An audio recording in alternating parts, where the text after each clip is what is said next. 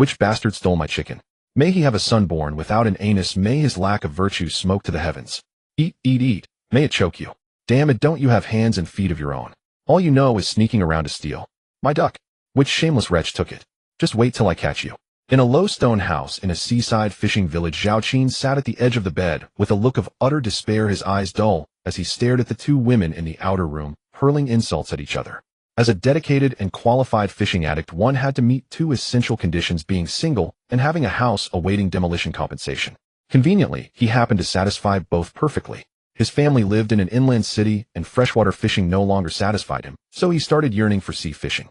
He arranged a trip with 3 or 5 fishing buddies, rented a speedboat, and was just about to savor the joy of sea fishing when the wind and waves suddenly rose mid-journey, forcing them to turn back.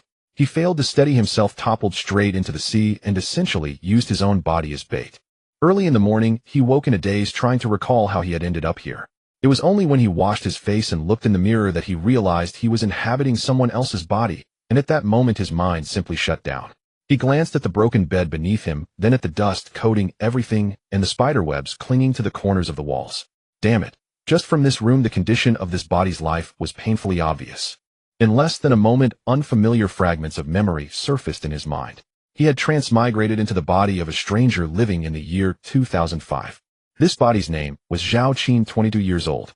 At 20, he had been admitted to a key university in the country, but only attended for half a year. After his mother passed away and his arranged marriage fiancé cheated on him, the double blow drove him to drop out. After returning home, he degenerated into a complete layabout, muddling through 2 years in a fog. The once exemplary student, praised by everyone, had become the good for nothing on everyone's lips.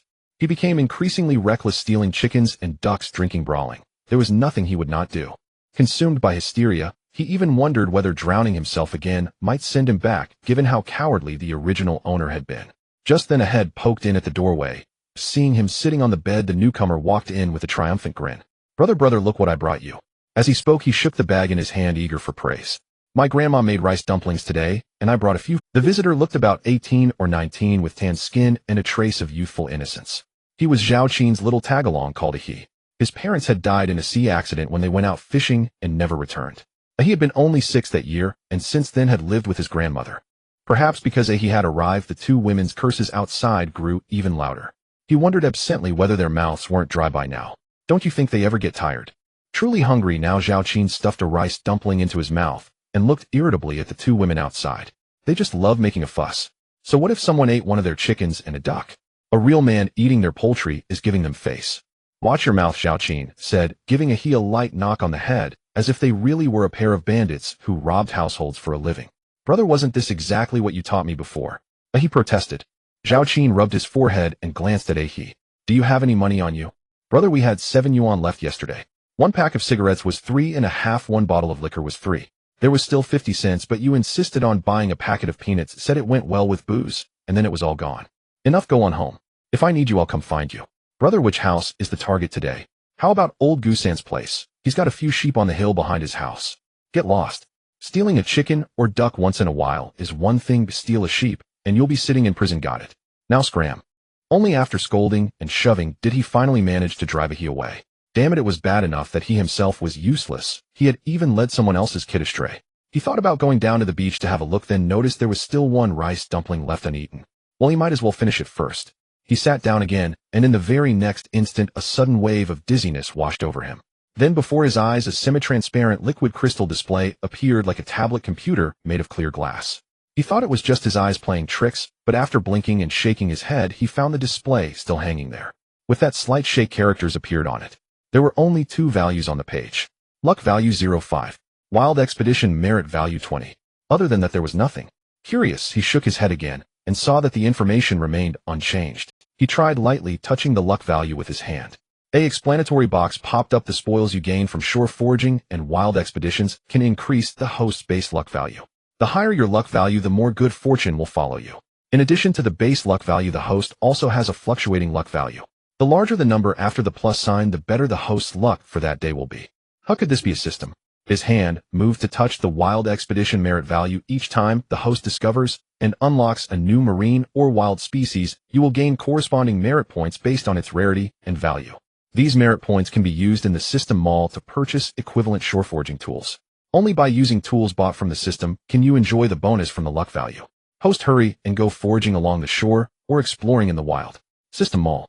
Zhao Qin tried swiping the screen, and to his amazement an array of shore foraging tools appeared: sand shovels, iron spades, dip nets, fishing lines, and hooks. There was even a fishing rod, his greatest love. But when he saw the price listed below, his mood soured instantly. A single fishing rod actually cost 300 merit points. At the moment he had only 20 merit points. After scrolling for quite a while he realized he could only afford a sand shovel. He clearly remembered that only tools from the system could benefit from the luck bonus. Forget it. He would start by buying a sand shovel. He tapped the sand shovel icon, then tapped purchase. The next instant a brand new small shovel appeared by the door. He was just about to pick it up and examine it carefully when the doorway suddenly darkened. A man of nearly 30, a snakeskin sack slung over his shoulder, stepped inside. Zhao Qin knew this was the original owner's elder brother, Zhao Ping, an earnest and hardworking man. He had leased half of the hillside behind the village to grow pomelos and loquats, and during the slack farming season, he took odd jobs at the dock. He was already married with a son and a daughter. This is 50 gene of rice. It should last you for the month. Tell me when you finished it. Setting the rice down, Zhao Ping glanced at Zhao Qin as if he wanted to say something, but in the end it became only a long sigh. Those chickens and ducks from the 2 households. Were you the one who killed them to eat? When Zhao Qin still did not answer, Zhao Ping glanced toward the door again, then turned his back to it, secretly drawing a 50 yuan note from his pocket and slipping it into Zhao Qin's hand. Don't tell your sister-in-law. I earned this money 2 days ago from foraging on the shore and selling 2 big green crabs. Use it sparingly. At the doorway, Zhao Ping could not help adding, Qin, you're already 22. He finished speaking and was about to leave when Zhao Qin's voice came from behind. I understand, brother. Zhao Ping's steps faltered. He stared straight at him for a long moment before saying, good. As long as you understand. Shall I deal with those 2 women for you? This elder brother was honest to a fault. By deal with, he clearly meant compensating them. Without answering, Zhao Qin clenched the 50 in his hand and walked toward the 2 women outside. The 2 women were in the midst of a vigorous tirade when they saw him coming and shrank back in fear, torn between continuing to curse or bolting home to fetch their menfolk. Only when they noticed Zhao Ping behind him did their hearts slowly settle. How much is your chicken? Zhao Qin asked one of them. 30.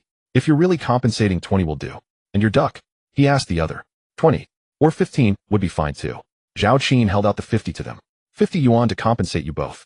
We'll call it even, alright. Alright. The 2 women took the money and ran off beaming. At last a whole morning of shouting had not been in vain. Qin, you didn't need to pay them. Next time your sister-in-law goes back to her parents' place, I'll just grab one from our own coop to give them. Home-raised poultry doesn't cost much. Looking at his somewhat simple-minded elder brother, Zhao Qin said, take the 50 as a loan from me. I have 2 hands so I can earn my own money. Good, yes, that's right, you can earn it. You're a university student from a key college after all. Your brain works just fine. Watching his elder brother leave with a cheerful smile, Zhao Qin thought for a moment and felt that staying here might not be such a bad thing after all. Back in his room, he once again admired the shovel, only to discover that it seemed no different from an ordinary one. Perhaps because he had purchased the shovel, the luck value on the system tablet changed to 0.18, an increase of 13 points compared to before. Men remain boys until death. How could they not love to play? Although he was unfamiliar with shellfish foraging along the shore, his enthusiasm was more than sufficient. He casually found a bucket, then shovel in his right hand and bucket in his left, prepared to head to the beach to give it a try. Yet after only a few steps outside, he hurried back into the house. This body was only 22 years old. He had to take care of it. He could not allow people to be calling him grandpa before he even turned 30. Returning to his room, he first changed into a long-sleeved shirt and long pants, then found a straw hat and wrapped his entire face with a cloth, tucking the end beneath the brim so that only his eyes and nostrils remained exposed. After rummaging for a while, he unearthed a pair of yellowed work gloves and pulled them on. It was a pity he lacked a pair of sunglasses. With that thought in mind, he finally stepped out toward the sea. Everyone he encountered along the road stared at him in bewilderment. Even his elder brother would probably fail to recognize who he was now. On this stretch of coast, those who made a living by catching seafood treated it as a profession. Men and women alike were tanned dark by the sun, and hardly anyone dressed so fastidiously. His outfit not only drew every eye, it was even a little frightening, making him look somewhat like a mummy that had slipped out from a pyramid. When he reached the shore, he came upon several middle-aged women harvesting oysters on a rocky stretch.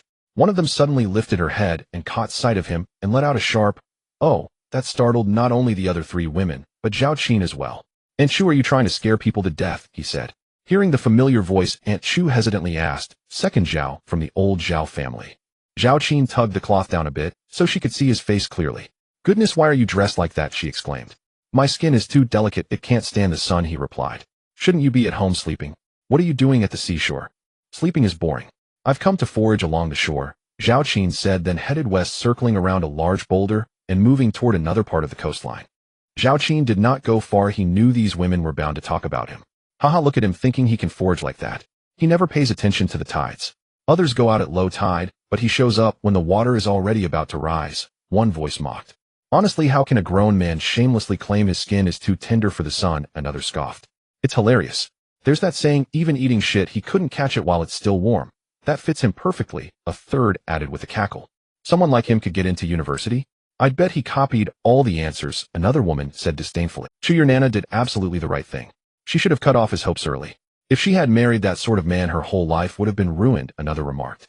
Indeed, Chu Ying was the mother-in-law promised to Zhao Qin in his childhood betrothal. No, really, who would take a fancy to someone like that? Like father, like son. His father was one kind of man, and he turned out the same. Only Huiping used to be somewhat decent. Now that Huiping is dead, his family is finished, Chu Ying said coldly. Huiping was the mother of the body Zhao Qin now inhabited. Hearing her mention his mother, and then his father, although Zhao Qin was not the original Zhao Qin, a surge of anger rose in his heart for no reason at all. He stepped out from behind the boulder and cleared his throat. Seeing that he was still there, the women gave him embarrassed smiles. Weren't you going to forage along the shore? One asked. Hurry up. The tide will soon rise, and we're about to head home, another said. No matter how thick-skinned a person might be, being caught bad-mouthing someone behind their back would leave them somewhat ill at ease. As soon as Chu Ying finished speaking, the others chimed in, saying it was late, and that they should all be heading home. Aunt Chu, when I was betrothed to Na as a child, your family accepted a sack of rice from mine. Now that the engagement is over, you ought to return that rice to me, Zhao Qin said. Hearing this, Chu Ying's embarrassment vanished. She snorted. You still dare to ask for that sack of rice? I say you've delayed my Nana's future. Just having had any dealings with you has ruined her reputation. Do not ever mention that childhood betrothal again. You should look at yourself in a puddle and see what you really are. Zhao Qin did not lose his temper. He smiled faintly and said, Do you know why Na declared the childhood betrothal void? Are you sure you won't return that sack of rice? Return what rice? That never happened, she snapped. Turning to the other women, Zhao Qin said, Let me tell you something. When Na had just entered university, she slipped into a little grove with a male student, and I happened to. Zhao Qin, if you dare smear my daughter's name, I'll tear your mouth apart. Chu Ying screamed. The other women's eyes all lit up. It was such delicious gossip. The way they looked at Zhao Qin carried unspoken encouragement, urging him to continue. Well, forget it. Telling just you few isn't much fun. I'll see if I can borrow the village committee's loudspeaker. If old Xing the gatekeeper refuses, I can always give him a beating, Zhao Qin said calmly. Then he turned back to the women and added, Don't worry, at exactly 6 o'clock this evening, I'll give all the details. Let me tell you, I even followed them secretly. Tisk tisk, the scene was. His repeated tisk tisk left the three women itching with curiosity and nearly made Chu Ying faint from rage. Zhao Qin, you. Fine, I'll return your family that sack of rice, she choked out. By tonight at the latest, or I'll broadcast it, he replied. Watching the furious and flustered Chu Ying, Zhao Qin mimicked her earlier tone and gave a light derisive snort, then once more circled around the boulder, this time truly leaving. So Chu, it turns out Nana did something wrong to the Zhao family, one woman murmured. If that's really true, then Zhao second isn't entirely at fault, another added. So Nana found a new boyfriend right after starting university, is that it? What does he look like? When will she bring him here for us to see? A third woman said. No, absolutely not. It's all lies from that little beast Zhao Qin. Don't believe him and don't go spreading gossip, Chu Ying roared at them. The more she screamed herself hoarse, the more convinced everyone became that it was true, and their eyes turned increasingly playful. Tears of anger welled in Chu Ying's eyes as she grabbed her bucket and hurried home. Elsewhere, Zhao Qin did not bother to dwell on what had just happened. He was in fact somewhat delighted. He had gained an extra sack of rice, truly a fortunate event. He cared little about those women calling him shameless and thick-skinned. His reputation had already rotted all over town. One more incident made no difference. Besides, within any community, living as the villain was often far more comfortable than striving to be the good man. The tide was indeed rising. Though he did not understand the patterns of ebb and flow, the water was clearly higher than before. All the other foragers had already left the shore. He alone had the entire stretch of sand to himself. Yet it was of no use. There was simply no catch to be found. Everywhere he looked, the sand lay bare, less promising even than the rocky area he had just left, where shells still clung to the stones. In truth, someone who had never foraged at the shore could hardly find any sea produce. In his previous life, he had been a boy from the inland, and this body had only gone to the sea at 4 or 5 years old. Once he reached school age, he actually became a diligent student. Otherwise, he could never have been admitted to a top national university. Since he was already here, he glanced at the empty bucket. If he went back now and ran into those women, they would probably laugh him to death. Thinking this, his hand unconsciously dug into the wet sand with the little shovel. From time to time the waves washed up and splashed against his feet. "Oh, this is a razor clam," he murmured. Without realizing it, he had already dug a small pit in front of him, and from it, he had unearthed a razor clam. The clam was about 10 centimeters long, as thick as an adult's thumb, and quite plump, with a soft piece of flesh on top that surprisingly fell off when touched. He recognized it as the clam's nose used for breathing. Just as he was excited that he no longer had to rely on the air force, the system's tablet reappeared before him, and the 2 lines of data changed once more. Luck value 118. The basic luck value finally broke 0. Merit value 20. Previously cleared after buying a sand shovel unexpectedly increased by 20 from a single clam. Seeing the growth in the 2 rows of data, Zhao Qin was overjoyed. This motivation drove him to work even harder, continuing to expand the previous hole, but after digging for a while he found no further rewards. He wasn't foolish and realized that he had used the wrong method. Digging blindly wasn't the answer. He couldn't just turn the entire beach upside down. He carefully observed the beach and soon discovered a small hole the size of a fingernail. Thinking that there must be something below, he began to dig. The sand on this stretch was relatively hard, so the clams weren't buried deeply. Before long, he unearthed another clam, which was even larger than the previous one, weighing about 2 taels. As this clam entered the bucket, the luck value changed to 218. It turned out that using the system's tools increased luck by 1 for each piece of seafood harvested. Indeed, the more effort put in, the luckier one became. However, the merit value remained at 20, unchanged. Zhao Qin had roughly figured out that only finding new species could increase the corresponding merit value. At this moment, he wasn't in a hurry to find more, because he had spotted a patch of breathing holes on the beach. He knew that making some money was the priority. Continuing to work, he squatted down, selected the largest hole, and began digging again, softly humming, digging in the big sandy beach, earning small money, still not enough to spend. Digging in a small job, reaping the rewards while eating the bread of the leader and the melons of colleagues. It was exhausting. His back was already damp with sweat, and even the cloth covering his face was nearly soaked. However, he preferred to be hot rather than take off his long sleeves. The ultraviolet rays by the sea were no joke and could cause sunburn. With a dry throat, he realized he had miscalculated. In focusing on protecting his skin, he had forgotten to bring water. Looking at the many breathing holes on the beach, he was reluctant to leave. "Brother, is that you?" A figure approached, looking down at Zhao Qin, still unsure. It wasn't because of Zhao Qin's outfit, but rather because in his mind Zhao Qin shouldn't be here diligently digging. Seeing a he, Zhao Qin felt as though he had found a savior. He go back and get some water. "I'm about to die of thirst." "Oh brother, it really is you. What are you digging for? Let's just go home and drink." "Hurry up, stop chatting." He saw he couldn't persuade him and turned back, glancing over his shoulder as he walked away, thinking, did brother fall and hurt his head last night after drinking too much? Zhao Qin continued to dig. His bucket was already half full, weighing at least 3 to 4 gene. At this moment he had moved up a bit. Luckily it was a small tide today, and the seawater only rose to his feet before stopping, otherwise it would have been troublesome. While digging and cursing a he for being too slow, he finally uncovered 3 more before, he came over holding a pot. He stood up, feeling a bit sore from squatting too long. After gulping down some water, he let out a satisfied sigh and handed the pot back to a he, intending to continue working. Today he must dig out a whole bucket. "Brother, are you really okay? Get lost." Zhao Qin snapped back. "Brother, how about I help you dig for a while?" Zhao Qin paused, thinking about whether letting someone else use his shovel would give him a luck value bonus. "All right, you dig for a bit, don't just laze around all day." He took the shovel and looked at Zhao Qin deeply. He wanted to retort about the lazing around comment. "Hey, why can't I dig? This should be the Clam King's hole." A few minutes later, he dug a sizable hole, but after feeling around with his hand for a moment, he found nothing. Undeterred, he switched to a more obvious hole, but after a while the result was the same. Zhao Qin sighed, realizing that he couldn't even slack off. It seemed that the system's rewarded tools could only be used by himself. Just as he thought this, the system's tablet popped up again. "Would you like to bind a tool user?" The system detects that the host has entrusted tools to another person. After binding the tool user, the other party will enjoy the same luck value bonus, and the host can unbind at any time. Zhao Qin was overjoyed. Such good news. Without hesitation, he chose to bind, and the next moment, he heard a he's surprised voice. "Brother, I found one. Wow, this one is really fat. Not bad, not bad. Keep going, well, sell it, and have drinks tonight." "Oh, so brother is out of money. All right, let's see how much we can dig up." He, hearing this, became interested and selected another hole, digging vigorously. "You dig first, I'll go find." "Brother, don't worry, I've got this." Zhao Qin walked around behind the giant rock, hesitated for a moment, and then purchased a sand shovel from the system, spending all the 20 merit points he had just earned. However, he had no regrets. Nothing was more tangible to him now than money. Brother, where did you find another? He saw Zhao Qin return and squatted beside him, asking curiously, I picked it up from that rocky beach. Stop talking and dig quickly. Brother, you're really lucky. This shovel is so new. It must cost several dollars. How did you manage to find it? Shut up, keep digging. Oh. A moment later, he tossed a clam into the bucket and said, brother, let's chat, otherwise it's so boring. Sure, what should we chat about?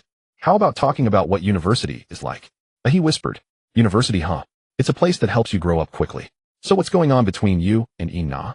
He was curious again. Usually he wouldn't dare to ask, as it would lead to a beating. Today Zhao Qin seemed more talkative, so he cautiously inquired.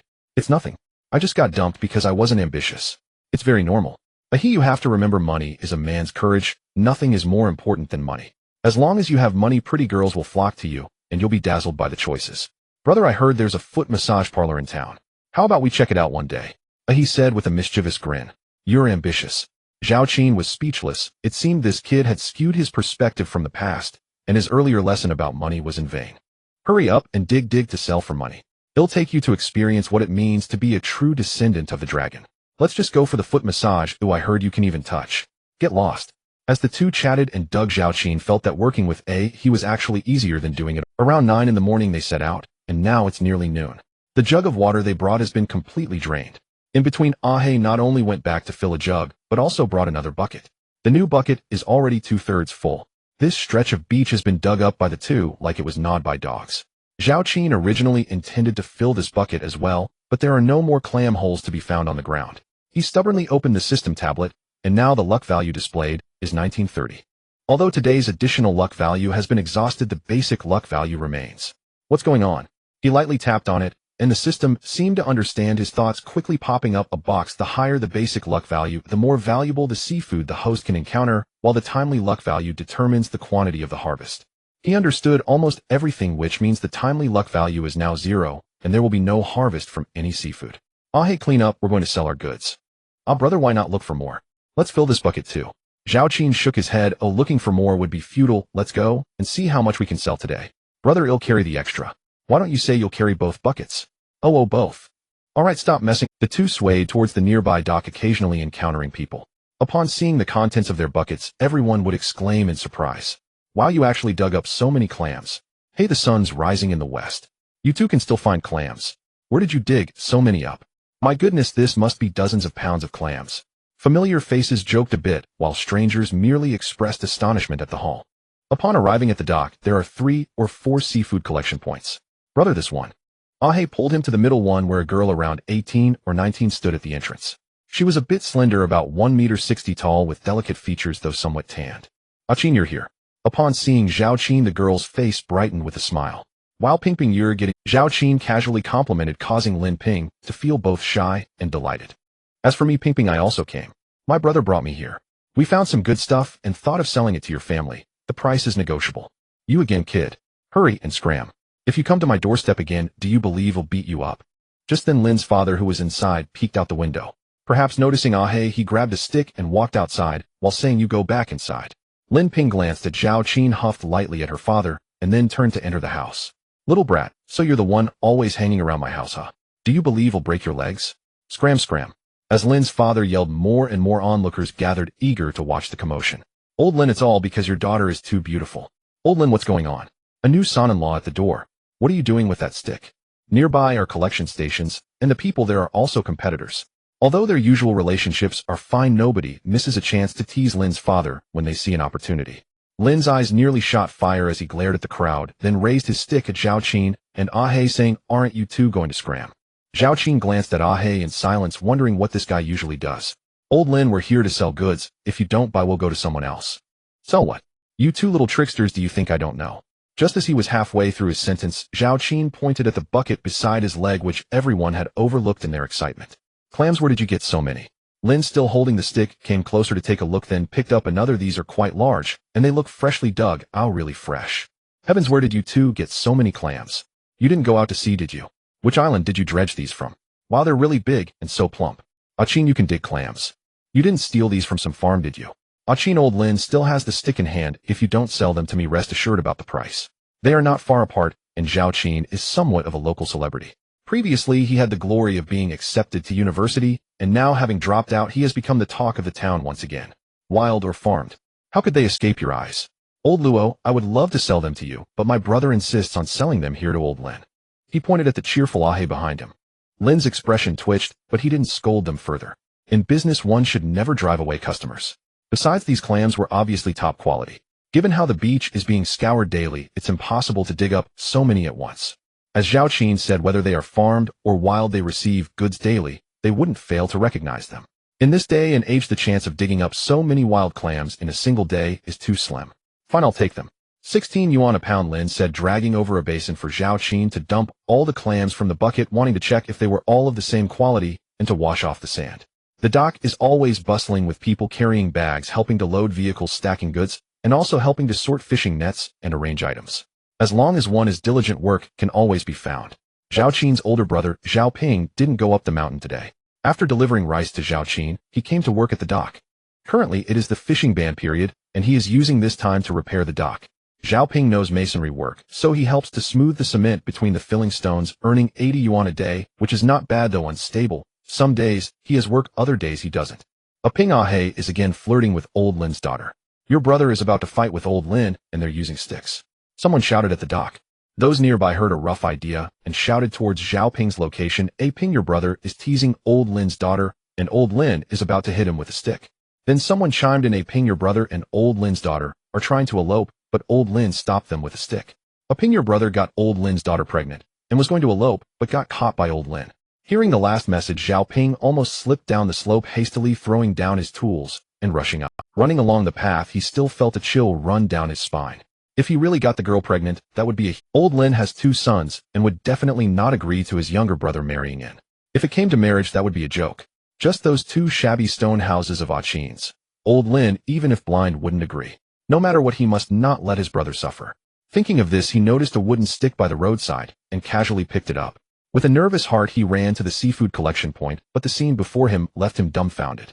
His brother had his arm around old Lin's shoulder, both of them with cigarettes in their mouths, chatting and laughing. Although old Lin's smile looked a bit forced, he was indeed smiling. Regarding the price of 16 yuan per pound offered by Lao Lin, Zhao Qin was actually unsure if it was high or low. At this moment, the other purchasing stations would remain silent, otherwise it would lead to a deadlock.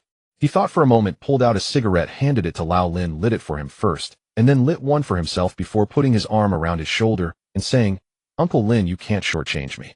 The farmed clams are selling for around 20 yuan. Mine are purely wild. 16 yuan is too low. You know I have my eyes on your place because I know you are honest in business. Can you raise the price a bit?"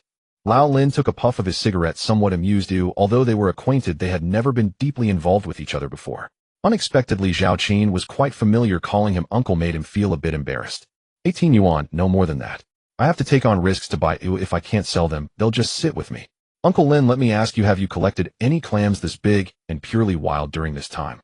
Lao Lin shook his head. Honestly, he had received some, but the key was that it was usually only 2 or 3 pounds at a time. It had been a long time since he had encountered such a quantity. Uncle Lin, with such good quality, if you take them to the seafood market, I'm really worried that someone will snatch them from you before you even get in. If you happen to meet a boss who likes these, the price will be whatever he says. You know my situation, I was a bit muddled before, but now I'm just trying to live well. Don't you think it's unfair for you to pressure me on the price? Lao Lin was amused by his words. You even recognize that you were muddled before. Your mouth can truly bring the dead back to life. Alright, since you want to learn, well, I'll take a loss and buy them at 23 yuan. That's the best I can do.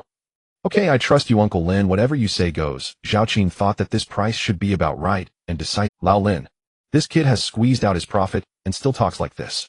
Qin, did you dig these clams? Zhao Ping, who had heard from someone nearby, asked uncertainly at this moment, cursing the unreliable informants in his heart. Bro, what are you doing here? Zhao Qin turned in surprise and realized that his older brother had actually come. I heard that you dug up quite a few clams and came to check it out. I dug for the whole morning with a he, and this is all we got. The people nearby rolled their eyes upon hearing this, some even feeling the urge to beat up Zhao Qin for calling this a little. Digging up dozens of pounds of wild clams in one morning, even over 3 or 4 days, would be something to be thrilled about. Zhao Ping was genuinely happy now. This morning he felt that his younger brother seemed to have changed a bit. Initially thinking it was just his illusion, he was surprised to find out now that his brother was making money. Feeling somewhat awkward, he could only smile and repeatedly say good. Uncle Lin, let's weigh them. No, wait a moment. Zhao Qin thought of something and selected a dozen plump ones from the large basin, putting them in a bucket, and asked Lao Lin to weigh the rest. The scale was right next to them. Lao Lin placed a basket on it, peeled the clams, and weighed them. The total came to 42 pounds, amounting to 1,092 yuan. Uncle Lin, I don't have change to give you. How about we just settle for 1,100 yuan? Lao Lin was in the process of unlocking the box when he paused upon hearing this. You don't have change, but I do. However, after thinking about it, a few yuan wasn't worth arguing over. He handed Zhao Qin 11 red bills. Zhao Qin confirmed that everything was fine, and just then he noticed a pack of cigarettes nearby. So he took one, waved his hand, and said, Uncle Lin, I'm off. I'll sell you good stuff next time.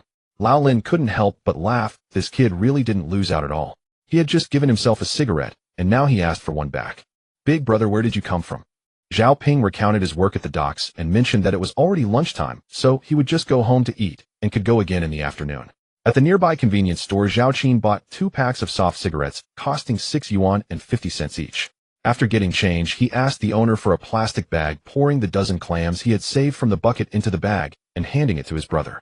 These are pretty good. Take them home to supplement my nephew and niece. Over 20 yuan a pound. What do you want to keep them for? You might as well kill a chicken.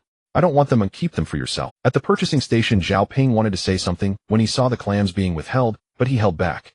As long as his brother knew how to work, it didn't matter if he kept a little for himself. Now that he saw it was for himself, he felt touched, but also a bit distressed. Take them. By the way, I won't pay you back for the money right now, or once I earn more I'll give you a lump sum. He owed his brother quite a bit over these 2 years, 10 yuan today, 50 tomorrow. His brother secretly gave him a lot, and if he only paid back the 50 yuan from this morning, it felt a bit embarrassing. He had given all he had and couldn't end up with nothing. So he might as well wait until he made money later and then give his brother a lump sum. It wouldn't be a problem considering they were brothers. What's the point of worrying about the money? It's what a big brother should do. Zhao Qin glanced at his older brother and handed over the clams, saying, Take these home for my nephew. It's what an uncle should do. Hearing this, Zhao Ping smiled broadly, and this time he didn't refuse. He took the clams and headed home. Seeing his older brother leave, Zhao Qin returned to the convenience store to buy 2 buckets of instant noodles and 2 sausages. Time was running short, and cooking a proper meal would definitely not be possible, so he settled for this. Back in the house, Zhao Qin busied himself boiling water and cooking noodles. While waiting, he took out the money and counted out 220 yuan, placing it on the table. From now on, if you follow me to dig at sea, you'll get 2/10 of the harvest. We are brothers and need to be clear about the accounts. If you think it's too little, then go work on your own. He stared blankly at the money on the table for a moment, then waved his hand and said, I don't want it. I'm willing to follow you, and I don't need to get paid. I wouldn't have any face left. Zhao Qin kicked him playfully, but he dodged lightly, still laughing. Sit down and listen to me. Seeing Zhao Qin's seriousness, he moved a stool and sat across from him. You're already 19. Your grandma should be about 60 this year, right? My grandma is 63. Yes, she's 63. How many more years do you think she can keep working? You don't have parents. Having a father is nearly the same as having none. I have an older brother, but he has his own family, kids and wife, so I can't rely on him. Your grandma is already of this age, and you still expect to rely on her for everything. You need to think about how to support her in her old age. A man without money has to live in fear for a lifetime. We as brothers have hands and feet, and aren't any less clever than anyone else. Why can others get rich while we have to suffer? So starting today, we need to change our way of living to let everyone in the village give us a thumbs up when they see us, and to surpass all the people in the village. He had a lively personality, but wasn't foolish. While he couldn't fully absorb Zhao Qin's words, he realized he had no one else to turn to, and could only follow him. Bro, I'll listen to you. Then quickly put the money away, keep 20 yuan for yourself, and let the 200 yuan be saved for your grandma. She will definitely be happy. After eating instant noodles, Zhao Qin took another look at his luck value, which remained unchanged at 1930 despite his stomach not being full. So his wish to continue going to the sea in the afternoon was dashed. Brother, what are we doing this afternoon? Zhao Qin glanced at their pigsty-like home and said to him, Let's tidy up the house this afternoon. This place is hardly fit for human habitation. Then I'll stay and help you. He finished the last bit of soup from the instant noodle cup and casually tossed the cup. Zhao Qin was also taken aback by his casual action. Fine, let him experience that cleaning up is more exhausting than going to the sea. Alright, you go back first, give the money to your grandma, and pick some vegetables from your family's garden for me. This time I won't pay you. From now on I'll pay you for each time you pick. Go on. What money does my grandma need? Zhao Qin suddenly turned cold and said, You didn't grow them. If you had, you could generously give them away. Why should you use your grandma's hard work to do a favor? Enough, go ahead. Remember, you've grown up now, and your grandma will depend on you for support in the future. I know, brother. This time it seemed he really listened. He ran off, but just as he left the door, he kicked the instant noodle cup. Pick it up and throw it in the trash can. He could only pick it up and ran quickly. Zhao Qin found a bamboo pole, tied a broom to it, and swept the roof and the surrounding walls first. One could only say that his parents' genes were quite good. This body was not short, standing about 182 meters tall, while his older brother was around 178 meters. After he finished sweeping the roof and walls, he still hadn't returned. While he was complaining about the other's unreliability in his heart, he saw he sneak in quietly, and without saying a word began sweeping the floor. Do you understand the order of tasks? The floor should be cleaned last. If you clean it now, you'll have to do it again later. He responded lightly, and began wiping the table with a cloth. Zhao Qin then noticed something was off with the kid. What's wrong? Brother, my grandma cried.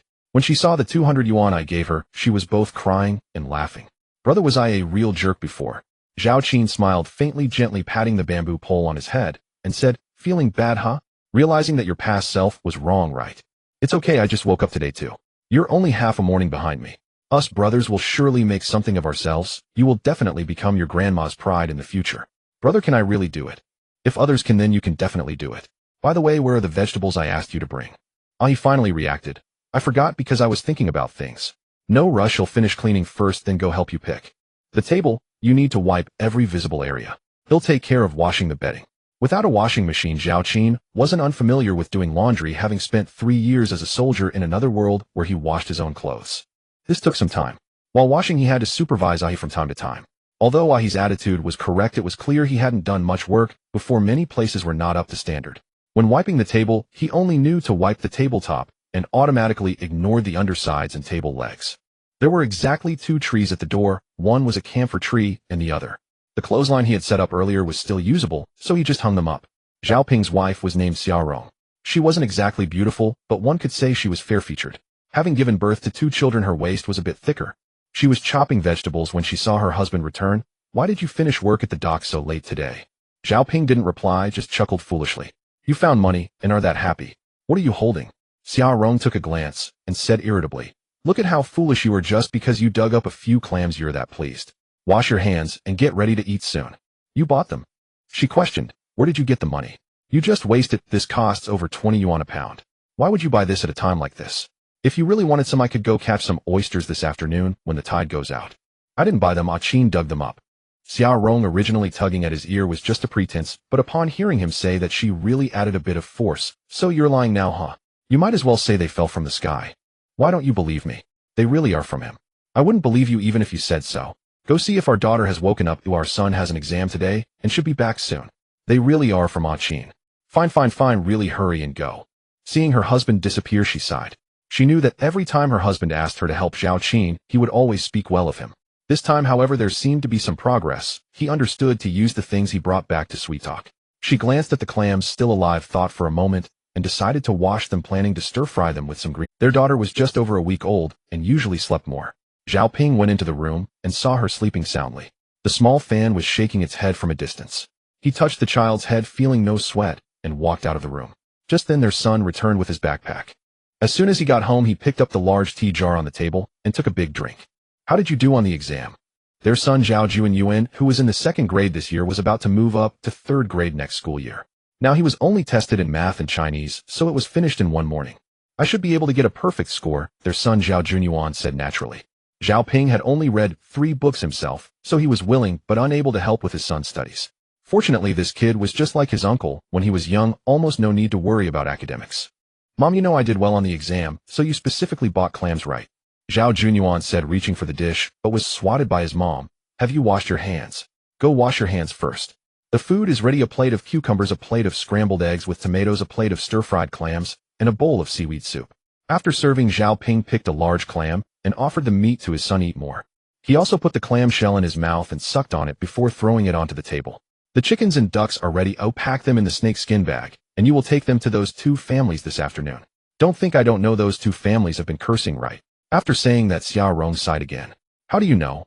Zhao Ping was taken aback. Those 2 families were cursing while leaving early in the morning and lingered deliberately at our doorstep. It was just to curse us. Look at you, always supporting Qin. When will it end? We still have 2 little ones at home, and there's one big one outside to take care of. What sin are we suffering? As she spoke, she actually shed tears. What's wrong with my uncle? Zhao Yuan asked curiously. Children shouldn't interrupt when adults are talking. Zhao Ping gently admonished, giving him another clam, and then said to his wife, Qin has really changed. Why don't you believe it? That clam was really dug up by him, and it sold for over 1,000 yuan. So many people at the dock saw it. If you don't believe me, you can ask around. He even paid for the chickens and ducks himself. Otherwise, why would those two families stop causing trouble? I happened to pass by the dock after work, and he saw me picked out about 10 clams, saying it was to help little June replenish his body. In the afternoon, Zhao Ping went to work again. Zhao Junyuan had finished his exams and was already on summer vacation, and after dinner he disappeared without a trace. When the little daughter woke up, she fed her. By the time she coaxed her back to sleep, it was already 3 or 4 o'clock. Xia Rong saw the chickens and ducks still in the sack. Her husband had not taken them to return to others. Was he really not going to use them? Unable to resist, she went to the dock's receiving station. There was no need to ask. As soon as she arrived, she heard people saying that Zhao Qin had struck it lucky today, digging up 2 buckets of clams and selling them for over 1,000 yuan. My goodness, all that work in the morning equaled a month's salary for others. It was indeed true. She was quite surprised. Had her little brother-in-law really changed after all the nonsense he had done these past 2 years? After returning from the dock, she hesitated for a while before heading to the old house. From a distance, she saw a line of clothes hanging on the drying rack at the entrance. This did not surprise her. Despite her little brother-in-law's recklessness, he had never asked her to help wash clothes. But he was not diligent either. Sometimes a piece of clothing could be worn for several days, and as she approached there was a certain smell. This time, however, he had actually washed so many. When she reached the door, she found it closed. She called out, but no one responded. Cautiously, she pushed the door open. Everything before her was familiar, yet it felt oddly off. After a moment of confusion, she realized it was because everything was too clean. Not just the floor, but every aspect visible to her eyes, every nook and cranny was spotless. Even the windows were gleaming. She felt that it was cleaner than her own house. Staring wide-eyed in disbelief, she wondered if this was really the place her irresponsible little brother-in-law lived. Who dares to come into my house to steal? Are you tired of living? Hearing the voice, she hurriedly turned her head and forced a smile, saying, "It's me." She saw Zhao Qin holding a basin, which contained 2 cucumbers, a few Halford half-green tomatoes, and 3 eggs. "Sister-in-law, what brings you here? Is there something my brother needs from me?" In her memory, this sister-in-law was quite nice, but the original owner was too useless. It was unreasonable for a 22-year-old to still rely on her elder brother for support. Perhaps the original owner felt a bit unhappy about this, but at this moment Zhao Qin saw things clearly. She was already a rare good sister-in-law. "Nothing much, just heard your brother say you made over 1,000 today, and even brought clams for little June at noon, so I came to take a look." "Oh, sister-in-law, this little money isn't enough to repay what I owe you and my brother. Can you give me some time? I'll repay you when I save enough." Xia Rong hurriedly waved her hand, saying, No, that's not what I meant. My brother and I never expected you to pay us back. You earned that money, so keep it. Spend it wisely. When you really want to get married, if you lack a little, my brother and I can help. Oh, if you lack a lot, we can't help either." Then she pointed at the house, asking, "Did you clean this?" "Yes, and he helped me for an afternoon." After chatting for a bit, Xia Rong left. She initially wanted to say if they lacked vegetables they could pick from the family garden, but she stopped herself. She didn't know whether Zhao Qin was just having a fleeting moment of determination or if he genuinely understood things now. If she were too polite now, it might cause Zhao Qin to become dependent later. Zhao Qin didn't care what she thought. In any case, whether picking from any family, he wouldn't take anything for free. Lying back on the bed again, he opened an electric fan that his mother had bought years ago and planned to take a nap. "Sai, when will I be able to exchange merit points for a fishing rod, line, and hooks?" As a fishing enthusiast, he felt an itch in his hands at the thought of it, eager to cast a line. He slept until the sun was about to set, then got up to cook. He made scrambled eggs with tomatoes. Cooking in the summer was hard work. Without wiping his mouth, he was already drenched in sweat. Before he could eat, he heard some noise outside. Peeking out, he saw Chu Ying with an unfriendly expression and her husband carrying a load of rice. Upon seeing Zhao Qin, she snorted lightly, pulled the yoke, and walked away without saying a word. Yin Na's father, Yin Jianjun, was a decent man. After his wife left, he opened his mouth as if to say something, but in the end not a single word came out. "Uncle Yin, why not stay for a bite?" No, the food at home is already ready." As he said this, he was about to say more when he heard Chu Ying scolding from afar, "Still making a fool of yourself over there. Don't get yourself dirty. Oh, we're all innocent. Hurry up and go home to take a bath." Yin Jianjun sighed and turned to leave. The childhood engagement between the two families had been arranged by their fathers, and now both old men were gone. Returning a load of rice made him feel slightly relieved. Zhao Qin was too lazy to engage with Chu Ying. Seeing them leave, he began to eat. Just as he lifted his bowl, he ran over again. "Have you eaten? If not, there's still some in the pot. Well, share this dish, half for each of us." He waved his hand with a smile, but it was unclear if he had eaten or not. Brother, the wife of Lai Bao and the wife of Lin Lao Er got into a fight this afternoon. I heard their clothes were all torn. It's a pity I didn't see it. As he said this, he looked regretful. Zhao Qin thought for a moment and realized he was referring to the two women who had been cursing at the door early in the morning. Wasn't it resolved with the 50? Why, oi? He chuckled at his question, then gave him a thumbs up. Quickly tell me, did you eat poop? Why are you laughing so happily? Brother, you're just too tall, haha, too amazing. He said, banging on the table in front of him. What does it have to do? At the time you asked how much the chickens and ducks were worth. Both families were afraid you wouldn't compensate, so they both reported a lower price. You gave 50 right. Lai Bao's wife took it and gave Lin Lao Air's family 15 yuan. Lin Lao Air's family certainly wasn't satisfied, saying their ducks were worth 30 and at the very least deserved half. Lai Bao's family claimed their chickens were worth 40, and accepting 35 was already a loss. Since the two families lived next to each other, and the women were petty, they had already been at odds. Now it exploded completely. The two started arguing, and when that wasn't enough, they began to fight. Zhao Qin shook his head after hearing this. He hadn't expected such a situation. He didn't gloat over it, and continued eating. Brother, you don't know now they're all discussing that this was your scheme. Something about how ancient times had two peaches killing 3 warriors, and they say you must have gone to university, because you have more tricks up your sleeve than others. Both families had originally wanted to come find you, but they didn't dare. Zhao Qin was puzzled what was going on. He had given money because he thought he owed for the chickens and ducks. He only had 50 yuan in his pocket, and there were no coins. Which bastard said that? They'll beat him up another day. No, brother, they're trying to give you a reputation. In the future, who would dare to mess with us? Just a little trick can make them turn against each other. Go away, this wasn't intentional on my part, it was a pure accident. Right, it was an accident. We can't let anyone catch us with incriminating evidence. Zhao Qin. Feeling exhausted, he simply stopped explaining and continued eating. Brother, did you cook a lot of rice? What? You haven't eaten? I've eaten, but seeing you eat so well, I'm hungry again. Serve yourself. Zhao Qin naturally would not be idle enough to sue both families. Although he had acted somewhat unscrupulously before he knew he was wrong and had returned the money, the meal cost wasn't much, and he didn't eat anything extra, which led to Zhao Qin not being full at all. At the age of 22, having had no breakfast in the morning and only a bucket of noodles for lunch, he was banking on this one meal for the evening. He certainly wouldn't cook again and was too lazy to buy instant noodles. He kicked he out and lay down after showering, falling asleep, so he wouldn't feel hungry. Having slept too much in the afternoon, he was wide awake now. After thinking for a moment, he got up, rummaged through his box, and pulled out his mobile phone. Since dropping out of school, he hadn't used this phone at all, and it had been nearly 2 years. He didn't even know if it still worked. This phone was a Nokia 1100 bought by his mother before she passed away, who was overjoyed when she learned he was accepted into a prestigious university. It wasn't anything special, just durable, capable of making calls and occasionally serving as a hidden weapon. He plugged in the charger and after a moment tried it out. Surprisingly, it powered on. However, there was no Douyin or anything similar for him to browse, and he assumed the phone number had long been inactive with no signal. No rush. He would get some money in a few days and apply for a new phone number.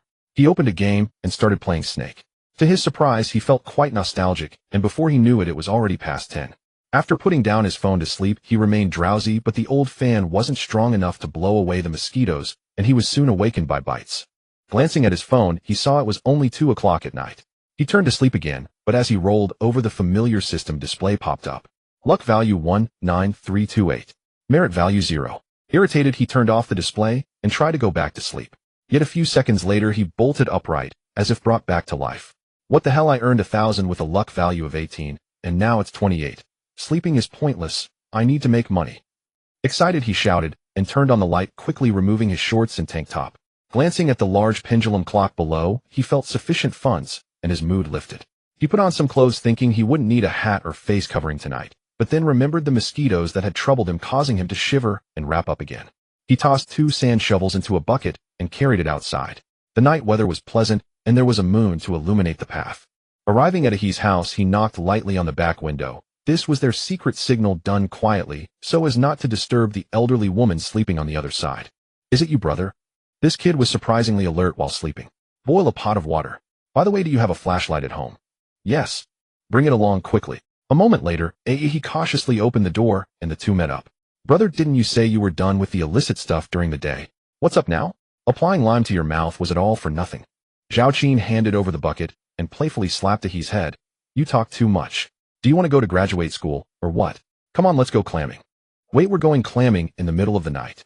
If we want to live better than others, to bring glory to your grandmother, we must work harder than anyone else. All right, I'll follow your lead. Are we going to the beach we visited before? Not yet. One flashlight isn't enough, it's best to have a headlamp. Let's go to the convenience store. At the small convenience store by the dock, Zhao Qin resumed his earlier assertiveness, banging on the door loudly. Who's there?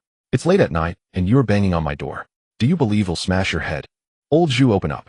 If you don't, I'll tear down your convenience store. Inside, the bamboo bed creaked, likely old Zhu getting up. Qin. Before opening the door, he called, if you know, then hurry up. Old Zhu muttered in annoyance, not even knowing what he was saying. He opened the door, and seeing the two said, stealing is fine as long as it's under 100 yuan. If we know who did it, they can pay it back. If not, it's bad luck. No one would actually call the police. It's too much trouble. Do you have headlamps? Get me 2 headlamps, 2 pairs of gloves, and 2 packs of soft tashin. Can't you just buy things during the day, eh? If I could remember during the day, would I be here knocking at night? Hurry up. Besides, why sleep so much every day? You don't need to sleep much when alive. You can sleep long after death. Old Zhu raised his hand helplessly. You really are a cultured person talking so elegantly. Tell me, was it you who set up the fight between the Lai family and the Lin family? Get lost, hurry up. I've got the headlamps ready. 1 is 25 yuan, 2 for 50 yuan, 2 packs of tashin for 13, gloves for 2 yuan, totaling 65 yuan. Forget it, just give me 60. I'm afraid you'll come up with some scheme and screw me over one day. While taking out the money, Zhao Qin cursed. You really never stop running your mouth. I already said that incident has nothing to do with me. After walking a few steps out the door, he suddenly remembered he would be doing physical labor in the middle of the night and might get hungry. He turned back and began banging on the door again. What exactly do you want to do? Old Zhu felt like crying. He couldn't beat these 2 kids, and he couldn't scold them either, feeling utterly humiliated. Is there any hot water at home? Help me make 2 buckets of noodles. Are you my father? Old Zhu replied without much enthusiasm. So are those 2 buckets of noodles free? Old Zhu. Actually, Old Zhu wasn't very old, just in his 30s. He had previously worked at the dock, but an accident crushed his leg. Now he had a slight limp. He received some compensation from the dock, and with some help from home, he opened this small convenience store. He wasn't getting rich, but he was living decently. Old Zhu, your thermos needs replacing. It doesn't keep water warm at all. These noodles haven't soaked properly, he said while eating. Old Zhu rolled his eyes. Thanks to the local habit of drinking tea, otherwise who would prepare hot water in such hot weather? A bucket of noodles barely filled them up, and this time, they really left with the bucket. Old Zhu watched the 2 of them walk down to the beach, and then closed the door, grumbling as he went back to sleep. They arrived at the beach they had visited during the day and noticed several flashlights flickering over there. Did you find out if Zhao Lauer really dug here? His mother ran into Zhao Lauer while digging for oysters during the day, and he said it was this spot. Hearing the conversation of those 2, Zhao Qin patted, let's go. There's nothing left to dig here. If the system is generous, perhaps he could find something others couldn't, but explaining that would be too difficult. In any case, there were plenty of mudflats around. They could just change to a deserted spot. Damn it, what kind of nonsense is this? These people are truly unreasonable. This is the spot we discovered. Brother, should we go beat them up? He said indignantly. You idiot, look over there. There are at least 7 or 8 people with flashlights. Can we take them on? Besides, the sea doesn't belong to us. Anyone can come. Let's move, we'll find another spot. At night, it seemed like the tide had just receded, and there were indeed quite a few people clamming. No wonder it was summer vacation now, and the kids came out not only to play, but also to earn some pocket money. Brother, how about we go to the muddy beach? We might be able to find some crabs there. All right, let's head over there. The 2 arrived at the muddy area on the west side of the village, where hardly any lights could be seen except for the distant glow of fishing boats operating at night. Don't go too deep, otherwise the tide will rise soon. Let's just look around here. This area was a mixture of mud and sand, with the ground being somewhat soft. If one wasn't careful, their shoes could sink into the mud. Therefore, Zhao Qin decided not to go any deeper, as the mud below would only be thicker. What can we find? Zhao Qin said, while handing a shovel from the bucket to Ahi. The 2 began searching, each on their own side. Before long, Zhao Qin was overjoyed as he found many holes beneath his feet, with fine mud being expelled from the openings, resembling clusters of small grass or little mounds of feces. Brother, what did you find? There are clam holes. Let me dig a bit. It was just that the original owner of this seaside body was too useless, so Zhao Qin couldn't distinguish the different types of holes, and assumed it was just another clam hole. After digging for a moment, the shovel suddenly unearthed a soft worm, entirely a pale red color and about 10 centimeters long. While the earthworms by the sea are so fat, Zhao Qin couldn't help but exclaim, as this creature was too familiar to a fisherman. Wow, it's a sandworm. He crouched down, held it in his hand, casually rubbed it, and then handed it to Zhao Qin, saying, Brother, this isn't an earthworm, it's a sandworm. Take a look. Zhao Qin took it with great curiosity. It had initially seemed soft and similar to an earthworm, but now it had shrunk significantly, being slightly thinner than his pinky finger, and felt hard. Brother, you weren't wrong. This is also called a sea earthworm. Digging it for fishing? Zhao Qin asked. That would be such a waste. This is quite expensive. Hearing that it was expensive, Zhao Qin's eyes lit up. How much per pound? I've never sold it, so I wouldn't know, but it should be pretty pricey, likely more than the clam king we dug yesterday. I've heard people say this thing can enhance vitality. Many wealthy businessmen love it. Zhao Qin thought for a moment, wondering if today's luck from the system was about to rest upon this little creature. Then what are we waiting for? It seems there are plenty here, let's dig. The holes were so densely packed that the two didn't need to look for them anymore. They simply began flipping over the ground. Brother, I've never eaten this before. If we dig a lot, why not save a little for us to try? We're both young and single. Aren't you afraid you won't be able to sleep after eating this? He fell silent for a moment before quietly saying, I was thinking of saving some for my grandma to try. Zhao Qin chuckled. That's fine, let's save a couple of pounds for later. Thank you, brother. No need for pleasantries, hurry up. Let's aim to finish digging this area before dawn. Luckily, we didn't go down deeper. This area should be safe from the rising tide. The mud and sand were indeed stickier, making it harder to dig than yesterday's beach, but thankfully, they had eaten instant noodles. Both were young men and wouldn't feel weak as long as they weren't hungry. There were not only mosquitoes by the sea, but also cow flies which bit harder. He, wearing shorts and a tank top, would pause every few shovels to swat at his body. Brother, you're really smart. Seeing Zhao Qin unaffected, he said, somewhat annoyed. Next time you should do the same. If we go night fishing, we can spray some insect repellent first. It works better that way. Brother, how many pounds have we dug? I don't know, maybe a little less than half a bucket. Hurry up, if it's dawn and people see us, it won't belong to us anymore. Right. Zhao Qin felt relieved. This body wasn't entirely useless, as it had provided him with a decent little helper. If he were alone at night, he might have dared to come out, but digging alone would be too boring. Fishers tend to be bold. As long as there's fish, they can sit on a grave and fish all night. Let's take a break and have some water. After bending over and digging for 2 hours, both were feeling a bit worn out. Ignoring the dirt on the ground, they sat down and took out their water bottles. After resting for about 10 minutes, the two continued. As dawn approached, the holes of sandworms became fewer and fewer. Previously, the two could dig up 3 worms in 2 shovels. Now it was difficult to find even one after 10 shovels. Straightening up to stretch, they looked around, having turned over 1,000 square meters together in 3 to 4 hours. Looking at the system's luck value, which had cleared to 1 point, he threw down the shovel and said to he stopped digging. At this moment, the system's luck value changed to 4,930. Wait a minute, after digging for so long, we only found 300 worms. Looking at the 2 buckets beside him, it clearly was more than 300 worms. He lightly touched the panel, which displayed a message for a single species. The maximum luck value that can be gained in a single day is 300 points. Damn, there's actually a limit. The merit value section changed to 50. This also indicated that the system assessed the value of the sandworms to be higher than the clams dug yesterday. In the system, apart from the sand shovel, the cheapest tool was the iron spade, which required 100 merit points. It seemed he needed to find 2 more items to unlock new tools. Brother, my back is about to break. What back does a child have? Zhao Qin rubbed his back, took a few steps forward, found a dry spot, and sat down again.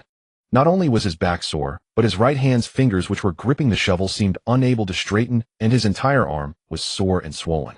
He stumbled over to him, directly lying on the ground, muttering, Damn it, money is really hard to earn. At this moment, the sea water in the distance began to slowly recede, and the sky brightened. People started heading towards the tidal flats, and upon seeing the two's appearance, they curiously walked over to take a look. While you guys are digging the ground by the sea at such a late hour? That's quite rare, someone joked. Both were too exhausted to even speak, and normally they would have exchanged a few words. What the hell, what's in these 2 buckets? Sandworms. You actually dug so many sandworms just from here. With that shout, someone nearby heard and ran over. God, so many sandworms. How much is this worth? Did you 2 dig these? What kind of luck did you have digging clams yesterday and sandworms today? Some were still pointing at the 2 buckets of sandworms, while others had already begun to dig nearby, but naturally they found nothing but a few clams. Qin, since there are so many, can you give me 2 pounds to take home for a meal? Just when my back has been feeling The one speaking was Zhao Qin's cousin Zhao Haidong. Their families didn't interact much, as Zhao Haidong's family was better off. When Zhao Qin had just entered college, Zhao Haidong had considered them close relatives, but once Zhao Qin dropped out, he immediately severed ties, fearing any association with his family. Hearing Zhao Haidong asking for sandworms, Zhao Qin simply pointed to the tidal flat. There's plenty, dig your own. Zhao Haidong's face darkened, and he snorted, muttering about how it was just a stroke of luck, but Zhao Qin didn't bother to respond. I ask you too, if you have anything serious going on, why are you always surrounding me and my brother?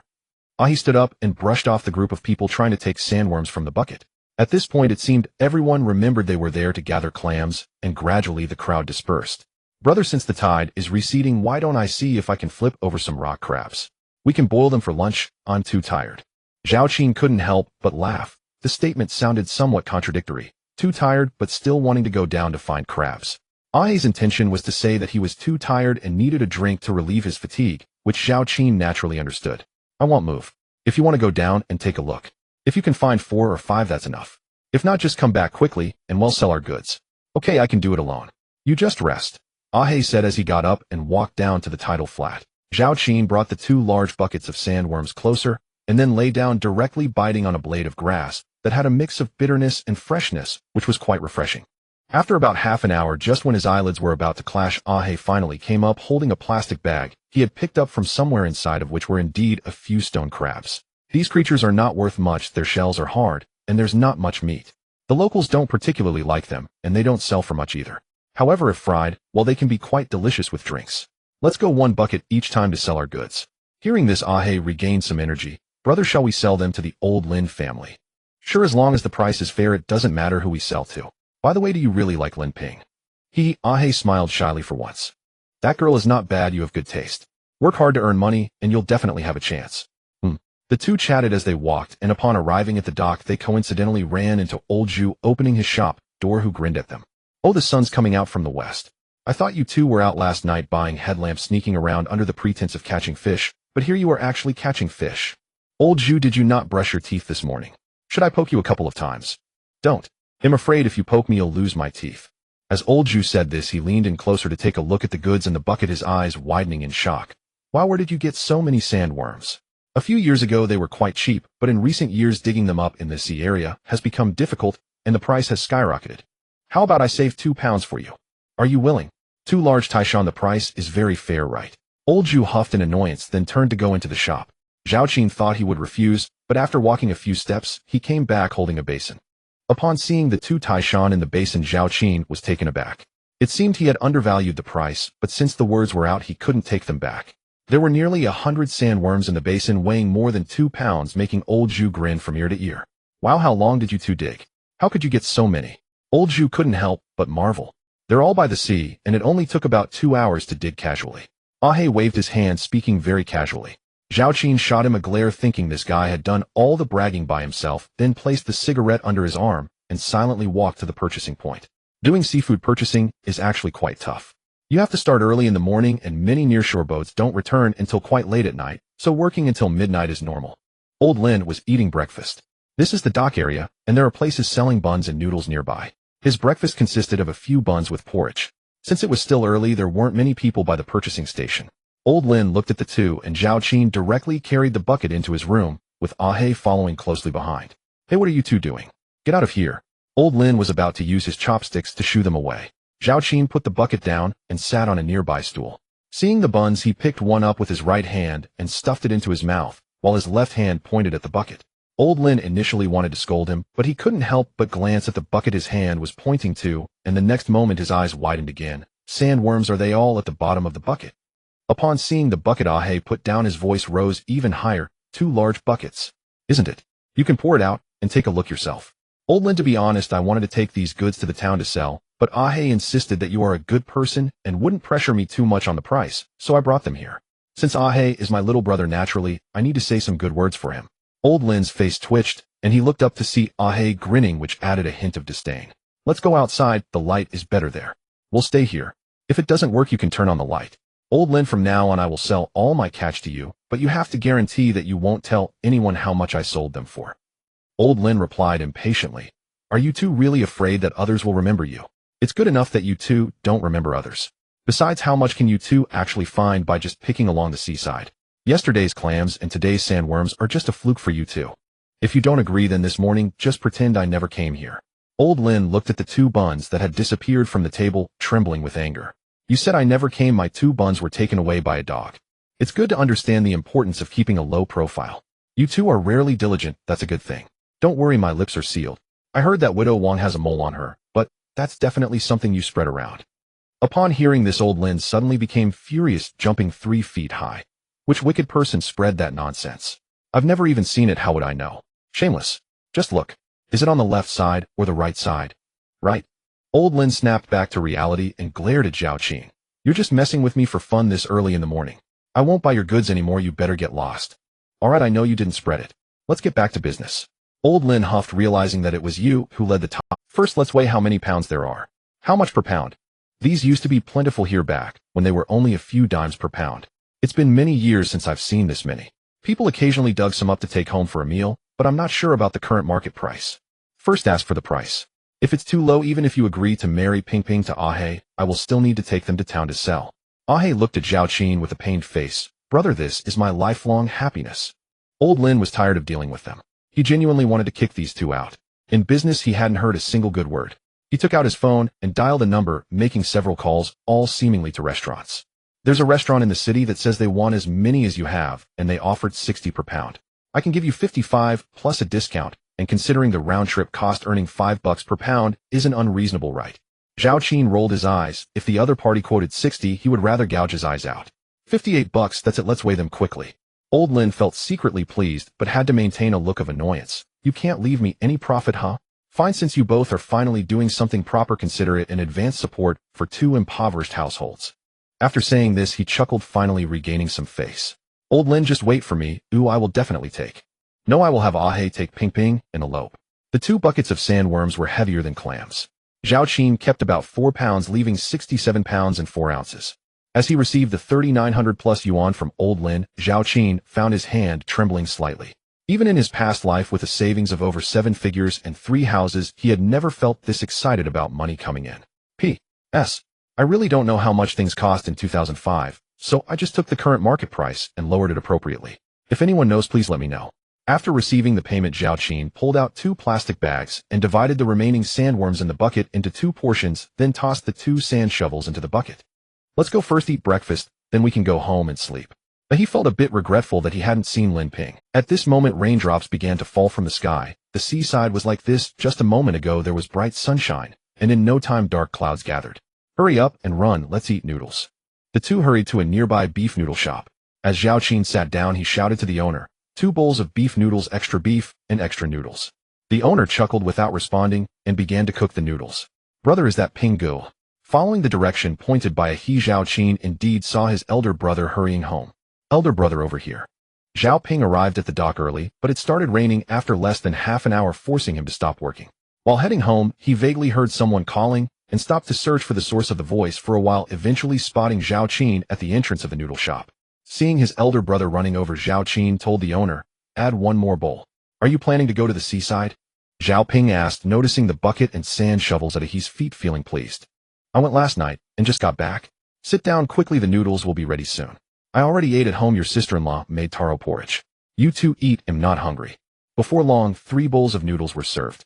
Zhao Ping smiled and didn't hold back, picking up a bowl to eat. After eating his fill, Zhao Qin stopped his elder brother from paying, saying, $2.50 for a bowl, that's really a reasonable price, and the owner didn't show off his knife skills, the beef slices aren't translucent. At that moment it started to drizzle, and the 3 of them had no umbrellas, so they could only return in the rain. Ahe, you go to my house and wait for me first. Zhao Qin handed the bucket and sand shovels to Ahe, only carrying 1 plastic bag and a cigarette. He accompanied his elder brother back to his house. I guess we won't be able to work today. Since you're staying home for lunch, I'll ask your sister-in-law to stir-fry a couple of dishes, and we can have a drink. Although Zhao Ping was the elder brother, he also had the heart of a father. Hearing his wife unexpectedly praise his younger brother last night made him incredibly happy. This morning he heard that Zhao Qin went to the seaside in the middle of the night. Regardless of whether there were any gains, hard work always paid off. Zhao Qin didn't say anything good or bad. He was quite worried that if he went back and took a nap, he might sleep until the afternoon. Xia Rong was knitting yarn. On a rainy day, it wasn't convenient for her to go out. When she saw the 2 enter, she greeted them. If it were before, her expression would definitely not have been good, but now, although she was still cautious, it was much better. What are you carrying? Zhao Ping asked curiously as he saw Zhao Qin placing a bag on the small table. These are sandworms dug up at midnight. Keep some for yourself to cook. As he spoke, he placed a cigarette he had tucked under his arm on the table, saying, this cigarette, you can keep it for yourself to. When Xia Rong heard that it was sandworms, she curiously approached and opened the bag, exclaiming with surprise, it really is sandworms. I haven't seen these in years. I heard they are quite valuable now. Why not sell so many? It would be a shame to eat them all. I dug quite a bit, this is what I kept. My brother works hard every day, so I thought I'd give him a supplement. Zhao Ping's mouth almost split from ear to ear, but he complained, we have chickens and ducks at home. You should sell these. And about this cigarette, I have my own, take it back for yourself to smoke. Hearing it was Zhao Qin's gift for her husband Xiao Rong felt it was inappropriate to refuse. Here, you keep it for yourself to smoke. As Zhao Qin spoke, he took out some money from his pocket, counting out 2,000 yuan, making the eyes of the couple beside him widen in surprise. When did a Qin become so wealthy? This is 2,000. In 2 years my elder brother has surely given me more than this. You are my brother, so it's only right for you to take a bit of loss. This is all I can give. No, that is what I and your sister-in-law should rightly share. How can I take your money? Quickly put it away. Xiao Rong asked worriedly. A Qin, where did this money come from? I had good luck while fishing at night, and stumbled upon a sandworm nest dug about 70 pounds or so, and sold it to old Lin. I earned this honestly, so feel free to take it. Neither the elder brother nor sister-in-law were the type to brag about their wealth, so it was fine to tell them. The reason he didn't want old Lin to mention it was that he didn't want too many people to know. Having good luck once or twice was acceptable, but if it happened every time it would be unbelievable. He even thought of finding a buying point in town to alternate selling good goods with old Lin. That would certainly help a bit. Then just keep it, we won't take any. Xiao Rong felt relieved, but she really didn't intend to accept this money from her younger brother-in-law. Zhao Qin placed the money on the table, lifted his leg, and left feeling extremely tired and not wanting to chat anymore. You keep it then. Brother, if you're not worried I might squander it all at once, then just give it to me again. Zhao Ping's hand, which was going to stuff the money, paused for a moment, then nodded, saying, All right, I and your sister-in-law will help you save it. Okay, I'm leaving now. Come for lunch, I'll have your sister-in-law kill a chicken. All right. Zhao Qin replied from a distance. If he distanced himself from such good elder brother and sister-in-law, he would be truly foolish. Watching his departing figure, Zhao Ping sighed. He probably hasn't slept all night. After saying that, he turned and handed the money to his wife, chuckling happily. It's as sweet as bee droppings, but looking at it, A Qin really has grown up. As she turned to enter the house and shortly came out to the backyard, Zhao Ping asked, What are you doing? Killing a chicken. You promised A Qin you'd think about the few chickens at home. The sooner we eat them, the sooner we can relax. Then I'll help you boil water. Back home, Zhao Qin found he slumped on the table, already drooling, and shook him awake. Brother, why are you only? Zhao Qin ignored him, took out the money, counted out 800 yuan, and stuffed it to him, then opened another cigarette, and divided it into 5 packs, saying, Take this money and cigarette, go back and sleep. Oh, then I'm leaving now. Don't forget the sandworms in the bucket. Oh, then brother, you should also catch up on sleep. Zhao Qin waved his hand, pulled out a Taschen cigarette, lit it, and put it in his mouth as he began searching for clean clothes. After taking a shower, he lay down on the bed, contemplating that with only about 2,000 at home, he needed to earn money as soon as possible. In fact, having crossed over to this place, Zhao Qin still felt somewhat unreal. His current mindset was akin to playing a game where making money was equivalent to the joy of leveling up. Hopefully tomorrow's luck will be extraordinary, leading to a bountiful catch. With such thoughts, he fell asleep shortly. Around noon, he was awakened by his elder brother. He rolled over, glancing at everything before him, and it took a moment for his mind to return to reality. Elder brother, what time is it? It's past 1 o'clock. Knowing you didn't sleep last night, I had your sister-in-law cook a bit later. Hurry up, if you're tired, eat, and go back to sleep. Walking on the road with his elder brother, Zhao Qin couldn't understand why so many people were wandering around at 1 o'clock in the afternoon. Hey, Qin, I heard you dug up 2 big buckets of sandworms at night. How much did you sell them for? Listen to them boasting. They can turn 2 or 3 kilograms into 2 or 3 buckets. My elder brother got an extra meal because of it. He continued to joke as they walked. 2 or 3 kilograms is still a lot. It could be worth 100 or so. Why not sell it? I've got a mouth. Why can others eat it, and not me? The other party was choked by his words and lost the desire to respond, instead pointing at his back and saying to the person next to him, A waste is just a waste, completely unaware of family responsibilities. Sigh, a useless person can't be helped. The voice was not small, and both brothers heard it. Zhao Ping, feeling displeased, intended to stop and argue with them. Brother, let's go, I'm starving. Hearing this, Zhao Ping hesitated for a moment before continuing home. Before entering the house, Zhao Qin heard his nephew's complaints. Uncle is so lazy, but it's already past 1, and he still hasn't gotten up. I'm about to starve to death. Is it really my constitution that invites scolding? A yuan speaking ill of people behind their backs is not a good habit. Uncle, I didn't say anything wrong, you are just lazy. Fine, you've got some guts, don't come asking me for help with your homework in the future. Zhao Ping had read 3 books, and Xiao Rong graduated from elementary school, so they were both too busy to tutor the child. Thus, whenever Zhao Junyuan encountered something he couldn't understand, he could only seek help from this Soontobe University student. If I don't ask, I won't ask. I'll definitely score better than you in the future.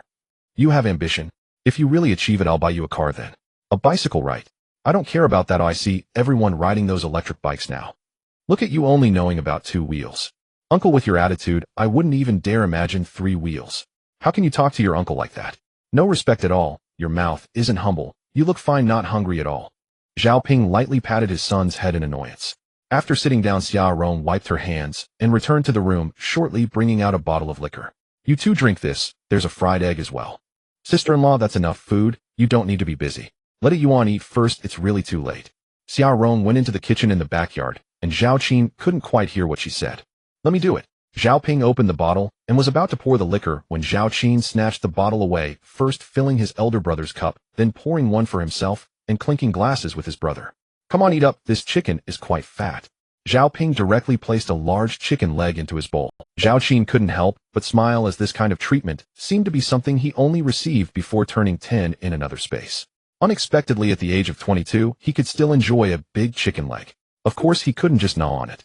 Just then Xia Rong brought his nephew's meal, so he transferred the chicken leg to a Yuan's bowl. Eat more and study well. Xia Rong was slightly taken aback. Although she had found her brother-in-law annoying over the past 2 years, she still called him over to eat during festivals. He would just eat whatever he saw without caring about others. Why are you putting food on his plate? There's another leg here. Brother, I can serve myself, though I'm not an outsider. Why do you keep serving me? Right, we're all family. Zhao Qin picked up a piece of chicken neck, which was indeed the most exquisite part of the native chicken. The sandworms were stir-fried with chives. He took a bite, and had to admit that there was a reason for its high price. It tasted extremely fresh, crisp, and delightfully chewy. Before long, Xia Rong finished her tasks and started feeding the little girl, who was just over a year old. She looked very healthy with chubby arms that made one want to pinch them. Seeing his elder brother's scooter in the backyard, Zhao Qin got an idea, so he drank his liquor slowly, mainly to keep his brother company. After finishing 1 cup, Zhao Ping had 2.5 cups before they began to eat. Qin, if you don't want to work in the fields or at the dock, you should learn a trade. Having a skill will always ensure you have food to eat. You're educated, so you'll definitely learn quickly. Brother, have the fruits on the back mountain ripened yet? He didn't want to discuss this with his elder brother, so he changed the subject. A few mango trees should be ready to pick in a few days. The loquats and pomelos won't be ready until August. After the meal, Zhao Qin would not stoop to help his sister-in-law wash the dishes.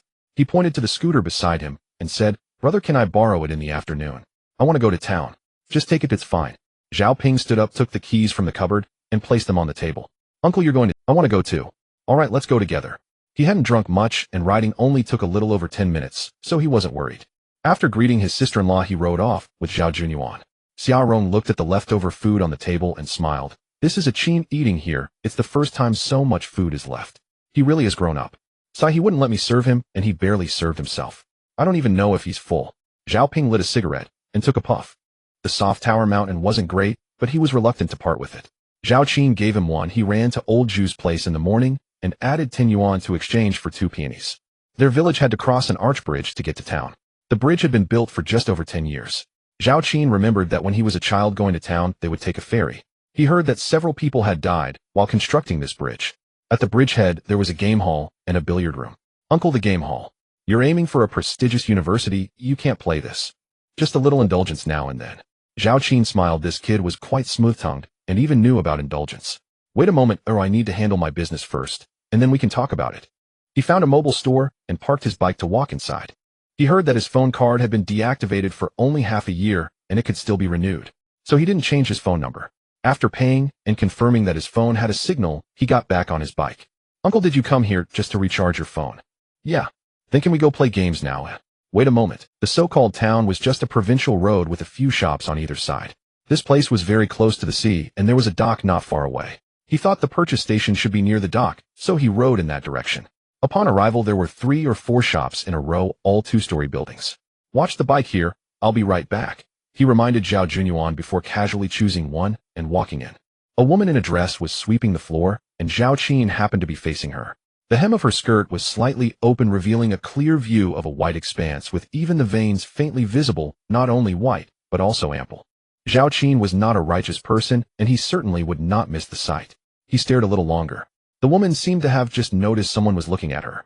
As she lifted her head, Zhao Qin quickly shifted his gaze to a nearby fish tank. Are you buying fish? Just looking. Are you the one collecting? Zhao Qin finally got a clear look at the woman's face. She had a fair doll-like face, and her age seemed to be similar to his. I am collecting. What do you have? How much are sandworms per kilogram? It depends on the size. If they are all fat, I can buy them for 60 per kilogram. Although Zhao Qin didn't look like a fisherman, she still answered honestly. Well, that's fine. Thank you, I'll come over when I have some. Seeing him turn to leave, the girl ran to the door and said, if it's good stuff, we can negotiate the price. She thought Zhao Qin had come to ask for a price next door. Got it. If I have goods, I'll sell them to your place. Oh, I won't sell them elsewhere, he replied with a smile, and the girl behind him surprisingly flushed slightly. Girls these days are still quite nice, unlike a decade later when they would demand a castle to marry.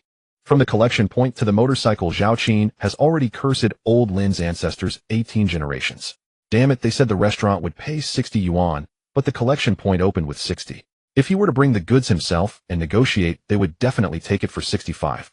7 yuan less per kilogram adds up to 3 or 400. Uncle, is there anything else? Come with me to the supermarket. Zhao Junyuan, who was originally a bit listless, perked up immediately at the mention of the supermarket. Uncle, how did you know I was thirsty? Don't squirm, sit tight. This kid is quite clever, even using hints. Upon arriving at the supermarket, he gathered all the daily necessities like floral water, mosquito coils, and soap. Zhao Qin had been living a rather rough life before. Being near the seaside, the supermarket surprisingly even sold fishing gear. Looking at the fishing rods, he felt quite excited, but in the end he managed to restrain himself, deciding to gradually accumulate merit points from the system for exchange. After picking out his items, he bought Zhao Junyuan 2 bags of Su Fu Jis Sakama and took 2 bottles of soda from the freezer before heading to the checkout. Have you played the game? Let me tell you, you must not tell my parents. Oh, looks like you have played. Has no one come to ask you for coins? In the past, Zhao Qin would also sneak around this area at school, often encountering older students looking for handouts. They wouldn't dare directly extort money, though anyone who bought coins would get approached for one. I won't beat him to death. Zhao Qin lightly tapped his head and said, a real man must be able to bend and stretch. Admitting defeat when one's strength is inferior is not a big deal. Uncle, you're really cowardly. Ignoring him, Zhao Qin knew from having suffered losses once or twice that what he said was golden advice. It was too dark. 1 yuan actually only got 2 coins. Back in the day, it was 4 coins for an afternoon, and the shopkeeper would chase them away with a broom. He spent 2 yuan to buy 4 coins. They could each have 2 for a little fun, but he couldn't let the kid get corrupted. 2 each. What are you playing? Uncle, I want to play King of Fighters. Let me tell you, my Iori can take on 3. How about we have a match? Zhao Qin picked a monkey character, while the other 2 were selected randomly. Zhao Junyuan chose Chizuru, Iori, and Daimon, forming a powerful lineup for 97. Uncle, your monkey can't fly. Of course, if the monkey could fly, it would just stand there and get beaten, right? But if you fly, I won't even know if you're on my left or right. What do you need eyes for? I can see, but my hands can't react in time. Within less than 2 minutes, Zhao Junyuan lost his first coin, getting defeated in a combo by Zhao Qin's monkey. Let's have another round. You can't use the monkey. All right. Zhao Qin thought for a moment and chose Kyokuzunaji. The other 2 were selected randomly again, and with just one move, he swiftly defeated the kid. Zhao Junyuan's face turned dark. He was once again defeated by his uncle's combo. Don't make that sour face. Hey, race your last coin, go play against the machine. Zhao Junyuan accepted it, grinning. Zhao Qin felt that with this coin, he didn't want to play anymore. After all, he had played Honor of Kings before, and this just didn't pique his interest.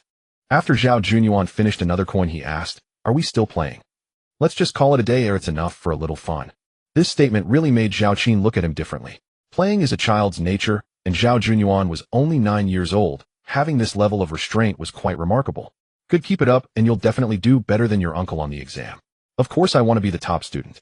I heard it's really impressive with drums and gongs playing. Then your dad will probably laugh crookedly. After getting their things, they hopped back on the motorcycle and returning the motorcycle to his brother. He then carried the items back to the old house. From a distance, he saw a monkey squatting at the entrance, and upon getting closer, he realized it was a he. Brother, why didn't you call me when you went to town? I went to buy some necessary items, but the motorcycle couldn't fit both of us. Zhao Qin opened the door, and he followed him in. The cigarettes are on the table. Take them if you want to smoke. He wasn't polite, pulling out a cigarette, lighting it, and taking a deep puff. Brother, there's good news. My uncle just bought a fishing boat. Sometimes he takes guests out to see to fish. Tomorrow someone is going, and there are 2 fishing spots left. I've already secured it for us, so let's go together. Zhao Qin's face lit up with joy, but the next moment he thought of the system not giving rewards. There was no guarantee that using other fishing gear wouldn't result in empty catches, which would waste a whole day, and right now he needed money the most. If his luck was good tomorrow, he also planned to go crabbing. What time tomorrow morning? If we're going, we need to be at the dock by 5 o'clock. Zhao Qin thought for a moment and decided to agree for now. He would check his luck then. If it was good enough, he would go crabbing. Otherwise, they would just have a day of fun. But I don't have a fishing rod. My uncle has extras. Don't worry, there won't be any problems. All right, I'll agree for now. If we don't go, we'll deal with it later. Having made a decision, Zhao Qin organized the things he bought, planning to take a shower and then catch up on some sleep. Brother, there's one more thing. My grandma asked you to come over for dinner tonight. Then I won't go. They'll just make do with something. You should go. My grandma received 800 yuan today and cried saying I've finally grown up. I told her it was you who taught me and she insisted that I definitely invite you over tonight. Alright, I'll go over in the evening. Hearing him agree, he stood up happily planning to go back and catch a chicken. Zhao Qin slept for 2 hours, and this time no one had to call him. After washing up, he wandered over to old Zhu's small shop. Qin, how much did you sell those sandworms for this morning? I didn't sell them. I was in a bad mood. I had a price disagreement with old Lin, and in a fit of anger, dumped them all back into the sea. Old Zhu didn't believe a word he said. What's wrong? Did old Lin offend you, and now you want to vent your anger on me? Enough with the nonsense. Give me a box of milk and 2 bottles of liquor. How about Wang Zai? Zhao Qin initially wanted to say anything is fine, but seeing the box old Zhu mentioned, he felt enraged. Old Zhu, if you dare sell fake goods again, do you believe I want smash your little shop? This is not Wang Hao milk. Old Zhu awkwardly smiled. The taste is similar to Wang Zai's, the key is it's cheaper. A box of Wang Zai costs 45 yuan, but this box is only 35 yuan. Bullshit, you can make a maximum of 5 yuan on a box of Wang Zai for 45 yuan, but for this box at 35 yuan, you make at least 15 yuan. Forget it, it'll take a box of this. Zhao Qin pointed to the box next to it, and after seeing clearly, he couldn't continue because the box said Hechi Wang. There is a real one, he'll get it for you. Old Zhu was genuinely worried about Zhao Qin going berserk. At this moment, if Zhao Qin beat him up, everyone would only take Zhao Qin's side. Not only would he have endured a beating for nothing, but he might also get scolded by others. For a box of Hechi, he'll give it to you for 42. 2 bottles of liquor are 25 yuan each, so together it's 90 yuan. 80 yuan, consider it a lesson for you. Alright, running into you is my misfortune. You sell fake goods and still think you have a point. Qin, this is not fake, it's from a legitimate factory. I guarantee it won't make you sick. Zhao Qin took the 20 yuan change and left with the drinks, not wanting to look at the face of the swindler any longer. Ahei's grandmother is a woman of misfortune, having endured 3 of lives, 4 great sorrows, losing her mother in her youth, her husband in middle age, and her child in her twilight years. Fortunately, she still has a grandson by her side, otherwise the old lad's spirit would surely be affected. Grandma, I'm here. Zhao Qin, who is like a brother to Ahei, naturally addresses the old lady in the same manner. Oh, the Zhao family's second son has come. Come in and sit down. Ahei Qin is here, quickly prepare some tea. Looking at the gifts he brought, she said, what are you bringing things for at a time like this? It's for tonight, we can drink the wine then. If you're thirsty, you can have a can of sweet drink from this box.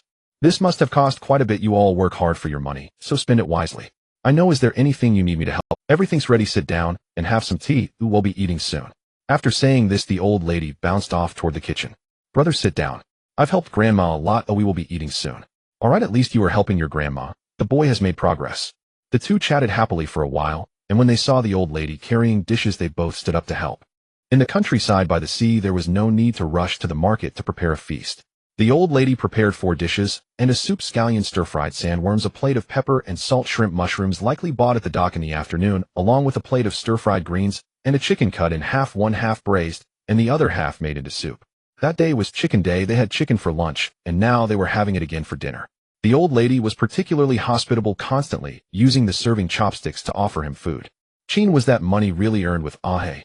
Don't worry, yesterday Ahei and I dug up clams, and we also collected some sandworms last night. If you don't believe me, just ask at the dock. There are plenty of people who saw us. Of course I believe you, how could I not? The old lady smiled so widely that the corners of her eyes crinkled. Just rest assured, Ahei has grown up. He will definitely be filial to you. Just wait and enjoy your blessings. However, that one sentence caused the old lady to shed tears again. Grandma, why are you crying again? Don't worry, I will definitely learn well with my brother, and you can have a drink, I'll pour it for you. Alright, then I'll have a drink tonight too. The old lady took out a small handkerchief, wiped her eyes, and smiled again. Zhao Qin felt more at ease here than when eating at his elder brother's house. The old lady, like his brother, loved to serve food.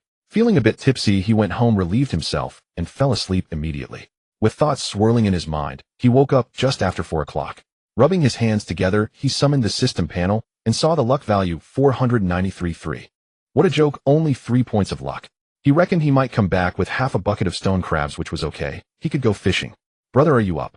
Zhao Qin opened the door and saw Ahei carrying a lunchbox. My grandma heated up the leftover food from last night for breakfast, and I'm done eating. This is for you. The doc probably has no breakfast this early. Why make the old lady get up so early? He said this, but after washing up he began to prepare, as usual, a hat, a face cover, long sleeves, and long pants. Ahei looked a bit hot just watching him. Let's take the food, we'll head to the dock first. When they arrived it was just past 4:40. Zhao Qin finished the food from the lunchbox and hung it on the door ring of old Zhu's convenience store, planning to ask old Zhu for a new one tomorrow if it got lost. Well, who told him to sell fake milk? Just then people started arriving, all with big and small bundles plus fish boxes, while the two of them were empty-handed. Uncle, let me help you with that. Zhao Qin was not familiar with Ahei's uncle, who seemed to be called Qian Kuan. The two exchanged glances, smiled, and simply acknowledged each other. There were only the three of them. At this moment the sky was gradually brightening. As the boat rocked and began to leave the dock, it drifted further away. Looking at the boundless sea, Zhao Qin felt somewhat anxious, gripping the railing tighter. He was sure his face didn't look good, but fortunately the cloth wrapped around him concealed it from others. He kept reminding himself to relax. The waves were small today, there was no way he would fall overboard. He then closed his eyes and stopped looking at the sea, feeling better after about half an hour. At that moment the sun rose, and the sunrise over the sea was truly beautiful, capturing his attention. After nearly 2 hours they finally arrived at the fishing spot, and everyone began to prepare their lines. Ahei handed him 2 sea fishing rods, stuffing one into his hands, and pointed to the live, while indicating that there were live shrimp inside. With the fishing rod in hand, any lingering fear he had disappeared. Deep-sea fishing gear differs greatly from freshwater gear. Typically a double hook is used with a bait cage tied above the hooks. Of course, this isn't the true deep-sea setup for large catches. For that, a strong spring loop needs to be tied onto the hooks to increase the elasticity of the line. Everything was ready, and he couldn't help but cast the first line. Ahei, your friend is quite skilled in handling the rod. Mr. Qian, I'm Zhao Qin, you can just call me Qin. He could call Ahei's grandma that, but he hesitated to call Ahei's uncle, not knowing if the other party would mind, so he opted for a neutral title. After all, there's a saying on the road, if 10 people die, 9 are managers, and 1 is a boss. Qin fished well today, let's see who catches the first turtle. Thank you, Mr. Qian. Since he was on someone else's boat, he had to express his gratitude. He and Ahei stood on one side, while the other two stood on the other side of the boat, and Qian Kuan stood at the stern fishing, occasionally adjusting the boat's direction. Not long after they started, Ahei's rod began to shake violently. Brother, I caught a fish. Now there were no electric reels, everyone was hand cranking. Ahei was struggling a bit. The sea conditions today were good, and he could see the fish just a few meters below the surface. Wow, it looks like a stone fish, quite big. Qian Kuan leaned over to take a look, his face filled with surprise. Brother, I got the first catch, huh? Ahei was overjoyed. Zhao Qin took a glance. The stone fish was thick and weighed at least 5 to 6 pounds, which could fetch some money. Ahei pulled too quickly. The change in water pressure caused the fish's intestines to burst. There was no need to let it breathe. This fish would definitely not survive, so he simply placed it into the fish box to chill. In the following half hour, the other 3 also caught fish in turn. Qian Kuan even caught a red-spotted fish, but it was just over a pound. The other 2 caught flatfish, but Zhao Qin's rod showed no signs of movement. Fishing requires patience, but after waiting for an hour, Ahei had already caught his second fish.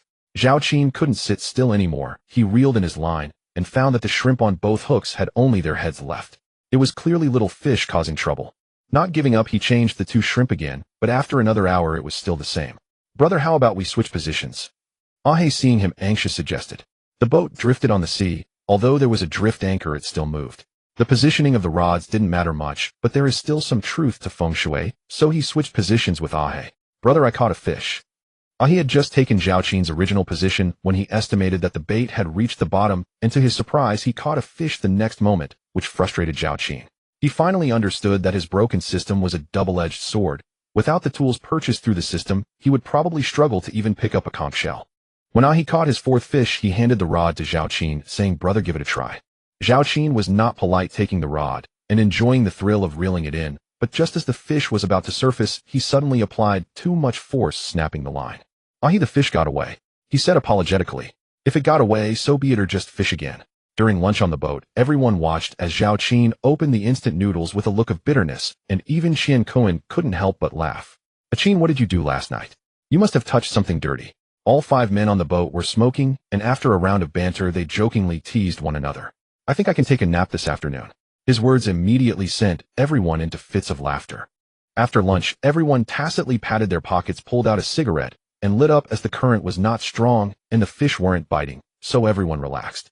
Around 1 o'clock, everyone gradually resumed fishing. Ahei had great luck today, and in less than half an hour he pulled up a 7 or 8 pound green grouper. Zhao Qin decided to stop fishing. After all, he just threw the line in and pulled it back up with only the shrimp heads left, so he might as well save some bait. After over an hour, everyone had a crazy catch and clouds began to gather in the sky, thickening more and looks like it's going to rain. Let's reel in and head back. Qian Kuan glanced at the sky while packing up his It was already 3 o'clock, and it would take about 2 hours to reach the dock. Since they weren't making a living from fishing, there was no need to get up early and stay out late, so everyone naturally had no objections. After over an hour of sailing, Zhao Qin discovered a boat ahead towing a larger speedboat, with several people sitting in the towed boat. They seemed to have called for help after encountering problems. Both boats maintained a steady speed in the same direction, but they couldn't outrun the rain. It wasn't too heavy, but combined with the speed of the boat, everyone quickly became drenched.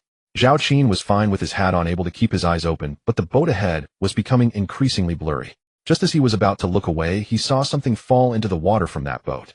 He froze for a moment, and the next second a chill ran down his spine. Qianzong a bit to the left, it looks like someone fell from the boat ahead. Upon hearing this, Qian Kuan was startled and steered the boat towards where Zhao Qin pointed. Zhao Qin glanced around and noticed a rope nearby. He quickly wrapped it around his waist and told Ahi, if I don't surface in 2 minutes after jumping, and pull the rope. He couldn't risk his own life to save someone, but his conscience wouldn't allow him to stand by and do nothing. Fortunately, it was just rain and the waves weren't too strong. He thought he was about in the right spot and suddenly leaped off the side of the boat into the water. Due to the rain, visibility underwater was poor, but he hoped they were close to shore, so it wasn't very deep, at most about 10 meters. He didn't know if it was the fate of the other person or if his luck was returning, but in under a minute he managed to grasp the other person by the arm and began swimming up. He was scanning the surface of the sea while Qian Kuan watched his watch, reminding him of the time. When Zhao Qin surfaced, he was overjoyed and quickly pulled on the rope. Zhao Qin first helped the other person onto the deck before climbing back onto the boat. Without taking a moment to rest or untie the rope, he immediately started checking on the other person's condition. The chest and abdomen were not rising and falling. This was trouble. He moved the hair covering the other person's face aside and saw a pale, delicate face. It turned out to be a girl. Without taking the time for a detailed examination, he pinched the girl's nose and began mouth-to-mouth resuscitation. After 2 attempts, he knelt to the side and performed chest compressions silently, urging her to wake up. After performing 3 cycles, the girl suddenly coughed up a mouthful of water and her chest began to rise and fall violently. Damn, it finally saved her.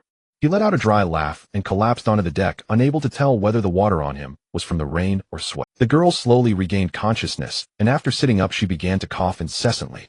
After a while she looked at the unfamiliar faces around her and softly asked, "Where am I?" Zhao Qin noticed that the girl's clothes were soaked and her underwear color showed through. He took off his shirt, draped it over her, and said, "It's fine now. We'll be at the shore soon." "Brother, you're amazing.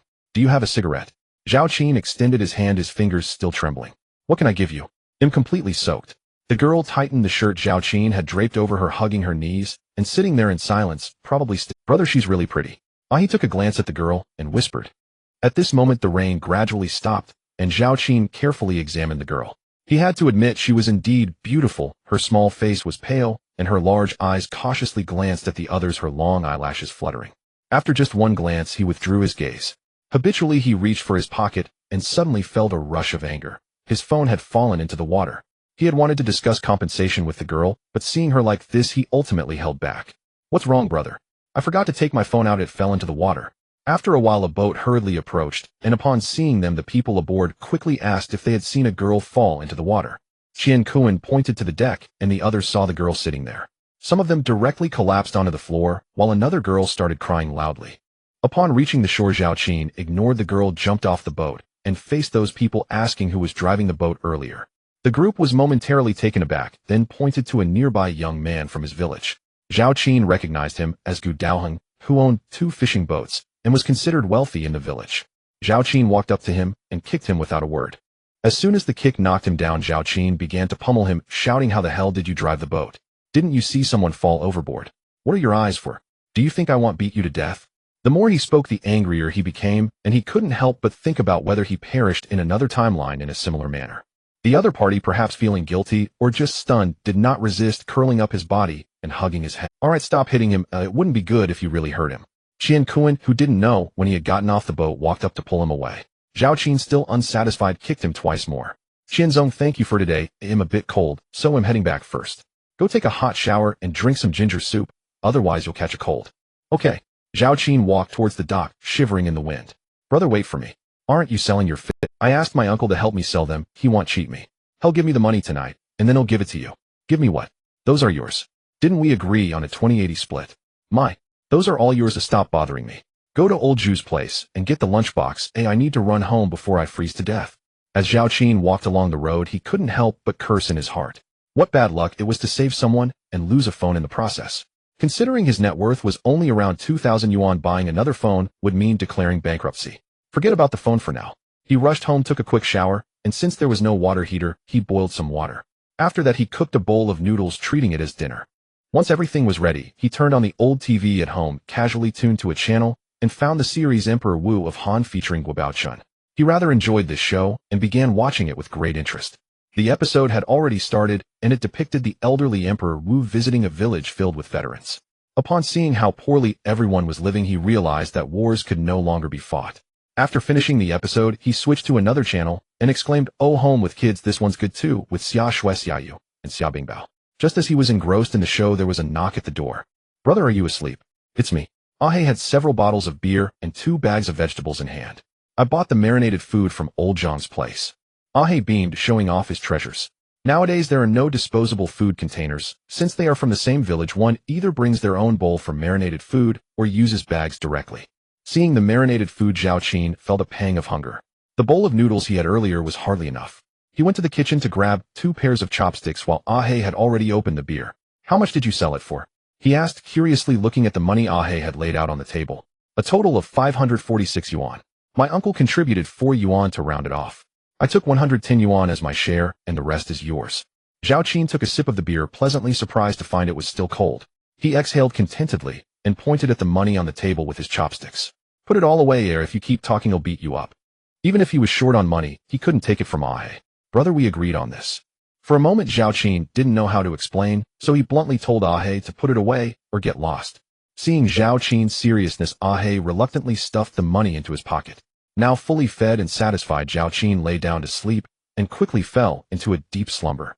He woke up around 5 o'clock and checked the system. Immediately, he felt invigorated. Today's luck value was even better than the day before, reaching 49,329. Although it only increased by 1 point, the previous day's 28 luck points had brought him nearly 4,000 in income. Just then, Ahe ran over again. "Brother, someone contacted my uncle this morning to go fishing. He said you are a good person, so he called to ask if we want to join today." Zhao Qin instinctively wanted to refuse, but then thought about how suspicious it would be if he kept digging up things by the seaside. Even if he sold them in town, it wouldn't be surprising with so many people around. "Ahe, I didn't catch much yesterday, but I remember there is a deserted island not far from the fishing spot. How about I go there to gather shellfish and you fish? Just come to pick me up on the island when it's time. He'll just be fishing aimlessly. If you gather shellfish, he'll definitely follow you. All right, let's go together. Grab the gear quickly. Oh, we can't keep them waiting." They grabbed a bucket and a sand shovel and raced towards the dock. Upon arriving, they saw Qianzong and his crew boarding the boat. "Qianzong, sorry to trouble you again. Yesterday you risked your life to save someone. It wasn't easy. You almost got pulled in yourself. You have a good heart, otherwise I wouldn't tell Ahe about this. Today there's only one fishing spot left. Why don't you and Ahe? I plan to go to the deserted island to gather shellfish. Could you stop by when you see me?" Seeing the tools they brought, Qianzong waved his hand, saying it was a trivial matter. After nearly 2 hours at sea, once they reached the deserted island, Qianzong checked his watch and said, "Wait for me here around 4 o'clock this afternoon." Zhao Qin's face flushed with embarrassment. "Qianzong, my phone fell into the sea yesterday. Ahe doesn't have a phone and neither of us has a watch. If we're late, could you wait for us? Don't worry, he'll pay for this trip. We'll talk about that next time. This time is a reward for saving someone," Qianzong said as he took off his watch and handed it to Ahe. "Use this and return it to me after you board the boat." Zhao Qin thanked him again, watching as the boat turned around and the two finally headed toward the island. "Your uncle is a good person." "Yes, my grandmother says the same. Over the years, every time my uncle comes home, he gives my grandmother money. In contrast, my uncle only brings 2 bottles of 8 yuan wine during the new year and nothing more." Technically, Qian Kuan has no relation to Ahe's grandmother, since he is a relative on Ahe's mother's side, so it's indeed not easy for him to do this. Don't take it too much to heart. Every family has its difficulties. You never know, your uncle's family might be struggling too. Ahe opened his mouth to say something, but eventually nodded firmly and said, "I don't need their pity. I can earn money." Right, that's the words of a real man. Let's go see what we can find today. With a bucket and a sand shovel each, the two took separate paths, planning to circle around the tidal zone on the small island. After walking for a while, he noticed something black under a rock by the sand flat, initially thinking it was a fish. However, as he approached, he realized it was a sea cucumber, not small, and likely weighed about 2 to 3 taels. Just as he was about to pick it up with his hands, he suddenly recalled the quirks of the dog system, so he took out the sand shovel and used it to lift it. Immediately, he opened the system panel and saw that the merit value had changed to 140. Sure enough, the previous sandworm had increased by 50 points, and now this sea cucumber added another 90. Haha, he could buy a shovel now. Putting those thoughts aside, making money was important. He turned to the other side of the rock and found yet another sea cucumber. Today was indeed a day of great fortune. It seemed that today's luck was indeed on the side of sea cucumbers, as he spotted another dark shadow not far away. Upon picking it up, he found it to be even larger than the previous two. Although he didn't know the exact price of this item, wild sea cucumbers were undoubtedly high-end goods. Finding money was a joyous affair. He wondered if Ahe had found anything. Even though he could bind a helper to work for him, the items they found wouldn't increase his luck or merit value. Otherwise, he could hire 2 workers, each with a shovel, and he could take a nap on the side. Indeed, the dog system left him no bugs at all. When he saw Ahe from a distance, over an hour had passed, and he had collected about 20 sea cucumbers. Brother, guess what I found? Ahe excitedly ran over to him. Sea cucumbers. Ah, you found some too, right? I found 16, each weighing over 2 taels, pure wild ones. We're going to make a fortune. Although Zhao Qin was happy, he calculated in his heart that the total number they had was probably around 40. At 2.5 taels each, that was only 10 Jin. Wait, he glanced at the system's timely luck value, 51,822. With 22 luck points left, he should be able to find more good stuff. According to the data from the system panel, Zhao Qin should still be able to find something interesting, but after circling around with Ahe, he found nothing noteworthy. Could it be in the sand? He lowered his head and began searching in the sand again. After a moment, he spotted a breathing hole in the sand. Sure enough, he was eager to dig and ended up unearthing a flower clam.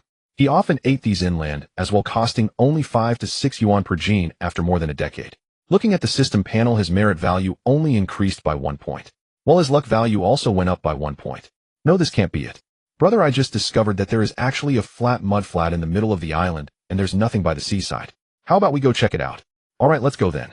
Following Ahe, they climbed over 2 rocks and found that the island's terrain was actually unearthed with high sides and a lower center. When the tide rises to its peak, the water level would overflow the rocky edges of the island and rush into the lowlying center. Perhaps this is the reason for the accumulation of silt inside. Indeed, the world is vast, full of wonders. There was even a creek in the middle with seawater connecting both sides, flowing from one to the other. The current was very weak, and when he stepped in, it was manageable. Mud mixed with a lot of gravel, making it not too difficult to walk. Wow, brother, it looks like there are a row of holes by the creek. They look like blue crab holes.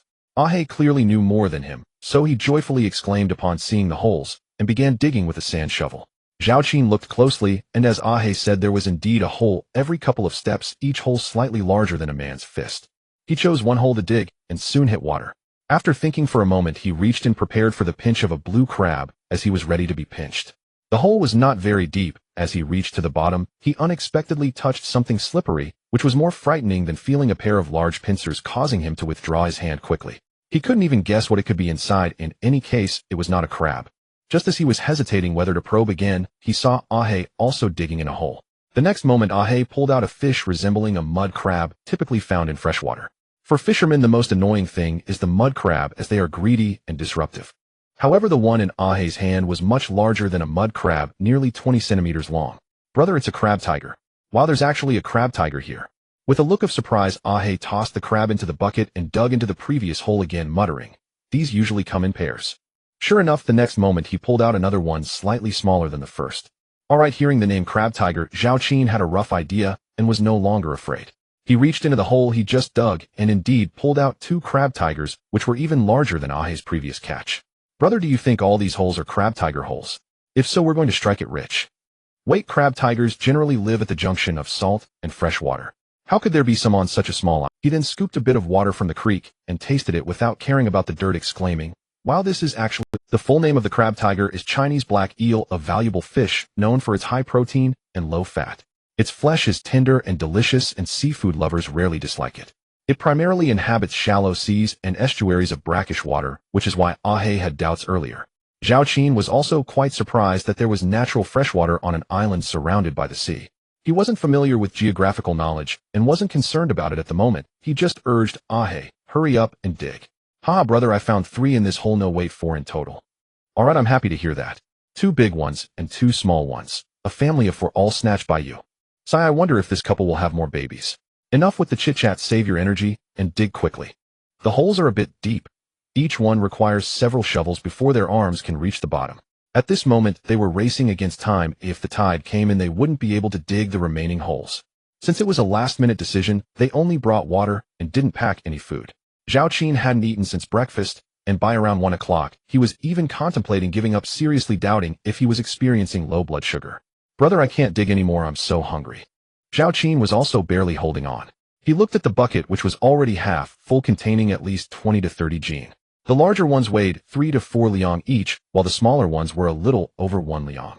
They didn't want the tiniest ones. Just as Ah He finished speaking, he looked up and noticed that the sea was already rising quickly. He immediately bent over and quickened his pace, saying, "Brother, hurry up and dig, the tide is coming in." That would be a huge loss, there are still so many holes to dig. Although it was exhausting, upon hearing that the tide was coming in, both of them summoned all their strength and began to work vigorously. Finally, when the water reached their ankles, Zhao Qin's system panel indicated that his luck value was also approaching 0. The values on the panel reached luck value 793, merit value 201 points, crab tiger fish unlocked, and the system rewarded him with 60 merit points. Seeing this, he felt a bit regretful. He could have exchanged for a shovel just now. The sand shovel was too small, and digging was laborious. But then he thought it through, they would still have to take a boat back. It didn't make sense to return with a new shovel when they didn't bring one when they arrived. "Ah He, what time is it?" Carrying a bucket each as they walked uphill, Zhao Qin asked. Ah He glanced at his watch. "It's 2:30. We still have an hour and a half, this is tough." Upon reaching a flat rock, both of them placed their buckets down simultaneously and then lay down to rest. "Brother, look, the sky is so blue." He made a sound in acknowledgement, thinking to himself that it would be better if a girl were by his side saying this. "Brother, are you hungry? Just drink some more water, it's fine. Don't fall asleep, and remember to keep an eye on the time." Although he said this, his own eyes were already half closed. Before long, Ah He sat up and looked around, saying, "I can't just sit here and sleep. Brother, you rest while I'll go see if I can find something to gather for a meal."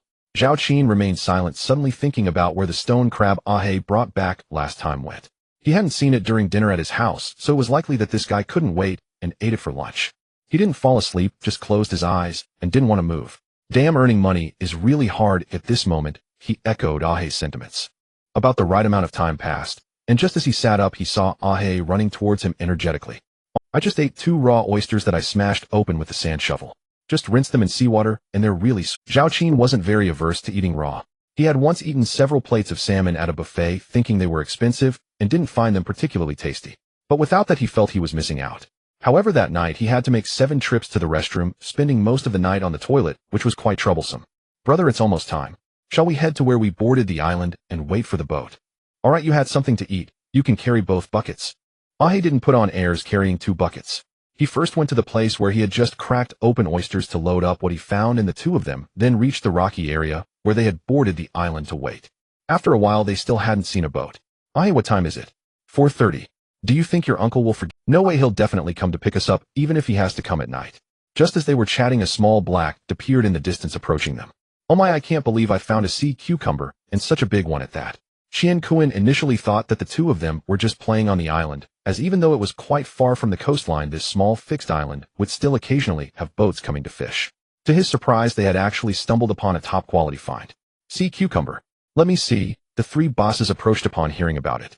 "This fellow must be completely wild." Another boss looked at Zhao Qin with delight. Zhao Qin could tell that this person was clearly interested in buying. For these bosses, money was not an issue, they were just afraid of spending money on a fake product. Moreover, the 2 young men's buckets were clearly empty, indicating that they must have gathered these on the island, and it was impossible to fake it. Qian Kuan nodded, turning the boat around while explaining, "President Yi, it's actually easy to distinguish between wild and farmed ones. First, it's about the size. Wild ones vary in size, while farmed ones are almost uniform. Look at these sea cucumbers. The smallest are just over 1 or 2 tails, and the largest are nearly 4 tails. Secondly, it's about the color. Wild ones have uneven colors, while farmed ones are a uniform brown. Lastly, look at the back spines. Wild ones face greater natural threats, so their spines are robust. This may not be obvious now, but in time you can check out the market for farmed ones, and the difference will become apparent." "So who picked up this sea cucumber?" President Yi rubbed his hands and asked. "My brother picked it up." President Yi turned to Zhao Qin and said, "Little brother, is this for sale?" "Yes, President Yi, this is wild, you can definitely rest assured. How much can you offer per pound?" Both of their gazes turned to Qian Kuan, who pondered for a moment and said, "Farmed ones are currently around 60 yuan per pound, and you definitely won't find any this big. The price for wild ones will probably double. For such a large one, the price will certainly be higher. You 2 discuss, or we can check the fishery station at the dock for their buying price." Qian Kuan was hesitant to state an exact price directly. He didn't want to see Zhao Qin and he lose money, but he was also afraid that if he set the price too high, President Yi might have objections, especially since he was envisioning becoming a repeat customer. Thus, he spoke ambiguously and left it for both parties to negotiate the final price. Little brother, I really like this. How about you let me have it for 150 yuan a pound? What do you think? Zhao Qin was taken aback. This price was already quite high. He was hoping for a price of 100 yuan per pound, especially since it was 2005, unlike more than a decade later, when prices casually reached 300 or 400 yuan per pound. Alright, since you mentioned it, I will definitely sell it to you. Both of them revealed smiles, feeling as though they had made a profit. Old Yi, tomorrow, I will come to your place for a banquet. Shall we fry a dish? Sure, Old Li, you come too. Tomorrow night, we will have a good drink together. It turned out that the three who shared the boat today were friends. Little brother, what's your phone number? If you have any rare items in the future, feel free to contact me, and I guarantee you won't lose out on the price. Zhao Qin felt a bit awkward. He had some before, but they were gone yesterday. Qian Kuan explained to everyone how Zhao Qin had heroically saved someone yesterday, which led to a round of praise from the three bosses. Qin, my boat will be docked at the town's pier today for maintenance tomorrow. I have a motorcycle at home. Would you and he like to ride back? It's not far. We can just walk back. Thank you, President Qian. In the summer, it gets dark late. By the time they reached the dock at 6:30, visibility was still good, and the sun had only just set halfway. Upon arriving at President Qian's house, while weighing the sea cucumbers, Zhao Qin intentionally selected 4 to keep choosing medium-sized ones, neither the largest nor the smallest. The remaining weighed 8 jin and 7 liang, totaling 1,305 yuan. President Yi, let's round it off to 1,300. President Qian took out a small basin from his home, packed it well, and handed it to President Yi to place in the car. President Yi then took out his bag from the car, counted out 13 red notes, and handed them over, reminding again, if you find good products, you can have President Qian contact me. Alright. For the remaining 4 sea cucumbers, he asked President Qian for a small bag, packed them up, and then handed them to him. I feel bad since I used the boat twice. Keep these 4 to taste. I mentioned today is a reward for yesterday. President Qian, this isn't just a one-time deal. If you are too polite, I won't be able to ask you to take me out to sea again in the future, and besides, I picked these up, not bought them. This was a clever remark, and President Qian laughed heartily, taking the bag. Qin, you will definitely achieve great success in the future. Hearing this, old Liu's mind stirred, and he said, Qin, you are kind and articulate. My company is in need of a sales supervisor. Why not come and give it a try? Qian Kun's eyes lit up, as Zhao Qin did not know what old Liu did, but he was aware that this was a big boss, and following such a person would surely lead to an unlimited future. Thank you for the recognition, old Liu. I am quite laid back. I wouldn't want to ruin your good fortune. I am quite fine as is. Seeing him politely decline, old Liu naturally wouldn't insist further, but Qian Kuan felt pity for him. What a good opportunity. After declining President Qian's offer for a meal, he left with the buckets, heading straight to the acquisition station he had inquired about earlier, which happened to be in town, hoping to sell the crab tigers as well. Brother, there's a place selling oyster omelets. Although it was a bit far, he seemed to smell the aroma and gulped. You go buy 2 for us to snack on. By the time we get back, your grandma will probably have finished eating. Let's buy some marinated dishes and cook the fresh oysters you knocked out to drink with. He agreed and ran over while Zhao Qin arrived at the acquisition station. Unfortunately, it wasn't the very fair-skinned girl he had seen before, but a man in his 30s. The previous girl looked to be only around 20. Oh, was this her man? He inwardly cursed about an old cow eating tender grass, but asked, do you buy crab tigers? We do. Just then a voice came from upstairs. Brother, Mom wants you to come upstairs for dinner. Then he saw the girl he had seen before come down. No rush, someone is selling goods. I will take them. Wow, where did these come from? The man exclaimed suddenly, as Zhao Qin had already lifted the cover off the bucket. I dug these up completely wild, and they are all decent sized. The man instinctively nodded, reaching into the bucket to check. Indeed, they were all wild. I will offer you 85 for those over 2 tails, and for those below 2 tails I can offer you 60.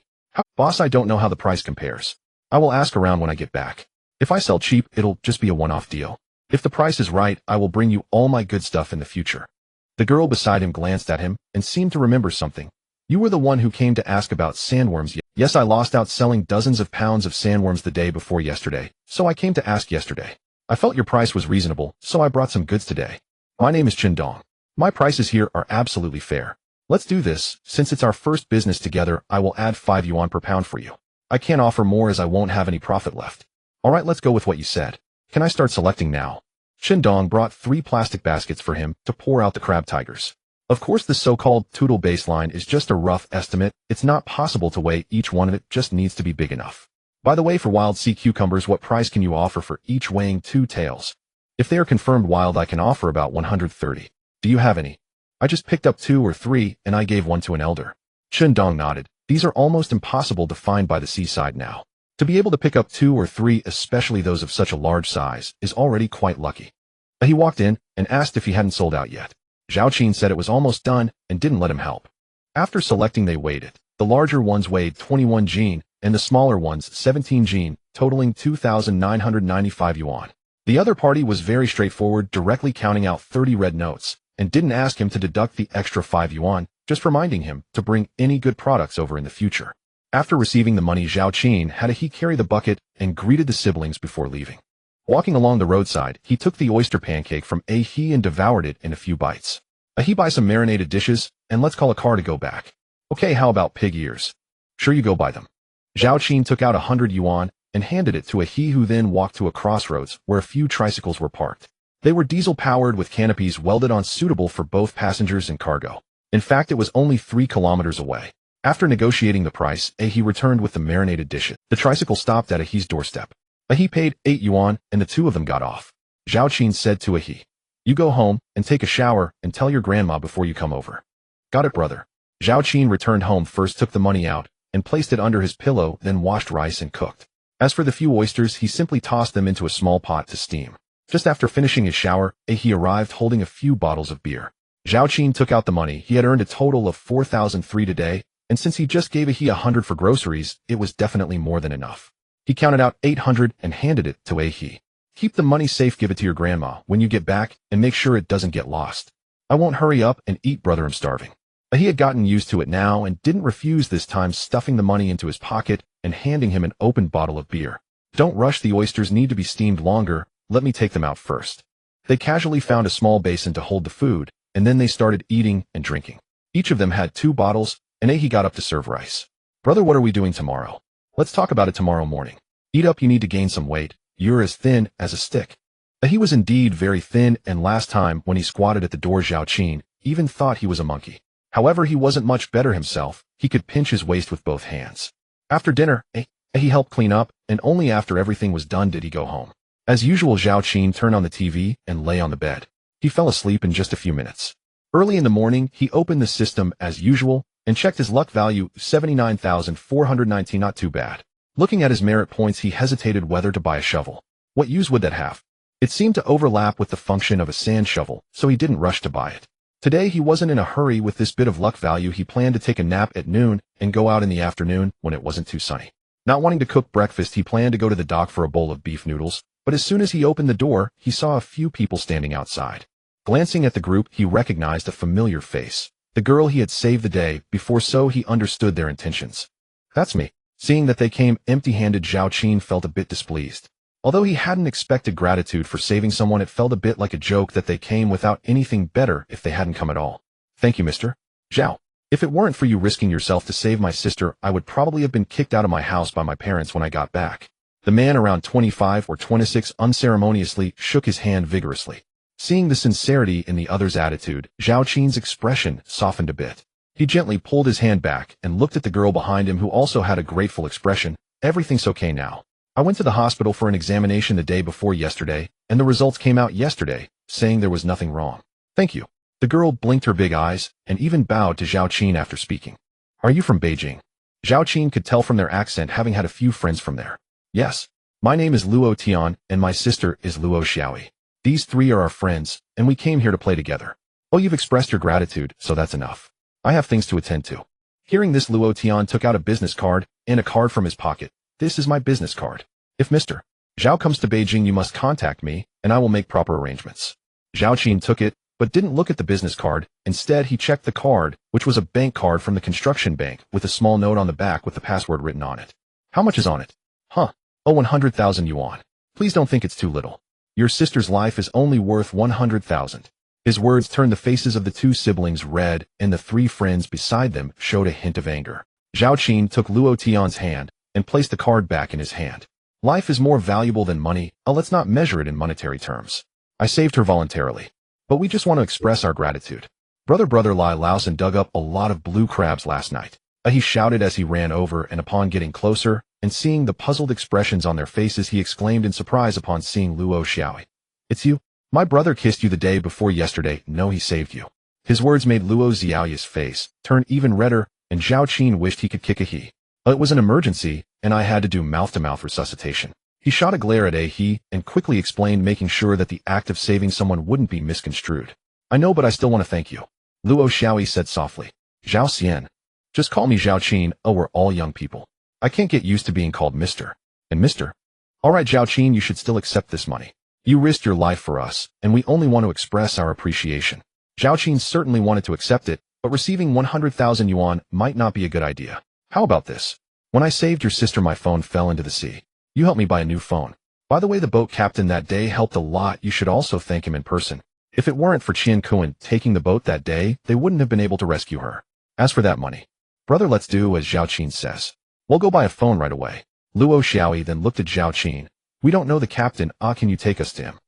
Oh, he's my aunt's husband. Let him take you there. Zhao Qin pointed at he beside him. The Luo siblings thanked him again and planned to go to the town. Zhao Qin asked he to accompany them to find Qian Kuan, and it just so happened that old Qian had mentioned he wasn't going out to sea today. Watching them walk away, Zhao Qin turned and slapped himself in the face. Isn't money appealing? Why refuse it? Am I expecting that girl to offer herself in return? Not to mention she's quite pretty and my type. Murmuring to himself, he locked the door and set off to the dock for breakfast. Qin, where are you going? The village aunties love to ask questions. Going to the dock for a bowl of noodles. He didn't stop responding as he passed by, and after he walked by, a few aunties began to gossip again. I heard that the Clam King dug up over 1,000 in the last few days. I thought he changed his ways. Believing he changed his ways is worse than believing a sow can climb a tree. A beggar can't stand up. I'm glad he's not my son, or he'd have no time during the day, and I'd have to find time at night to beat him up. Zhao Qin didn't hear their gossip, and even if he did, he couldn't be bothered to argue with them. It wasn't worth wasting breath. The last time he confronted Chu Ying was only because the other party mentioned his biological parents. The dock is lively all day long, and is also the fastest place for gossip to spread. Qin, I heard you beat up that kid from the Gu family. What was that about? Old Zhu from the convenience store asked curiously as he saw him pass by. Nothing much, just found him displeasing. Maybe it was because he left right after beating someone, and Luo Tian and the others didn't want to spread it, so no one knew about his act of saving. Well done. I've been annoyed by that Gu fellow for a long time, but I just didn't have your guts. I was delighted when I heard you beat him up yesterday. Zhao Qin paused in his steps, looking at the still cheerful old Zhu. Old Zhu, do you have a grudge against the Gu? Well, it's not much. My family has a piece of land next to theirs. Their family is too unscrupulous and often drains the water from my family's land at night. I've confronted them a couple of times, but they refuse to admit it. Zhao Qin lightly replied. So by beating up that Gu fellow, I've avenged you. Old Zhu nodded with a silly smile, completely unaware of Zhao Qin's subtle persuasion. If I'm helping you take revenge, treating me to a bowl of noodles isn't too much to ask, right? Let's go to old Peng Liu's beef noodles together. Old Zhu's smile instantly froze, feeling the urge to slap himself. He pointed at Zhao Qin, and then locking up the convenience store, the two of them walked shoulder to shoulder to the noodle shop. Boss, 2 bowls of beef noodles, extra beef, and extra noodles. You say that every time. Do you think old Peng Liu will give you more? Old Zhu felt that Zhao Qin just wanted to say, but when their bowls were served, he could clearly see that Zhao Qin's bowl had more meat. He was quite dissatisfied. Old Liu, we see each other every day at the dock. Why is his bowl more than mine? Old Peng Liu, sitting to the side, took out a cigarette and lit it, smiling. Old Zhu, he comes to my noodle stall 10 times a month, while you come once every 10 months. Who do you think I should give more to?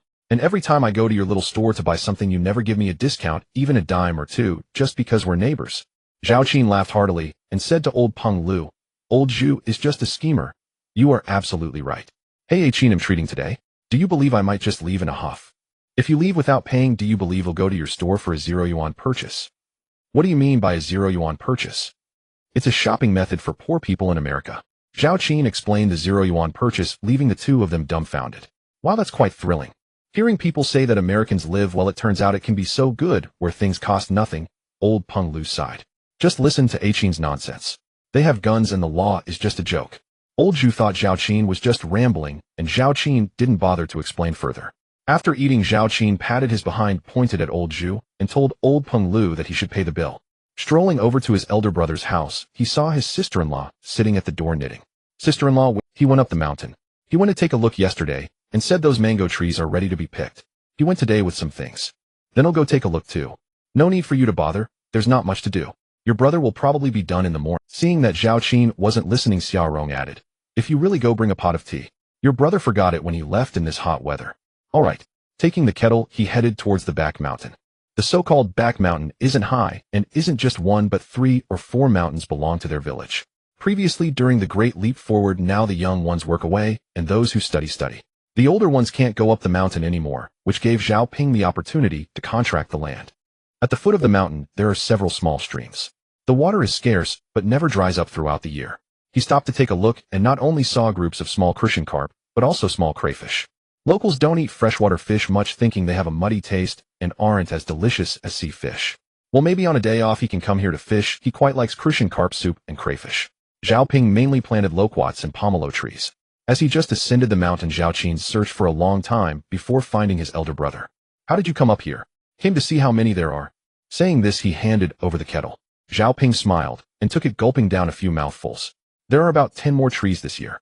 The sunlight is sufficient, and it neither suffers from drought nor flooding. The mangoes are growing nicely, just don't know what the prices are like. This is a local phrase. Saying they planted a few trees means they planted a few, but it doesn't mean just those few. Zhao Qin probably planted just over half an acre, maybe around 20 trees. Have no fruit vendors come to your door? Who would come for just these few trees? Zhao Qin watched how his elder brother worked and learned to pick as well. Seeing that he really wanted to help, Zhao Qin silently smiled and didn't stop him. Working together, they finished picking by nearly noon. Zhao Qin looked at the baskets on the ground and estimated they could have about 1,000 pounds. While resting, Zhao Qin discovered that his merit points had actually increased again. Although it only rose by 10 points, it was enough to make him happy. However, his luck value remained unchanged, which was quite strange. Not caring about that, he got up to help his elder brother, and the two of them began to carry the mangoes down the mountain. His elder brother could carry 150 pounds at a time, but he didn't dare carry that much. About 100 pounds was enough. After finishing that, Zhao Qin had nothing else to do while he was already exhausted. What do we do next? I called a small truck. There's a factory in the county that makes dried mangoes. They buy them, but I don't know how the prices are this year. Last year it was 2.6 yuan a pound, which was a good price. Before long, the small truck arrived. The driver, 2 men, was also from the village, a fat man who could barely fit in the driver's seat, breathing heavily as he stood there. Oh, Qin is helping to pick fruit up the mountain. Just experiencing it. Zhao Qin didn't want others to keep talking about him, about how he had turned over a new leaf, so he always responded with a casual remark. 2 men smiled and didn't say anything further. Before they finished loading the goods, his sister-in-law brought food. 2 large bowls of rice, quite a feast, including pickled salted fish, stir-fried cucumber, and eggs, and a small bowl of seaweed shrimp soup. The two of them quickly finished their meal and then completed loading the goods. Big brother, if you're tired, I'll go with you to sell them. I was planning to go to the county to take a look anyway. 2 men scoffed, inwardly thinking Zhao Qin had changed his ways. It turned out he was just waiting to devour the money from selling the mangoes. He thought Zhao Qin would definitely refuse, and even if Zhao Qin agreed, Xiaorong would refuse. To his surprise, Xiaorong spoke first. All right, then it will be a hard trip for Qin. Your brother just happens to be at home this afternoon to turn over the vegetable field. Seeing 2 men's mouth drop open in disbelief, Zhao Qin said impatiently, let's go, it's hot as hell. As the car passed by the old house, Zhao Qin asked 2 men to stop for a moment. He went inside to stuff some money into his pocket and grabbed his ID card. Old 2, how much does it cost to go to the county? Round trip is 50 yuan. Since we're all from the village, I can still count it as high for you. It's 30 kilometers one way, and the fuel prices have skyrocketed. Yesterday I filled up, and it rose to 36 yuan per liter. It's unbearable. How many kilometers from the county to the city? Zhao Qin asked. It's about 20 kilometers. Zhao Qin saw a piece of cardboard on the windshield. He picked it up and glanced at it. It was old Tu's phone number. He mentally noted it down and put the cardboard back. 2 men knew the address, which was why Zhao Qin felt at ease sending Zhao Qin here. Upon arriving at the factory and finding the receiving department, he happened to see someone arguing. You're just a hired worker. The boss is my cousin. Do you believe I'll beat you up, you lowly thing? A man in his 50s shouted, pointing his finger at a young man. The young man's face turned alternately pale and flushed, but his tone remained relatively calm. Uncle, the mangoes you checked in front of me are mostly spoiled. Oh, we received them like this. You didn't see any spoiled fruit. You are deliberately making things difficult for me, aren't you? Do you think I didn't give you a kickback? Fine, tell me how much you want, I'll give it to you. Do you dare take it, you dog? Zhao Qin was getting a bit anxious. In front of him was another vehicle also there to sell mangoes. A middle-aged man squatted beside it, watching and occasionally wiping the sweat from his forehead, his expression equally anxious. Brother, what's going on? Zhao Qin offered a cigarette to the middle-aged man. The other party said it wasn't necessary, but still accepted the cigarette. Then he explained the old man seems to be a relative of this boss. The mangoes he brought are all ones that fell on the ground, which is deceitful. At first the procurement said they wouldn't accept them, but seeing the old man causing a scene, they offered half the price. The old man wasn't happy about that, so they started arguing. Once mangoes fall to the ground, they are generally considered overripe. They may not look bad on the outside, but inside they are surely rotten or spoiled. How long has it been? They've been arguing for about half an hour, and it's been at a standstill, making me anxious. Half an hour. The boss should have shown up by now. But in the next moment he realized that perhaps this young man was pushed out by the boss to act as the bad guy. Naturally, the boss wouldn't want to show up. A few minutes passed, and Zhao Qin was getting increasingly anxious. He thought for a moment and walked up to two men. Old two, do you know the name of the buyer? I don't know the name, but everyone calls him Manager Qin. Do you know what the little thug looks like? What do you mean? Two men asked, puzzled. Just tell me if you know. It's not hard to describe. He leans with a cigarette, waves his hands, and has a casual posture, just like you are. Zhao Qin twitched his face, then whispered a few words in his ear. Is that okay? Don't offend Manager Qin. Let's give it a try. Two men, who was even more heat-sensitive, was sweating heavily and was eager to finish things up, so he stopped insisting and started reversing the car. Zhao Qin went back to the middle-aged man and whispered a few words in his ear.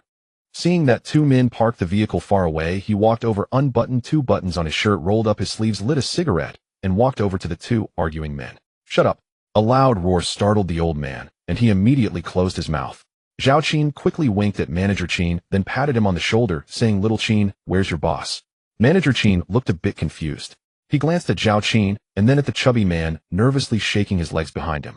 He vaguely recognized this person who often delivered goods to the factory, and managed to reply, the boss didn't come to the factory today. Tell your boss that hiding all the time isn't a good idea. This factory has been built for 4 to 5 years. When I needed money, I borrowed from my brother without a word. Now that it's time to pay back, I can't see him around. What does that mean? Is he intentionally avoiding me? While speaking, he winked at Manager Qin. As someone who could handle procurement, Manager Qin quickly understood that Zhao Qin was trying to help himself out. Realizing this, he put on a flattering smile and said, President Wang, of course not. Our boss really has something going on. Why don't you extend the deadline a few more days? Extend the deadline. My brother sent me here today to take something away. I shouldn't have to use any tricks, yet you keep dragging this out. With that, he looked at the truckload of mangoes beside him and said to the chubby two, go and intercept that truck of mangoes. Consider it the running fee for our trip today. This isn't boss cheese, this is mine, and they haven't paid yet. The middle-aged man, now with a hint of fear in his tone, jumped into the driver's seat, shifted to reverse, and took off. Zhao Qin's face showed anger as he kicked a nearby empty crate, sending it flying far away. He suppressed the pain in his foot and cursed, damn it. You think my words are just for show? He pointed at the tricycle beside him. Without waiting for him to finish, the old man seemed to be jolted awake, and as he squeezed toward the vehicle, he exclaimed, this is mine, this is mine. I heard you say when I came here that you are the boss relative. Therefore it's only right that you take yours. It's not appropriate. It's not appropriate. I have nothing to do with the boss here, though I really don't. The tricycle was hand-cranked. It wasn't as easy for the old man to run as it would be for a small truck. Little Qin, is this old man a relative of your boss? Just say a word. If it's true, he'll keep the cargo. Manager Qin understood what Zhao Qin was playing at and struggled to suppress a smile, showing a troubled expression. The old man, seeing him hesitate, hastily clasped his hands together and apologized. Manager Qin, I was just talking nonsense. You mustn't take it seriously. Please don't hold it against me. Ooh, I won't sell it anymore. Oh, I'll take it home right now. Manager Qin felt extremely pleased, but worried about ruining the scene. He sighed and said, this old man has nothing to do with our boss. Don't make things difficult for him. That's not right. I distinctly heard him say he was your boss relative. I was just spouting nonsense. You mustn't take it seriously. Manager Qin positioned himself in front of the old man's vehicle, creating an impression that he was trying to block Zhao Qin from taking anything. He then turned to the old man and said, hurry up and get the vehicle moving.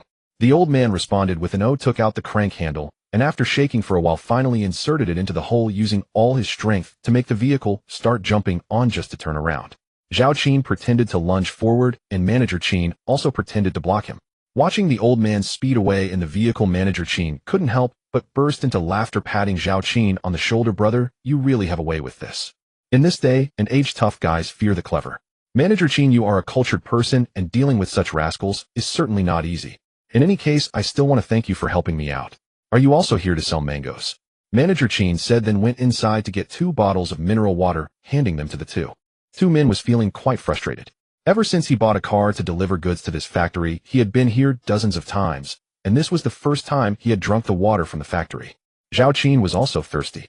He took a sip from the bottle and said, don't worry, Manager Qin. Early this morning, my brother and I cut them one by one. There isn't a single fallen fruit. We don't do unethical things. He then turned to old two beside him and said, hurry up and bring the car over. Don't waste. Manager Qin. The middle-aged man's car also drove over. Zhao Qin took out a cigarette and offered one to him, saying, "Brother, I have urgent business in the city. Would you kindly let me weigh my goods first? It's just a matter of a few words, young man. You really know how to get things done." Zhao Qin smiled and waited for old Tuskar to stop. He then let Manager Qin inspect the goods, casually picking 2 fruits to peel and taste. Manager Qin nodded and said, "Brother, today's market price is $2.73 per pound, slightly higher than last year, but it's all thanks to you today. For you and this brother's goods, I'll settle at $3 per pound. I can't justify more than that. That's fair, just don't make it hard on yourself. 3 dimes more means an extra 300 for 1,000 pounds. Zhao Qin didn't care much about it, but the middle-aged man beside him was excited. He had over 2,000 pounds in his truck. That could mean an extra 600 or 700, almost half a month's wages. He quickly took out a cigarette and offered one to Manager Qin. When the latter waved his hand, he handed it to Zhao Qin, saying, "Thank you, little brother. It's all thanks to you." And Manager Qin, weighing is very simple. The factory has a weighbridge. Just drive the truck up. After unloading, throw the baskets back into the truck and weigh again to finalize. In total, it was 1,105 pounds, sold for 3,315. After Manager Qin signed the bill, he was told to go to the finance department to settle the payment. Once in the car, he said to 2 men, "Don't go back yet. I'll add 40 for you to go to the city. You're not actually planning to run away with your brother's fruit money, are you? If that's the case, I would be an accomplice." "Shut up, it's just over 3,000, not 3 million. I'm not running away. I drive faster and hope they haven't closed yet." Old Tu was in the business of transporting goods. Zhao Qin added 40, and he was naturally willing, immediately taking the route to the provincial road to the city. "You're too cunning. How are you so sure the old man will be scared? Actually, the louder someone shouts, the more timid they often are. Hey, you wasted your education dropping out. If you had studied for 2 more years, you might have become a genius. Can you talk properly? If you can't, just keep quiet." Old Tu chuckled and wasn't angry. By the time they reached the city, it was just past 3.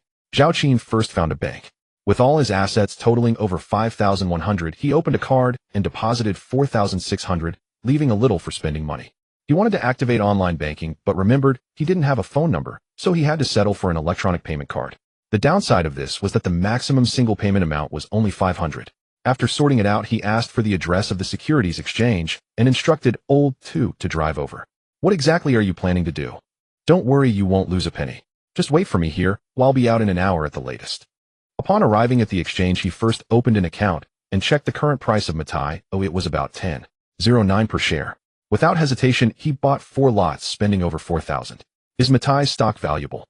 He only knew that a friend once said if he could go back to 2004 or 2005, just buying Matai's stock without doing anything else would have made him a fortune. At that time, he jokingly said that buying a house was more secure, only to be scolded by his friend for being foolish. Housing prices surged by 2 to 3 times at most, but Matai had skyrocketed a full 180 times. Now at 10.09 per share, it would go up to more than 1,800 per share later. It was insane. Unfortunately, his funds were limited. If he could invest a few $100,000, he could just sit back and wait for the appreciation. The reason he didn't buy everything was that the remaining money wasn't enough for a lot, and he still had other uses for the few hundred left in the card. After finishing, he walked out and got into the car, saying, "Find an internet cafe." "Damn, are you ever done? This is taking too long. Why don't you just go back now? I can take the bus back myself." 2 men was stumped. Given Zhao Qin's nature, he probably wouldn't pay the 50 for the county town ride, so he had to drive silently. In a moment, at most half an hour. After reminding 2 men, he walked into the internet cafe. Paying a 10 yuan deposit, the attendant let him choose a computer. He randomly pointed at an empty spot and walked over. He opened the computer, directly searched for domain registration service providers on Baidu, and began registering an online account. He filled everything in his real name, fearing that if someone wanted to buy, they wouldn't be able to contact him. The cost to register a domain name was 35. He started trying to register 360. Com, and it was easily registered, bringing him inner joy. Then he tried JD. Comwe, Commie, Comex, Comwanda, ComVIP, Com. He continued to think and register. Some had already been taken, but he wasn't disappointed. After all, playing this was akin to picking up money. Until the system prompted him that the transaction had failed due to insufficient balance in his card, he finally exited the internet cafe with satisfaction. "Can we go back now? Let's go, drive faster, or it'll be dark by the time we get home." 2 men rolled his eyes, realizing it was urgent now. Where was the rush earlier? "By the way, when we get back, don't mention that we went to the city. Just say there was a disturbance, and we've been waiting in." After saying this, Zhao Qin took out a red bill from his pocket and placed it on the windshield. "No need to change the extra 10. It really did take up your whole afternoon." 2 men grinned and replied without pretense, "Generous." At home, Zhao Ping was also anxious. If I had known, I wouldn't have let him go. What's happening now? I hope nothing happens on the road. Before he finished speaking, he slapped his own mouth and muttered a few phrases for Mazu's protection. Xiaorong was also anxious. She wondered if her younger brother was being unreliable again. But seeing her husband pacing in circles like a donkey on a treadmill, she still reassured him, nothing will happen, maybe there are just more sellers today, and they are waiting in line. Right, last year, I waited for half an hour too. This year it might be longer. Just as he finished speaking, his eyes lit up because he saw a car driving in the distance. As the car came to a halt, Zhao Qin asked while unloading the baskets, "Why are you so late?" The factory gave a good price this year, so there were many sellers, and we had to wait a bit longer. After unloading the baskets, Zhao Qin chatted back with his brother while gesturing for two men to scram. Two men was hungry too and didn't want to stay any longer. He started the engine and sped off. "You should top up your phone, it would be useful to contact each other in the future." Zhao Qin replied with an not feeling the need to tell his brother that his phone was out of credit. Knowing his brother's nature, he would worry about it for a long time if he found out. The couple had not asked how much they sold for. Zhao Qin entered the house and pulled out the receipt and the money. In total, it was 1,105 pounds at 3 per pound. "Sister-in-law, please count the money. Such a good price. There's no need to haggle, just say what it is." Zhao Ping appeared delighted. Xiaorong took the money and began to count, then glared at her husband before saying, "You did pay for the transportation, right? And since you helped your brother today, can we just consider it 200 altogether? Give me the transportation fee, the rest you can keep, don't mention wages." Zhao Qin, fearing complications, simply ran off. Zhao Ping chased after him, calling, "If you don't give me the money, are you coming over for dinner?" "No need, I have things to do tonight." The sun was setting, visibility was decent, and from a distance, Zhao Qin could see several people squatting at his doorstep. "Zhao Qin, what have you been doing? We've been waiting for 2 or 3 hours. The speaker was another girl who seemed to be introduced as Yu Fan by Luo Tian. "Miss him, just an ordinary commoner trying to make a living," Zhao Qin said as he opened the door to let them in. "Brother, I asked Ping Ge, and he said you went to the county to sell mangoes. Why are you so late?" He had been waiting with them. "There are too many people lining up." Luo Xiao handed him a box saying, "I picked this out for you. I wonder if you'll like it." Zhao Qin took it, opened it, and exclaimed in delight, not bad, a Motorola V3. He was very familiar with this model. His first phone was this very one. When he received a call, it would say, "Hello Motorola." He bought it back in 2006 for over 2,000, but now it would cost at least 3 to 4,000. "Thank you, I really like it."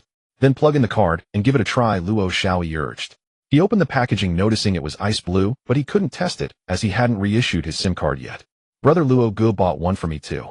It was quite a show of wealth. Someone gifts you a phone and you start calling them brother.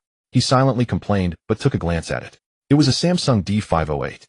This model was incredibly expensive when it first came out, but now it should cost less than 3,000, slightly cheaper than his V3. Returning the phone to Luo Xiao, he took the large bag from Luo Tian's hand and placed it on the table. "I accidentally lost the shirt I borrowed from you at the hospital, and this is to compensate you. I couldn't find anything better in town, so please don't mind." Zhao Qin was taken aback. This girl was quite thoughtful. He thanked her and put it aside, then asked, "Have you eaten?" "No. We were about to starve waiting for you." The group chatted among themselves, and Zhao Qin turned to Luo Tian saying, "Brother, it's not like the city here. There's not much good food. If you don't mind, can we just make do with what we have?" "All right, then I'll treat you to a meal." He had them sit down, and Zhao Qin pulled out some money from his pocket to hand to He. "See if Lao Zhang's place has any more marinated dishes, and check if Lao Lin has any seafood." "I've got money," He replied and quickly ran out. "Don't forget to buy some alcohol and drinks." "Got it." At this moment the sun had completely set. Zhao Qin moved the table outside as the house was too small. Once they started cooking, it would be hot and smoky inside. He lit 2 coils of mosquito repellent under the table and invited everyone to sit outside. The evenings by the sea were not too hot, mainly because of the cool sea breeze. "Do you need my help?" Seeing him busy alone, Luo Xiao, he came in to ask. "No need, just steaming some rice and preparing a dipping sauce for the seafood later is enough." "Is your family just you?" Luo Xiao asked, looking at the shabby yet relatively clean room.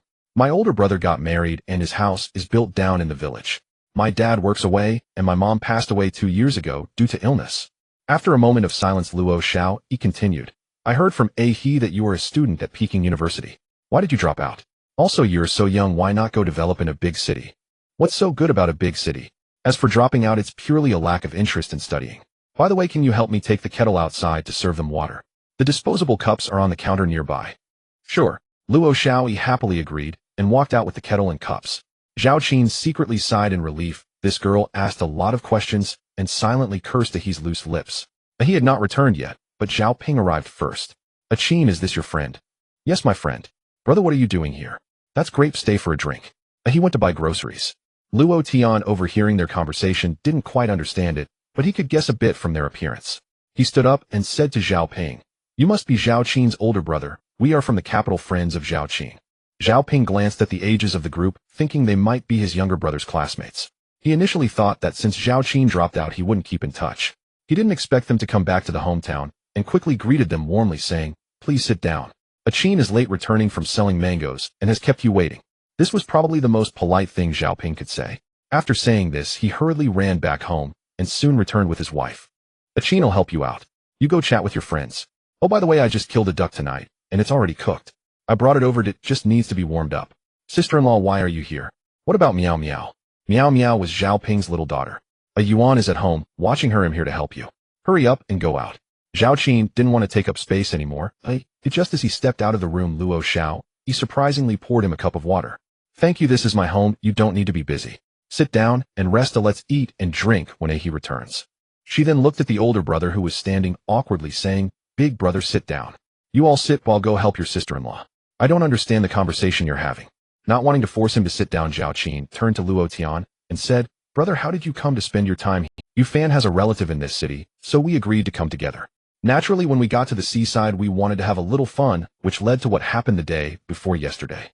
After a great misfortune, there must be a blessing to follow. Don't dwell too much on it, as long as everyone is safe, that's what matters."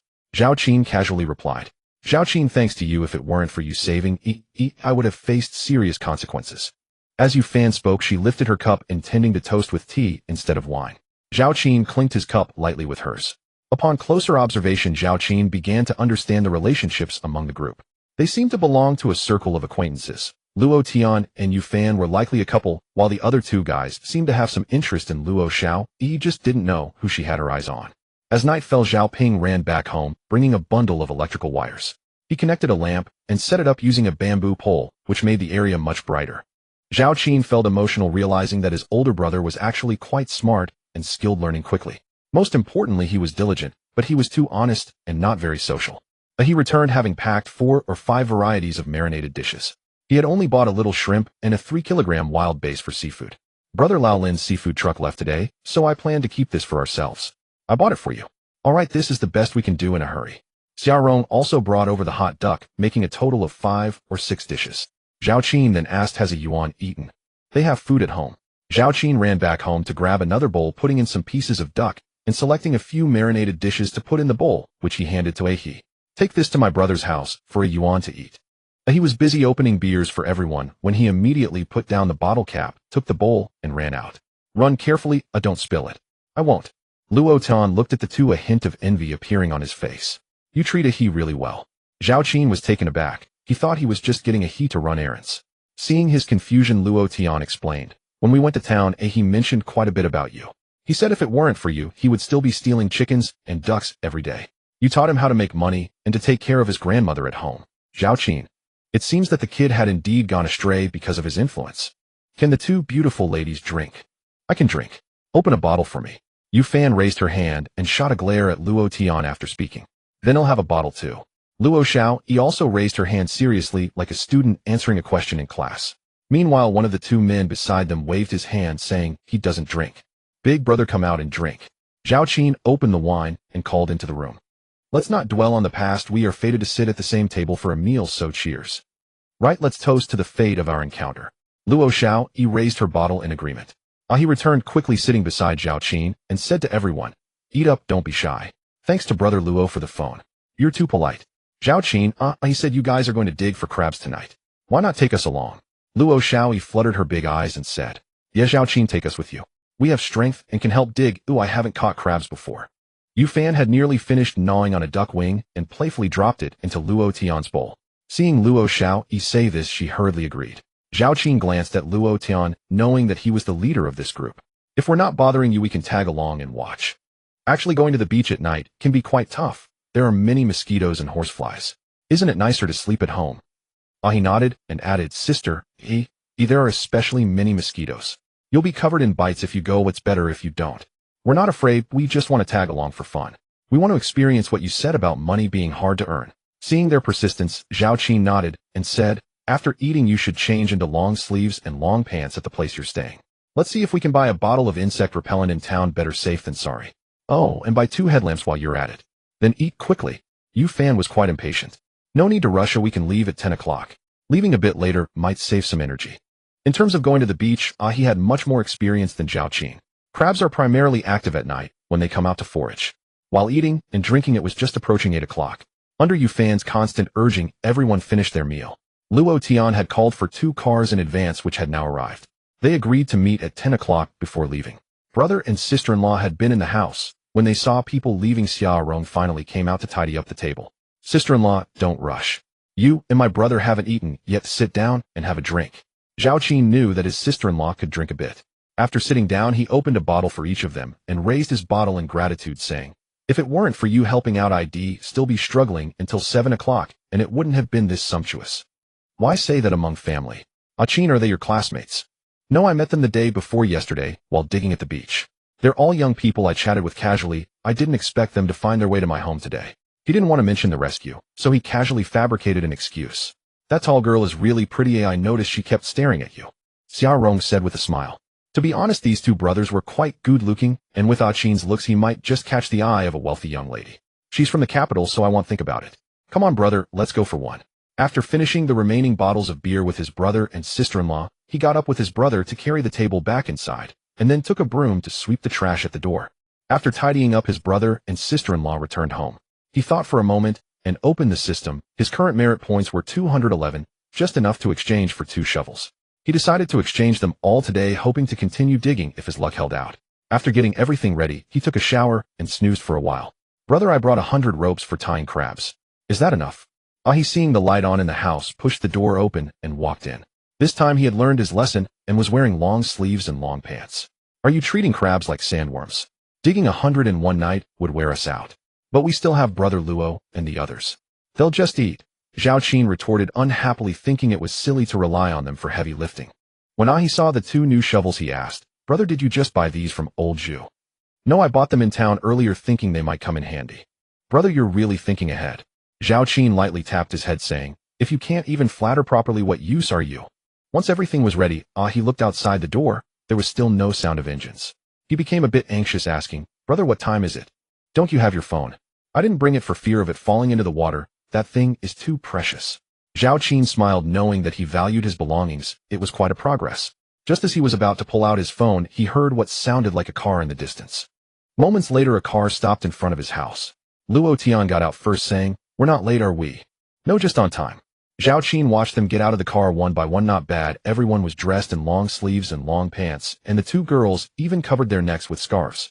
He could smell the fragrance of insect repellent from quite a distance. They'll help you carry the buckets. Luo Xiao, and Yu Fan each carried a bucket. All right, let's go. Brother, where are we going? Where did Lai Bao dig last night? He shook his head. A lot of people at the dock asked, but he didn't say.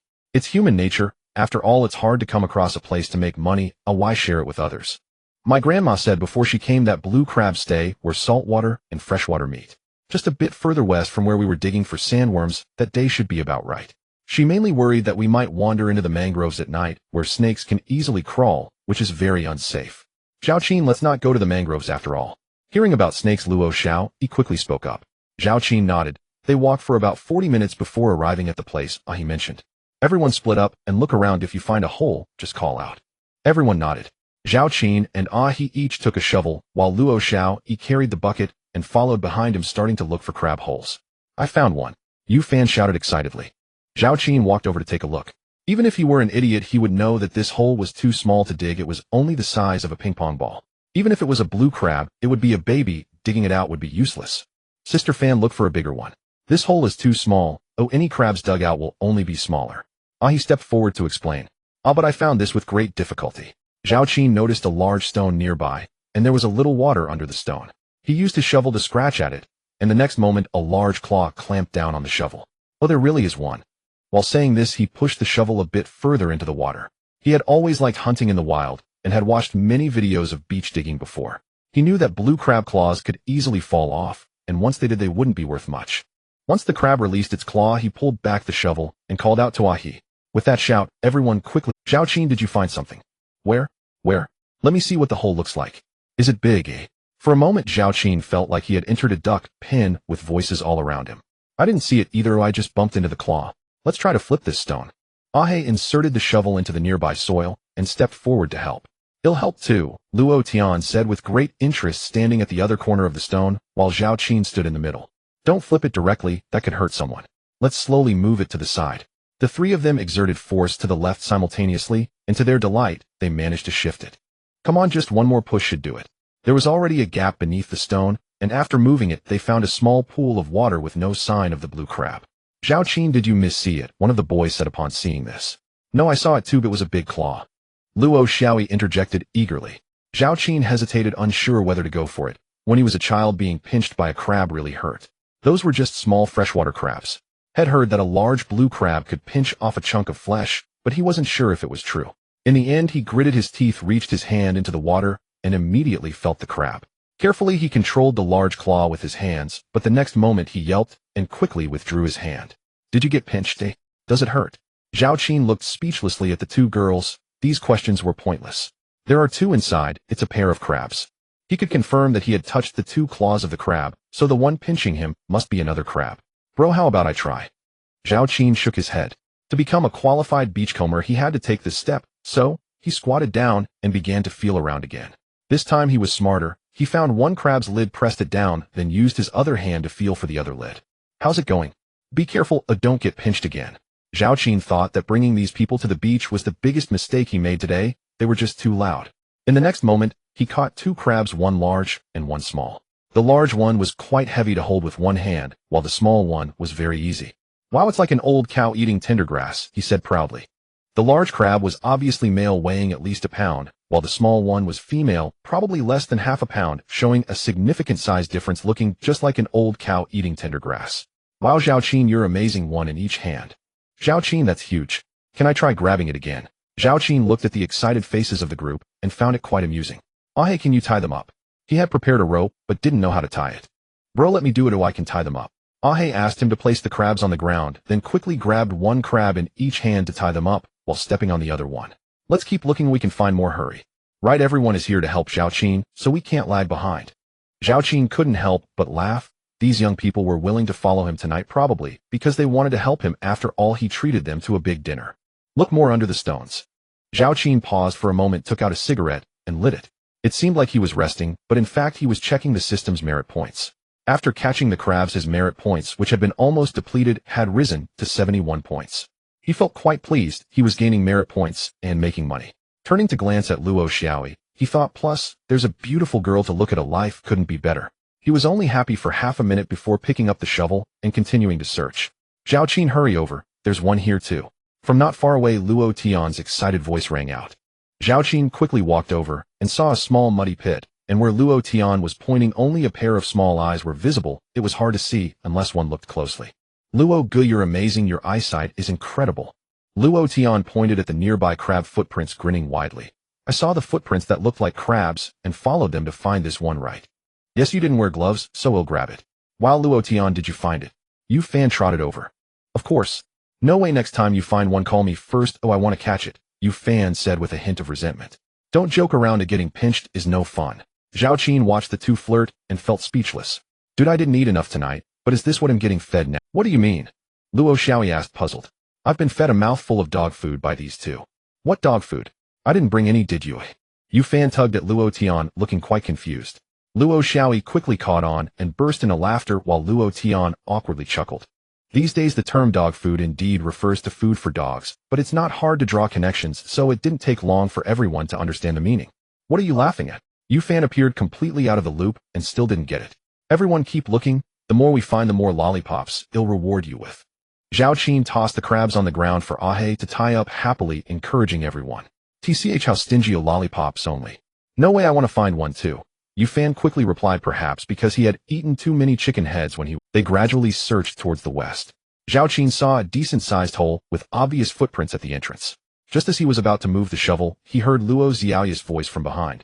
Zhao Qin, hurry, there's one running over there. Following the direction of Luo Xiaoyi's headlamp, he saw a crab scuttling sideways.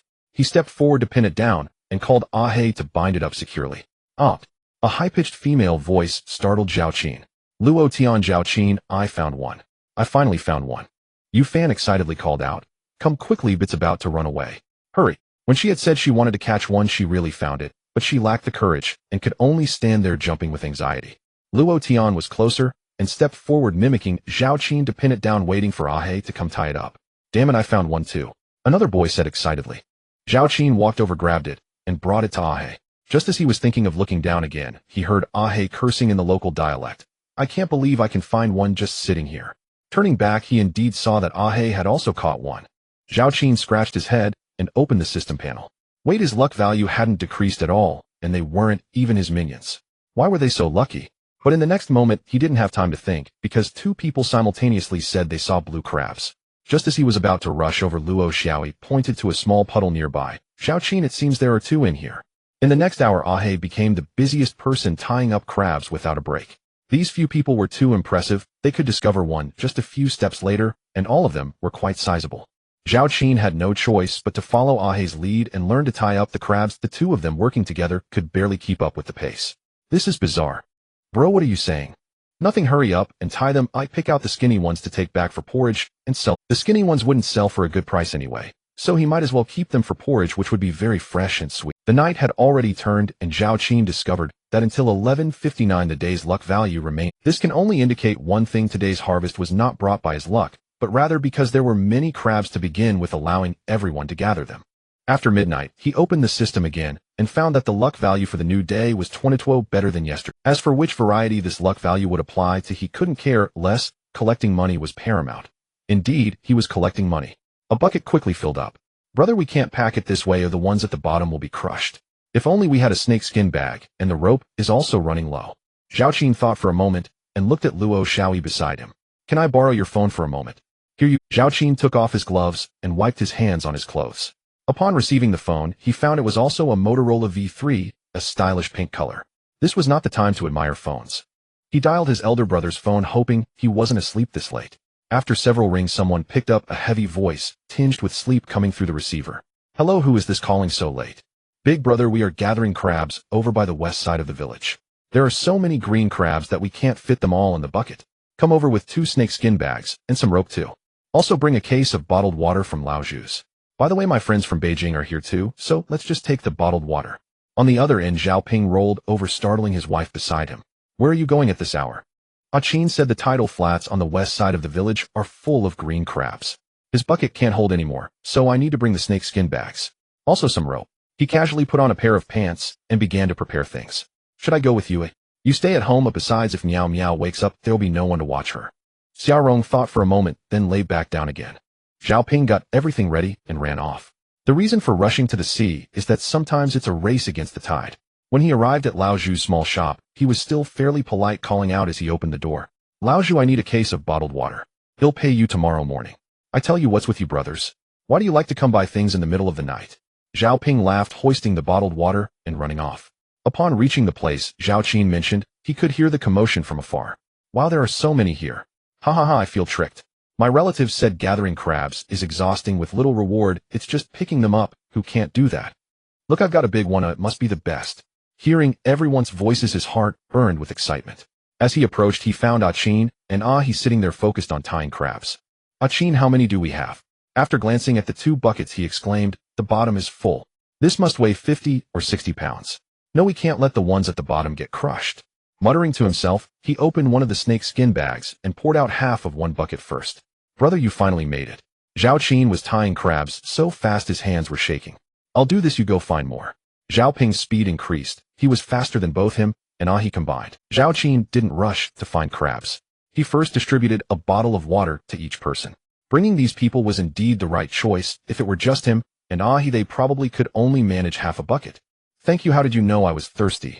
Luo Xiaoyi happily accepted the water Zhao Qin handed her, twisting the cap off and taking a few sips. I figured everyone must be thirsty by now. Responding casually, Zhao Qin handed out a bottle of water to each person. This moment seemed to be peak time as Zhao Ping, and he couldn't stop. Zhao Ping was getting happier with each crab he tied. This was all money. Ever since his younger brother got serious, his fortune has been quite good. Who would have thought there would be so many green crabs on the tidal flat tonight? Pinga, why are there so many crabs? He asked in confusion. I can't explain it clearly, but I heard from the elders that crabs sometimes gather in droves, and at their peak, they can stretch for a kilometer. Afterwards, there are even thousands of pounds of them dead on the beach. Anyway, I've never seen it myself. As they searched and moved forward, they soon came to a fork in the path. Going up led to the freshwater area.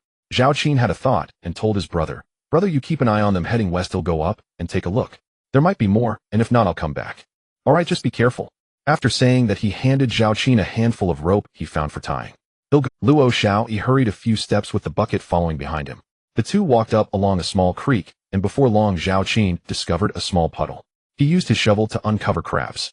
He grabbed one and placed it in the water to wash off the sediment from its body. He noticed that this crab seemed a bit different, a bit yellow. Not only its belly, but even its claws seemed to radiate a yellow hue under the light. And this yellow was not the color of the shell. It looked more like the meat inside had turned yellow, seeping out color. Strange, could it be a sick crab? Forget it, let's tie it up first. Zhao Qin, do you come out to catch crabs Not really. There are many ways to gather crabs. Most of the time we do it during the day.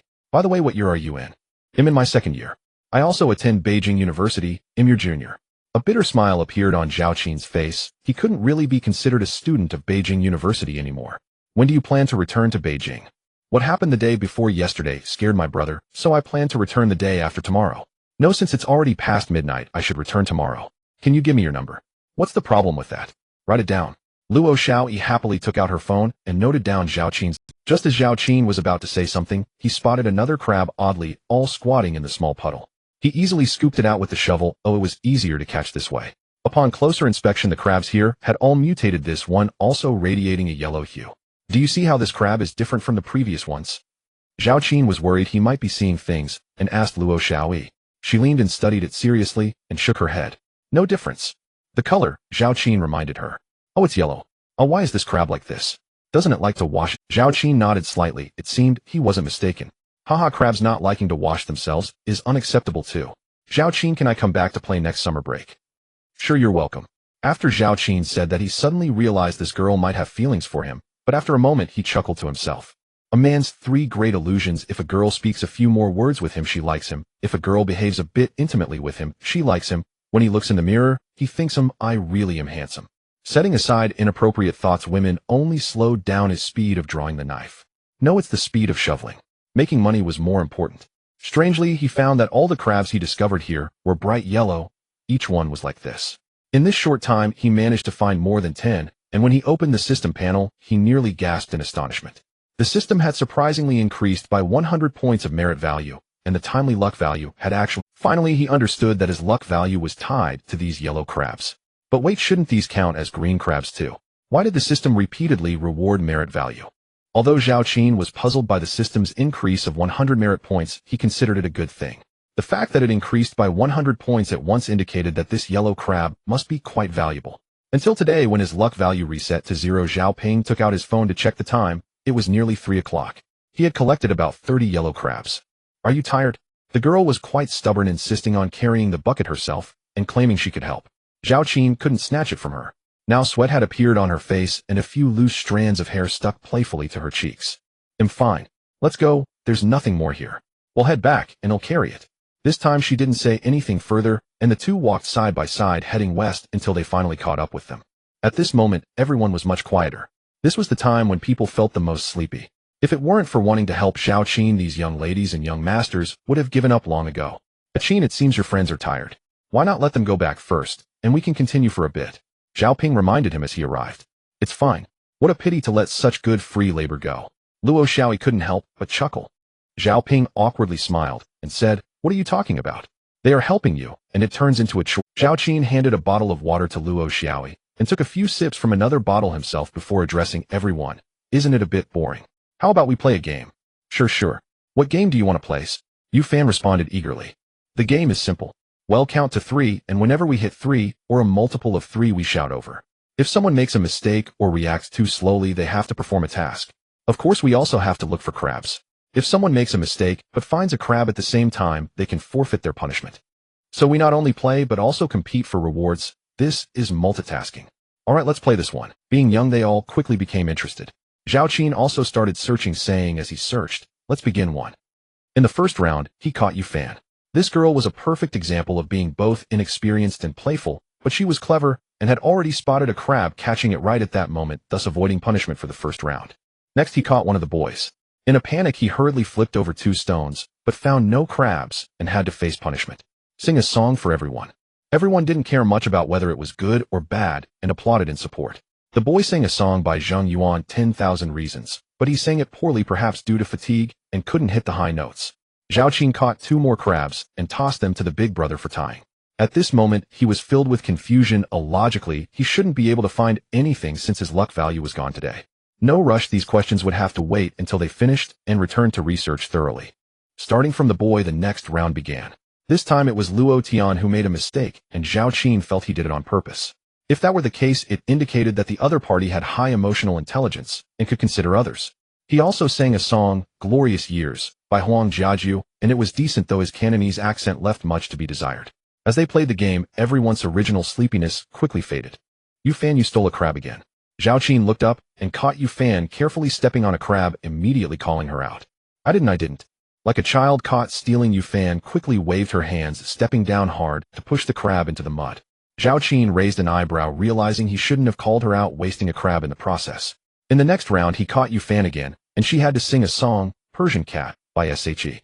Zhao Qin discovered a pair of crabs, and they were quite large.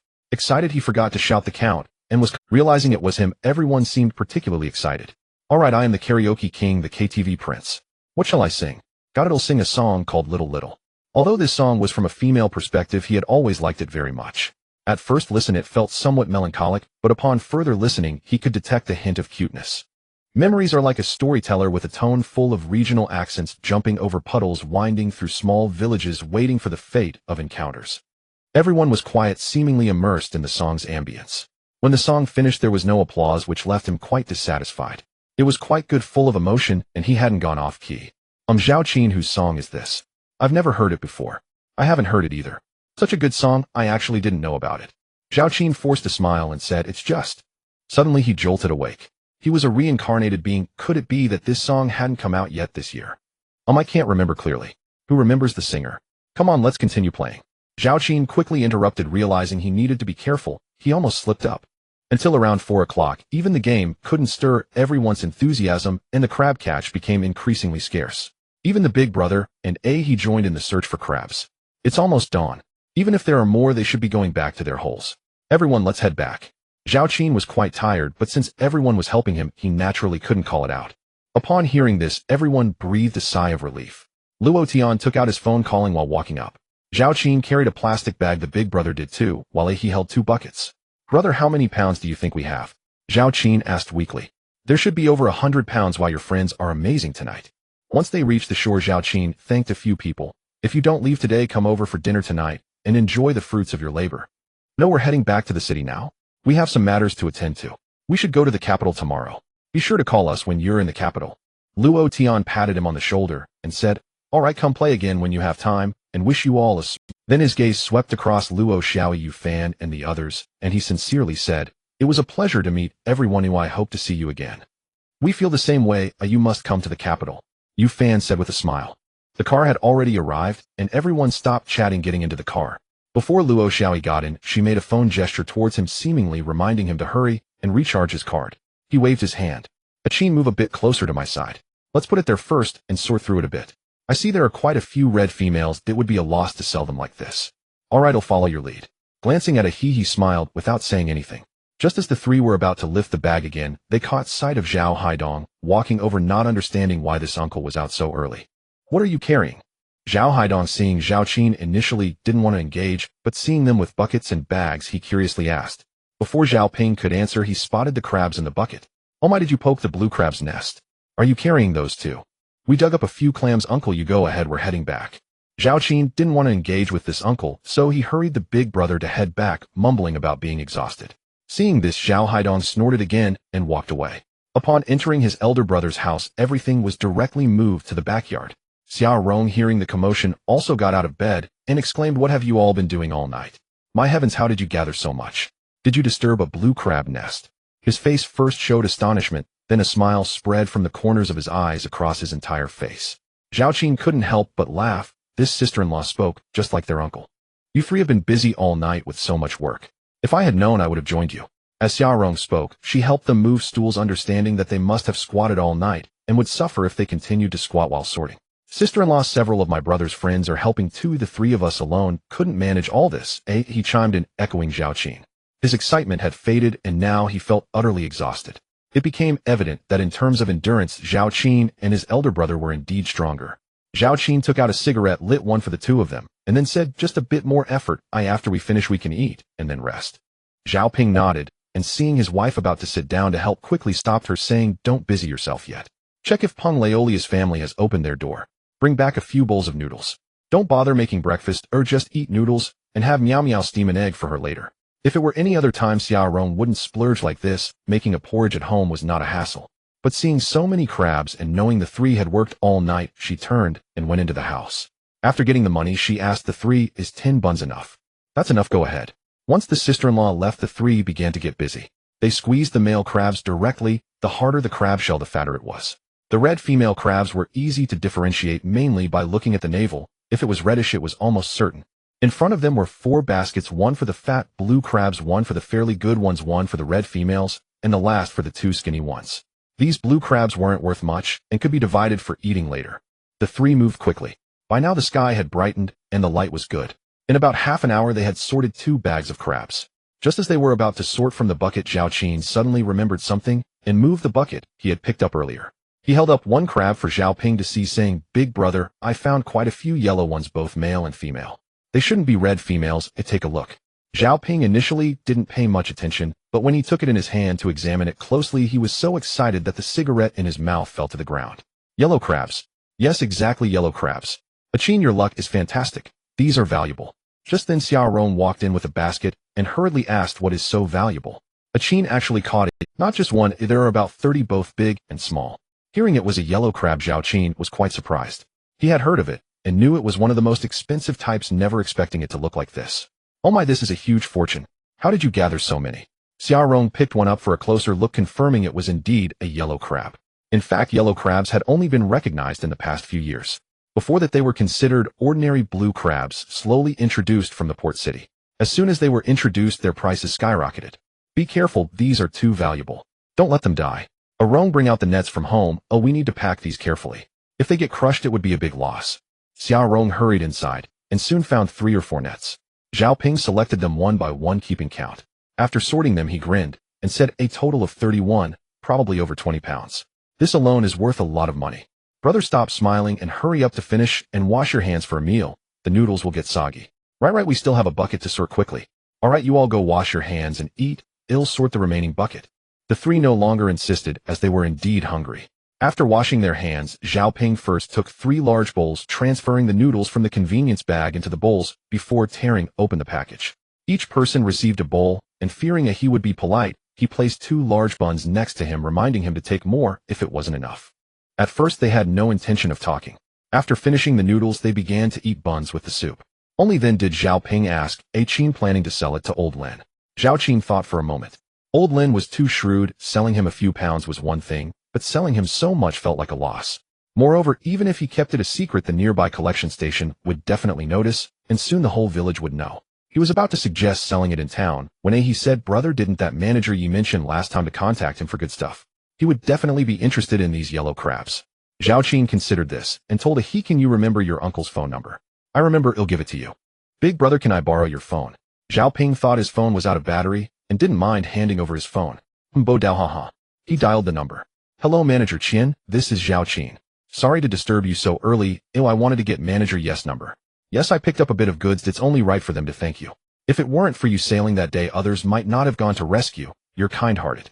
Manager Qin, let me check the market for yellow crabs now. Alright, thank you. How much per pound? After hanging up, Zhao Ping couldn't help but ask. He said if the quality is good, it might reach around 160 or 170. Xiao Rong happened to come in and heard this, exclaiming excitedly, then just the yellow crabs alone could sell for about 3,000. Who can say for sure? What if he doesn't want them? Zhao Ping rubbed his hands together, smiling, but still feared being overly joyful too soon.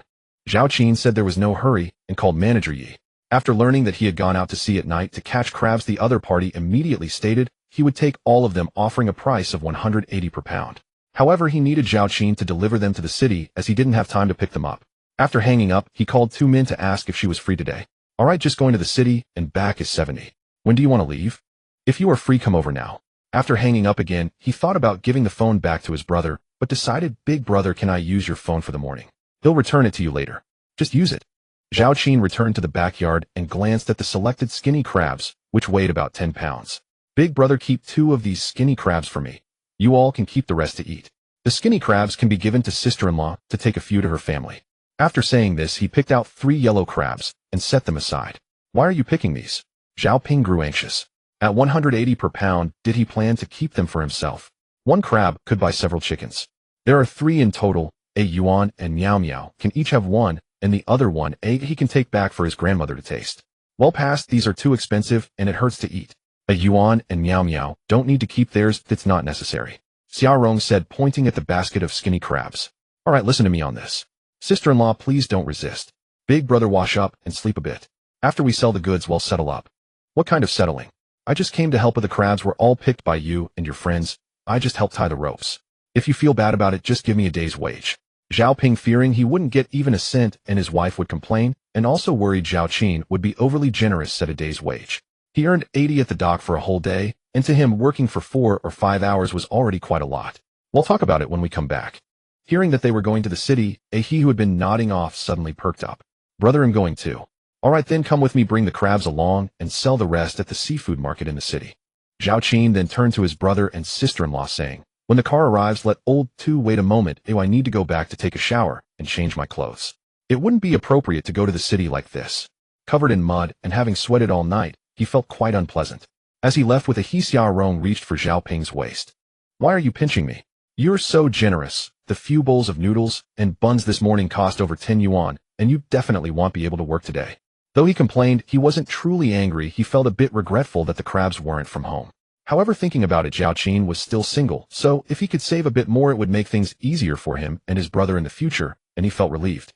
"You, my dear wife, Qin is doing great now. The butter crabs are so expensive, yet he's willing to keep 2 for his nieces and nephews, and he didn't say he'd keep 1 for himself.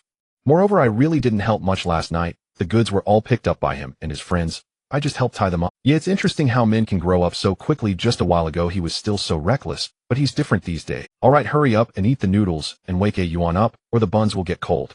You go call him. I'll go to the kitchen and steam an egg for Miao Miao, otherwise when she sees her brother eating she'll cry again." After Zhao Jun Yuan was called up and finished washing up, 2 men's car arrived. "Min, have you eaten?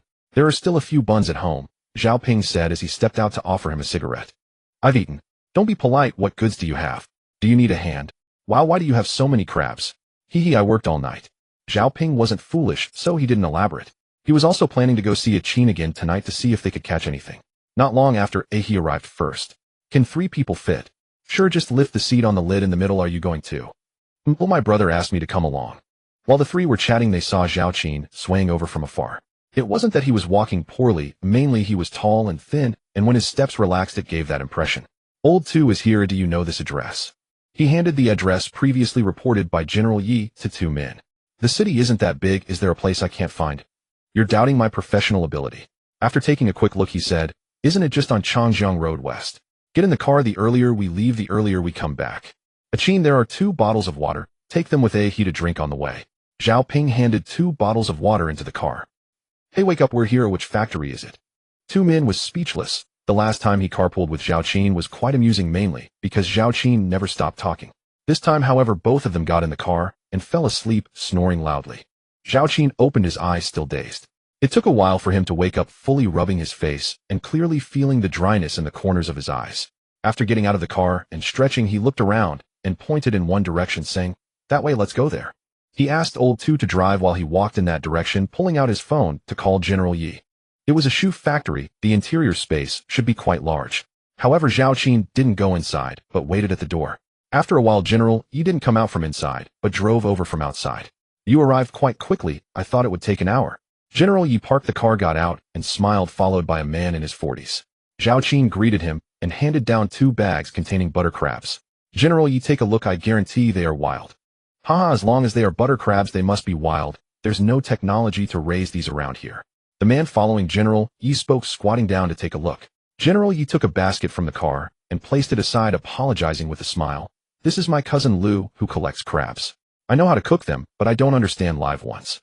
This is only right, since they are so expensive they should be inspected carefully." Zhao Qin didn't mind this, he thought it was better this way. Otherwise, if something went wrong after he left, it would really be troublesome. While not only is it a male crab, but the size is also impressive. Mr. Lu's eyes sparkled, he was drooling just looking at them. Although 180 yuan per pound is somewhat expensive, it's worth it if you find a buyer who knows their stuff. In terms of quality, if these were sent to the port city, one would fetch no less than 1,000 yuan. Cousin, are they real? No problem, they are all top-notch, and there's not even a single mixed one. General Yi smiled even more happily and recounted how Zhao Qin had helped him, stating, "My little brother is not only practical, but also kind-hearted." After saying this, he remembered something, glanced at Zhao Qin's feet, thought for a moment, and then looked at two men and a he. He asked them to wait a moment before entering the factory. Zhao Qin thought he went in to get a scale and didn't think much of it. However, after a while he came out with 3 boxes and placed them next to his car, then said to Zhao Qin, "Let's go to the nearby fruit store. They have an electronic scale that is accurate." The total weight, including the basket, was 26 pounds. Mr. Lu said, "My basket weighs 4 pounds, not a bit more or less. If you don't believe me, we can take the crabs out to weigh them again." "No need, I trust you, Mr. Lu." Zhao Qin estimated in his heart that it was about that much. "All right, then let's go to the car to get the money." Zhao Qin moved the crabs into General Yi's trunk and reminded him, "General Yi, you definitely can't eat them all in one meal, so you can leave some with Mr. Lu. It would be a shame if they die." "Thanks for the reminder, Qin, but I actually plan to eat them all in one go." Then he went on to mention that a few clients from Southeast Asia would be coming over tomorrow, saying, "I was originally thinking of how to entertain them, not having anything of worth to present, but you've really helped me out. If these are served at the table, it will definitely be impressive." Zhao Qin was secretly shocked. He didn't expect General Yi to be working on foreign trade orders, which are extremely profitable nowadays. The total was 22 pounds, amounting to 3,960 yuan. This time General Yi directly paid 4,000 and reminded him to contact him if he had rare items. After Zhao Qin counted the money, General Yi handed him the 3 boxes. "I actually do this, that's not worth much. We have a connection, a size 43 is yours, size 41 is for the driver, and he should wear size 40, right? He deals with shoes every day, so he can tell at a glance what size someone wears. I can't accept this, General Yi. How about you tell me how much it is?" "What? You look down on me." General Yi pretended to be angry. At this point, Zhao Qin could only thank him and accept the shoes. Mr. Lu, seeing the two had settled their deal, asked, "Qin, what do you plan to do with the crabs on the car?" "Isn't that perfect? Qin is definitely going to sell, you can buy them from him. Cousin, give a reasonable price, we will have more dealings in the future." General Yi is a warm-hearted person. Without Zhao Qin saying anything, he spoke on his behalf. Zhao Qin and 2 companions got back into the car, while Boss Lu drove Mr. Yi's vehicle, conveniently taking the yellow butter crabs back to the shop's tank. Once inside, Zhao Qin tossed a pair of shoes to Lao Tu.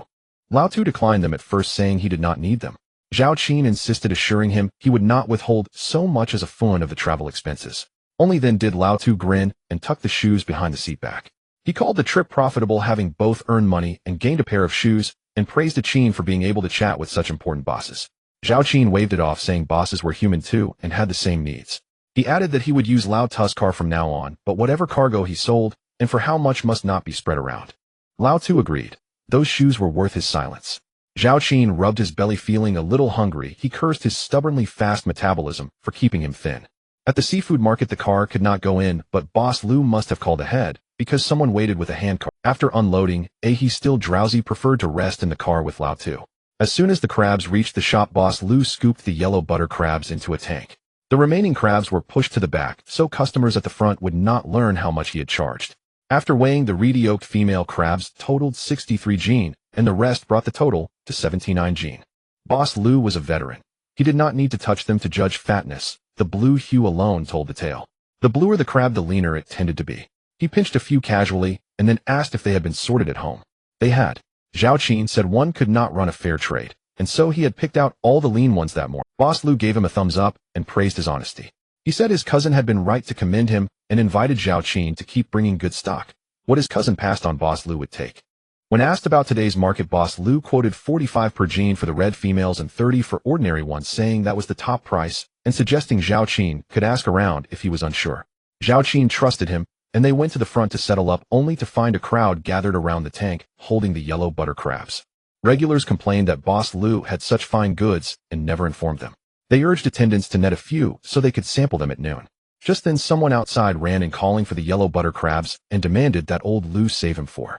Boss Lu replied the crabs were not his, prompting the crowd to turn to Zhao Qin, asking if they were his, and if he would spare a few. Zhao Qin explained a boss had bought the crabs for use the next day, and they were only being kept here to be kept alive. He apologized to the gathered buyers and promised to notify them if such an opportunity came up again. Reluctantly, the people dispersed.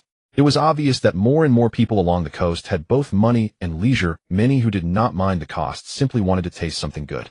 After handling the buyers, boss Liu pulled out a calculator and totaled the sum, 5205. He did not shave off a single coin and paid Zhao Qin in full. Pack the money up, he warned, for this market had many hands. Zhao Qin accepted the business card boss Liu handed him, thanked him, and left. That year he had once stood with his hands in his pockets, ignorant of rivals. Remembering the line made him smile. Now his pockets were deep because they held real money. Outside the market, he was awake after all, feet against the windshield, smoking and watching passing girls while muttering to himself. When Zhao Qin approached, he flicked his cigarette and shifted to the center. He said he had just seen Lai Bao leaving the market. He called to him, but Lai Bao pretended not to hear and ran off. He nudged Lao Tu and said 2G had seen him too. Lao Tu agreed, wondering why that kid kept going into the market for no apparent reason. Zhao Qin paid it no mind. Anyone could come to the market. He told Lao Tu to take him to the bank first, and then to the securities exchange. Lao Tu warned him that the exchange was where people played with stocks and called it gambling, though it was not easy to make money there. Zhao Qin promised to buy lunch for him for saying that, and insisted he was only going in to see someone about business. He had 9205 on him. He deposited 5200, kept 400 in his pocket, and entered the securities exchange, where he saw that Matai had risen from 10.09 per share last time to 10.34 today. He bought 5 lots more, emptying his cart again. At noon they found a small eatery, and the three of them ate together. While ordering, he did some quick math. With 9 lots on hand at a 180-fold rise in 17 years, they might be worth over 1.6 million. That was still too little. He needed at least 50 lots, then he could save to build a small villa in the village. The thought energized him. Their 3 dishes and a soup with rice cost only 53 yuan in total. The prices these days were surprisingly reasonable. After eating, they hurried home. They got a replacement SIM card in town, and back in the village, Lao Tu drove straight to his eldest brother's door. Xia Rong heard the engine cut and came out to see Zhao Qin home. She asked if the trip had been long and whether the goods had all been sold. She also asked if they had eaten. Zhao Qin reassured her he had, and then checked whether his elder brother was awake, advising her to finish the accounts before waking him if he was still asleep. Zhao Qin invited 2 men in for a glass of water, but 2 men declined and took the shoes with him. Xia Rong went inside to fetch someone, and Lin Junyuan tugged Zhao Qin's sleeve, asking to come to the market next time. Zhao Qin told him to go play for now. He still had matters to attend to. He walked over to the baby walker and pinched Mio Mio's plump cheek. The little one was almost 2 weeks old, and though she could already walk, she stayed in the walker because no one was watching her closely. Qin returned. Zhao Qin had his brother sit down and produced 4,000 yuan, explaining that they had sold a total of 9200. Everyone was astonished. Nearly 10,000 in one night. Zhao Qin told them not to interrupt and continued his split with A. He was 80-20, meaning a he would receive 1840. Xia Rong showed a flicker of reluctance at giving a he so much, but the money belonged to Qin, and she could not. They agreed to give his elder brother the same share for his work, another 1840. The elder brother said he did not need so much and told them to pack the money away. Ji Yuan took 3 notes from the 4,000 and put them in his pocket. As he rose to leave, he said the remainder should be split between the 2 of them, with 20 yuan from the extra set aside for morning noodles. He was exhausted and going straight home to sleep. He, not making a fuss, counted out 1800 and pocketed it. He told Ping Ji the rest was his and said he was worn out and heading back. Zhao Ping reminded him that Qin had saved a yellow butter crab for his nai. Since he had not taken it home in the morning, he should bring back a few lean ones to cook porridge. Zhao Ping produced a prepared mesh bag and handed it to him. Xia Rong added an invitation for he to come over with Qin for dinner that night. After everyone left, Xia Rong looked at the money on the table and counted it, 1900 in total. She hesitated, feeling uneasy about taking it. Someone advised her to keep it, saying Qin would not ask for it back. Xia Rong brightened, went into the inner room, and a moment later returned with a red banknote, which she handed to Zhao Ping. Zhao Ping asked why she gave it to him. She told him to eat first, and then in the afternoon go to Laozhong to see if there were any braised pigs trotters, buy 2 for Qin. With the rest, go to Laozhou and buy 2 bottles of wine. Her instructions were gentle and practical, meant to make sure Qin was cared for, and to use the money to buy small comforts and nourishment for him. On the way home, Zhao Qin saw a familiar figure who almost simultaneously noticed him and walked away without looking back. He nosed back. Well, it is summer vacation, so it's normal for her to return to her hometown. Not wanting to feel uncomfortable by approaching her, he went straight home, quickly washed up, and lay down on his bed. Almost as soon as his head hit the pillow, his consciousness blurred. He slept until nearly 7 o'clock, stretched lazily, and surprisingly his bones cracked. Could he still grow taller? No, at 1 meter 82, he was just right. There's no need to grow more, especially since he didn't want to play basketball. Feeling lazy and not wanting to cook, he suddenly remembered the system's anomaly from last night, so he opened the system to check the reason, and after a while he finally understood.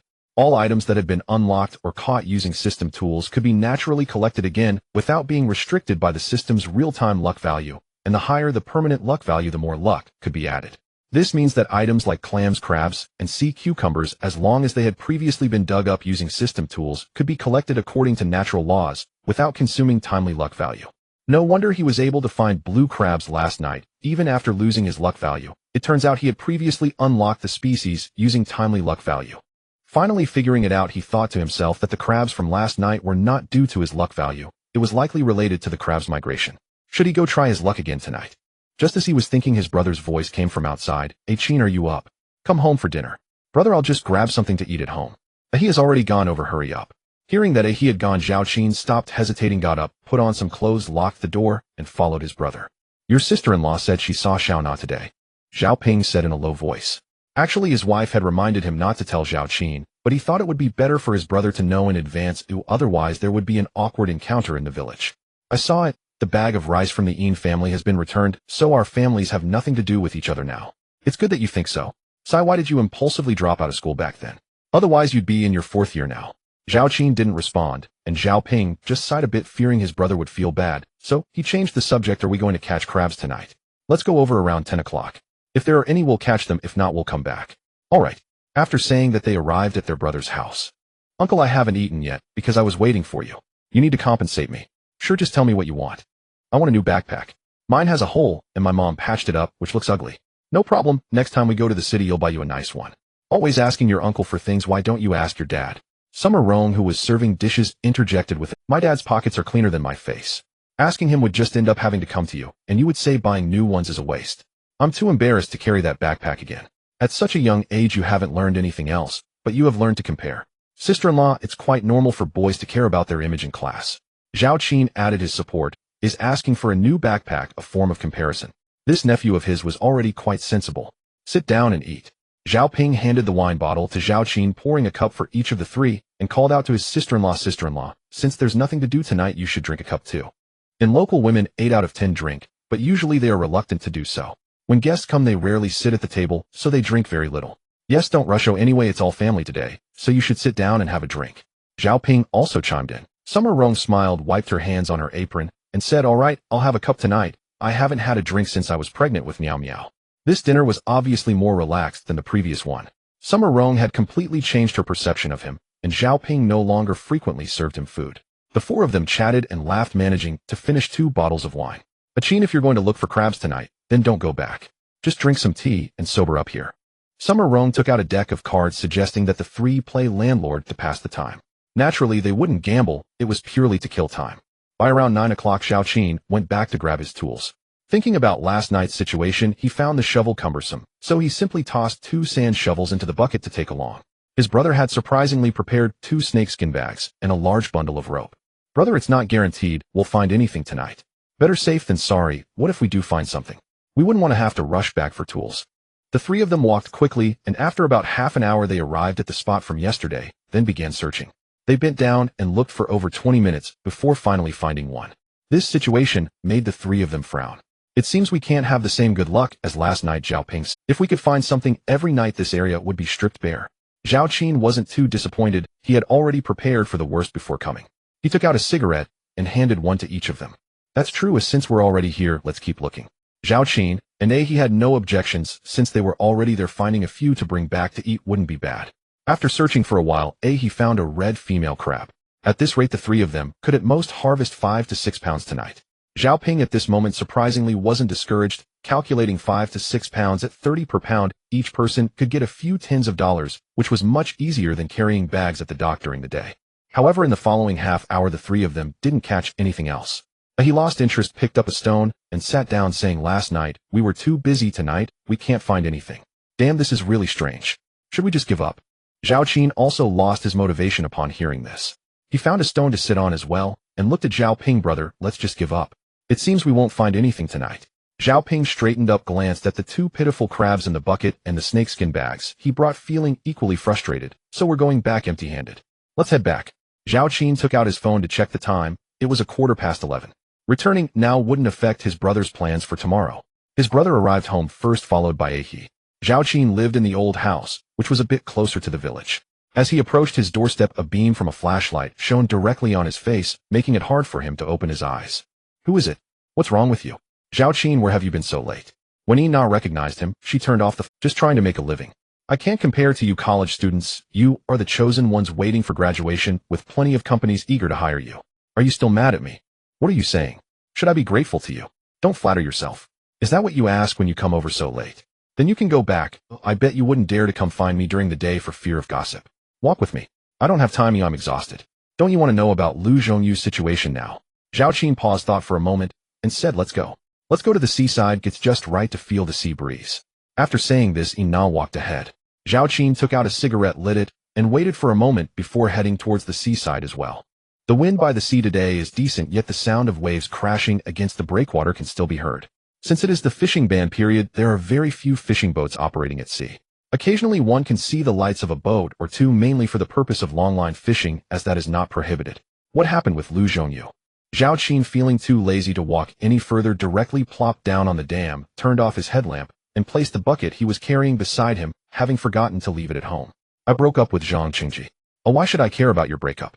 By the way, your mom returned a bag of rice to my family. I didn't even ask for interest, and since I've dropped out of school, strictly speaking, we're not even classmates anymore. Zhao Qin, do you really have to say such heartless things? Does it make you happy that I broke up with Zhang Qingji? Ina's voice also rose in pitch. Let's talk about Lu Zhongyu. Zhao Qin didn't want to argue with her, but felt like a loss to let her affect his emotions. You dropped out not long ago, and he dropped out too. I heard he retook the college entrance exam, and should be studying in Shanghai now. Zhao Qin fell silent, pulling out a cigarette, and lighting it again after a while. Lu Zhongyu was a nice person. After Zhao Qin started college, they shared a dorm, and were in the same class, so they quickly became familiar. At that time, Zhao Qin often hung out with Ina, and out of curiosity, Lu Zhongyu asked about it, so Zhao Qin told him that they had a childhood betrothal. Before long, Ina started dating Zhang Qingji, without informing Zhao Qin, and she would occasionally invite him out. One day, Lu Zhongyu caught Ina with Zhang, and out of friendship, he confronted them, revealing the childhood betrothal, which made things awkward. Zhao Qin learned about it later, and thanked Lu Zhongyu, clarifying things with Ina, resulting in a peace. Not long after, while out drinking, they ran into Zhang Qingji and his friends. Zhang said some harsh words about having slept with Ina, not realizing she was still a virgin, and questioned Zhao Qin's prowess. At that age, filled with youthful vigor, Zhao Qin couldn't take it, and smashed a beer bottle over Zhang's head. The three on the other side jumped in a fight, and Lu Zhongyu naturally couldn't just stand by and watch his friend get beaten, so he joined the fray. That night, the incident escalated to the police station, and the school intervened to get them released. A couple of days later, the instructor had a talk with him, suggesting he should drop out, assuring him that if he voluntarily withdrew, he would only have to write a self-reflection, while Lu Zhongyu would merely need to write a check. To avoid implicating Lu Zhongyu, he decisively dropped out, but he was filled with anger. After returning home, he faced the ridicule of the villagers, leading him to completely let loose. Unexpectedly, even after dropping out, he still dragged Lu Zhongyu down with him. After finishing a cigarette, he got up, patted his pants, and intended to leave with the bucket. I know you're still angry with me. I don't blame you. I just wanted to tell you that even if you dropped out of college, I don't look down on you at all. Zhao Qin, you're too much. Apologize and I'll pretend you never said that. Too much. Are you stupid? Just get lost and disappear from my world, otherwise I can say even worse things. You? Zhao Qin, don't regret this. I was originally going to give you another chance to be friends with me today. I don't care for that, just leave. Ina wiped away non-existent tears and ran off without looking back. Initially he thought he wouldn't get angry, but this person was too infuriating. Zhao Qin felt frustrated in the original owner's memories. After dropping out, he had no hopes left for Ina, not only guilt towards his brother. He sat down again, lit a cigarette, and realized he had changed phones and didn't have Lu Zhongyu's number saved. After finishing a cigarette, he felt calmer. It was not worth letting a woman affect his mood. After coming to this realization, he flicked the cigarette but into the sea and got up again. Noticing the bucket by his feet, he suddenly recalled that night was approaching. He opened the system panel and looked at the luck value column, discovering he had 100,137, which was the highest single-day luck value in history, making him excited. But where did the luck value go? He turned on the headlamp, thinking about walking south along the breakwater, as there seemed to be mudflats in that area. Shining the headlamp casually, he noticed something on the breakwater stone pier. He carefully walked down, bent down to take a look, and was surprised to find it was a bitter clam. This thing is cooling and detoxifying. Eating it in summer is nice, but it's not worth much. It's estimated that it could sell for about 1 yuan 50 per pound, which is already considered high. Just as he was about to go up, he noticed something else next to the bitter clam, oval-shaped like a lump formed from a mosquito bite on the stone pier. Using a sand shovel, he pried it off and exclaimed, "Wow, a huge abalone, at least 2 tails." The system prompted that his merit value had increased by 100 points. Adding the 5 points from the bitter clam he just picked, he now had 276 points in the system. In his joy, he shone the headlamp around and found that both sides were filled with these things. Moving a few more steps, the light still illuminated them. "This won't do. I need to call someone. I can't pry them all out by myself until dawn." He took out his phone and first called it. He's saying, "Hurry over here. I'm on the east side of the breakwater. Remember to bring water." After hanging up, he called his elder brother. "Big brother, bring a pot of water and a snakeskin bag. I'm here at the east side of the breakwater." "What did you discover?" "Hurry over. You'll know when you get here." Zhao Qin had just finished washing up and was lying down when he received the call. He immediately turned over excitedly, raising his voice a bit too much and waking his daughter. Xiao Rong gently patted the child, equally excited, and said, "A Qin's call. Didn't he say there was no stock tonight?" "I don't know what it is. He just told me to bring a snakeskin bag, so it must be something good." "You're going at the right time. The kettle is full of cool tea, and I boiled 10 eggs just in case you get hungry when you come back at midnight. Bring them with you too." "All right, you sleep with the child then." Zhao Qin, just like last night, took his things and dashed out. Zhao Qin naturally wouldn't wait for them to arrive. After hanging up, he bought a sand shovel from the system. This tool is also suitable for prying abalone, and he planned to let his brother use it later. He arrived first and stood on the breakwater asking, "Bro, what good stuff is down there? Keep it down, come down quickly. Be careful, slipping here is no joke." He responded quietly, and halfway down he saw what Zhao Qin had pried up and whispered in surprise, "Wow, bro, is that abalone?" "Yes, get a bucket and shovel quickly to pry it out." When Zhao Qin arrived, he saw the pier densely populated with abalone, his tongue quivering with excitement. Without a second thought, he secured a net bag around his waist, took the shovel Zhao Qin handed him, and got to work. "Bro, how come you have another shovel?" "I originally bought an extra one thinking of bringing it for you tonight. You probably didn't notice before. Just talk while you work. Don't stop. If the daylight exposes it, it won't belong to us anymore," Zhao Qin urged while prying. In fact, gathering seafood can be quite monotonous. Just like now, prying open abalone involves nothing but the repetitive motion. Zhao Qin and he both had lively personalities, and naturally the thought of tossing even one into the bucket could yield several chunks, so there was nothing to complain about. The three were so busy that they had no time to smoke, let alone drink water. Furthermore, the pier's pillars had long been soaked in seawater, with some areas covered in moss, making them extremely slippery, requiring extra caution. "Qin, shall we sell the ones we dug tomorrow in the city? The prices there are high. I asked old Lin today about the price of crabs. It's 5 yuan less per pound than in the city." Zhao Qin could no longer suppress his craving for a smoke, pulling out a cigarette to light up while prying again. He added, "Well, see, if we keep using 2 Min's car, I'm worried old 2 might spill the beans." "So what if he does? We're just collecting seafood, openly, not stealing or robbing anything," he replied, lighting a cigarette as he worked. "If the word gets out once or twice, it won't be long before many people start paying attention to us. By then, wherever we go to gather seafood, we're likely to have a whole crowd following us. Not to mention, if we do find something good, it probably won't be our turn to get it." Right. You always think things through. You've been diligent lately, and your luck has truly been good, but we can't be too ostentatious." Zhao Qin nodded repeatedly. "How about this? Let's see when we finish. If there's not much, you can ride your motorcycle home. If there's a lot, we can use a cart to take it to the town, and we'll just find a tricycle in the town. That way no one will know, and anyway, abalone isn't easy to kill. Once we tie up the snakeskin bag, no one will know what's inside." "Sounds good, brother Ping. That's a great idea," he said. Zhao Qin also agreed, as this way they could sell it in the city without anyone being the wiser. "Brother, look at this," he exclaimed with delight, holding up an abalone that was noticeably larger than the others they had dug up. "Wow, this one is huge. It must weigh at least 4 taels, Zhao Qin exclaimed in surprise. He had eaten abalone before, which cost 6 or 7 yuan, but the one he held was more than twice the size of what he had eaten. "We're going to hit it big. This one weighs about half a jin, a double-head abalone worth a lot of money," Zhao Qin said, shining his flashlight on it, immediately feeling thrilled. "Hurry up and dig. Let's take some back to sort through. We can definitely sell them for a good price." Zhao Qin spat to the side as he spoke, and the cigarette but fell from his mouth, burning his hand slightly. "Are you all right, big brother?" I'm fine, and my skin is thick," he replied. Occasionally the three would quietly express their surprise upon discovering something big. After digging for over 3 hours, the three finally slowed down. Not due to exhaustion, but because it was getting harder to find them. Zhao Qin could tell without looking at the system panel that his luck for the day was probably running out. Sure enough, it had been 10 minutes since they found the last one, and there was no further discovery. He opened the system to check, seeing 1311-0. There was no need to continue searching. Big brother, let's stop. That seems there are no more left. That's strange. How can there be none left? There were quite a few just a moment ago.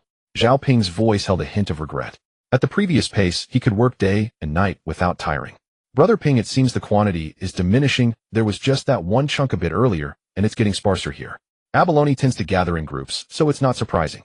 He, using his limited knowledge of gathering seafood, made the most reasonable explanation.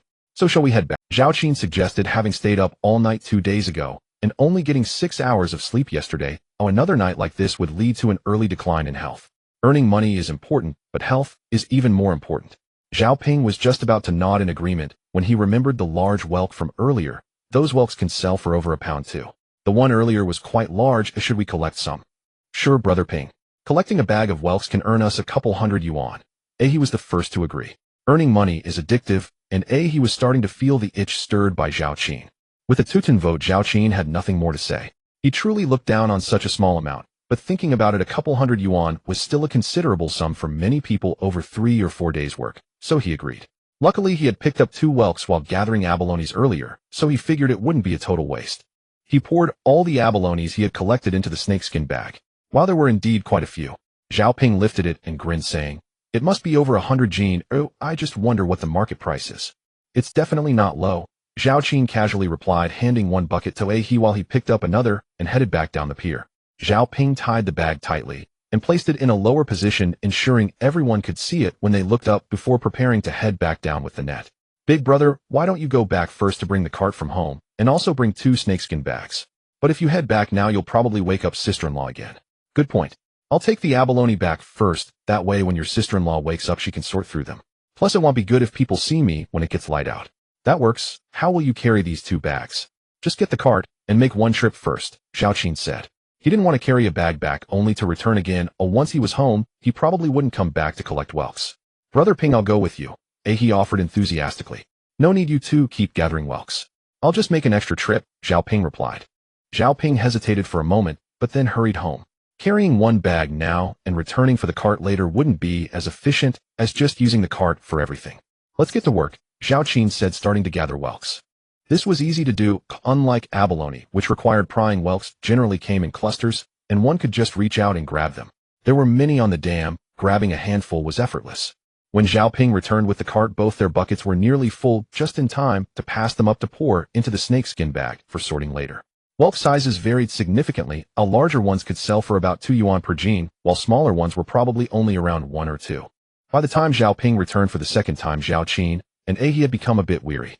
Although there were still many whelks, bending over for a long time was genuinely tiring. "You two take a break." "Oh, your sister-in-law asked me to bring some eggs. I didn't get a chance to eat earlier, so you two can have some while I gather for a bit." Zhao Qin and he didn't say anything, obediently walking up to the dam. They placed the bucket down and lay directly on the ground. "Don't fall asleep. It's a bit chilly in the morning. If your clothes are wet with sweat, you'll catch a cold." "Understood, big brother," Zhao Qin replied, struggling to get up. He picked up the 2 boiled eggs set aside and handed them to he, saying, "Eat some to replenish your strength." "Brother, how much do you think we can sell after this night's work?" Zhao Qin smiled and asked, "What's wrong? Are you—" "I am tired, but just thinking about how we might earn the equivalent of someone else's monthly salary in one night makes me happy," he replied, sitting up and taking the egg. "Let's eat. After we finish, let's each gather 20 jin and head back. Let's hurry, it's already dawn." At this moment, the eastern sky began to lighten with a hint of dawn. The visibility was still low, but since the remaining finds were all whelks, there was no worry about villagers gossiping. Zhao Qin truly admired his elder brother, who, while he occasionally took breaks, seemed like a perpetual motion machine, only straightening his back to smoke a cigarette from time to time. As the sky brightened, the number of people increased. Heavens, so many bitter snails.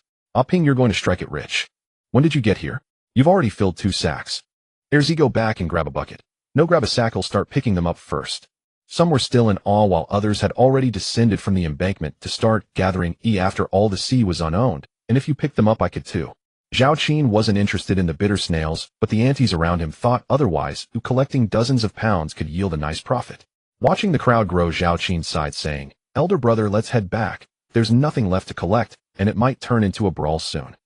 Zhao Ping looked at the entire embankment filled with people. and could only nod in agreement, feeling frustrated that the sun rose so early. If only they could gather for another 2 or 3 hours.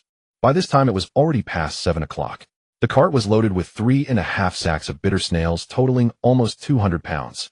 Combined with what they had previously brought back, it easily amounted to 300 pounds. Upon reaching the village entrance, Zhao Qin let the 2 others go ahead while he planned to buy some food. Boss 3. No 5 bowls of beef noodles to go, and add more. Got it, more beef noodles and extra noodles, understood. Old Peng was doing well, responding quickly.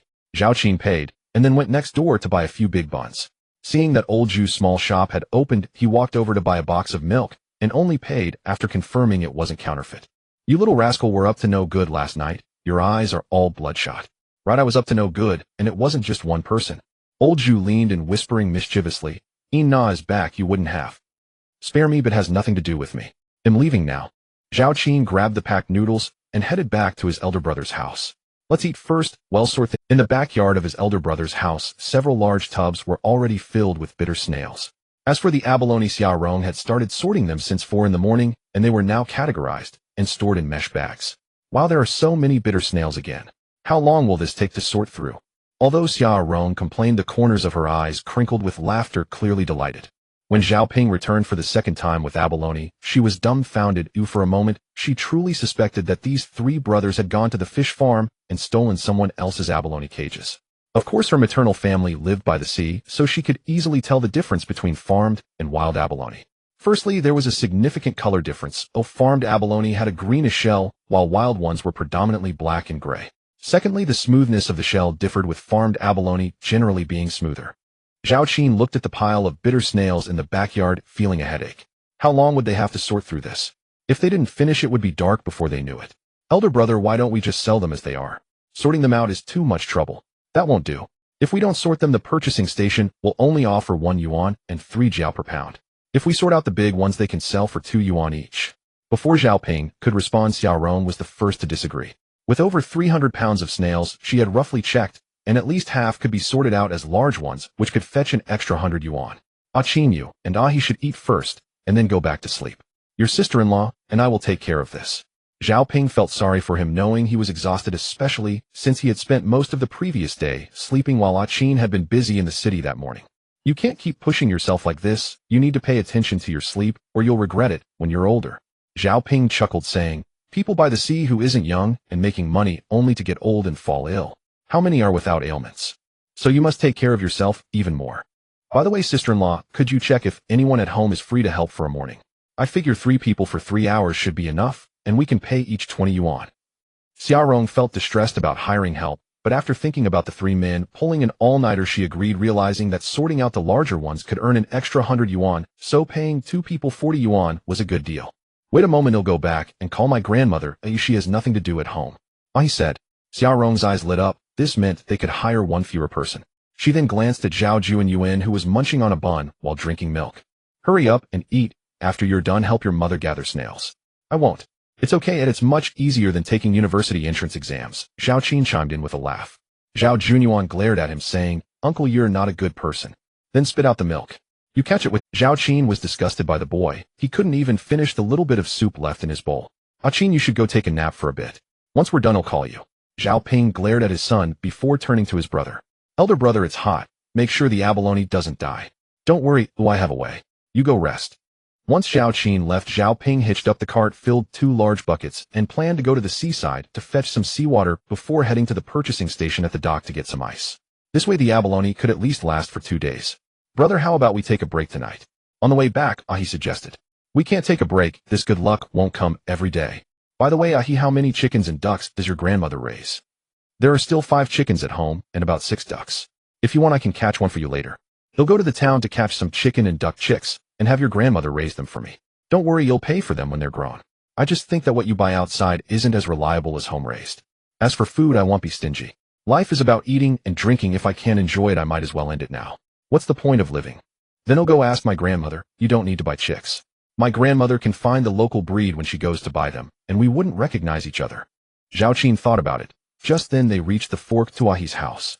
If you're going to the city today, you don't need to follow me. He'll go sell them myself. Don't worry about me. Brother, why don't you just give me a beating instead? Saying that hurts too much. Alright, I spoke out of turn to go back. After they parted, Zhao Qin looked up and noticed 3 police officers nearby. He also saw a woman saying something to them, occasionally raising her hand to point at him. Zhao Qin recognized that woman. It was Na's mother, Chuing. She seemed to realize that Zhao Qin had spotted her as she pointed in his direction again before turning and running away. Before long, the 3 police officers approached Zhao Qin. Is there something wrong? Zhao Qin stood straight. Although he had been a bit muddled before, he hadn't done anything warranting the deployment of uniformed personnel. Excuse me, are you Zhao Qin? I am. Then it's you. We need you to come with us to assist in our investigation. Could you tell me what this is about first? I have the right to know, right? One of the younger officers looked displeased and said, do you really not know what you've done? Don't try to play dumb with us here. What have I done? I truly don't know. I attended university and understand the law, so please watch your words, or I can sue you for defamation. Zhao Qin had remained composed, but he was naturally displeased when the other party directly accused him. Another middle-aged officer shot a glare at the young one before smiling and saying, calm down. The thing is, did you dig up a lot of crabs the other night? Yes, quite a few, Zhao Qin replied, somewhat astonished as not many knew about this matter. Besides, crabs weren't under protection, so he hadn't broken any laws. The middle-aged police officer recounted the incident. The previous night, a crab farmer from the neighboring village had drained his pond to harvest crabs, placing the catch into a small holding pool. By the next morning, 7 or 8 baskets, roughly 300 jin, had vanished, prompting him to file a report. That morning, during their investigation, officers encountered a middle-aged man. After clarifying the situation, he revealed that Zhao Qin had loaded numerous crabs onto his vehicle early yesterday, and had done so furtively, taking care not to be seen. Those crabs were gathered from the tidal flats. Then why didn't others find any? Come, pick one for me. Zhao Qin, having stayed awake all night and already on edge, flared with anger at the young officer's words. So you've already decided I'm the thief? Fine, I'll go with you. But if I'm innocent, you'll apologize to me in person. Agreed. If your evidence proves conclusive, I will apologize. The middle-aged officer impatiently pulled the young officer aside, then spoke more calmly. This constitutes a formal tip-off. As a law-abiding citizen, you're obligated to cooperate. Our patrol car is parked over there. We'll head to the station shortly to clarify the matter. Just then he spotted the commotion and rushed over anxiously. Brother, what's going on? Fearing they might also take he into custody, Zhao Qin deliberately omitted mentioning his presence the previous night. Instead, he replied coldly, someone has accused me of stealing those crabs. If I don't return within 24 hours, call my classmate. Don't involve yourself further. With that, he turned to the middle-aged officer. Let's go. I haven't slept all night. The sooner we leave, the sooner I'll be back. The young officer opened his mouth to speak again, but met a sharp glare from the senior officer and fell silent. Once inside the vehicle, Zhao Qin sat in the rear beside the middle-aged officer, who asked, Comrade Zhao Qin, you're still studying, aren't you? Which university do you attend? The accuser didn't specify, and no, I'm not a student at Peking University. Still, I'll cooperate fully with your investigation. But please don't treat me as if I were a suspect. At that moment, Zhao Qin ceased caring. Better to borrow authority for now, at least ensuring he wouldn't face coercive enforcement. Upon hearing Peking University, the officer inwardly recoiled, silently reproaching the younger man. Zhao Qin offered only a terse reply before closing his eyes to rest. The town was nearby. Within minutes they arrived. At the station, the standard procedure began, recording his statement. Zhao Qin answered every question without evasion. Why did you act so covertly after catching the crabs? The young officer pressed sternly. First, your phrasing is inaccurate. I acted neither secretly nor furtively. Second, must I parade through the village or town balancing crates of crabs on a pole, announcing my haul to everyone? Only a madman would behave so, whereas I am perfectly sane. The young officer was left speechless, ready to issue a warning to compel compliance, yet instantly deflated upon recalling Zhao Qin's claimed affiliation with Peking University. Fine. Even assuming you wish to avoid attention, your village dock and the town both have crab buyers. Why travel all the way to the city instead? Zhao Qin nearly laughed aloud. Have you ever sold anything? In the city, crabs fetch 5 yuan more per jin. Over 100 jin means hundreds of extra yuan. Why on earth would I not go there? Your attitude. Enough. Step outside. I'll finish the statement myself. The senior officer, exasperated, dismissed the young officer and completed the transcript. Reviewing Zhao Qin's testimony, the senior officer grew uneasy. He was Zhao Qin's friend, Zhao Ping his brother. Neither could serve as impartial witnesses, and both remained under suspicion themselves. What of Zhao Qin's friends in the capital? Should he summon them for questioning? Now he truly hesitated. After brief reflection, he concluded Zhao Qin was unlikely to flee over a mere 100 jin of crabs, especially given his status as a university student. He decided to release him temporarily while continuing the investigation independently. Comrade Zhao Qin, you may return home, for now. However, please remain within the city limits and remain available for further inquiry. So I'm still considered a suspect. We've only heard your account thus far. A corroboration from multiple sources remains essential. Zhao Qin, who'd begun rising, settled back into his seat. I'll wait here until your investigation concludes, until that young officer apologizes to me. What exactly do you intend to do? Nothing at all. I believe this station embodies impartiality and justice. I'm simply waiting for you to restore my good name. Then tell me who filed the report. I'll leave immediately. Comrade Zhao Qin, that violates protocol. We cannot disclose it. The senior officer rubbed his forehead, baffled. Here was someone refusing to depart when permitted. Zhao Qin refused to leave for two reasons. First, the truth was easily verifiable, and he meant to apply gentle pressure, expediting resolution. Second, he feared these officers might next detain his elder brother. He couldn't prevent such action from afar, but his brother was trusting and compliant, and his own presence offered some measure of reassurance. Watching Zhao Qin being taken away, he cursed twice, then hurried home and dialed Luo Tian's number. After hanging up, he rushed to Zhao Ping's residence. Zhao Ping had just finished work and was about to rest, until he learned of Zhao Qin's arrest and instantly lost composure. What on earth happened? Brother said it's because he caught many crabs the previous night, and they suspect he stole them. That's utter nonsense. We labored all night. Xia Rong grasped the situation and, seeing Zhao Ping's distress, said gently, "There's nothing to fear. This will be clarified quickly once investigated. By the way, do you have the contact numbers of Qin's friends?" "Yes, I've already called them. They're in the city and are heading to the town immediately." Zhao Ping stopped pacing. "Load your motorcycle and wait in town. When they arrive, go together and set the record straight." Right. Zhao Ping hurried out to push his motorcycle forward. "Brother Zhao, I'll accompany you." As the two departed, Xia Rong gazed at the scattered sea snails strewn across the ground and sighed. She knew jealousy had stirred someone's malice, but she'd forgotten to ask her husband who else had witnessed their abundant catch the day before. Two men who'd helped haul the cart surely wasn't so petty. Offending Qin would bring him no advantage whatsoever. The senior officer found himself powerless to dismiss Zhao Qin and reluctantly confined him to a room. "Chief Zhong, should we really let him sleep in there?" "Jin Xiaogong, get this straight. He's merely cooperating with our inquiry. And as a veteran officer, I can nearly affirm, based solely on his statement, that he speaks the truth." Did your teachers instruct you this way in school? Once the facts emerge, you'll personally offer your apology." Jin Xiaogong stood stunned. The chief had never raised his voice before. This sudden outburst genuine. "Chief Zhong, his movements are suspicious. I acted hastily." Chief Zhong sighed, deeply, pausing for a long moment before replying, "I'll revisit the village for further inquiries. At noon, arrange a boxed lunch for Zhao Qin, and cover the cost yourself." "Me? Order his meal. Have you forgotten your oath? Both upon entering university and joining our... Do you intend to regard every ordinary citizen as your enemy? Continue like this and submit your resignation. Let whoever wishes to mentor you do so." "I was wrong, Chief Zhong." Hearing the admission, the chief's expression softened slightly. Then he pointed toward the room. "Apologizing to me is pointless." At that very moment, two sedans and a motorcycle pulled directly into the courtyard.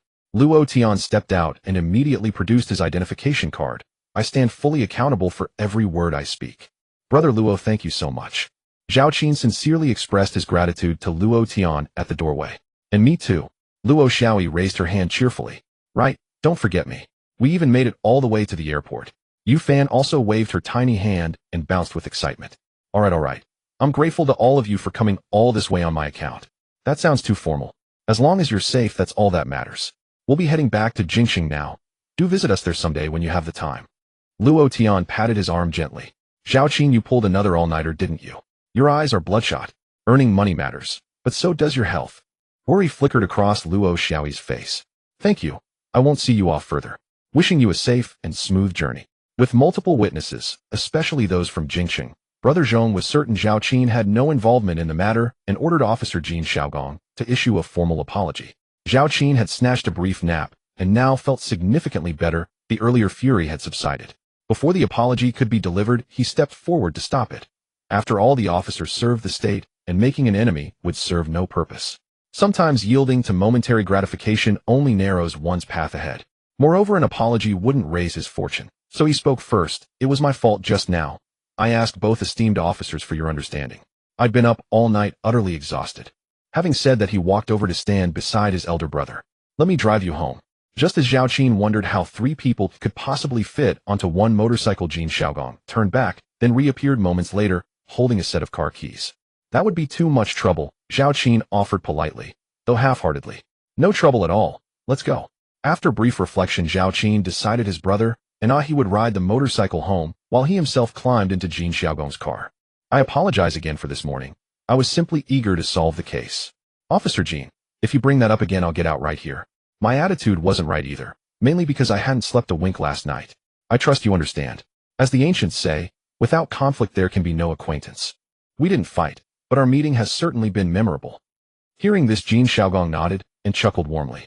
Our department has strict regulations. We cannot disclose the identity of informants. I completely understand. No need to tell me. The distance was short and driving made it even quicker. The two exchanged only a few words before arriving at the village. Zhao Qin got out and thanked him once more, warmly inviting him to visit again whenever he had leisure time. Next time, please don't wear that uniform. I find it rather intimidating. Aren't you starting school again in 2 months? Haha, please don't take offense. I used to study at Jing University, but withdrew for personal reasons. Jin Xiaogong paused in mild surprise, then lifted a finger and pointed playfully at him, laughing. All right, I'll definitely come find you sometime. Take care. After their farewell, Zhao Qin pulled out a cigarette, lit it, and strolled toward his brother's house, his mind already racing with calculations. He could already guess who had reported him. His paternal uncle was the only plausible suspect. As for Chuing, she'd likely done little more than point him out to the police. Hardly worth mentioning. He could have probed Jin Xiaogong for confirmation just now, but the question died on his lips. Better to pretend he knew nothing at all. Earlier his mind had been foggy, leaving little room for reflection, but now clarity returned, bringing new thoughts. Early yesterday morning, while selling crabs, he claimed he'd seen Lai Bao, but the man hadn't even acknowledged him. That indeed was curious. No rush. First let him absorb the fruits of last night's labor. Then he'd decide how to proceed. Had the report concerned only Lai Bao, he'd have mentioned it to Jin Xiaogong outright. When he arrived at his brother's house, the two were just returning on their motorcycle. Hearing its engine, Xia Rong looked up, and seeing Zhao Qin walking beside them, she exhaled in quiet relief. Everything's all right.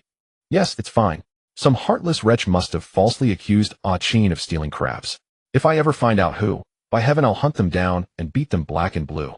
Zhao Ping spat the words with venomous intensity. Who saw you? Sister-in-law. How are the whelps coming on? Zhao Qin quickly interrupted, shaking his head almost imperceptibly at his sister-in-law. Xia Rong blinked, then instantly understood she mustn't tip off her husband. If he learned the culprit's identity, he might truly storm the man's home. An honest man pushed too far could grow dangerously uncompromising. Nearly finished. Well, never mind. As long as all's well. The 15th is coming up soon. Qin, buy some incense and pay respects at the Mazu temple. Yes, sister-in-law. They entered the house. As Zhao Qin peered into the backyard, he found Zhao Junyuan staring at him with utter desolation, likely worn down by hours of sorting whelks. Zhao Qin grinned broadly. How about the most handsome stationery box? And since you're entering 3rd grade soon, I'll throw in a fountain pen too. At that, Zhao Junyuan's eyes lit up like stars. Uncle, honestly, I think adding a KFC meal would be even better. We've got a brand new branch in town, and my classmates say it's absolutely delicious. That's not exactly healthy, but an occasional treat won't hurt. How about this? Come with me to town today. I'll treat you. Best eaten fresh. The flavor fades fast once it cools. Zhao Junyuan was just about to nod when his mother swatted his head. Eat, eat, eat. You think of nothing else. Don't you know how hard your uncle works to earn money?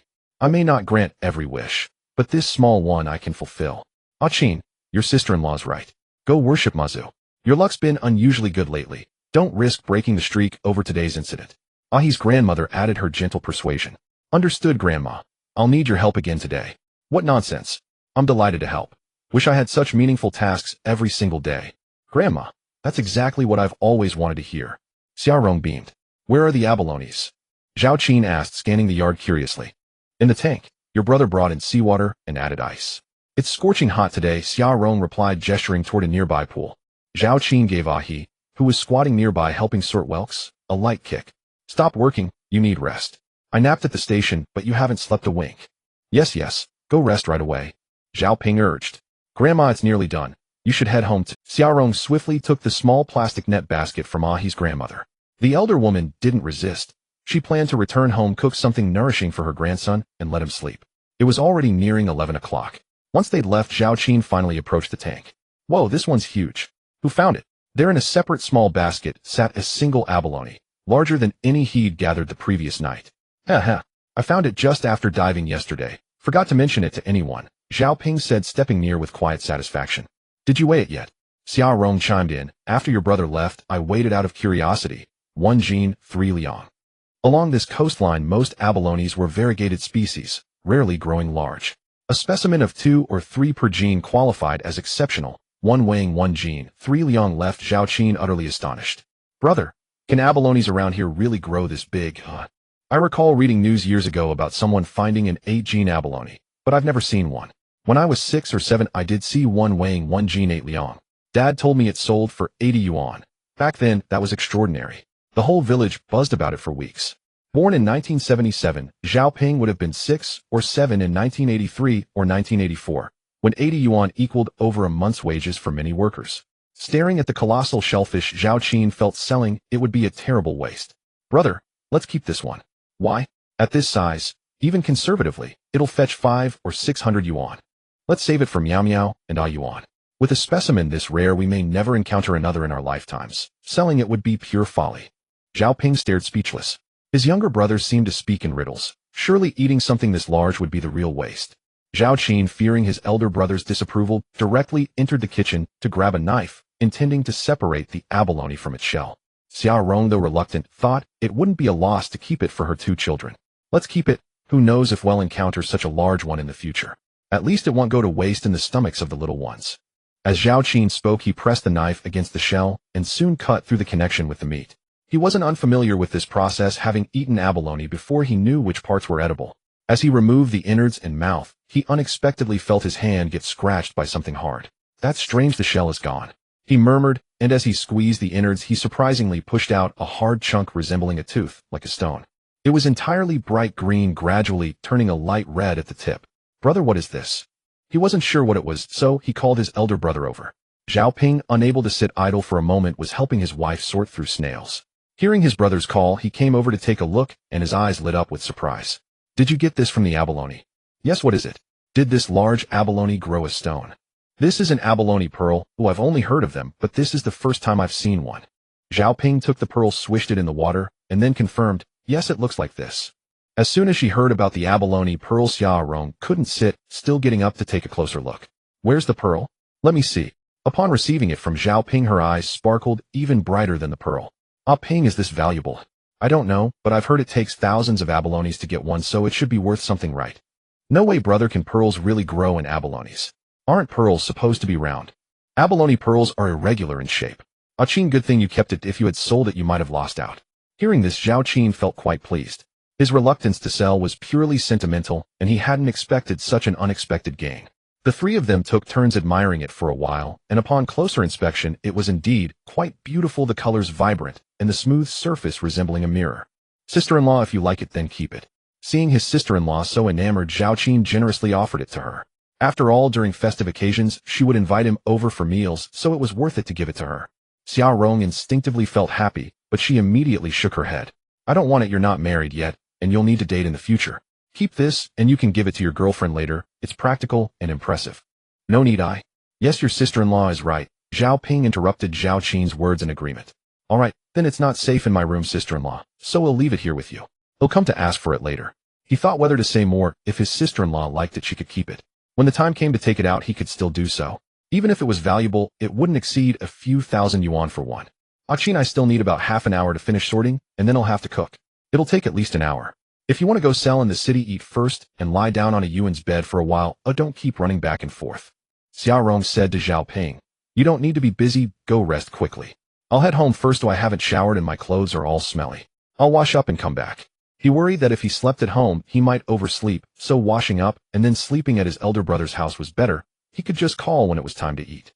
Uncle, hurry up, I'll help you wipe the mat and turn on the fan. It'll be so comfortable to sleep. This child can be taught. Zhao Qin chuckled as he went home. After washing up and returning, Yuan had indeed wiped the mat. He didn't feel hot or cold and fell asleep immediately. Although he only slept for about 2 hours, he felt significantly more comfortable. Lying in bed, he called Manager Liu. Although he wouldn't buy the abalone, he still asked Zhao Qin to deliver the goods to the city, where he would help find suitable buyers at a fair price. After washing his face, Zhao Qin sat down to eat steamed salted fish, stir-fried shredded pork with green beans, fried eggplant, and clam soup. It was delicious and refreshing. His sister-in-law really had great culinary skills. After finishing 3 large bowls of rice, he finally set down his bowl.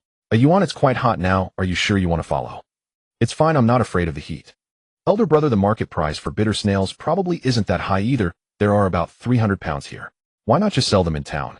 If it weren't for needing the bitter snails to cover for the abalone, he would have considered directly selling them at the village dock. All right then, let's sell in town. After the meal, the two of them became busy again, first loading the packaged bitter snails onto the cart, then stuffing the net bags of abalone into the snakeskin bag, adding some ice inside, and letting the water leak out. Xiaorong spoke sternly, but when she heard Qin was really taking their son along, she found him a straw hat. A Yuan looked at the hat with a face full of disdain, but he didn't dare speak up, fearing that he might say something wrong and his mother would prevent him from going. After hanging a jug of water on the cart handle, Zhao Qin pulled the cart and set off. Now hand-pulled tractors are quite common. Their family could afford one, but with limited land, it wouldn't be very useful. Walking at a slow pace, it took nearly half an hour to reach the town. They first found a small truck to unload the abalone, and then Zhao Qin pointed out the store where he had sold crab tigers before, and he took a Yuan to head into the city. The public safety is quite good now, and a Yuan is sensible and won't run around, which is why he dared to bring him along. This time they negotiated a chartered car for 100 Yuan for the afternoon, covering a round trip. Upon arriving at the seafood market, Zhao Qin called manager Lu in advance. The other party, along with another person, was already waiting at the market entrance with a small cart. Business is essentially about connections. Whether it can grow larger depends on your people's skills. If you offend everyone around you, it won't turn out well. This is Manager Yang, who specializes in shellfish. Before Zhao Qin could greet him, Manager Yang eagerly asked, "Are you sure they are all wild? Rest assured, if one farmed one is found, I won't pay for this batch of goods." "Haha, that's not necessary. Let's unload the goods first, and then we'll see in the store." Manager Yang chuckled. "Old Yang, my little brother, is honest. Give me a fair price, so I don't get stuck in the middle. I have other matters to attend to. You two get busy. Qin, after selling, come to my store to sit for a while." Once the two were connected, Manager Lu's task was complete, and he certainly did not want to stay here and interfere with their negotiations. "Don't worry, old Lu, let's have a drink together tonight. Don't say you don't have time." Zhao Qin also greeted Manager Lu, then unloaded the goods onto the small cart and waved for a Yuan to follow him inside. Upon arriving at Manager Yang's store, as usual, they entered through the back door. When the abalones were pulled out from the snakeskin bag, Manager Yang's eyes bulged. Double-head abalone. The so-called several-headed abalones refer to how many can be counted per pound. 2 per pound means double-head abalones. Generally the same quality, means the larger the more valuable. Some even exceed that, with 2 weighing over a pound. Manager Yang initially intended to remain composed, but the joy in his heart was impossible to conceal. With such abalones, he had the pricing power. When he encountered knowledgeable buyers, he could sell for however much he wanted. At home, he selected 3 sizes of abalone: 2-headed, 5-headed, and the smaller ones. Of course, after General Yang took them, he would surely further categorize them, as the price varies with the number per pound. "They'll call you Qin then. You were introduced to me by old Lu, so I certainly can't let you suffer a loss. They'll give you 280 Yuan for the 2-headed ones, 180 Yuan for the 5-headed, and 120 Yuan for the rest. What do you think?" Zhao Qin wasn't sure how much it was worth, but it was already much higher than he expected, so he agreed without much hesitation. In total, there were only a dozen 2-headed abalones, weighing 3 pounds after being weighed. The 5-headed ones were slightly more, totaling 37 pounds, while the smaller ones weighed 81.5 pounds. Yesterday, the 3 of them dug up over 120 pounds in 3 hours. Following General Yang into the front store, he opened the refrigerator and took out 2 bottles of cola, handing them to him and a Yuan to cool off a bit. Zhao Qin was not polite, taking a sip. Seeing him drink, a Yuan also started to drink, and both of them sighed in satisfaction almost simultaneously. General Yang was busy calculating the bill, saying, resetting 3 times 280. The calculator beeped, and General Yang handed him the bill, saying, "Brother, the total is 18764. Since this is our first deal, let's round it to 18800. It's a lucky number. In the future, if you have good stuff like conch, feel free to bring it to me." "Thank you, General Yang." "No, I should thank you. With this batch of goods from you, I can make a name for myself in the market again." "So it's settled. Hey, raise your money." After counting the money, they exchanged phone numbers, and General Yang reminded him to be cautious with the money, as there were many thieves in the market. Zhao Qin then left the store. He stuffed the snakeskin bag into the net bag and tossed it into the trunk, instructing the driver to go to the bank. This time he deposited 10,000 Yuan and bought 9 shares of Moutai stocks, totaling 18 shares, now spending under 20,000. In the future, it might be worth over 3 million, just thinking about it made him feel delighted. "Let's go. Where's the fried chicken? Let's head over there." When he heard no response, the driver became a bit annoyed. Upon arriving, Zhao Qin got out, bought 2 packs of Taschen, and handed a bottle of cola to the driver, which made the driver's expression improve slightly. Zhao Qin wasn't being generous. One should never offend anyone holding the steering wheel when out and about. To put it bluntly, once in the car, one's life was in the other person's hands. He first took a yuan to buy things, and since he was there he might as well get everything for him. Initially he wanted to buy a nice fountain pen, but then thought about taking it out every day and regretting losing it or damaging it. So he simply spent 32 yuan on 2 hero pens along with a backpack and a pencil case. Then he ran to the sportswear section and bought this kid 2 sets of sportswear and shoes. For city kids these were quite ordinary, but in rural areas at that moment wearing a full set of sportswear along with a pair of sports shoes was still a good configuration. The brand he chose was Antai. He used to be a soldier, and after 3 years of ideological education patriotism had long been ingrained in his bones. Whenever he heard someone on short videos criticize the country, he would post a long comment scolding them, and even report them. So brands like D or Ku were definitely off the table for him. Is the fried chicken tasty? If one eats it once a year it feels quite good.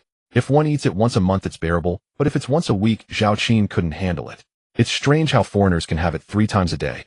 Uncle, is this chicken? It doesn't taste like chicken at all, it's not even as good as my mom's braised chicken, Zhao Junyuan said, a bit disappointed, especially since his classmates had described it as a supreme delicacy. Haha, how can it compare to the free-range chickens we raise at home? Are you still going to eat it?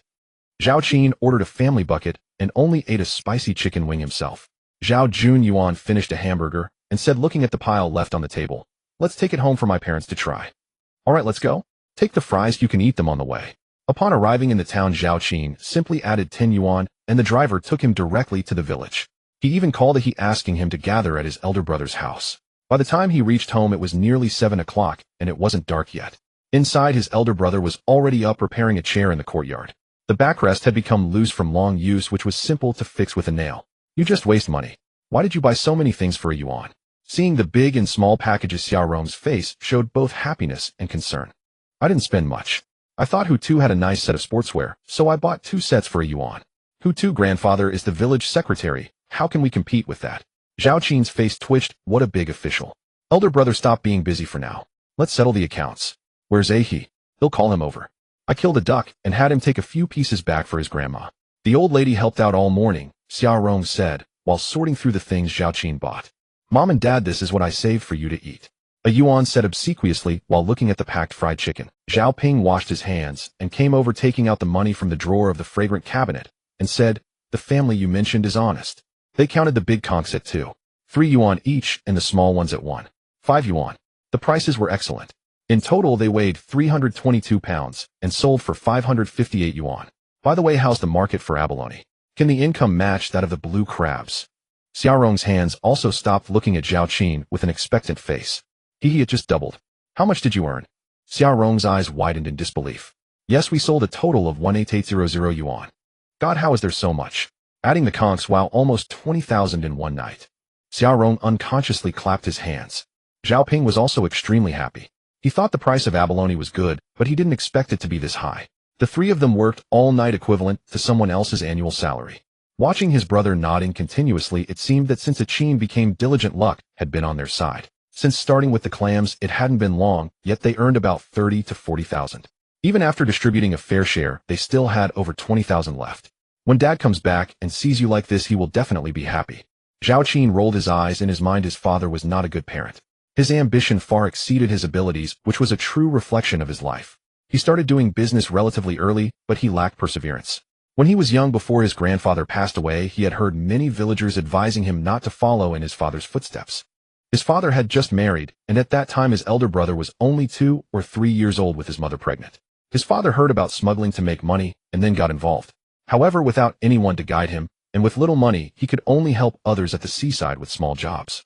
As a result, he didn't make money, and was reported ending up in jail for 3 years. Not long after he got out, his mother was pregnant with Zhao Qin. He was restless again, believing he could earn money by bringing goods back from Shenzhen. He excitedly ran off without a border pass, trying to sneak across the barbed wire. Others had successfully crossed dozens of times without issues, but he was caught on his first attempt in Shenzhen. He was detained for half a month and then sent back. After returning, he was locked up for 3 months. In any case, his father was no different from his past self, always up to no good, dreaming of getting rich without being grounded, and occasionally enjoyed tiptoeing around the edges of the law. Until Zhao Qin grew up, his father spent very little time at home each year. Whenever he returned, he would either lament about his bad luck or complain about the times not favoring him. Zhao Qin's father is named Zhao Onghua. His heart has never been at peace. As for now, Zhao Qin only knows that he is in the provincial city, uncertain of his job, or whether he even has one. It is likely that even his elder brother knows nothing about it. Zhao Qin has an older sister who attended high school. Initially her studies were good, but during her senior year, she became infatuated with love and neglected her studies.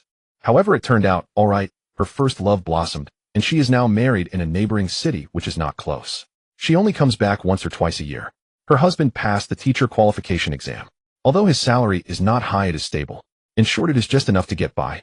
In the past 2 years, whenever the elder sister comes back, she sees that Zhao Qin is not making progress and gives him a beating. Afterwards, she can't help but secretly slip him 2 or 300 yuan. Whether the father would be pleased with his changes remains unknown, but if the elder sister hears about it, she would undoubtedly. Zhao Qin took out the remaining money from his pocket and began to count it. Including the money from the clam, the total income is 19358 yuan. His share is 11620 yuan, while the remaining amount can be evenly split between his elder brother and he, giving each of them 3870 yuan. Previously, he had saved 1000 yuan. He took out 1600 yuan to put in his pocket and separated the two amounts, pushing his elder brother's share towards him. Elder brother, we three put in equal effort last night, and you should have worked even harder. But since we are brothers, let's be clear about the accounts. I found the abalone, so let's stick to the previous arrangement. I take 6, and you and he take 2. Zhao Ping hadn't said anything yet, so Zhao Qin turned to Xiao Rong and said, "Sister-in-law, if you think this distribution is unfair, please speak up. We can divide it equally this time if you prefer. This must be clarified, otherwise it would be unpleasant to think it unfair later. Now that he is short on money, even though they are blood brothers, he cannot divide it equally. If his brother and sister-in-law have any objections, he will just take a he along next time." "What are you saying? If it weren't for you, could your brother earn 5 or 6,000 yuan in 2 days? It is because your luck has come and we benefit from it. Shouldn't we only take 10%? Yes, Qian, don't say such things again. If I were working at the dock, I'd only make a little over 100 in 2 days. Zhao Ping also felt that Zhao Qian's words were unnecessary. Zhao Qin wasn't worried about his elder brother, he was just afraid that his sister-in-law might overthink. Hearing her speak so sincerely, he felt relieved and smiled, saying, "Such good fortune doesn't come every day. We don't know when the next opportunity will arise, so sister-in-law, please keep the money for now. This is already satisfying. In 2 days your brother earned half a year's wages." Xiao Rong happily picked up the money and turned to enter the house. "That he is so unreliable, why hasn't he come yet?" Zhao Qin complained. "Should I give him a call? I will start preparing the dishes." As Xiao Rong went back inside, Zhao Qin took out his phone to dial, but saw he walking in with a chicken and a duck in his hands. "What are you bringing this for?" Zhao Ping asked. "My grandmother asked me to bring this for my brother. She said it would be hard for him to handle alone at home, so I brought it here to kill and eat together later." Xiao Rong happened to come over with the dishes and heard this. She quickly said, "It's not easy for the old lady to raise chickens and ducks. I have some at home too. Just wait a moment, and I will give you some to take back. If I take it back, my grandma will scold me. I can't even deliver a gift properly. Sister-in-law, you can keep it." Zhao Qin then said to Xiao Rong's sister-in-law, "Just let it stay. There will be plenty of time in the future, and we will be visiting each other anyway." Upon hearing this, Xiao Rong thought it made sense, so she took the chicken and duck and placed them in her own coop. Zhao Qin pushed a he share to him, and without counting, he stuffed it directly into his pocket. "Be careful with that. Don't drop it on your way back tonight." Zhao Ping felt uneasy watching him do that. "I want Brother Ping." Xiao Rong brought the prepared dishes to the table, and also found a plate for the leftover KFC chicken. Yuan had not finished placing it on the table, counting it as one of the dishes. "Tonight will be a feast. There's meat, clams, and shrimp." Xiao Rong said with a smile, "This afternoon I was free and your brother was at home putting the kids to sleep. I originally wanted to go catch some oysters, but there were many people buying shrimp in the neighboring village, so I bought 2 pounds myself for 9 yuan a pound, which is quite cheap." Yuan looked at the table full of delicious dishes and felt very depressed. If he had known, he wouldn't have eaten that KFC. Now he wanted to eat more, but had no room in his stomach. After drinking a bottle of beer, Zhao Qin was about to eat. Qian, remember to buy incense and fruit for the mazu tomorrow. I can't help you buy it, it wouldn't be sincere that way. After dinner, Xiao Rong reminded him. "Got it, sister-in-law. I'm heading back now. I'm really tired. Go ahead, get some rest. If your clothes need washing, bring them over tomorrow morning. There's already a pile of clothes at home, it's just a couple more pieces, which is convenient." Zhao Qin nodded and waved for he to go back with him. "Brother, my grandma said she will feed the chickens and ducks more, but it's too hot now, it's hard to buy chicks, and they can get sick easily. If it's hard to catch them, then don't. If you're short on them later, you can buy them in the village. Don't let the old lady worry about this. By the way, you go back first, give your grandma the money, and then buy a few bottles of beer to bring to my house." "Okay." When he reached the intersection, he ran home. After arriving, he took out the money to give to his grandmother, but he was about to run away. "Wait, how much is this?" "I don't know, I didn't count." "Don't leave yet, let's count first." He had no choice but to patiently stay with his grandmother to count the money. After finishing, he couldn't help but be surprised, saying, "Why is there so much?" The old lady was equally astonished, finding there were over 3,000 yuan. "You call it Qin and ask him if he made a mistake. Why is there so much?" "I'm going over there in a bit, and what's there to ask?" "Call him now, do it in front of me, hurry up." After he dialed and confirmed it was correct, the old lady clutched the money tightly, almost unable to hold it, constantly mumbling for Mazu's blessings, while smiling tears began to roll down her cheeks. "Grandma, why are you crying again? Tomorrow I will go to the town to see if there are any chicks. If that doesn't work, I'll make a trip to the incubator. One must understand gratitude and repay kindness. Stick with the Qin, don't be lazy, understand?" "Grandma, I won't. Besides, if I slack off, my brother won't say anything." Okay. I was thinking you were all alone with no support, but now it's good. It's all good. Also, don't boast about how much you and a Qin earned." "Grandma, I know. My brother said to make a fortune quietly. Once we save up enough to hundreds of thousands, we will take it out at once to build a house and shock the villagers." The old lady lightly patted her arm with a smile, saying, "I knew you would say something foolish."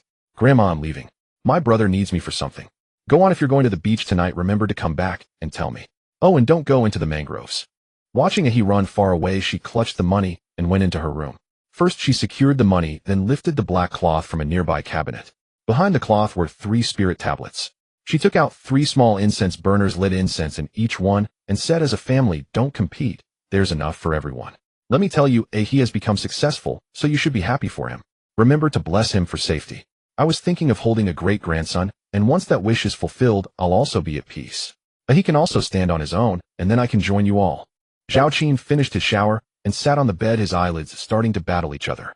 However, he had something on his mind and dared not lie down. He turned on the television, and Xianjian Xiaojuan was playing. He had watched this drama before, but honestly he never really understood the plot, only remembering that Linger was very beautiful.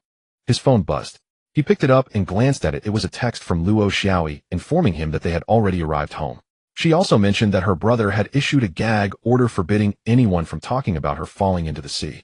He smiled and replied with a text saying he had been busy all day and hadn't slept, feeling terribly tired. The other party quickly responded, telling him to rest early and not to stay up late. The two were a bit distant, and it was clear that Luo Xiaoya's family had some background. Even if Zhao Qin became wealthy in the future, to her, he would still be just a nouveau riche.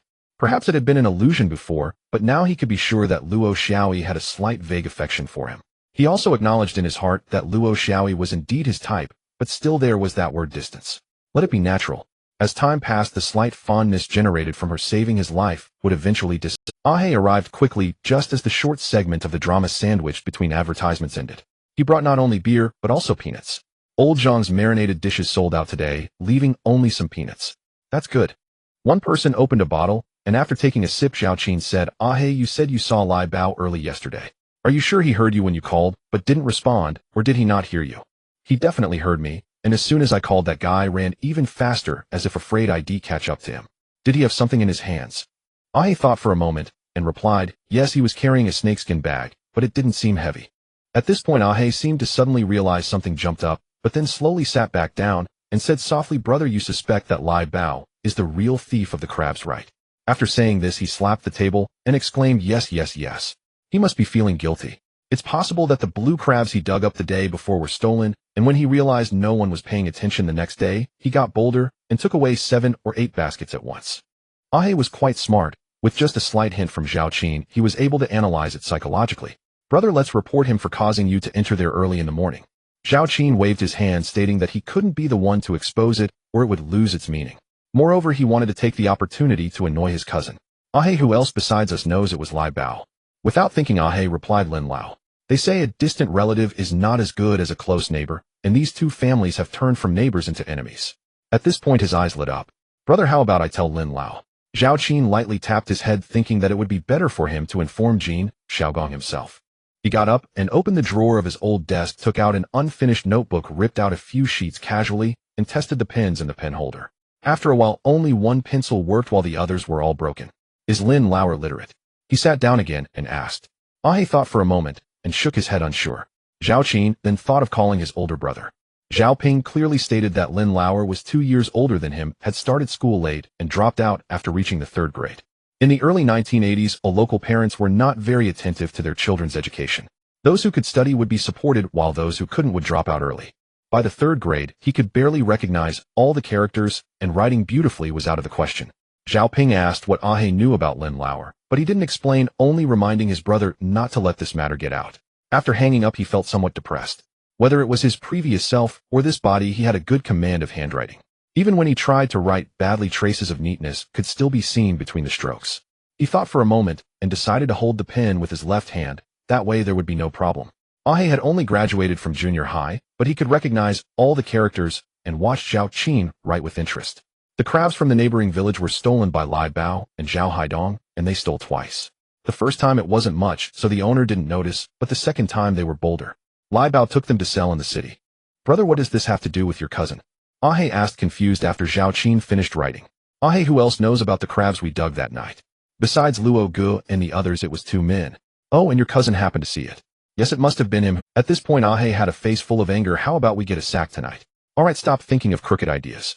He made me stay in the office for several hours, so of course I want him to stay for several hours too. It would be best if Lai Bao was clever enough to implicate my cousin in it, then it would be entertaining. Thinking of this, Ah He's eyes lit up and he rubbed his hands together. How about we find a way to give Lai Bao a heads up in advance? No way, that would be too obvious. This way is just fine. Brother, what are we going to do next? Zhao Qin waved his hand to silence him, wrote on 2 more sheets of paper, which were the same, and then stood up saying, let's go smash the glass at Lin Lauer's house. Ah He, who was only 18 or 19 years old, was at the age of enjoying fun, and upon hearing this he became excited. Grab the bucket and the sand shovel.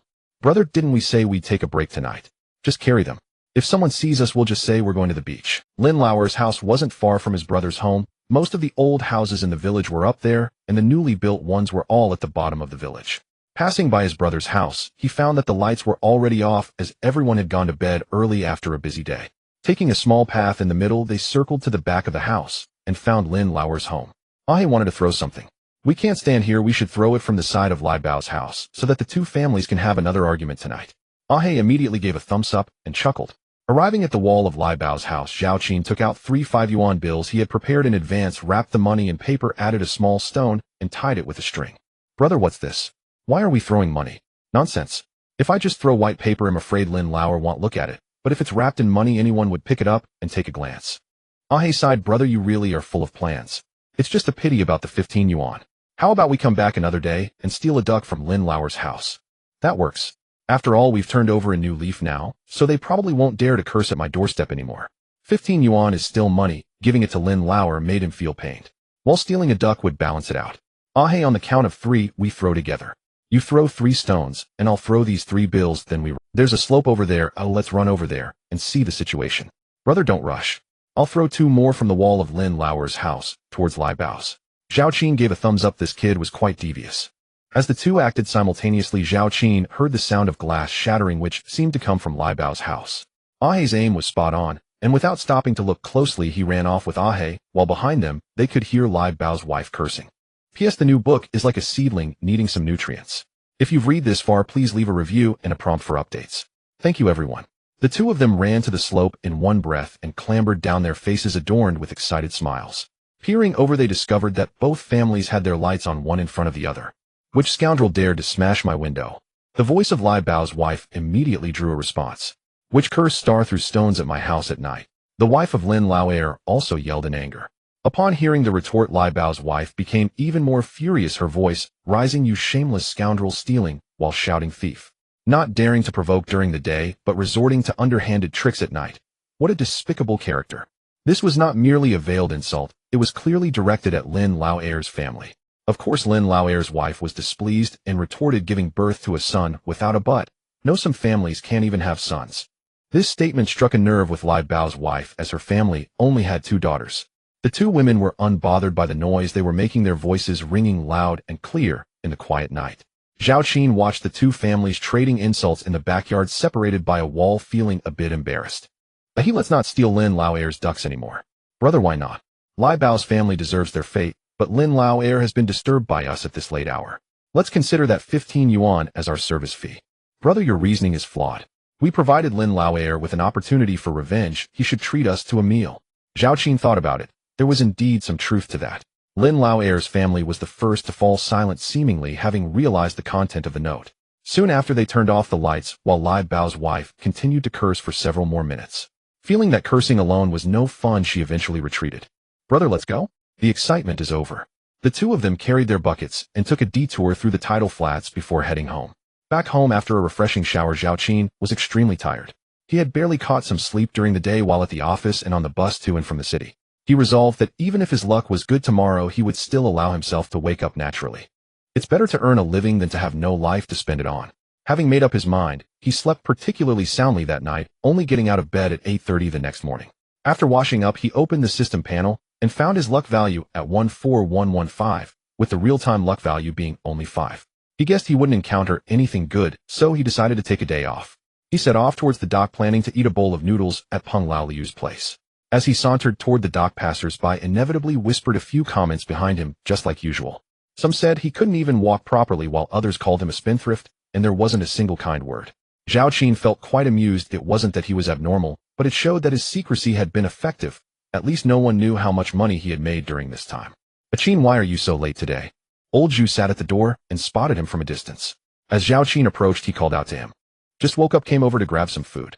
He replied casually and did not linger. I heard you were caught yesterday. Oh, what happened? The police station had questions they couldn't solve, knowing I had been to university, so they drove over to get me to help. You really are full of nonsense. Zhao Qin ignored old Zhu and went to eat a bowl of noodles at Peng Lao Liu's place. As he was leaving, Lao Lu sighed. If you want noodles, don't come for the next week. I need to go to the city to take care of my old man. What's wrong with the old man? Yesterday my brother took him for a checkup, but the results aren't out yet. However, the doctor said it should be lung cancer for sure. Zhao Qin wasn't really good at comforting others, so he could only tell the other person to take it easy and left. He wandered over to his elder brother's house, but didn't see his sister-in-law. Instead, he found a Yuan at the door holding Meow Meow. He walked over to tease Meow Meow, who giggled and drooled. Where are your parents? Upon seeing him, a Yuan looked like he had found a savior. My dad went to the mountains to tend to the fruit trees, and my mom went to the sea. Uncle, can you help me take care of Meow Meow for a bit? What are you thinking? You should take care of your own sister. I'm here to borrow the motorcycle. Are you going to the town again? Zhao Qin remained silent, went to the backyard, pushed out the motorcycle, and rode off. Walking into the supermarket, he looked for the place to buy incense, and then bought a box of pastries before heading to the checkout. Upon seeing the cashier, he was astonished. Wasn't this the very fair-skinned girl from the acquisition station? It's you. Please, incense is for the Mazu festival tomorrow. The girl clearly recognized him as well. All right, you work here. This is my family's store. Today the cashier has something to do, so I'm filling in for a day. By the way, your older brother was the one selling the conchs in the shop yesterday, right? Why didn't you go? Without waiting for Zhao Qin to answer, the girl continued. Chen Shui. What's your name? Zhao Qin. I had something to do yesterday, so I let my brother handle it. He couldn't help but marvel that this girl must come from a wealthy family. This supermarket was nearly 1,000 square meters, costing at least 100,000 to set up. That'll be 16 yuan in total. Zhao Qin fished out his money to pay, but just as he was about to leave, he was called back by Chen Shui. She opened the fridge, took out a bottle of beverage, and handed it to him. This is for you to drink. Since you're offering incense for the Mazu festival, I can't give you a discount. Have a bottle of water, it's quite hot. The girl was quite thoughtful. No need to, I can pay for it. Just take it, it doesn't matter. If you have any seafood, feel free to send it to my family. My brother has his own way of selling, so the prices won't be much lower than in the city. Does this girl know that I sell good stuff in the city? Seeing his confusion, Chen Shui smiled and said, yesterday you unloaded 2 bags onto the small truck, and I happened to see it from nearby. Then why did you ask me why I didn't go yesterday? Zhao Qin felt a bit unhappy, thinking this girl was teasing him. I just wanted to see if you would tell the truth. Sure enough, you're a liar. Zhao Qin. Looking at the watermelons being sold at the entrance, he casually walked over, tapped on one, and asked, are these melons guaranteed to be ripe? Of course. My dad personally sourced the goods. I'm asking you, are these melons guaranteed to be ripe? Zhao Qin shook his leg and asked again. After asking, he couldn't help but laugh, while Chen Shui looked puzzled. Don't worry, if they are definitely ripe. If they're not, bring them back for a refund. Even though it's not far, running back and forth still wastes time. Then let's exchange numbers. If you go home and find them unripe, just call me. Whenever you pass through the town, look for me, and I'll honor it, okay? Zhao Qin was taken aback, but seeing her take out her phone, her fair fingers poised over the keyboard waiting for him to provide his number, he hesitated for a moment, but still relayed it. Moments later, his phone in his pocket rang. Here's my number, save it. If you have a lot of seafood that's hard to transport, I can have my brother come pick it up. Alright, thank you. The watermelon cost a total of over 7 yuan. Chen Shui collected 7, and he carried his items onto the car. He then looked for a meat shop, buying some ribs and meat. For lunch, he could make rib soup with some seaweed in it. Any leftover soup could be used for noodles in the evening, sorting out 2 meals for the day. He didn't want to keep going to his brother's house for meals. The extra ribs and meat would be shared between the 2 families, a little for his brother's house, and a little for his family. Upon returning home and parking the motorcycle, his sister-in-law was already back preparing dinner. Why did you buy meat? Just tell me what you want, Xia Rong complained upon seeing the meat and ribs. I went to the town to fetch incense and noticed that today's pork was quite fat, so I bought a few pounds. Has my brother returned yet? He should be back soon. Zhao Qin checked his phone and saw it was nearly 11. He took a knife from the kitchen, sliced the watermelon in half, one half larger than the other. Sister-in-law, you keep the bigger half, he'll come by in the afternoon to get the smaller one. Can I borrow your fridge to chill it? Aren't you having lunch at home? No need, his grandma has invited me several times, so we'll go eat there. Upon hearing this, Xia Rong did not insist any further. He took the remaining meat and returned home, calling Ahi to ask him to come over. If he delivered it personally, the old lady would definitely insist on keeping him for a meal. After washing the ribs, since they were fresh and hadn't been frozen, there was no need to blanch them. He directly put them in the pot with ginger, sautéed them briefly, and then added some water to boil. Brother, what are you cooking? It smells delicious. As Ahi entered the house, he was greeted by a rich aroma of meat. Leave the meat and bones on the table, take them back to your grandma, and have her stew the bones for soup.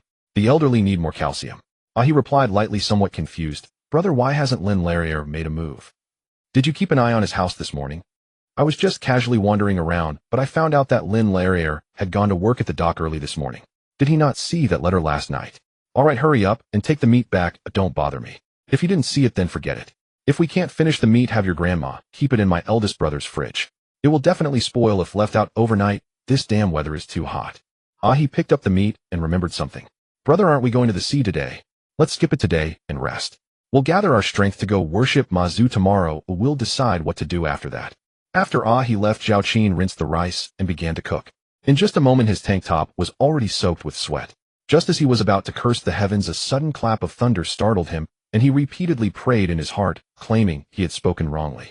Standing at the door, he noticed dark clouds gathering outside. Before long, the sky grew darker, indicating a heavy rain was on the way. Just as he brought in the clothes that were drying outside, raindrops began to fall. They were sparse, but each drop seemed large, hitting the ground and quickly creating a wet splash, which evaporated at a visible speed. The next moment, another drop fell, and before the first could be absorbed by the earth, the rain began to intensify. According to the village elders, rain that fell during a scorching summer day was toxic and should not be gotten wet in. Of course, even if Zhao Qin was hot, he wouldn't stand outside in a downpour. He was more concerned about whether his elder brother had returned. He pulled out his phone to call, and it turned out his elder brother had just arrived home. Seeing that it was about to rain, he had run down the mountain, and just as he entered the house, the heavy rain began. The ribs were nearly done, so he washed some kelp, casually cut it twice, and tossed it into the soup. Sitting on a stool, he waited for the soup to finish while studying the system. He hadn't sorted through the sea fishing tools earlier, but when he saw a fishing rod, he felt excited. As he continued to flip through, he discovered there were even more tools at the back. Drag nets, gill nets, encircling nets, and some fish bait lights among others. Of course, these required a high amount of merit value, often in the thousands or tens of thousands. He noticed that there was a fish trap which could be purchased for only 30 merit points. If he bought several dozen and placed them in the mangroves when the tide receded, checking them every few days while he could forget about catching big fish, he might be able to catch some crabs and shrimp. He was planning his next steps in his mind. After all, relying solely on a shovel or sand shovel was not only too monotonous for collecting sea treasures, but also exhausting, overly dependent on the system's luck. With the fish trap, even if the luck wasn't good, as long as it was a species that the system had developed, he could still catch frequently, ensuring profits. It was essential to diversify, though otherwise the money would come in too slowly, and that was the key point. However, right now the system's merit value was only enough to buy a few items, which was meaningless. There was no rush, he would save up to buy more. At that time, he would just say he bought them in town. If people doubted him, he could always buy a few dozen more to put with those from the system. His hand unconsciously touched the panel and flipped back, discovering a brand new panel labeled farm. It included raising chickens, ducks, geese, pigs, and fish, and a gentle touch brought up an explanation box. Depending on the species and quantity raised, not only could he increase his luck, but he could also significantly boost his merit value. He was instantly overjoyed, such good fortune. But the next moment he became dejected, as the system indicated that the variety he had unlocked was too few, so the farming panel was not yet available. It looks like I have to take it slow. Hearing the rice cooker click, he decisively exited the system and began to eat. He brought the soup directly from the pot and served a bowl of rice, starting to feast. After the meal, he washed the bowls and chopsticks, noticing there was still a lot of rice left. He wouldn't need to eat noodles for dinner, he could just fry an egg. The rain outside showed no signs of letting up, as if someone had punctured the heavens with rainwater pouring down, and the wind seemed to have picked up as well. Zhao Qin closed the door, lay on the bed, and watched television while digesting his food. He had never adhered to the notion of not watching television during thunder and rain. Perhaps because he was young, his sleep quality was good. Before long, he fell asleep again. The window hadn't been properly closed. The wind blew it open with a bang, startling him awake. He got up to close the window and opened the door to find that while the rain had lessened, the wind had grown stronger. Not until evening did the wind finally die down. He grabbed an umbrella and wandered around his elder brother's house. Being alone at home was too boring, and now he probably had been cooped up all day as well. Hearing that he was at Zhao Qin's house, he came over too. Last night, I don't know what was wrong with Lai Bao and Lin Larrier's household. It was already over 10 o'clock, and they started arguing again. Sai, what kind of neighbors are these? Xia Rong recounted last night's events to them. Who won the argument? Zhao Qin replied with a smile. In a quarrel, there's no winning or losing. However, this morning the men from both families almost got into a fight again. Oh, what a calamity. Zhao Qin looked at Zhao Ping and said, Elder brother, the wind doesn't feel right. Yesterday's weather forecast mentioned a typhoon. Sai, I don't know if this bout has passed or not. If another wave comes, the fruits on the mountain will surely drop off. Saying this, Zhao Ping also looked worried. Natural disasters cannot be prevented. Oh, don't worry too much. At worst, we'll work harder in the second half of the year to recover the losses from the sea. Zhao Ping nodded, but the expression on his face didn't change much. For a farmer watching the harvest time arrive only to encounter a natural disaster, the frustration in his heart was understandable. Qin, get up early tomorrow. We can't be late for the temple. Xia Rong began to remind him again. Zhao Qin agreed, and after advising his elder brother for a while, seeing that his mood had lightened a bit, he returned home with Ahi. Brother, this morning my grandma caught 30 chicks and 20 ducklings. She said if we raise them well, we'll have little roosters to eat by the end of the year. Little roosters are delicious, weighing about 1.5 kilograms each. When cooked, even the bones can be chewed. Around 4 in the morning, Zhao Qin got up to wash up and took a quick shower before changing into a clean set of clothes. Once ready, he grabbed a bamboo basket filled with incense and neatly arranged pastries, then headed towards the Mazu temple. Mazu, the sea goddess, was originally built by the seaside in the early 1980s, and has undergone continuous renovations since, sometimes funded by the villagers and at other times by wealthy patrons visiting the village. Since it was a special day, there were many people coming to burn incense, with some elderly family members arriving as early as dawn. As Zhao Qin arrived, he happened to see he and his grandmother coming out with a basket. They greeted each other, and the old lady invited him for breakfast before leaving. Upon entering the courtyard, there were more than 10 large incense burners for burning incense, but the villagers generally first went to the main hall to pay their respects to Mazu before coming out to burn incense at each burner. However, there was a queue to get inside, and Zhao Qin had about 10 people ahead of him. If things went quickly, he could be in and out in 3 to 5 minutes, otherwise it could take over 10 minutes. It was unclear whether it was due to his guilty conscience from past misdeeds or an insatiable desire. Fortunately, there was no sun today, and it wasn't too hot outside. In front of Zhao Qin stood a little old lady, the mother of old Zhang, who sold marinated dishes. She had been inside for 10 minutes without any sign of moving. After a few more minutes, Zhao Qin was about to call for help when the little old lady finally emerged with an empty basket, but at the door, she turned back to mumble a few words. Finally, it was Zhao Qin's turn to enter. Since he was there to pay his respects, he was naturally sincere. He first placed the pastries on a side altar. Each family brought offerings, so it was impossible to display everything before Mazu. A wooden rack was set up to hold the pastries brought by everyone. Typically, after the villagers finished their offerings, old Zheng, a retiree who looked after the temple, would distribute some pastries to the village's elderly, while the young men would be left out. After arranging the plates, he knelt on the mat and bowed 3 times. Then he stood up to take 3 sticks of incense, lighting them from the nearby candle with his left hand. While the incense head was lit, he couldn't blow it out with his mouth. Instead, he either waved it up and down with his left hand to extinguish the flame or used his right hand to fan it out. Holding the incense, he stood and bowed deeply to the Mazu deity, and after completing the gesture, he inserted each stick of incense into the burner, ensuring they were straight and not leaning, with gaps between them no greater than an inch to signify his sincere heart. After completing these rituals, he could kneel on the mat again and begin making his wishes. Mazu is a true deity in Taoism.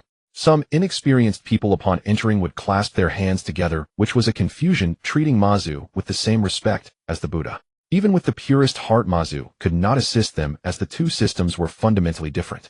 Mazu, I dare not ask for wealth in your presence. You are kind-hearted, please bless my family with safety. At this moment, 2 half-grown children unexpectedly rushed in from outside and began to play and quarrel by the offering table, interrupting his words. He had no choice but to stand up and try to shoo the 2 children away, as this was not a place to play recklessly. Just as he stood up, he saw one of the older children shaking the table, causing some dishes to nearly fall off. Seeing the child, Zhao Qin exclaimed and stepped forward, but as soon as he did, his body blocked the child, and the entire rack toppled over, crashing down on him. He found himself pinned underneath the altar of the Mazu statue, nearly losing consciousness. To make matters worse, a dish fortuitously struck his forehead, causing a pain that nearly brought him to tears. The two children were terrified, standing frozen in place, while people outside heard the noise and immediately rushed in to help. As they began to move the table, Zhao Qin's consciousness started to blur. He wondered to himself, could it be that Mazu knew he was a reborn anomaly? Otherwise, how could he have just wished for safety and been struck by such a calamity? When he awoke again, Zhao Qin was lying in the town hospital with Zhao Ping and Xiao Rong by his bedside. Zhao Ping was repeatedly muttering, "Didn't the doctor say it was nothing serious? Why hasn't he woken up yet? Big brother, what happened?" Zhao Qin finally spoke after realizing where he was. Seeing him awake, Zhao Ping and Xiao Rong were overjoyed, and Zhao Ping hurriedly asked, "Qin, where do you feel uncomfortable?" Xiao Rong had already run out to call for a doctor. A moment later, a doctor in his 50s entered, asking Zhao Qin several questions about where it hurt, whether he felt dizzy, if he wanted to vomit, and so forth. Then he advised Zhao Qin to be careful getting out of bed and to try walking a few steps, concluding, "You should be fine. If you're still worried, you can go to the county hospital for an x-ray. This town lacks the facilities. No need, I'm fine. I just got hit on the head by a dish." The doctor couldn't help but laugh, saying, "You're quite sincere. It's the first time I've seen someone faint while praying to Mazu." After saying that, he left. Just as Zhao Qin was about to say something, he rushed in, relieved to see Zhao Qin. "Brother, how are you? I rushed over as soon as I heard." "I'm fine. Who told you?" "Old Zhang was beating his kids at home, and that's how I found out. The one who knocked over the table at the Mazu temple was his second child, and the other one was from old Yes family at the collection station.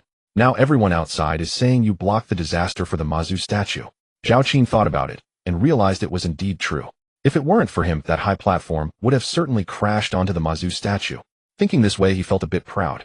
In truth, he was only saying the good things. Some women were gossiping that Zhao Qin had done so many bad deeds that Mazu couldn't stand it anymore and personally intervened to punish him. "Big brother, I'm fine now. Let's go home. Shouldn't we go to the county for a checkup?" "Really, I'm fine. Let's go." The town health clinic was simple. Zhao Ping paid the bill, and they could leave without any complicated procedures. "Let's call a tricycle," Zhao Ping suggested, knowing he wouldn't have called for one if it weren't for Zhao Qin. They got on the tricycle and returned home shortly. "Let's have lunch here, Dill. Just whip up a couple of dishes to get by." As soon as they got home, Xiao Rong began to busy her. Zhao Qin also detailed everything that had happened at the Mazu temple. Upon hearing that he had been hit while saving old Yes child, he immediately cursed. "It's fine. I took the hit for Mazu's statue, so it's not a loss." Yes, Mazu will definitely bless you." Xiao Rong, who was in the main room, hurriedly echoed this statement upon hearing Zhao Qin. If anything happened to Qin, she would feel guilty, especially since it was her suggestion for him to go pray to Mazu today. After lunch, Zhao Ping planned to go up the mountain, and Zhao Qin insisted on following him. Zhao Ping had no choice but to take him along. Remembering there was cargo in the small gully they had passed earlier, he ran back home to get a bucket and a shovel. He, understanding what he was up to, decided to tag along. Just as they arrived home with their belongings, they saw a police car driving past their front door. "Brother, they're going to the village below," he said with excitement. "Let's go. Let's hurry over to take a look." Zhao Qin saw the police car passing by and hurriedly ran down the village, with he spotting the car parked in front of Lai Bao's house from a distance. As they got closer, they heard the terrified voice of Lai Bao's wife. "On what grounds are you arresting my husband? You can't just arrest people." Zhao Qin and the others did not approach, standing at the entrance of the elder brother's house to watch, while Zhao Ping was waiting for the two to leave. "What is this all about?" Xiao Rong asked in confusion. "Who knows? What's wrong this year? They are randomly arresting people. First it was Qin, and now it's Lai Bao. Who knows why Lai Bao's family is involved? My uncle is innocent, a dad, don't confuse things." Zhao Junyuan surprisingly rebutted his father. Right. Zhao Ping instinctively nodded, but quickly reacted, glaring at Zhao Junyuan. "You're always here, and you dare to argue when I speak. A Yuan isn't wrong. Why are you getting angry at him?" Seeing her son being scolded, Xiao Rong couldn't help. "Why is there so much commotion? By the way, sister-in-law, with all this noise at Lai Bao's house, why haven't we seen Lin Laoer's family joining in?" Lin Laoer took his wife and kids early in the morning, saying there was a celebration at his father-in-law's house, and that they would be gone for a couple of days. Zhao Qin understood Lin Laoer was quite clever, boldly claiming he was going to his father-in-law's house early in the morning and stayed in town until noon to report, thus avoiding suspicion. Why are they driving down again? Zhao Ping wondered as he saw Lai Bao being loaded into the police car, which not only didn't turn around, but continued down the road. "Oh, that seems to be our uncle's house." From a distance, everyone couldn't see clearly. As Zhao Ping spoke, he took steps toward that direction, followed closely by a he, and then Xiao Rong joined them, leaving only Zhao Qin and Zhao Junyuan standing still. Zhao Qin pulled out a cigarette and lit one. Zhao Junyuan whispered, Uncle, this is related to you, right? What? My dad said that when you brought back the crabs that day, only fourth grandpa saw it. Now fourth grandpa has also been arrested, so it must be related to you. Shut up, don't slander good people. Any claim should have evidence, Zhao Qin reprimanded. It's really you, don't worry, uncle, I can keep my mouth shut. He shot a disgruntled glance at the young man who was getting too clever. After the police car had driven off for a while, the three finally returned. Qin, I heard it's still related to the stolen crabs from the neighboring village. They say our uncle instigated lie bout to do it. I said the one who reported Qin last time had to be our uncle. He clearly wanted to take Qin down with him. If it weren't for Qin's friends from the capital, this matter would indeed be hard to clarify. While talking and laughing, Xiao Rong was no longer afraid to voice her thoughts. After all, Zhao Haidong had been arrested, and her man wouldn't cause trouble anymore. Sai, why do relatives have to be like this? Zhao Ping sighed in frustration. You treat them like family, but they don't regard you as one. Enough, don't put your warm face against their cold backside. Xiao Rong said bluntly. What do you mean by that, woman? Big brother sister-in-law isn't wrong. We should keep our distance from that family in the future. You are a sensible person, don't let those people dirty your heart. Zhao Ping thought for a moment and nodded, taking a basket and a shovel from home. Let's go, we'll head up the mountain. This matter is none of our concern. The three of them headed up the mountain, and the wind grew stronger as they ascended. Big brother, didn't they say the typhoon had passed? I heard on the news today that the typhoon hasn't truly arrived yet. It's expected either tonight or early tomorrow. Sai, the pomelos may be okay, but the loquats are in trouble. Zhao Qin had nothing to comfort him with. When they reached the small ditch from before, they found that due to the heavy rain yesterday, the water level had risen significantly today and was quite murky. Big brother, I won't go up, I'll stay here with he and prepare a dish. If you want fish, just buy one from Old Lin's collection station. The fish here have a muddy taste and aren't good to eat. You do your thing. Zhao Ping didn't persuade him further, carrying his things up the mountain. Zhao Qin led he up the ditch, walking about 50 to 60 meters, glancing at the side. Let's dig over here, we can change the direction of the ditch. Brother, how do you suggest we do it? Dig open this embankment, the soil will perfectly fill the ditch. The ditch was only 50 to 60 centimeters wide, and with 2 shovels, they quickly redirected the water, with the other side being a piece of wasteland, so no one's land would be flooded. In the past 2 years, the trend of labor work has become increasingly prevalent, with more and more wasteland, much of which has been left uncultivated. Even if offered for free, no one would plant it. When it comes time to pay taxes, people just spend a little money to buy grain to pay, as land is scarce here, and it doesn't cost much. Rice is only 0.7 yuan per gene, and with the costs of seeds, fertilizer, and pesticides, plus the taxes, farming really doesn't yield much surplus. In his previous life, Zhao Qin's hometown was the same. Next year, when the agricultural tax was abolished, the agricultural subsidies gradually increased, and more people began to cultivate the land. After they finished, they hadn't sat for long when Zhao Ping came down. Big brother, how is it up there? It's fine now, and not many fruits have fallen. It depends on the typhoon tomorrow and the day after. I'm not counting on the fruits. Let's just hope the trees don't get blown down. Aren't you going back? You go back first. Zhao Ping thought for a moment that it wouldn't matter if he went back, so he sat aside, waiting to see what they would catch. After about half an hour, the water in the blocked section was almost controlled, and Zhao Qin even heard the sound of fish splashing in the water. He dug a small pit downstream and used a bucket to remove the last remaining bit of water. Qin, there's a grass carp here weighing 2 or 3 gene. Zhao Ping also became excited. After all, what man doesn't enjoy fishing and catching shrimp? Even if he doesn't like eating fish, there are plenty who love catching them. Thus, despite Zhao Ping thinking this fish isn't tasty, seeing a big one made him excitedly call out. Zhao Qin instructed he to approach from above, while he went upstream, the two of them catching fish. There were indeed many crucian carp and small crayfish, and quite a few eels, as well. Some were burrowing into the mud, while others lay in the small pit with the remaining water. In just half an hour, they caught nearly a bucket of crayfish, around 30 gene or so. They only caught 2 grass carps weighing about 5 or 6 gene combined, and 7 or 8 eels, each over 3 or 2 gene.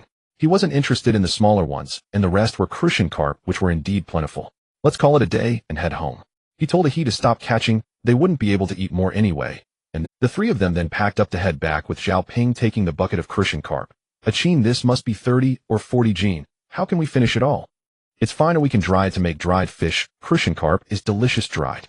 Zhao Ping found it hard to understand, as this fish is all bones. What's so good about it? When they got home, Zhao Qin took out 2 large basins and poured the fish and shrimp into them. Right at the door was the household water. Well, so fetching water was quite convenient. He go to town and buy some supplies for me. We're out of ingredients at home. I'll write it down for you, and you can go buy it. Okay, brother. After sending he off, Zhao Qin began processing the crayfish. Since there were so many, he indulged himself this time, keeping only the tails, which made cleaning easier and faster. While he was busy, he saw that the family of 4 from his elder brother's house had come with Xiaorong carrying a kitchen knife and a cutting board. 2 wild grass carps were grilled in the evening, while the other Christian carps were all marinated and dried to be served with a bit of chili sauce for steaming, which would pair well with rice. After finishing up, I intended to invite my elder brother and the others to eat at home, but seeing their disinterest, including Zhao Ju and Yuan, I decided not to insist. Zhao Qin also stopped urging, and had Xiaorong take a few eels back to cook for a Yuan and Miao Miao. Locals do not kill eels. They believe the blood of eels is a precious thing, and anyway Zhao Qin is not accustomed to them. Sigh for those from the seaside. River delicacies really aren't that appealing. If you won't eat, I'll take them all. In the evening, I prepared a small bowl of garlic lobster and a bowl of spicy lobster because my elder brother and the others were not eating here. I only made 1 grass carp and the rest was salted. This spicy one is quite tasty, he said, sweating profusely but unable to stop eating. With 3 lobsters and a bottle of beer, the 2 of them were thoroughly enjoying themselves. After having the real wild sea-based, eating grass carp, whether in soup or meat, was indeed somewhat inferior. He barely touched the small plate of braised fish. Fortunately, Zhao Qin had half of them deep-fried, sprinkled with some chili powder and pepper salt. They were crisp, and after eating, the 2 tidied up, and only then did he go back. Zhao Qin finished his shower and lay on the bed, remembering to check his system for today's luck value. Thankfully, today's real-time luck value was only 11. If it had been higher, he would have regretted it.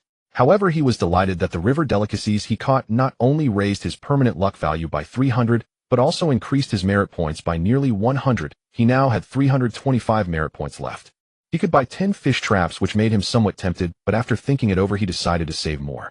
Thinking about buying the fish traps later, he realized it would be troublesome without a boat. He pondered asking his elder brother if anyone had a spare second-hand boat.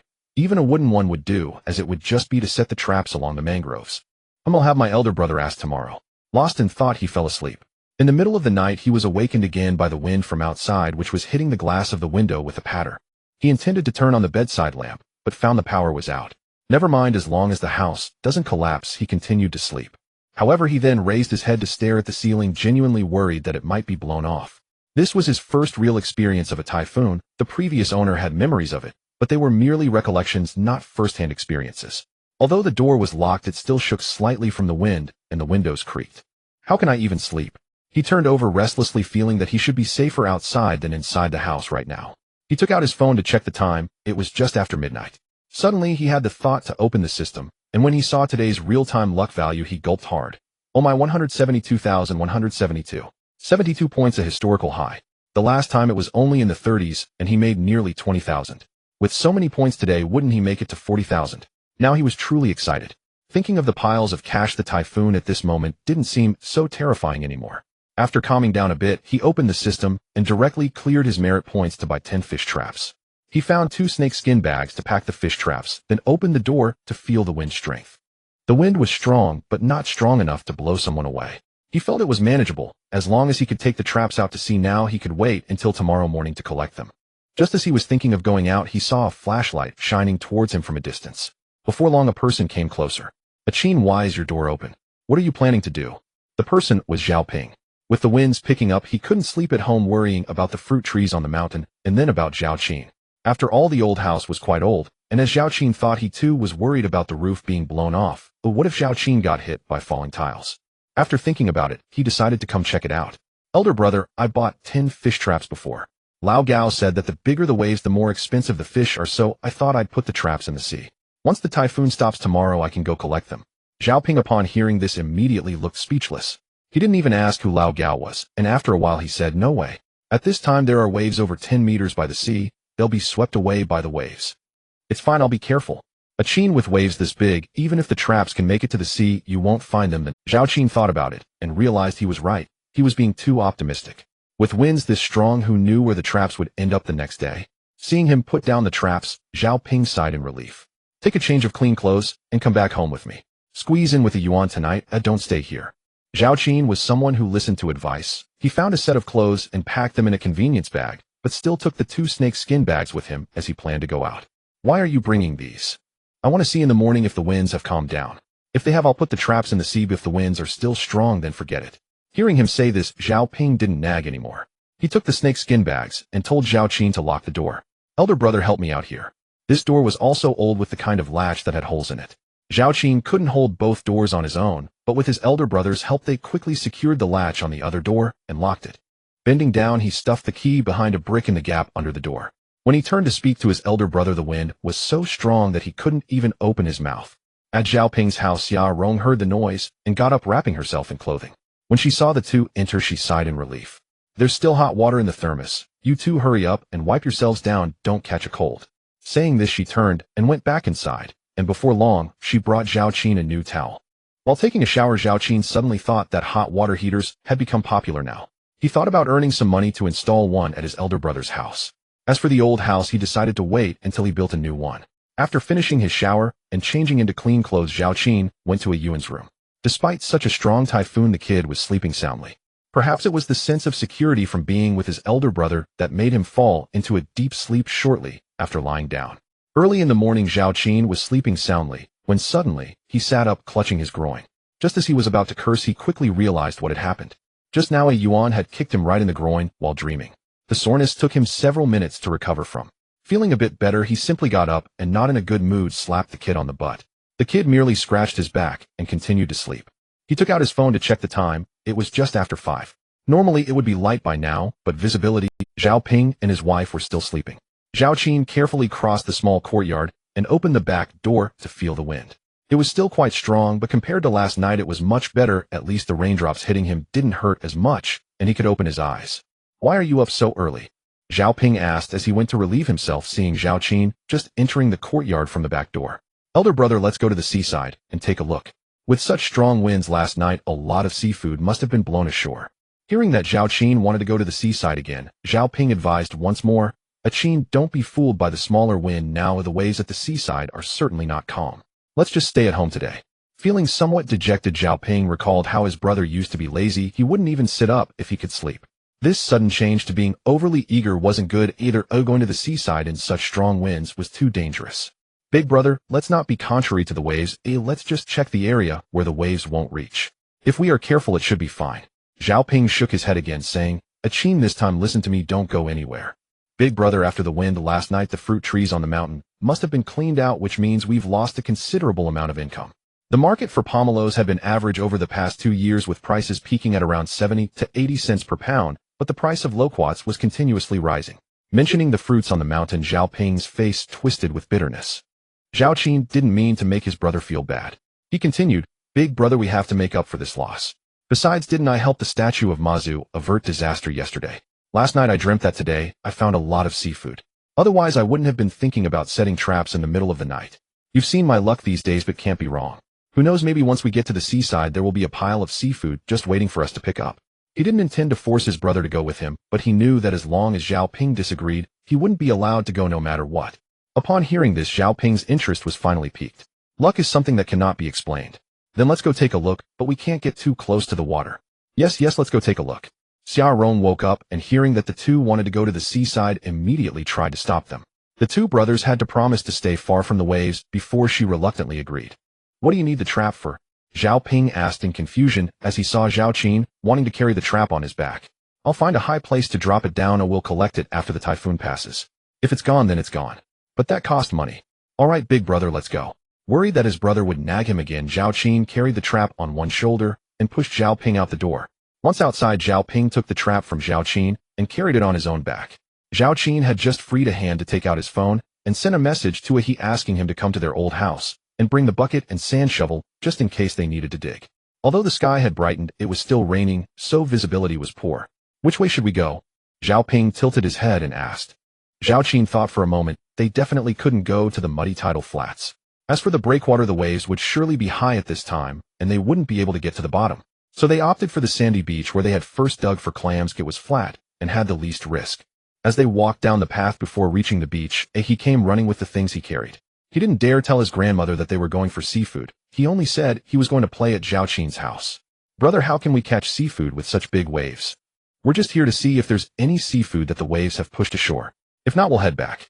It was currently the fishing ban period, and with today's wind still strong, even the most diligent fishermen wouldn't typically go out, leaving only Zhao Ping and he listening to Zhao Qin's persuasive talk. As they approached the seaside, Zhao Qin saw that the rocky tidal flat where the older women often harvested oysters was now submerged by the sea, with only a few large stones showing their blackened edges, waves crashing against them producing thunderous sounds and pushing the waves even higher. The sea had lost her calm and serene demeanor, becoming exceptionally violent, and the water had changed from its previous azure blue to a muddy yellow.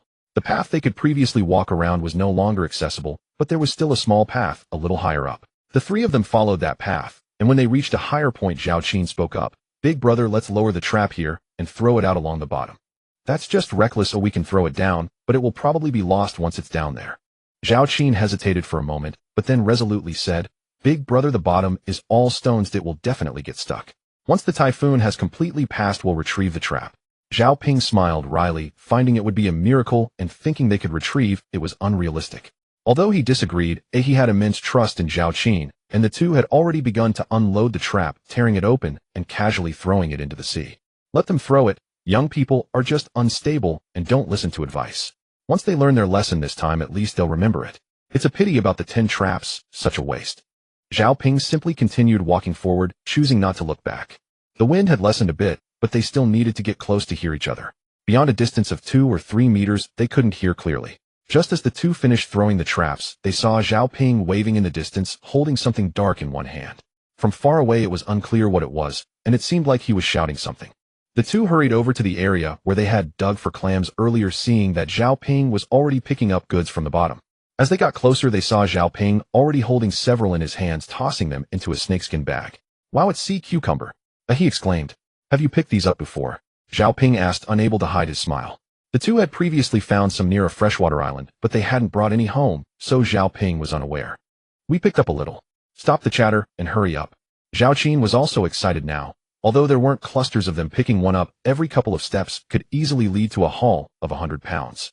He selected a few, noticing that they were smaller than those found on that small island, most weighing around a pound or so. "How much did you sell them for last time?" "They should be worth more than sandworms, so we've really struck it rich this time." After Zhao Ping spoke, he unexpectedly looked up at the distant Mazu temple. Could it be that Mazu was truly manifesting, knowing that Qin helped her avert disaster, and thus blessing him? However, the next moment, he bent down to continue picking up, feeling grateful that he listened to Qin's suggestion to come. If they had waited until the typhoon completely stopped, even if the whole beach was filled with these, it wouldn't have been their turn to pick them up. Would they be able to sell for more than abalones? Abalones had sold for nearly 20,000. If they could sell another 20,000 this time, combined with the previous income from seafood, they could make up for the losses from the fruits on the mountain. The more he thought about it, the more excited he became, and the smile on his face grew wider. "Brother, how did you know there would be goods at the seaside today?" he asked excitedly while picking up. "Mazu appeared in my dreams and told me." Zhao Qin casually responded, and the next moment he spotted a shell, which was not small, appearing conical, like an ordinary shell, except it had a long, hard shell tail. He recognized it as a type of precious shell known as the conch, scientifically named Xiang Luo. Picking it up, he was thrilled to find it actually had meat inside and was quite large, weighing at least a pound. He held it up in front of Zhao Ping, saying, "Big brother, look, it's a conch." "I found one too," he exclaimed excitedly, holding up a conch. Zhao Qin looked up and saw that he had already waded into water up to his calves, and a tall wave was rushing towards them, prompting him to roar in anger. He obediently walked towards the shore with the conch in hand. Halfway there, a wave still hit him, but due to the beach's cushioning, the wave had already diminished considerably by the time it reached him, although it still drenched he from head to toe, causing him to stagger. "You're not allowed to go any further," Zhao Ping scolded, and he wiped the water off his face, agreeing. Zhao Qin thought to himself, feeling somewhat regretful. If only he had brought a rope, they could all be tied together. If one person was knocked down by a wave, the other two could quickly pull them back up. However, looking at the treasures on the beach, he was reluctant to leave. "Look at this." Zhao Ping excitedly held up a sea cucumber, which was quite large, weighing at least half a pound.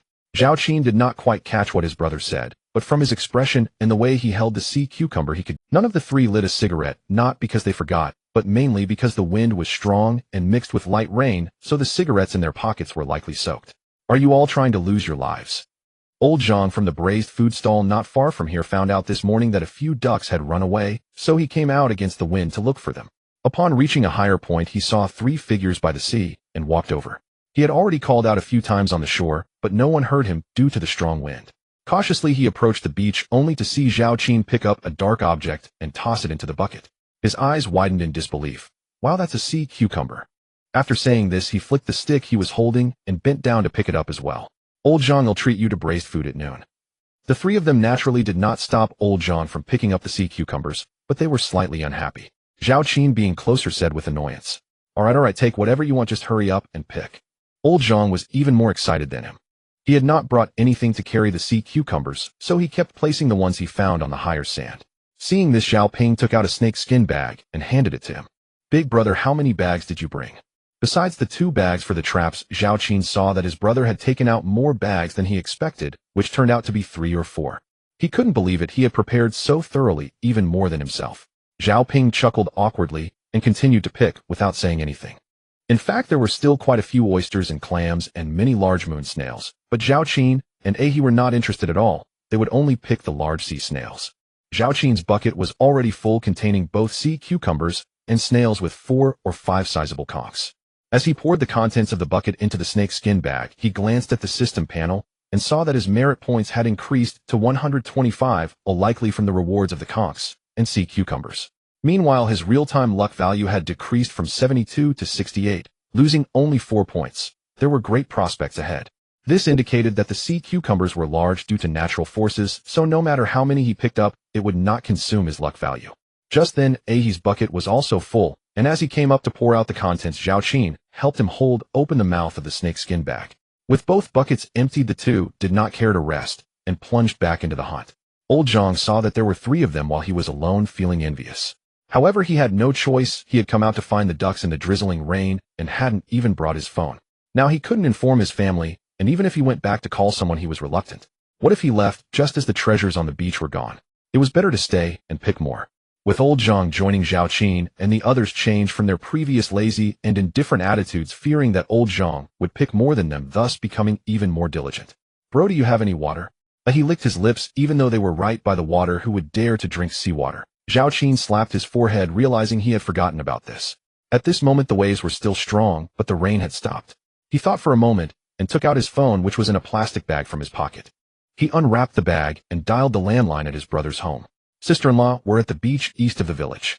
Bring a jug of water. Quickly take the small path up there. He nearly shouted, afraid that the wind was too loud for Xiaorong to hear. As for what Xiaorong said, Old Zhang looked enviously at his phone. Zhao Qin naturally knew what he was thinking and decisively replied, no borrowing, don't even think about it. I wasn't even thinking about borrowing it. Old Zhang chuckled awkwardly. You'd be a fool to believe that. Can't let too many people know, otherwise there wouldn't be any share left for them. He thought that by calling his sister-in-law over they could gather more, but since Old Zhang could find them, others might too. Zhao Ping was the most capable. In nearly 2 hours, he had nearly filled a snake skin bag all by himself. Of course, his picking method was different from Zhao Qin and Ahe. He picked up whatever he saw, unlike the other 2, who only chose the good and expensive ones. Bro, look what I found. He excitedly held up a large snail. Zhao Qin looked over and saw that Ahe was holding a snail bigger than his head, with a brownish-yellow shell resembling a ripe papaya. Wow, that's a big coconut snail. It must weigh 5 or 6 pounds.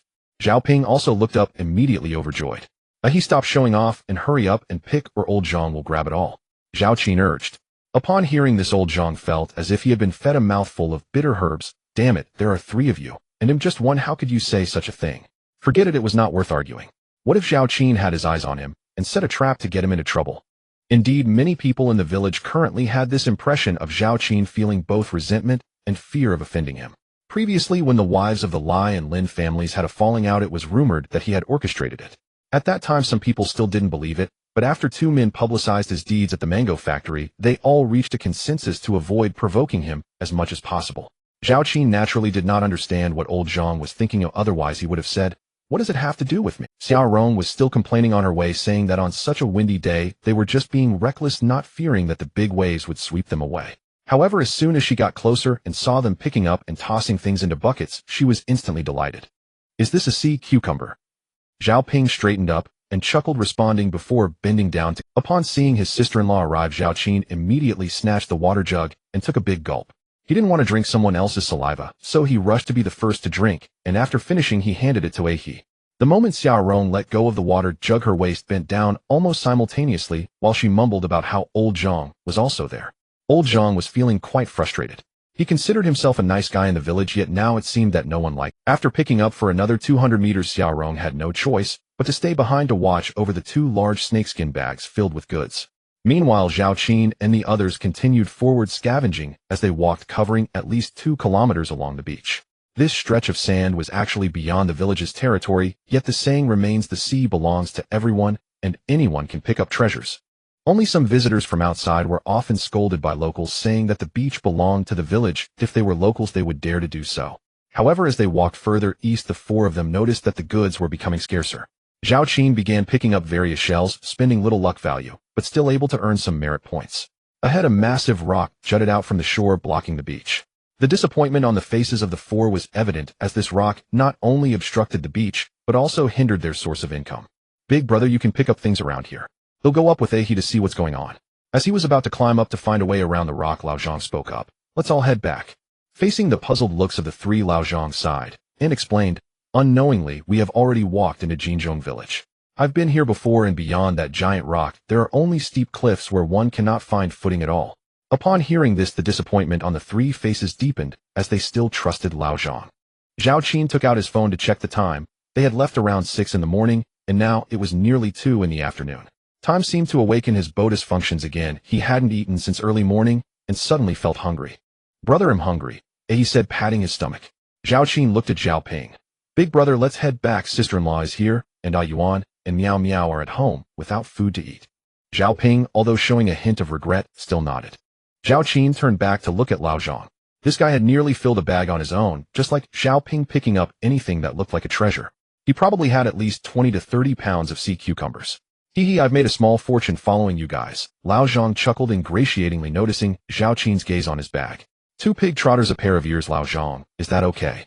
"At a pig heart," Lao Zhang generously replied. In theory, he was quite stingy, and Zhao Qin couldn't do anything about it, but Lao Zhang knew he was genuinely benefiting from the Zhao brothers. If it weren't for them picking up treasures down below, he wouldn't have bothered coming to this beach. Having long been in business, Zhao Qin and he often weighed vegetables, considering it a way to repay a loyal customer. From a distance, Zhao Qin saw a crowd surrounding Xiaorong, all of them discussing the 2 bags filled with sea. "What the hell?" Zhao Qin cursed loudly and dashed towards them. He reacted a bit slower, but quickly followed suit, while Zhao Ping was the last to notice. As he got closer, Zhao Qin saw Xiaorong flusteredly snatching back the seafood that the others were holding, while he heard a woman stuffing 2 sea cucumbers into her pants. Only then did he realize that his grandmother had also arrived, helping Xiaorong fend off their hands. "Damn it, do you want to rob us outright?" As he approached, he shouted loudly. This shout seemed to awaken everyone from their greed, and they reluctantly placed the seafood in their hands down, awkwardly claiming they were just looking. Some even had unkind words. "Picking up so much, can't we just look? It's just looking, you won't lose a piece of meat being so stingy.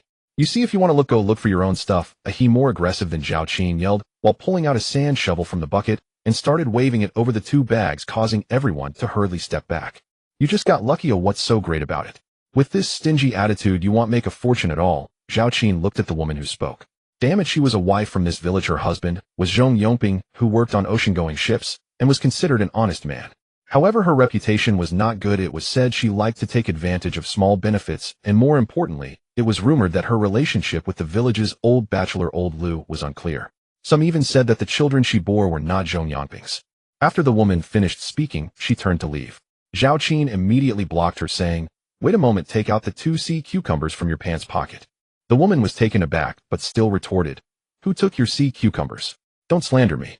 Sister, you can search me." I saw her stuffing 2 into her pocket from afar. Xiaorong was already furious, and without hesitation, she stepped forward. She was quick, but there was someone even faster. Ahe's grandmother rushed forward and grabbed the woman's arm. "They are hitting me, bullying me. The Zhao family is relying on their numbers to bully people." Seeing this, the woman surprisingly sat down on the beach, scattering sand and throwing a fit. Everyone stood by, watching the commotion. At this point, no one would help. It was Lao Zhang's wife who had come looking for him, not finding him at home, and upon seeing that they had gathered so much, she laughed heartily. Xiaorong was in a dilemma, but Ahe's grandmother was not going to give in to the woman. Despite being 63 years old, she was quite agile, bending down to pin the woman to the beach and beginning to search her body. Seeing this, Xiaorong quickly stepped forward to help. Before long, they unexpectedly found 5 sea cucumbers on the woman. "If you keep yelling, I'll call the police. These people are all witnesses, and you'll spend a few days in the detention center." Seeing her continuing to curse, Zhao Qin shouted once again. "Yes, we can testify," Lao Zhang's wife said. Seeing this, the woman had no choice but to get up, running towards the village, while saying the matter wasn't over. Zhao Qin's gaze swept over the others, and everyone hurriedly patted their pockets to prove their innocence. It's not like we can't pick up things ourselves. While we were looking at your goods, we might have picked up a few ourselves, though we have already searched once the waves keep crashing in. The waves were strong, and he stated, just to clarify, if you run into any problems, don't blame us. I suggest you all go home to rest well.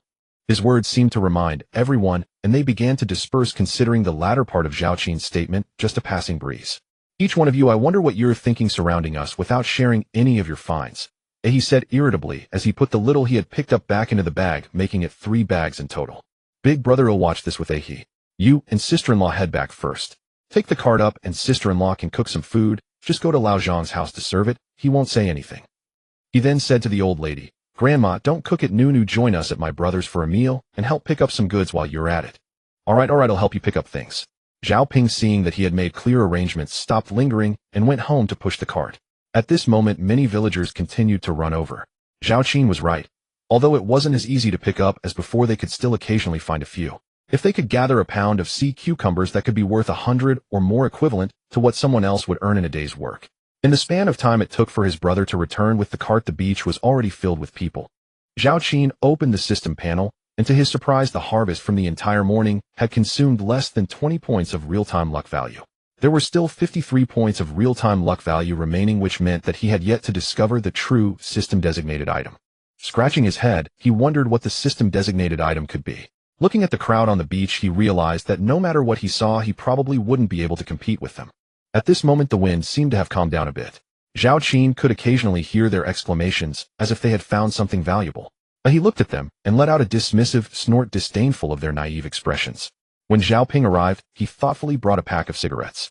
The two lit one up, taking a deep drag to soothe their lungs, feeling refreshed after holding back for several hours. The 3 of them took turns carrying all 3 burlap bags to the car before hurrying home. Once home, Zhao Qin and he felt too tired to move. Zhao Ping told them to rest while he carried all the burlap bags to the backyard. At that moment, he finally felt at ease. These items belonged to him now. Meow Meow must be starving now, Zhao Qin said as he saw his sister-in-law bustling around. The little girl is asleep. A Yuan saw that we hadn't returned and cooked an egg for her, she replied. Zhao Qin smiled at a Yuan who was squatting in the backyard watching his father sort through seafood. Oh, look at you, you've learned to cook eggs now. The 2 of them took a break and brought a small stool to the backyard to help pick and sort.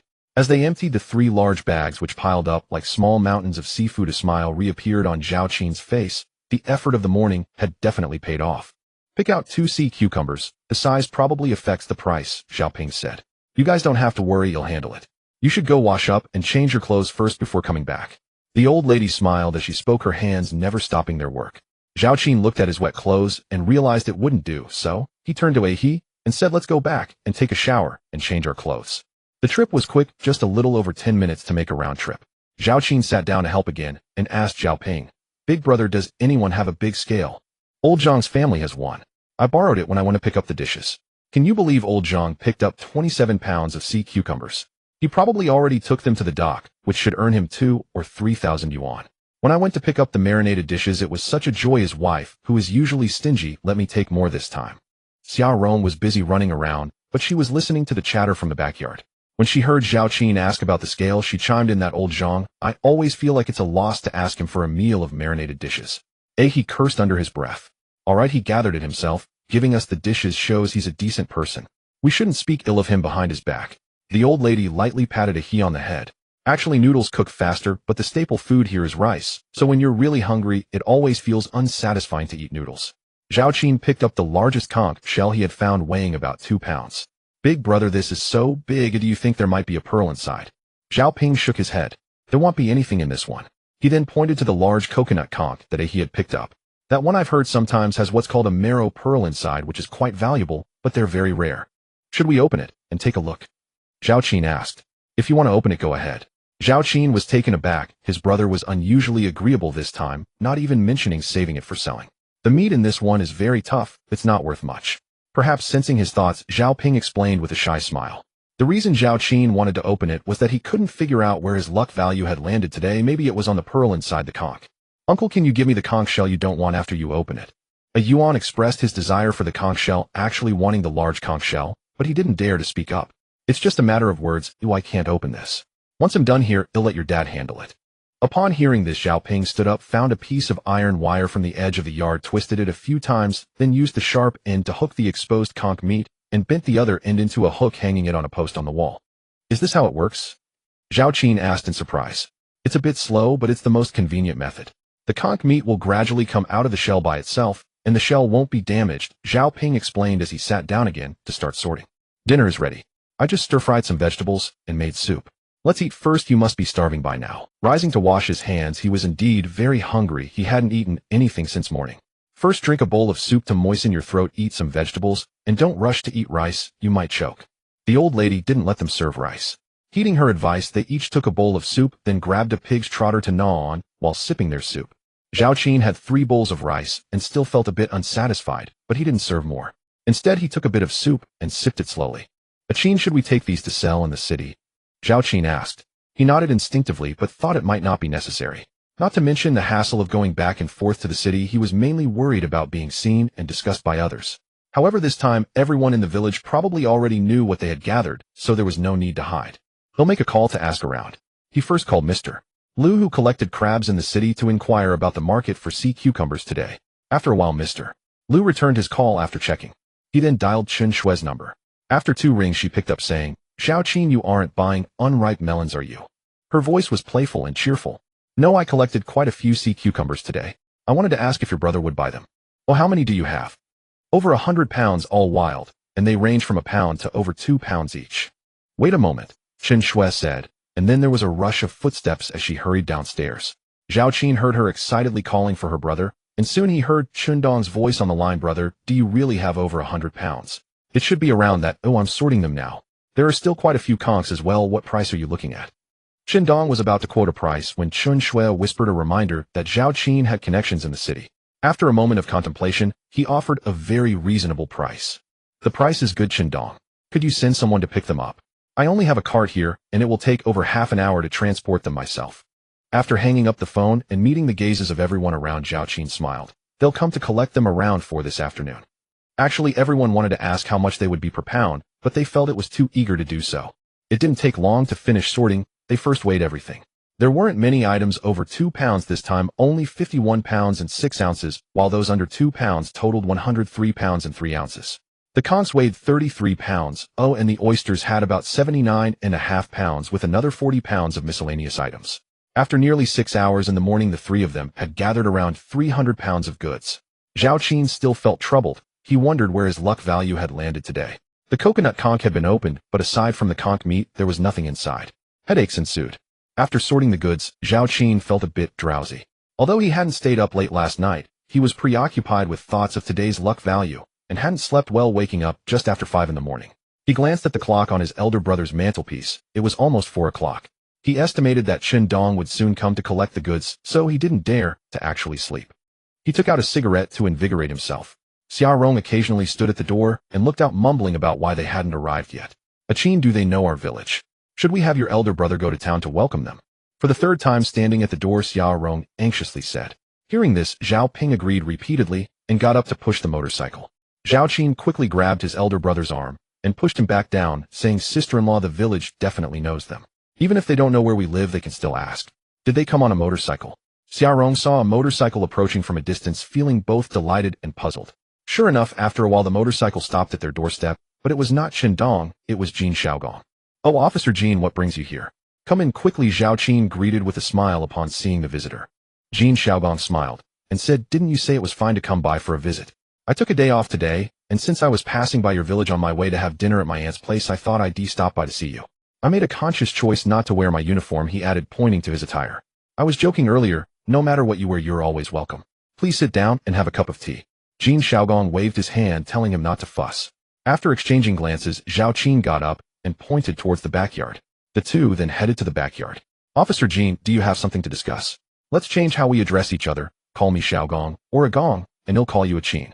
We are about the same age, so let's drop the formalities. Zhao Qin had no objections, but when he took out a cigarette, Jin Xiaogong waved it away, saying, Qin, you know that yesterday we caught Lai Yue and Zhao Haidong from your village, right? Zhao Qin nodded. Lai Yue was well known as Lai Bao because he had overstayed his birth limit. At that time, he couldn't pay the fine and the village couldn't push him too hard, so they took a sack of grain from his house, which earned him the nickname Lai Bao, and it eventually became Lai Bao. Now that the situation is clear, telling you isn't considered a violation. The one who reported you was Zhao Haidong. I didn't expect him to be the thief crying stop thief. Zhao Qin was a bit confused. He had written to Zhao Haidong purely to irritate him, but now hearing Jin Zigong's tone it seemed there was really an issue. Zhao Haidong is my uncle. How did he get involved? Zhao Haidong of course denied everything, but Lai Yue firmly insisted that he discovered the neighboring village Qingtong selling crabs, because Zhao Haidong informed him, and they agreed to split the profits after selling them. So what are the current regulations? Zhao Qin still couldn't clarify if his uncle was genuinely involved or if Lai Bao wanted to drag someone down with him. If he was truly involved, then his letter had unwittingly struck a chord. According to Lai Yue, they stole just over 100 jin in total, but the owner insists that 260 jin of crabs are missing. I thought that perhaps the owner was worried we wouldn't take it seriously, so he reported a larger loss, but there's really no way to investigate this matter. They're both guilty, and they deserve it. Will compensating the owners settle the matter? Zhao Qin asked. It's not that simple. The two have to compensate for these 260 jin of goods, and each will have to pay a fine of at least 2 to 3,000 yuan plus be detained for 3 days. They need to learn their lesson. However, for now, it's just an intention. After all, our department only has the authority to impose fines under 500 yuan, so the director plans to report this to a higher level. Zhao Qin understood and certainly wouldn't disclose the rules. I really just passed by this time thinking I should inform you about the situation. I was indeed too anxious last time, but for now please don't spread it around since it hasn't been finalized yet. You can rest assured about that. After discussing the matter, Jin Xiaogong planned to leave. Zhao Qin noticed the seafood in the bucket in the yard and asked him to wait. He found a convenient bag and packed about 10 jin of oysters for him. He felt he couldn't afford to give anything more expensive, fearing it might pressure the other party. What is this for? I can't accept it. Your family is having a gathering tonight, so it's perfect to bring along to add to the dishes. Let me make it clear, I'm not giving this to you because of your position. I'm doing it because we're brothers and friends. Hearing this, Jin Xiaogong smiled and nodded, saying, all right, since it's a gift from a brother, he'll accept it.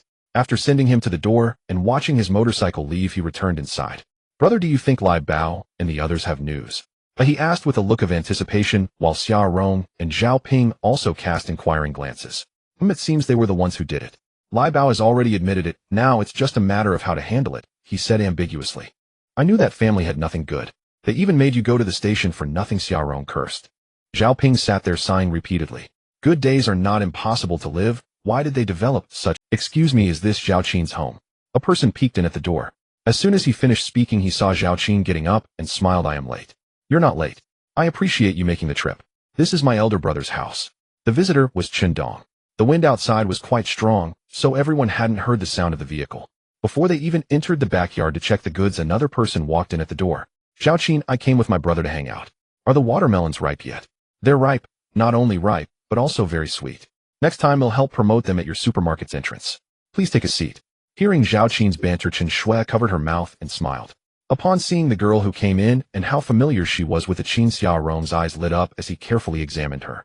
She was about 1.65 meters tall with a delicate appearance and very fair skin. It's rare to see a girl from the seaside with such fair skin. The key was her figure. It was curvy and she didn't have any airs about her. She looked graceful. You must be Zhao Qin's friend. Come in and sit down. Chen Shui glanced at Zhao Qin, seemingly inquiring about the identity of the speaker. This is my sister-in-law. Hello, sister-in-law. My family runs the purchasing station in town. The bitter snails that this elder brother brought last time were collected by my family. She pointed towards Zhao Ping while speaking. Seeing the other party being so friendly, Xia Rong was even happier. He stepped forward and took Chen Shui's arm, inviting her to sit. Chen Dong felt something was off, but he couldn't pinpoint what was wrong for a moment. Just then Zhao Qin pulled him to look at the goods, and his attention was immediately diverted. Oh my, there really is this much. At the moment Chen Dong saw the goods, his eyes sparkled even brighter. He casually picked 2 sea cucumbers from the basket and weighed them in his hand, asking, have you chosen well? We estimated as well, but you can rest assured that there are definitely many that weigh 2 jin among the 1 jin ones. I won't say there's not a single one, but it's definitely very rare. It's not our first time doing business together. Last time you were so meticulous with the bitter snails, I trust you. Chen Dong said this while looking eagerly at the conch. The price varies greatly. If it's small, it might only be 40 to 50 yuan per jin, but for one that weighs 2 jin, it would cost at least 180 yuan or more. Chen Dong inspected the goods and said to Zhao Qin, brother, you really only bring good products. Can you tell me what goods you brought back from the city last time? Zhao Qin thought for a moment and felt there was no need to hide it, so he replied, abalone around 30 pounds for the 2-headed ones. The rest are smaller, totaling less than 200 pounds. Chen Dong's eyes nearly bulged out. What? 30 pounds for the two-headed ones. After a while he regretfully said, don't worry, my channels are even better than the market in the city. As long as the goods are good, we can negotiate the price later. Let's sort out today's goods first, and I'll call you when I have good products in the future. Sure. Chen Dong took an electronic scale out of the car, and as soon as he entered the house, Zhao Qin grabbed it and moved it to the backyard. We'll go with the sea cucumbers you picked. As Chen Dong spoke, he pointed to the conch and said to Zhao Qin, divide this into 3 specifications, those weighing less than 1 pound, between 1 and 2 pounds, and over 2 pounds. Zhao Qin agreed and began sorting. It was simple. There were only about 40 of them in total. After weighing the sea cucumbers, Zhao Qin found that there was not much difference from his previous measurements, so he felt relieved. He was genuinely worried that Chen Dong would adjust the price in his favor during the weighing. After weighing everything, Chen Shui was recording the weights nearby. Each time she noted one down, she confirmed it with Zhao Qin. Apart from the oysters given to Jin Xiaogong, there was not much discrepancy. The miscellaneous ones can be kept for eating as they are cheaper. Chen Dong looked at the last basket of goods, which contained several varieties, most of which were cheap. Only a few scallops were priced higher, while the mussels were relatively cheap despite their size, making it difficult for him to calculate a combined price. All right, well, keep those. Zhao Qin agreed. Then they began to settle accounts. Xia Rong and others had been waiting anxiously, as Zhao Qin had not mentioned the price until now, and everyone was all ears to hear Chen Dong announce the unit prices. Sea cucumbers over 2 taels were priced at 135 yuan per pound, which surely couldn't match the price General Yi paid before, but it was still decent. Those under 2 taels were 80 yuan per pound, and the prices for the 3 specifications of conch were 180, 155 yuan respectively. The oysters were cheaper at 9 yuan per pound. Chen Shui took a calculator from the car, and after some time calculated the total price to be 19013 yuan. Zhao Qin proactively suggested rounding it down. Chen Dong opened the waist pouch tied to his waist, pulled out 2 bundles, first handing 1 bundle to Zhao Qin, then pulling out 1,000 yuan from the other bundle and handing it over as well. Big brother you, and he helped move the goods to Chen's car, and don't bother with the baskets. We'll get them next time we go to town. As they started moving the goods, Zhao Qin began counting the money. Outside, some people saw them moving the goods and started chiming in. Knowing that Chen Dong was the one receiving the goods, they asked about the prices. Chen Dong quoted 10 yuan lower for each sea cucumber, which still excited the villagers, as it was higher than the price given at the village dock. Don't leave yet, we all picked some, and there will definitely be more soon. Zhao Qin squinted slightly, having forgotten about this batch. He was fine selling his own finds wherever, but if he brought the villagers along to let Chen Dong buy from them, it would create enmity with the several purchasing stations at the village dock, as blocking someone's financial path is akin to killing their parents. I'm sorry, but we only take bulk goods. I don't accept anything less than 200 pounds. You have docks in the village, let them take it. Unexpectedly, Chen Dong was quite shrewd, directly setting a threshold and not accepting the villagers' small. Of course, if someone from the village brought some to town, he would accept it, but if they came to the village to grab these small goods, that would be too unethical. Hey, why is your purchasing like this? Our family has plenty. I find it troublesome, sorry. After saying this, he looked at Zhao Qin to confirm there was no issue with the money, then got into the car, started it, and planned to head back to town. Chen Shui waved at Zhao Qin and also got into the passenger seat, watching the car turn around and leave before the others finally went home. The villagers peeked out at the door and laughed, saying, "Ping, you guys made a big profit this time. Uncle Luo want to come in for a glass of water? It's just a bit of luck. I guess it's also because Qin helped Mazu avoid a disaster yesterday. This is Mazu's blessing." No, I still want to go check the beach. Old Luo complained as he walked away, wondering why it wasn't him who got hit. After selling, Zhao Qin finally realized that sea cucumbers are good stuff. Why didn't he think to save a few?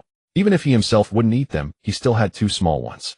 However, now to go to the beach and snatch along with those villagers, he was unwilling, as there wasn't much left to pick. It was estimated that the entire village combined might not have picked as much as his 3 brothers. "Qin, how do you know that girl?" Just as he sat down, his sister-in-law caught him and asked. "I've sold goods at her place a couple of times." "Oh right, the supermarket in town is also run by her family. I bumped into her again when I bought incense and pastries last time." Hearing this, Xia Rong swallowed back the words she wanted to say, displaying a hint of regret. She hadn't expected the other party to come from such a well-off family. Given Qin's current situation, they were not from the same social standing, so the girl's family would certainly be unwilling to marry her off to him. Alas, if Qin hadn't dropped out of school, being a graduate from Peking University, he wouldn't be an embarrassment to anyone. Zhao Qin didn't pay attention to what his sister-in-law was thinking. He took out the money and began counting. His share was 3800 yuan. He repeated what he had said before to the old lady and his brother-in-law. "Grandma, every time we go out to sea, I do the hard work. I won't take a cent of his earnings from going out alone. If you think splitting 2 ways is unfair, we can just each do our own thing in the future." "Why say this?" Although I'm old, my eyes aren't blind. If you don't take him along, he won't pick up anything. You two get along well, and I appreciate you looking after him. Then let's not argue over who benefits from whom, we'll split it as before. As Zhao Qin spoke, he first pushed 3,000 yuan in front of a he who didn't even look at it, and simply pushed it to the old lady, then pointed out another share and handed it to Xiao Rong. Everyone was naturally happy to be able to share the money. Zhao Ping was grinning broadly, as this finally made up for the losses from the fruit trees. If the damage to the fruit trees wasn't too severe, they could make a big profit. Feeling fortunate that he hadn't stopped at Qin in the morning, otherwise he wouldn't have earned this over 3,000 yuan. Old lady, how about we have dinner at my place tonight? We didn't finish the lunch dishes, and those leftovers from the conch can just be boiled into 2 plates. No, we can't eat at your place every meal. Your family's food doesn't just appear out of nowhere. We should go home. There are chickens and ducks to tend to at home. After sending the 2 away, the family at home could truly be considered their own. Wow, little uncle, you made a big profit again today. All right, I'll bring you a gift next time I go to the city, Zhao Qin said, then took out 500 yuan from his hand and handed it to his sister-in-law. What's this for? You worked hard for 3 or 4 hours by the beach today. Oh, it's not right for me to give you nothing while the old lady gets something. This is your wages. What nonsense, hurry and pack it up. 3,000 plus is already plenty. Zhao Qin shoved the money into a Yuan's hands, lifting his leg to leave, while saying to Xiao Rong, sister-in-law, I won't be cooking tonight, I'll eat here instead. All right, you go home and rest. He'll have your brother come and call you when it's time. Zhao Qin mentioned that a phone call would suffice, then headed towards old Zhu's little shop at the dock, realizing there seemed to be only a pack of cigarettes left at home, and he needed to buy another pack. Upon arriving at the shop, he found the door unexpectedly locked. Old Zhu had also begun to act strangely. Why not engage in a good business?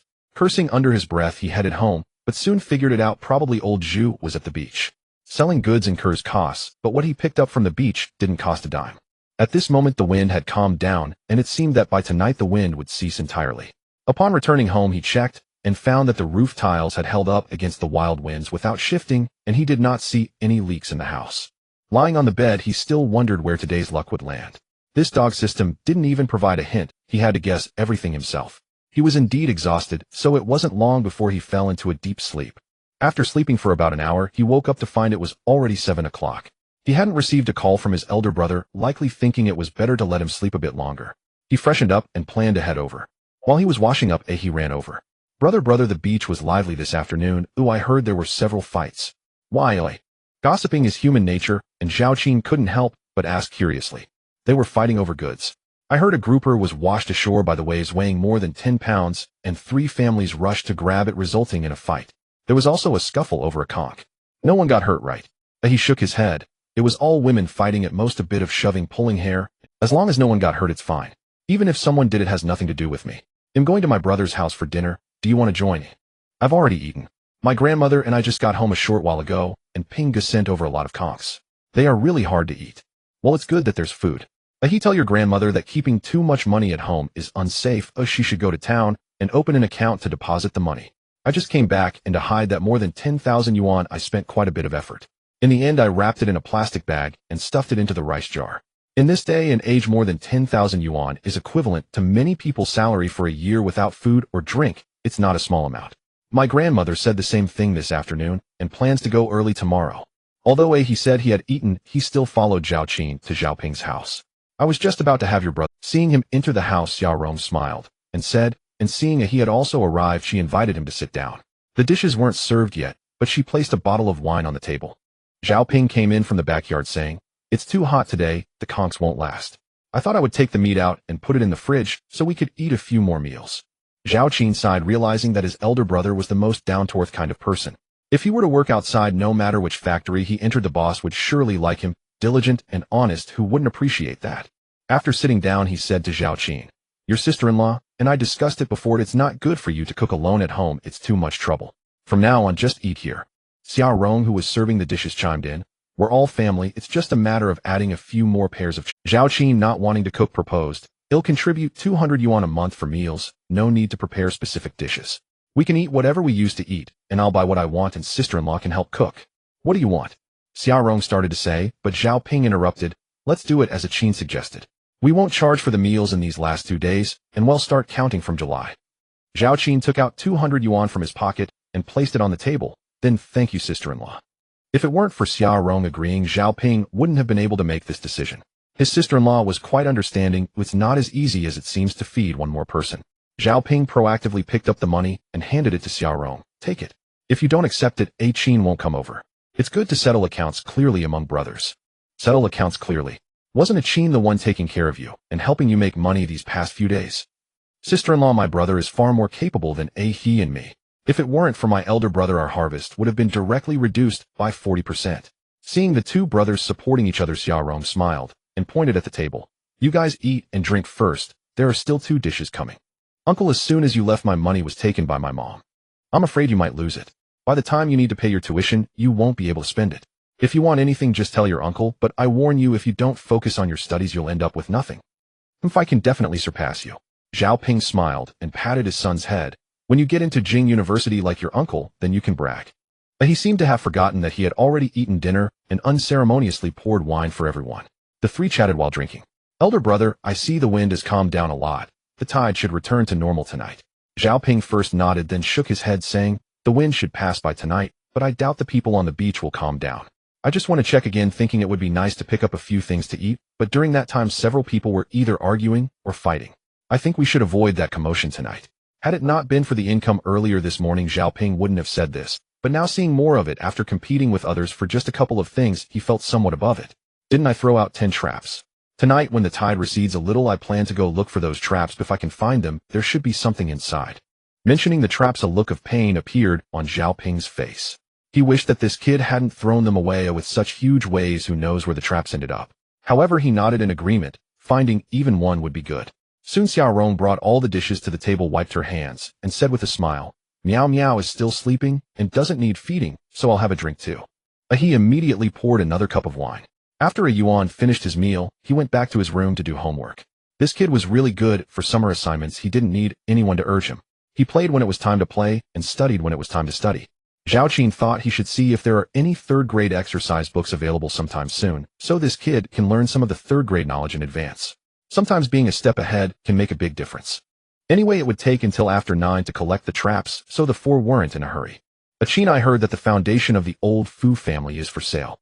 I didn't pay much attention to it at the time, but today it suddenly came to mind. It's only about 40 meters away from my place. You've saved quite a bit too, why not buy that foundation? Xiaorong spoke very tactfully. It wasn't that she hadn't paid attention, but rather that even if she wanted to, she couldn't. The Zhao Qin of earlier was just a pile of mud that couldn't be propped up. Right, let your sister-in-law ask about it tomorrow. I estimate it will be around 20 to 30,000 yuan. If you find it small, you could build 2 stories later on. Speaking of this, Zhao Qin also became energized. Brother and sister-in-law, don't worry about the house. I have my plans. A couple of days ago, Zhao Qin was considering teaming up with his family. Cooking every day can indeed be quite bothersome. It's hard to finish 2 dishes when cooking alone, and 1 dish feels monotonous, not to mention it's not beneficial for balanced nutrition. Now that his elder brother has mentioned it, he agreed. Otherwise, if he rejected his elder brother and then teamed up with his sister-in-law would surely think he was being distant. As for buying land to build a house, he truly had his own plans and wasn't just making excuses. He thought about saving a bit more to buy a larger piece of land, as he had promised to build a villa, and that must be done. After dinner, as the 3 prepared to set off, Xiaorong said, do you want me to boil a few eggs for you? You can eat them if you get hungry. No need, we just need to collect a fish trap, and we'll be back. Although Zhao Qin said this, he still packed 3 snakeskin bags, 2 for the fish traps, and the remaining 1 for any potential catch. Zhao Qin had forgotten to bring a headlamp, so he hurried back to grab 3. He had several headlamps at home. He had bought 2 himself, and previously when Luo Tan went crabbing, he bought 1 each for them, which he had given to him when they left. They took the 3 headlamps, each wearing 1, and walked towards the beach. The wind was similar to usual. The 3 of them were smoking, and from a distance, they could see beams of light shooting into the sky. There are still so many people. He remarked, looking at the area illuminated by the sporadic lights. It's just that Qin is lucky. He insisted on coming early today. Otherwise, if it weren't for those starting traps this morning, I bet my sister-in-law and I would be at the beach fighting for space. As they spoke, the 3 continued walking towards the beach. This time, they didn't take the upper path, as they had no intention of going to that beach. Instead, they followed the path where the ants had been knocking on the clams. The tide had genuinely receded, although the water level was still high compared to before. The rocky tidal flats were completely exposed. Elder brother, I think we need to get into the water. Without Zhao Qin reminding him, Zhao Ping already knew. Fortunately, the waves are small now, otherwise it would be dangerous to go into the water. They'll take the lead, and you follow closely behind, making sure every step is solid. It's about 200 meters to the fish trap. We have to wade through water for this whole stretch. Elder brother, let's walk in a line. They'll take the deepest part, and he will go on the upper side, and you'll walk in the middle. Who knows, the fish trap might have been washed up by the waves over here. Zhao Qin, being a bit of a fool, didn't think to make a buoy marker when they set the fish trap. But with the morning's waves, even tying a lead ball wouldn't have helped. Zhao Ping thought this made sense. Who knows where the fish trap would end up? They might as well head east from here, and if nothing turns up they could search west later. Hey, what are you guys doing? A villager happened to pass by, and saw the three lights, instantly becoming curious. At night it was hard to shine the light directly into people's faces, so he didn't recognize who was below. However, as soon as he spoke, the three recognized it was old Luo from next door to Zhao Qin's family, the same one who was supposed to intercept Chundong's car in the afternoon. Uncle Luo, it's us. Qin threw a few fish traps down this morning. I told him not to, but now that the waves have calmed, we're here to have a look. Zhao Ping replied loudly. You threw the fish traps early in the morning. With the wind being so strong, how could you have done that? Where are we supposed to find them now? Old Luo said, but he didn't leave. Instead, he sat down on a rock above, lit a cigarette, and watched them search. There wasn't much to pick up on the beach anyway, and he had intended to go home, so he wasn't in a hurry. Who knows, maybe the three kids would actually find one or two. He was curious to see if they had any luck. Zhao Qin actually didn't want old Luo to be there, but he couldn't chase him away. Brother, I think I found one. After a moment, he exclaimed excitedly. Filled with joy, Zhao Qin forgot that he was still in the rocky tidal flats. As he reached for the water, he stepped into the deepest part where the water was above his knees, and the unseen rocks below were the most numerous. As a result, he accidentally bumped his knee against a stone. Damn it! He cursed loudly and fell directly into the sea. Zhao Ping was startled and hurried over. Zhao Qin pushed himself up and shouted for them not to come over, telling them it was fine even if he got hit. He couldn't let the two of them get hurt as well. The sharp pain in his knee nearly made him cry out, and he rubbed his knee with his hand, cursing inwardly. What's wrong? Zhao Ping asked with a tone of complaint. I got too excited and kicked a rock. It's nothing. Be careful. Let's switch places. You take the middle, and he'll go to your side. Let's wait and see. Let's check on he and the fish trap situation. He remained silent. When he pulled the fish trap, it didn't budge at all. He knew it must be stuck, but didn't dare use brute force to pull it apart, as it wouldn't be good if it broke. What if it had something inside? If it broke, it would likely fall back into the sea. So he cautiously felt his way to one end, planning to carefully retrieve the trap, bit by bit, from the front. Zhao Ping arrived nearby, and also felt the fish trap, sharing the same thought as he. He started searching for the other end of the trap. When Zhao Qin approached, the two had already freed the stuck part. Each held one end with he's end slightly lower, and Zhao Ping lifting his higher, beginning to shake it with force, shaking one section at a time. The sea fish traps are generally longer than freshwater traps. Each one Zhao Qin obtained from the system was 9 meters long, with a steel ring measuring 35 cm by 50 cm, which is a common model for fish traps. Damn it! When all three headlamps shone on the fish trap, they could see most of the contents inside clearly, and he couldn't help but exclaim. Zhao Qin quickly coughed to interrupt what he was about to say. Did you find something? Is there any catch? Old Luo, hearing the exclamation from above, also turned on his flashlight, but he was still dozens of meters away, making it hard to see the trap clearly, let alone the contents inside. Just average a few crabs and such. Zhao Qin quickly shouted back. He then glanced at he and his elder brother, who also realized to keep quiet and not be too loud. Damn it, they're all stone crabs. He throw this fish trap over to the rocks over there. Hey, let's keep searching. He replied in agreement, struggling to lift the fish trap onto the rocks. The trap itself wasn't heavy, but the catch inside was. Qin, we've run out of snakeskin bags. Zhao Ping said, both delighted and frustrated in a low voice.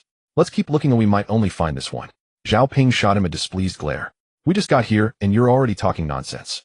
Hurry up and spit it out. Zhao Qin. Realizing that his elder brother was serious, Zhao Qin helplessly spat twice. His elder brother grumbled a couple of times, bad luck for the bad, good luck for the good. There was no helping it. People by the sea are truly superstitious, or rather, it's not only superstition, it can be seen as a kind of custom and belief. Just like when driving, one shouldn't mention anything about accidents. Is your knee all right? It doesn't hurt anymore. Good, then you walk in the middle, and it'll take the deepest part. If we find one, there will surely be a second. The three continued their search. As it was just the three of them, they couldn't spread too far apart, each about 15 meters from one another. Therefore, they needed to move forward while searching left and right, making their progress very slow. It would take at least over an hour to find the place where they had previously cast their nets. This time Zhao Qin had good luck. He encountered the second trap, letting he continue searching while he called for his older brother to help. The two of them carefully opened the snagged area before shaking the trap free. Upon seeing the catch inside, Zhao Ping couldn't hide his smile. Based on the yield from the first two traps, I feel that we might get 10 in total, and they might not be less than what we gathered this morning. Brother, have you noticed? The sea cucumbers in this trap are noticeably larger. Yes, it seems the conchs are also a bit bigger. Zhao Qin repeatedly agreed, recalling that the first trap had 3 conchs, each weighing about a pound. This one had 2, with one weighing at least 1 pound 7 ounces. Zhao Qin weighed it in his hands. Combined with the weight of the trap itself, it must weigh around 40 to 50 pounds. A snake skin bag could hold at most 2 traps. His brother brought 3 bags, which was quite insufficient. Brother, I've found another one. Hearing Ahe's voice, the two were delighted. Zhao Qin thought for a moment, and said, Brother, why not check if sister-in-law has the time to bring the cart over? It would also be good for her to watch over the traps we've collected. Otherwise, with us 3 separated, I really wouldn't feel at ease. Yes, but I didn't bring my phone. Did you bring yours? As he spoke, Zhao Ping suddenly slapped his thigh, saying, Did you bring it? Hurry and take it out, it must be waterlogged now. How could you be so careless to drop it in the sea? That phone was newly bought, costing 2,000 to 3,000. Zhao Qin glanced at his brother, thinking to himself, Am I really such an unreliable person? I secured it with 2 layers of plastic bags, but it should be fine. He'll first carry the trap to shore. Brother, you go help Ahe collect that trap. The 2 brothers worked together. Zhao Qin carried the trap towards the shore, which was about 30 to 40 meters away. The water was shallow, and there was no buoyancy, making it quite heavy to carry. After reaching the shore, he took out his phone, took a while to untie the plastic bag, and dialed the landline at his brother. At that moment at home, Xiaorong had just finished feeding the baby and giving him a bath. Hearing the landline ring, she instinctively felt a surge of joy holding the child as she went to the living room. She picked up the phone and asked, Is it a Qin? Do you need anything? Sister-in-law, can you step away for a moment? Yes, I can. Do you want me to come over? What good things have you found, and where are you? Xiaorong's voice was filled with uncontrollable joy. If she was being asked to come over, it surely meant they had found something, and a lot of it. Sister-in-law, I'm not at ease, leaving a yuan at home, with meow meow at night. Please go to Ahe's house, and bring the old lady over. She doesn't need to do anything, just rest at home, and keep an eye on the child. Bring the cart from home along with a jug of water. We're at this rocky beach, where we're gathering oysters. Alright, no need for the old lady. Just lock the door and go. The back wall is too low, and you still have that money from today at home, right? Hearing this, Xiaorong was startled. There were many people around today, and she didn't want anyone to have thoughts of coming back at night. After all, even a bag could steal 100 or 200 pounds of crabs. There were definitely many who had such intentions. She thought to herself that a Qin was more careful and hung up the phone, pulling a yuan from the room. You watch your sister for a bit. Ahe's grandmother will be coming over soon. Don't be afraid at home. I have to go to the sea. Zhao Jun Yuan was already half asleep, but upon hearing this, his eyes brightened. Mom, did uncle find good stuff again? I've grown up now, the waves aren't big tonight. Can I go help too? Are you going too? What about your sister? Just let Ahe's grandmother take care of her while she sleeps. Xiaorong thought for a moment. The old lady was also clean and should be fine. Alright, you wait at home for me. They'll go get the old lady first. After saying that, she was about to run, but a yuan grabbed her. Mom, I'm fast to let me go. Give me the flashlight. A yuan was afraid his mother would deceive him and that he would disappear after going. The old lady arrived quickly, also running a bit, and when she reached the house, she was still panting heavily. Old lady, sorry for troubling you so late. Why say that? Did you find good things again? The old lady asked with surprise. When a yuan went to call her, he hadn't explained clearly. She probably just heard that Xiaorong was going to the sea and wanted her to come help look after the house. Who knows? A Qin called and asked me to push the cart over. I was worried no one would watch the kids at home, so I invited you over. Oh, then it must be something good. Goodness gracious, a Qin really has good luck. Hurry up, you should go quickly. Do you need to bring water? Xiaorong had already pushed the cart and suddenly slapped her head upon hearing this. She had forgotten about it and asked a yuan to carry the water jug. The two hurried towards the seaside. At the seaside, Zhao Qin hung up the phone and secured his phone in his pocket before diving back into the water to retrieve the trap that Ahe had thrown rocks on earlier. Old Luo, watching from above, couldn't see clearly. He felt these 3 brothers were quite cunning. If it were just a Ping, he would believe it, but since a Qin and Ahe never spoke a single true word, his curiosity piqued, leading him to circle back down to the beach. My goodness, it's all sea cucumbers and conchs plus big blue crabs. Good heavens, this could be a big fortune. This one trap must weigh dozens of pounds. Uncle Luo, this matter mustn't be spread around. I'll keep my mouth shut, don't worry. Oh my, how many are there? A Qin, you really are clever. Everyone else just fights at the seaside, but how did you think of setting traps? Zhao Qin reached into his pocket, realizing he had fallen, and the phone was fine, but his cigarettes were all wet. Uncle Luo, can I have a cigarette? I don't smoke. No, I meant to ask you for one. All mine are wet. Old Luo sighed lightly and finally took out a cigarette from his pocket and handed it to him. They'll return you a pack tomorrow. What's the point of saying that? Just bring me along when you find good stuff in the future. Old Zhang made a good profit today, following you 3 brothers. Zhao Qin chuckled just as Zhao Ping brought up the 3rd trap he had found. Goodness, why are there so many in each trap? This is real wealth. One trap here, and people would struggle for a month to earn this much. A ping, how many have you set? Only 10. After saying that, he complained, why only 10 traps?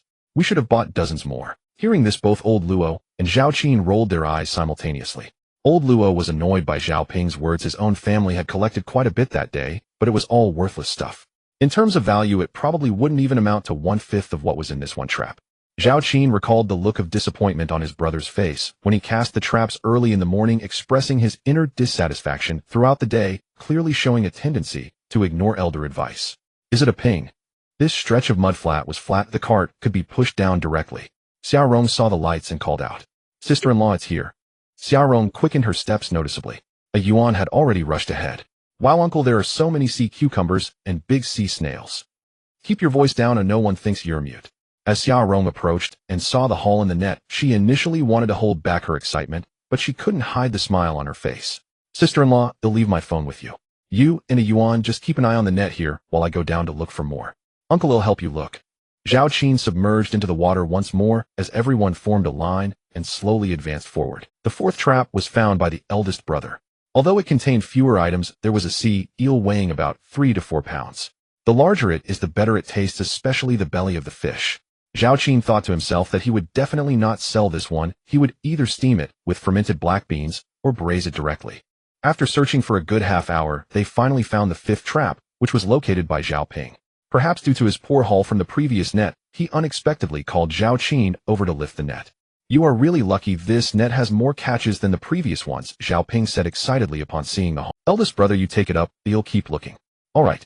Zhao Qin heard his sister-in-law and Yuan's exclamations from the shore, while Old Luo sat gloomily on the side, smoking a cigarette. He enjoyed watching, but felt frustrated that none of the catches belonged to him. Zhao Qin had not taken many steps when he stumbled upon the sixth trap, which as always was quite stable, and it also contained a good haul. Next, the three searched for a long time until they reached the spot where he had thrown the traps, where they found 2 more. There were plenty of items, but they could not locate the remaining 2 no matter how hard they tried. "Brother, how many are we still missing?" He asked, disappointment evident in his tone. 2. Zhao Ping replied, his face showing urgency as the tide was rising and the waves were growing larger. The water had reached his waist. "Eldest brother, if we can't find them, let's wait until tomorrow when the tide recedes and try our luck again. After all, they are just snails and sea cucumbers. Leaving them in the net for one night won't kill them." Zhao Ping, however, was still unwilling to give up. Finding one could be worth 1,000 or 2. Losing one would be a pity, especially with Old Luo watching. What if they left and someone else found it in the middle of the night? "How about you guys go up first? They'll look for a bit longer." As Zhao Qin spoke, the water was rising quickly. Suddenly it felt like he kicked something. Unsure, he plunged his head underwater and felt around, then surfaced joyfully and said, "Eldest brother, I've found one." "That's great. We found another one," Zhao Ping said, unable to hide his excitement. He hurriedly waded over to help and punched his right fist against his chest in triumph. However, they could not find the last trap, no matter what. The water level kept rising, and as night fell, the sea breeze grew stronger. Even if Zhao Ping wanted to search again, it was no longer possible. "Let's go ashore. They'll come back early tomorrow to check," Zhao Ping said reluctantly. At that moment, Old Luo, seeing the seafood, became increasingly anxious. He knew if he kept watching, he wouldn't be able to sleep at night, so he simply turned and went home. As Zhao Qin trudged towards the shore, he opened the system panel, then paused mid-step, for today's real-time luck value was surprisingly still 47 points. It was only 11:40, the night was about to turn. Damn it, he cursed, inwardly thinking that today would likely be wasted. In fact, he had already reaped quite a lot today, but based on the consumption of the system's luck value, most of it was due to picking up conch shells. The sea cucumbers must have been a natural phenomenon. Typhoons could wash up so many. Coupled with his permanent luck value boost, that was why he found so many. After all, he had previously unlocked sea cucumbers, so he hadn't wasted any real-time luck value this time. But where did the remaining 47 points of luck go? "Qin, what are you dawdling about?" Zhao Ping, who had been in the deepest part earlier, caught up with him and asked when he saw him standing still. "It's nothing, eldest brother, just resting. If you want to rest, go up and rest. Soaking in the seawater for too long isn't good." Zhao Qin sighed, inwardly realizing that it seemed he could only let it go to waste. Following behind his brother, he walked up as the water lowered to about his calves. He turned his head to take another look at the still murky seawater. A wave surged in the distance about half a meter high. As it reached where he was standing, it would become much lower. "What are you looking at again?" Seeing him stop again, Zhao Ping urged him once more. At that moment, he was already sitting on the shore, starting to light incense. "Nothing." His words trailed off as he seemed to catch a glimpse of something yellow reflecting light. Was it just his eyes playing tricks on him? He stood still and waited for the second wave to come. After a while he could confirm that it wasn't just his imagination, there was indeed a yellow object bobbing with the waves. He couldn't help but step further into the sea. Qin, come up. Why are you walking further out? Zhao Ping called out, realizing Zhao Qin was ignoring him. He had originally sat down to rest, but got back up and waded into the water. Reaching Zhao Qin, he followed the direction of the headlamp to see the yellow object. Qin, can you see what it is? No, but it looks like a fish. I think it looks like one too. How about we move up? As Zhao Ping said this, he attempted to move forward, but Zhao Qin pulled him back. At this point, the water level had reached their thighs, and moving forward posed a danger. Eldest brother, don't rush. Just wait for the wave to pass, Zhao Qin said. Zhao Ping paused, his face showing impatience and excitement, occasionally glancing back to see if anyone was coming from afar, seemingly worried that someone would come and snatch it away. Finally, with several waves in succession, the figure of the fish was now within reach, rising and falling with the water, appearing and disappearing. At this point, both brothers could no longer hold back and stepped forward simultaneously. Zhao Qin, quick of eye and hand, pounced as the fish surfaced, diving into the water to pin it down. It was large, and he held it with both hands. The fish was already dead. He hadn't felt it struggle while holding it. Surfacing, he whispered, "Eldest brother, I caught it. Let's head to the shore." "Yes, hurry home. Hold it tight so it doesn't get away." "It's dead, it's fine," Zhao Qin said as he freed one hand to wipe his face, then gradually made his way toward the shore. In the span of a few dozen meters, Zhao Qin felt as if he had crossed to the ends of the earth. Finally reaching the shore, Zhao Ping had already taken a snakeskin bag in hand. The two hurriedly placed the fish into the bag. At this moment, Zhao Qin noticed that the fish was not completely dead, its fins were still flapping slightly. "What have you two found?" Xiaorong, seeing the two looking mysterious, hurried over to take a look. "We'll talk about it when we get back." The snakeskin bag was not tied shut, and Zhao Ping carefully moved the fish to the cart, dragging it away. "Brother, did you catch a fish?" He couldn't see it clearly. "Yes." "What kind of fish?" "It looks quite big," Xiaorong exclaimed. Although she couldn't see what kind of fish it was, she could see the size and weight of what Zhao Ping was carrying. "Not sure. I didn't look closely. Our eldest brother probably saw it clearly." Zhao Qin didn't fail to see it clearly, he simply didn't dare to confirm. He had seen many fish from the sea catching videos, but many sea fish looked alike, and he was afraid of making a mistake and being disappointed. "I didn't see it clearly either. Let's hurry up and go, we can talk about it when we get home." Zhao Ping said, his tongue trembling as he spoke. If it was indeed what he hoped it to be, he didn't dare to think about it. He turned around to find Zhao Qin had waded back into the sea. P.S. New book seeking support. Oh, let's keep the momentum going. Zhao Ping saw him walking towards the sea again, thinking he had found something good, and hurriedly asked while walking toward the water, "What are you up to this time?" "Brother, when I just pulled the fish up, it seemed like I kicked the net." Upon hearing this, Zhao Ping quickened his pace in the water, excitement evident in his voice as he asked, "Are you sure?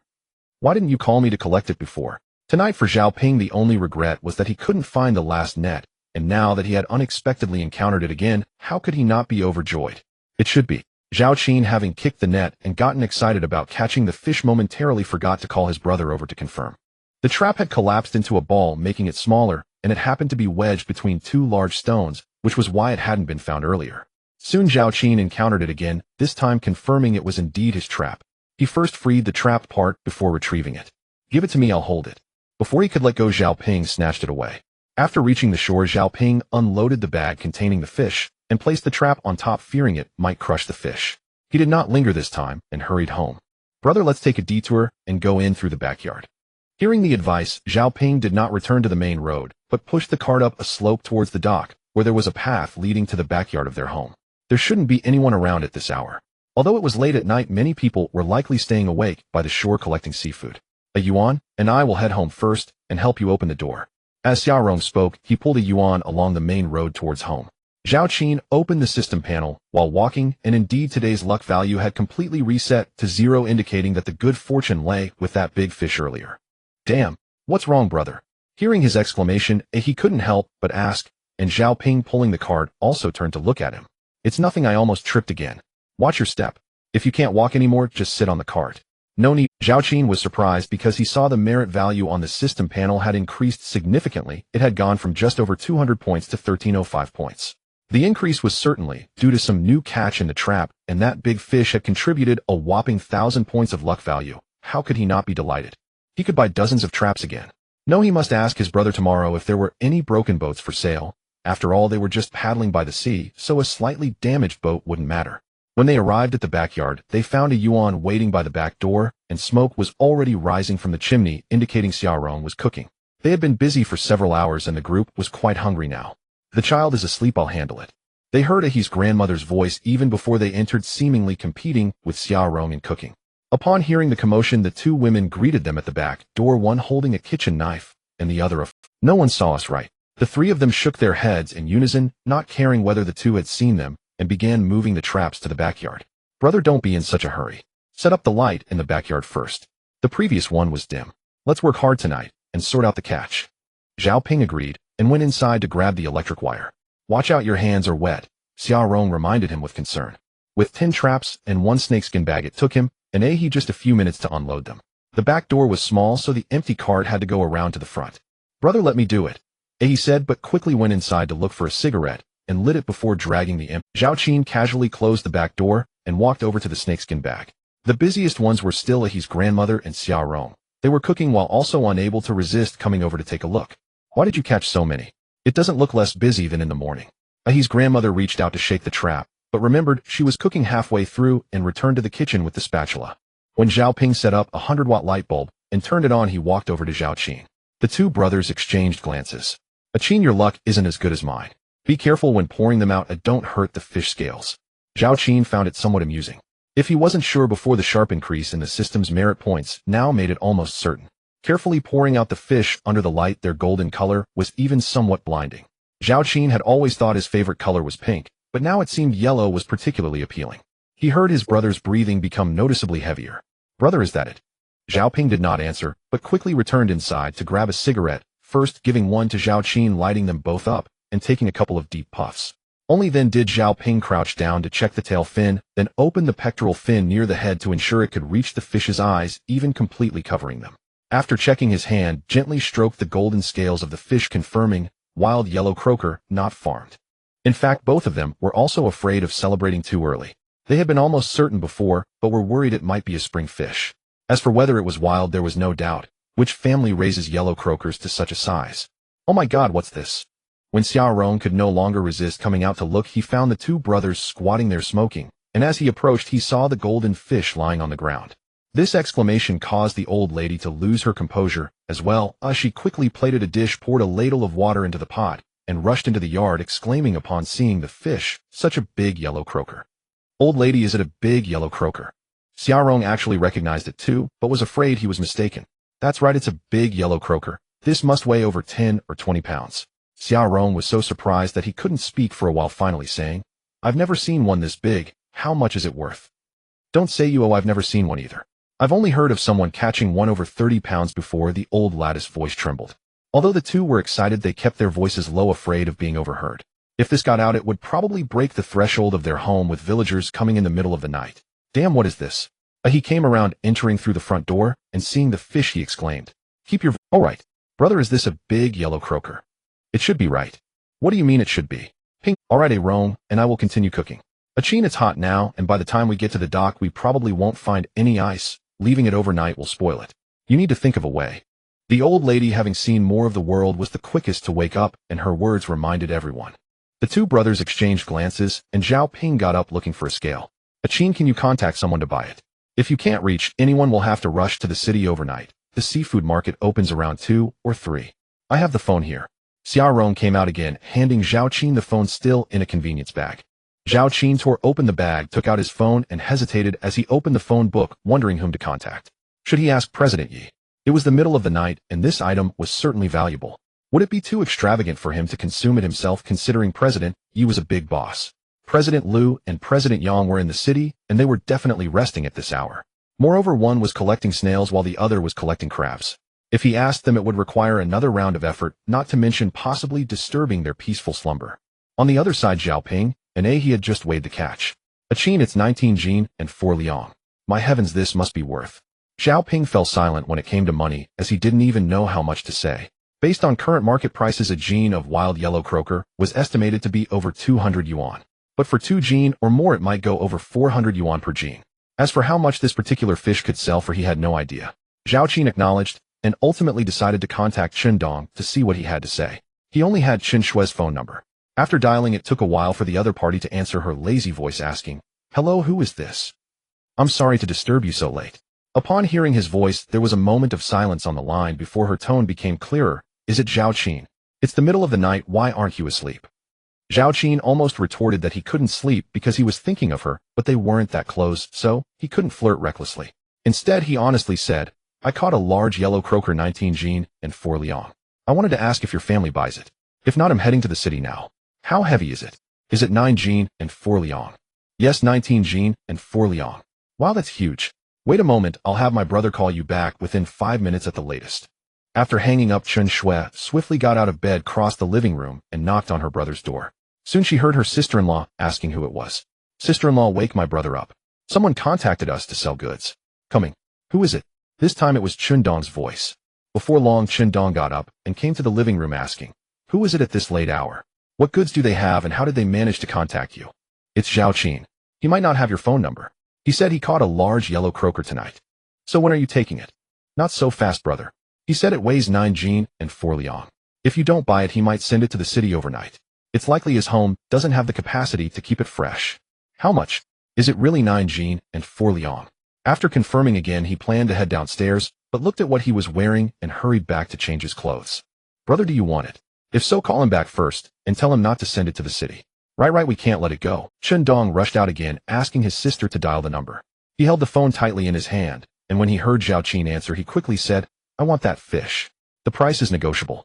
Wait for me at home. I'll be there in about half an hour. Hearing Zhao Qin agree, he smiled, hung up, quickly changed his clothes, grabbed his car keys, and stepped out. In fact, Chen Shui wanted to go with her brother, but it was late at night, and she felt it was inappropriate to speak up. With a light huff, she returned to her room and lay back down, contemplating sending Zhao Qin a text. Zhao Qin, my brother has already set off. You're amazing. How did you manage to catch such a big one? Thanks, I'm busy. I'll chat when I have time. Seeing Zhao Qin's reply, she huffed again and rolled around in bed, complaining after a moment. A phone call woke me up and now I can't sleep. Plus, you're not chatting with me. After Zhao Qin put down his phone, he explained the situation about Chen Dong coming. Shouldn't we let him come a bit later? The goods in the trap haven't been sorted yet. Everyone had been so caught up in their joy earlier that no one had paid attention to the goods in the trap. Now hearing that a buyer was coming, Zhao Ping became anxious. Brother, the goods in the trap are fine. They can be left overnight and collected tomorrow. We can have Chen Dong make another trip. When the good stuff comes in, he'll definitely be happy to buy it. Just then the old lady said to the three, dinner's ready, you all eat first. I'll help with the trap with Arong. Right, let's eat first. We must all be hungry. Xiaorong finally finished her kitchen duties and happily glanced at the large yellow croaker. Brother, let's eat first. You all eat first. I'll take out the goods from the trap to make it easier for your sister-in-law to sort them. Zhao Qin and he stood up to help empty the trap, and soon it was done. The three of them didn't care about being dirty, quickly washed their hands, served themselves a bowl of rice, and took some dishes to the backyard to eat while watching the sorting. A Yuan was a little clever and genuinely tired, so when he saw them return, he washed up and went to bed first. He knew that if he showed too much excitement, his mother would definitely catch him and make him help sort the goods. After finishing his meal, Zhao Qin thought about the night shift and opened the system panel to check today's luck value, which was only 2 points. However, he was not discouraged, feeling that today's harvest was quite good. Fortunately, there was no rush for the sea tomorrow, so he could rest well. Thinking of rest, he suddenly had an idea and took out the house keys, saying to he, go home and grab a set of clean clothes. Also bring me a set from my place. Zhao Ping didn't take much notice of what he said. All three of them had wet clothes and definitely needed a change. With the goods not yet arrived, he couldn't let the two head back to rest first. But he took the keys and left. Just as he reached the door, he turned back and shouted, brother, I see the car lights. Someone is coming.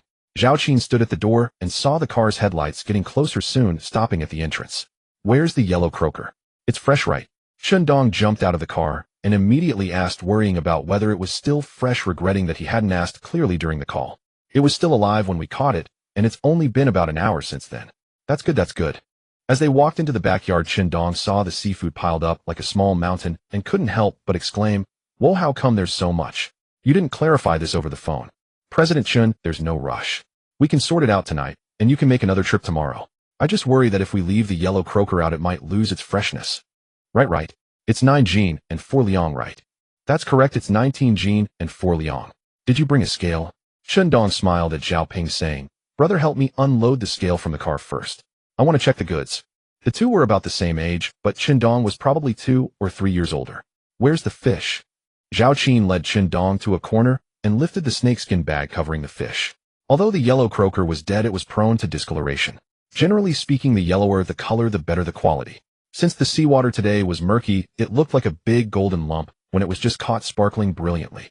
Zhao Qin was worried that the strong light would cause the yellow croaker to lose its color, so he waited for everyone to finish looking before he covered it back up with the snakeskin bag. Is this really 9 Jin and 4 Liang? Yes, it's 19 Jin and 4 Liang. We waited. The two stared at each other, both looking puzzled. After a while, the two finally realized that something was amiss, and they couldn't help but burst into laughter. You mean 19 Jin and 4 Liang, right? Yes, I may not have explained it clearly, which is why you misunderstood during the call. It's 19 Jin and 4 Liang. My goodness, how big. My family has been in the fish business for 15 years, and this is the first time I've seen such a large yellow croaker. Just looking at it is worth it.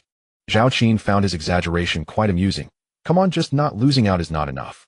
We need to find a way to sell it at a high price. It's a win-win situation. Tisk with your luck, just picking it up by the seaside is equivalent to the daily earnings of a distant ocean vessel, and perhaps even more. Well, today is just a lucky day. After Zhao Qin finished speaking, he helped by carrying the fish back onto the electronic scale. It weighed a total of 9.75 kilograms, which was even more than what they had weighed before. Heavens, it really is that heavy. If we take this to the city, it will definitely cause a stir in the entire seafood market. At that point, the television station might even come to interview you. Mr. Qin, I'm a low-key person. This fish, aside from my family, no one in the village knows about it. If you buy it, please don't spread my name around. Chen Dong was taken aback for a moment, then gave a thumbs up and said, Brother, you're right. Only a fool would seek fame without any benefits. Wow, that was brilliant. The two exchanged glances and laughed again. Watching the two joke around, the 3 people nearby were quite anxious, thinking, let's get serious here, how much is it? After weighing, Chen Dong bent down to inspect the fish again. It was similar to the method Zhao Ping used before. He gently pressed on the fish's body to see if the flesh still had elasticity, and then he opened the gills to take a look, finding the gill filaments to be bright red. In fact, Chen Dong could tell whether the fish was fresh or not, since he had been helping his family with the purchases since he was a teenager. This fish was too valuable, which is why he was so meticulous. Once done, he took out a foam box from the car and asked, Do you have any red plastic bags at home? Yes, one plastic bag definitely wouldn't be enough, so Zhao Ping found several, tore them open, and wrapped the fish tightly before placing it into the foam box, stuffing ice packs around it. After they finished, Chen Dong said, Qin, I won't hide it from you, I really find it hard to set a price. Previously, I bought the largest one, weighing over 5 Jin, but its scales were slightly damaged, and last year, I offered 720 yuan per Jin. This is the first time I've seen one this big. How about this? I'll take the fish first, and tomorrow morning you can come by. I'll contact a few clients and see what price they will give. I just need to take a small cut. What's the cut? 5, is that okay? Chen Dong thought that this fish could at least sell for more than 20,000 yuan, and 5% would be 1,000 yuan. Running a few calls in the evening for that is worth it. Although the profit seems small, once this fish is out, more clients will definitely contact him, which also indirectly advertises his purchasing store. Alright then, I'll trouble you, Mr. Chen. Everyone will make money, that's how it should be. As for this lot, you can pick through it first. If it's convenient tomorrow, you can bring it along when you come in the morning. If it's not, I'll come by in the afternoon after we're done at noon to collect it. Okay, thank you for making the trip this late, Mr. Chen. After making arrangements, Zhao Ping helped to load the fish onto the vehicle, but couldn't help but ask, Mr. Chen, you're an expert, give us a hint, what's the lowest price we can sell it for? Below 20,000 yuan, I'll buy it. That's my bottom line for you. Upon hearing this, Zhao Ping's mouth instantly widened in surprise. Wow, that's 2,000 yuan for a single fish. However, Zhao Qin was less impressed, saying that it would only bring in 1,000 yuan per Jin. With a fish this size, old Chen would surely stand by it. After sending Chen Dong away, Zhao Ping relayed Chen Dong's words to everyone, which made the selection process even more spirited. While considering the goods we're selecting now, wouldn't we be earning 50 to 60,000 today? Xia Ron was startled after a quick mental calculation. The old lady nodded repeatedly and looked at Zhao Qin, saying, It's still Qin's good luck? He is just riding on his coattails. Yes, thanks to Qin. Grandma's sister-in-law, it takes a village to raise a child. I'm lucky, but without Big Brother and he helping, I wouldn't have gotten this much. If you earn a few thousand in a day, you shout, and the villagers would kneel and beg you to take them along, said the old lady. Grandma, I saw that big yellow croaker, but if it weren't for my brother and he being around, another person might have tricked me into the sea. Yes, it's reassuring to have you brothers together. Nowadays, there are plenty of people who would risk their lives for money. The old lady empathized with this statement. At her age, she had experienced the chaos of the past. In the 1980s, when the collective farms were just disbanded, when a large ship saw a small boat at sea, they would rob the machines on board, sometimes even throwing people into the sea. After all, out at sea, if someone died, no one would see it. Seeing he holding clothes, Xia Rong finally reacted and said, You guys should wash up first and change out of those dirty clothes. Wearing them like this could make you sick. Zhao Qin looked at his clothes which had dried long ago and shook his head. Let's sort the goods first. After that I'll take Big Brother and he to the bathhouse in town. Washing at home isn't effective. Why spend money on that? Zhao Ping was a bit reluctant. Big Brother, trust me. Soaking in the bath will help expel the cold from your body. Otherwise in a few years we'll all suffer from rheumatism. Xiaorong knew there was a bathhouse in town and had heard it was somewhat unsanitary. She hesitated to let the three go but thought they had been soaked in water for hours, so a bath would indeed be better.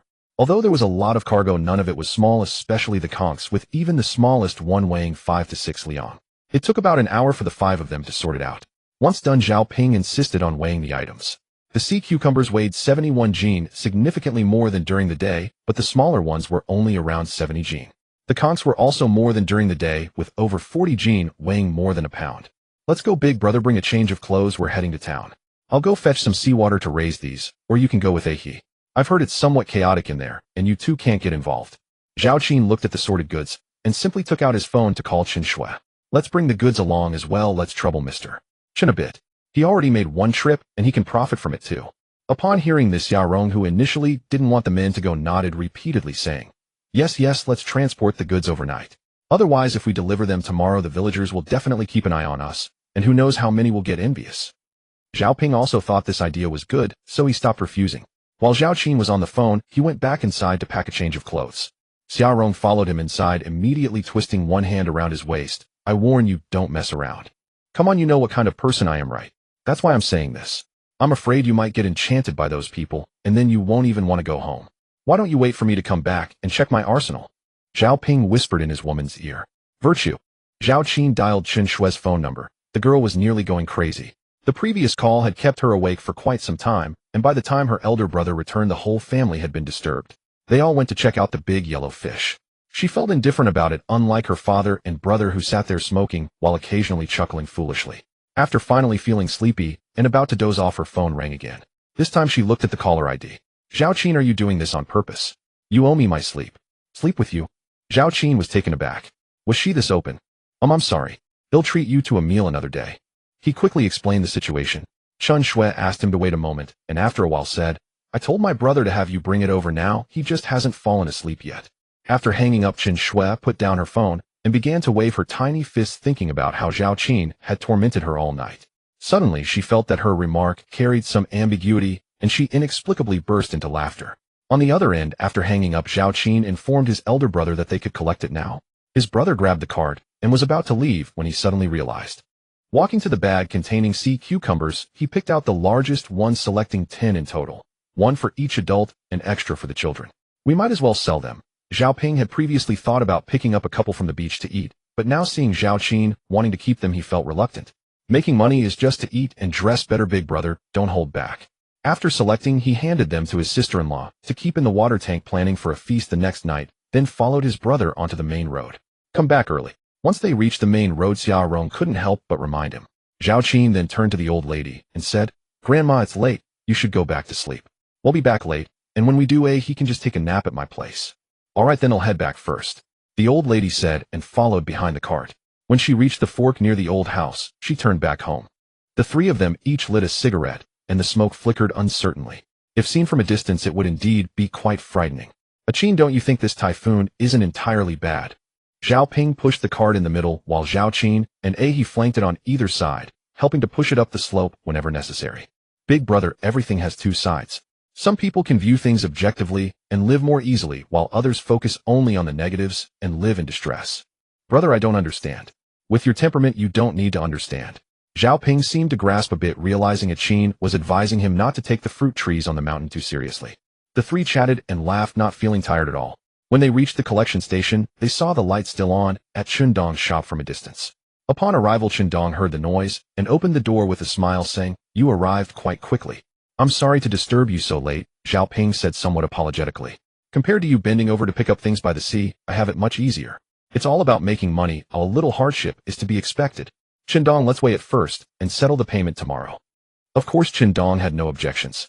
The three helped weigh it together, a total of 147 pounds of sea cucumbers, 53 pounds and 4 ounces of conch, over 20 pounds of blue crabs, and more than 61 pounds of oysters. The catch from the traps was certainly not limited to these few items. There were also some shrimp and scallops, though not many. Zhao Qin decided to keep all of them for himself. Just after finishing the weighing, Chen Shui came down from upstairs. Haven't you all finished yet? Sorry for disturbing your sweet dreams tonight. They'll treat you to a meal another day. You know, saying that shows a lack of sincerity, Chen Shui replied with a laugh. No worries, you called me because you trust my family. Shindong, can we leave this cart in front of your house? Aren't you heading back now? Zhao Qin shook the convenience bag in his hand and said, after soaking in seawater for half a day, I plan to soak at the bathhouse for a while. Shindong's eyes lit up and he immediately gave Zhao Qin a knowing look. Being Min, Zhao Qin understood the implication and invited, Donggu, why don't we go together? Don't worry, he'll treat you as a thank you for working hard all night. I must return the favor to my elder brother. Shindong began his performance looking troubled, and Zhao Qin nearly told him not to go. How can I let you treat me? You have connections in the city or gave me the goods. You let me keep that big yellow fish without negotiating a price, and out of trust, it should be me treating you. He then cleared his throat and said to Chen Shui, May, you should go upstairs to sleep. By the way, tell your sister-in-law that I'm entertaining clients. I don't know if there's a buffet inside, but I'll be inviting a few friends for a drink. Chen Shui looked at the two with suspicion. She was not so easily deceived. Brother, I'll tell sister-in-law that you're going out to do bad things. Sister, that's not right. We're just going to take a bath. You don't know that soaking in seawater for too long, according to traditional Chinese medicine, leads to dampness invading the body. If time goes on, the worst you can get is rheumatism. Just look at those old fishermen. They either ache here or there, and on rainy days they can't even get out of bed. It's just like that, so we need to pay a bit more attention now. Zhao Qin was rambling, while Chen Dong continuously nodded in agreement. Chen Shui's face flushed slightly, and she said with annoyance, I don't even know if I'm older than you. You're just talking nonsense. You can go, but be sure not to mess around. What are you talking about? Which one of us isn't a sensible person? By the way, mess around with what? Aren't bathhouses meant for bathing? Zhao Qin's question left Chen Shui speechless. She shot a fierce glare at Zhao Qin, who was smiling mischievously, and huffed. I'm going to sleep now. Anyway, brother, you mustn't let them do bad things, especially him. He's already bad enough. She pointed at Zhao Qin. Zhao Qin, how did you come to that conclusion? Where did you see me being bad? Chen Shui smirked and turned to go upstairs. Chen Dong gave Zhao Qin a thumbs up. Brother, you really know how. Dong, good, do you need to bring clothes? I already took a bath and changed clothes before you came. Let's go. Zhao Ping was somewhat confused. Why did you go to the bathhouse after already washing and changing clothes? Walking to the outer room, Chen Dong gave each of the three a cigarette. Zhao Qin took it, lit it, and casually asked, which floor? Oh, brother, you're knowledgeable. Haven't you been to the town before? So tell me, where did you wash and how was the service? People can't be too familiar with each other, otherwise the petty side will surely show itself. Just like now, upon hearing Zhao Qin ask which floor, Chen Dong immediately regarded him as a kindred spirit, putting his arm around his shoulder and wanting to discuss the regional differences. I haven't been, just heard. Got it, just heard it from others, same here. Zhao Qin. The two were having an enthusiastic conversation, while Zhao Ping and He listened in confusion, wondering what was going on. Wasn't it just a bath? Although it was merely a public bath in town, this dock was the largest nearby, bustling with people. Many ocean vessels would dock here, and the sailors who spent 1 to 2 months at sea often craved a bath upon their return, making this bathhouse not only spacious, but also elegantly decorated. Is this a bathhouse? Zhao Ping and He exclaimed in unison as they stepped into the main hall. Qin, this must be quite expensive, right? Otherwise, Zhao Ping observed the lavish decor and the bowing attendants at the entrance, feeling certain it wouldn't be cheap. Don't worry, big brother, it's quite affordable, just the price of a sea cucumber. Chen Dong, who was changing into slippers nearby, couldn't help but laugh at Zhao Ping's humorous comparison of bath fees to sea cucumbers, his youthful demeanor unmistakably reminiscent of a fisherman.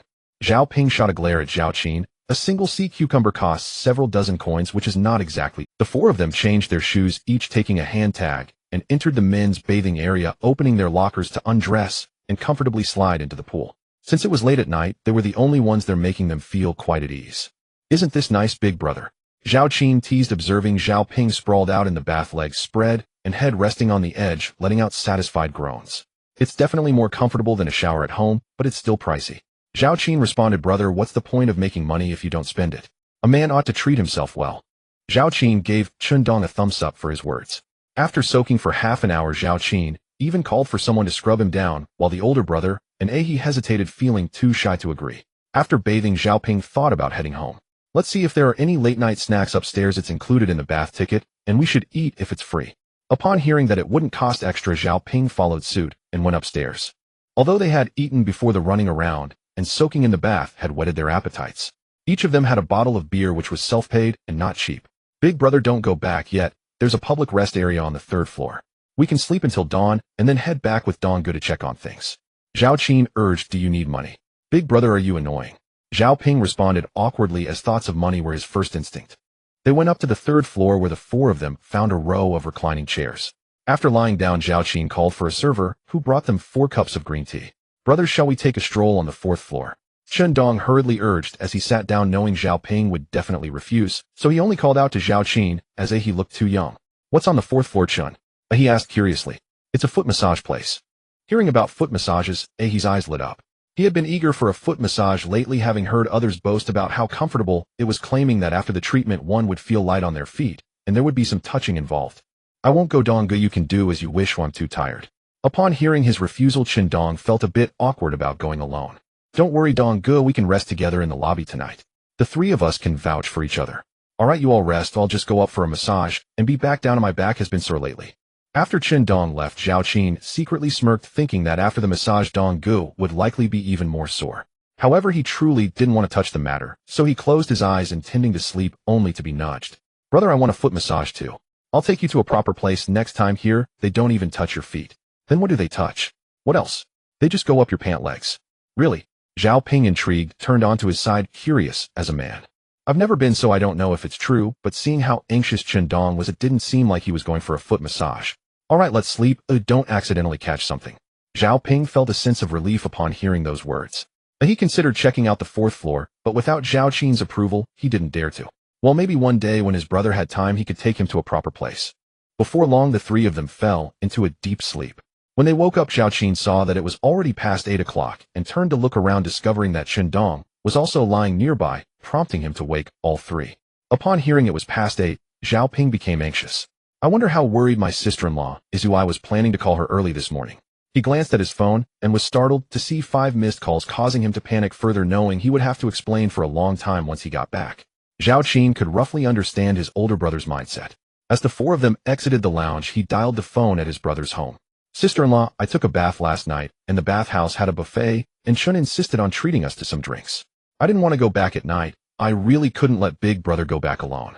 Don't worry, my brothers won't get into any trouble. Everything is clear as day. Big brother. Oh, he just woke up, while hand the phone to him. He then passed the phone to Zhao Ping, who exchanged a few words before hanging up, chuckling a couple of times as he handed the phone back to Zhao Qin. Let's go wash up. There's breakfast here. We'll eat before heading out. As Chen Dong spoke, he led the way downstairs. After the 4 finished breakfast and came out, Chen Dong insisted on paying the bill. As for how he would explain to his wife, when he returned, Zhao Qin knew that one of the 3 brothers would inevitably have to take the blame for him. It didn't matter. It was normal for friends to occasionally smooth things over, and sometimes men really lack ambition. Brother, if you don't want to go back, I've contacted 2 or 3 people at night. I'll make a few more calls, and you can come over for tea while you wait. They should arrive before noon. Zhao Qin looked at Zhao Ping, who waved his hand, saying, You and he stay here. I can't help out much. I can go back and check on the fruits in the mountains, though I didn't have time yesterday. All right, big brother can go back, I'll stay. What about you? Zhao Qin then looked at he. Brother, I want to visit my aunt's house. Zhao Qin knew he meant the Qian Kuan family, so he nodded, saying, Don't go empty-handed. Just right, Dong Gu hasn't settled the payment for the goods yet. Take a few sea cucumbers and a conch with you. If I bring something, my aunt will scold me. You little brat, you need to grow up. Your aunt will be happy, even while scolding you. Trust me.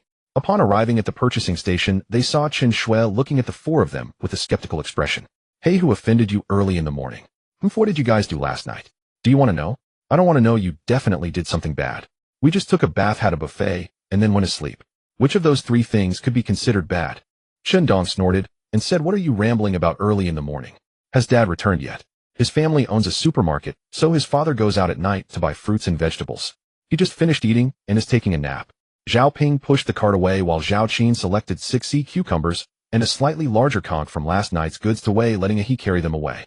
Chen Dong invited Zhao Qin to sit down and began to brew tea. After having a cup, he saw Chen Shui coming down again, holding 2 fruits and saying, Here for you. Wow, have the cherimoyas come into season already?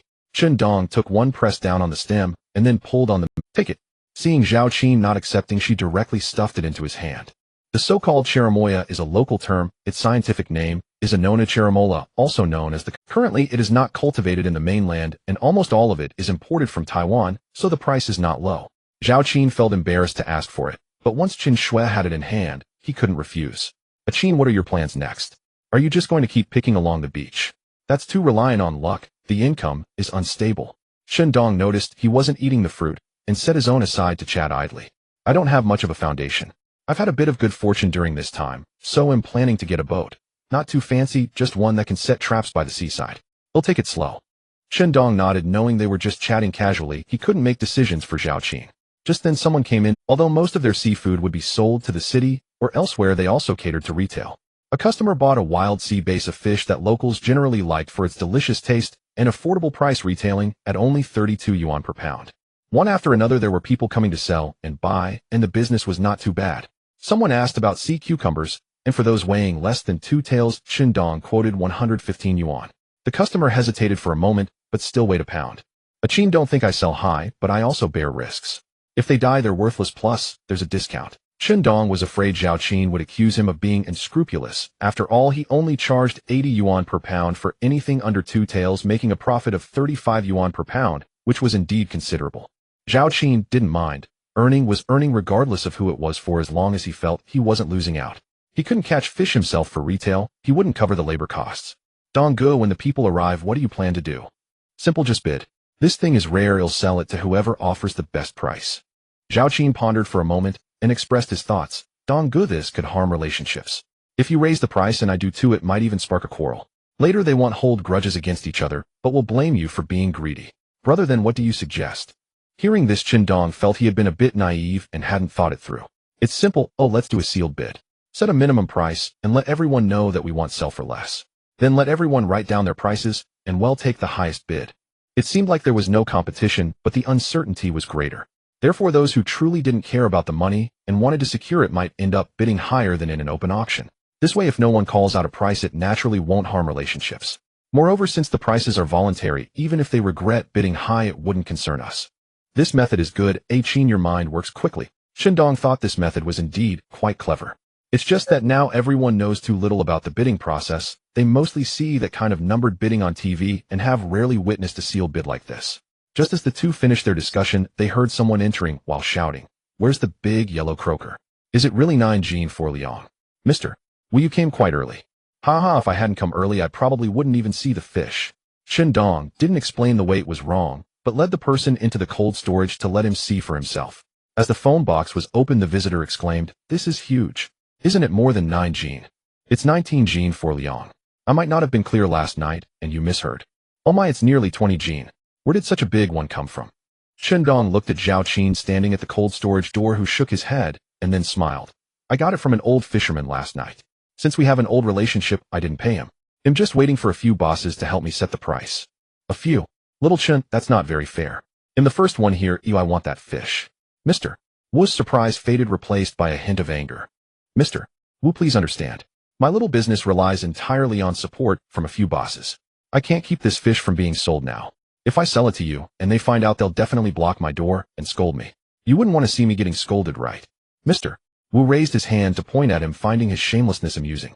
"It's cold in here. How about we go out for a cup of tea?" Mister Wu waved his hand, squatted down, and began inspecting the fish. After a moment, he said, "It's purely wild, not one that escaped from a net pen, and it's very fresh. A fish of around 5 Jean would need to be over 8 years old, and this one is likely close to 20 years. Even if it wasn't caught, it would probably die of old age. The big yellow croaker is known to grow slowly, and is found in most coastal areas of our country, with varying." Regarding Mr. Wu's claim of it being purely wild, there is a semi-wild variety of big yellow croaker that escapes from net pens and survives in the wild for a few years.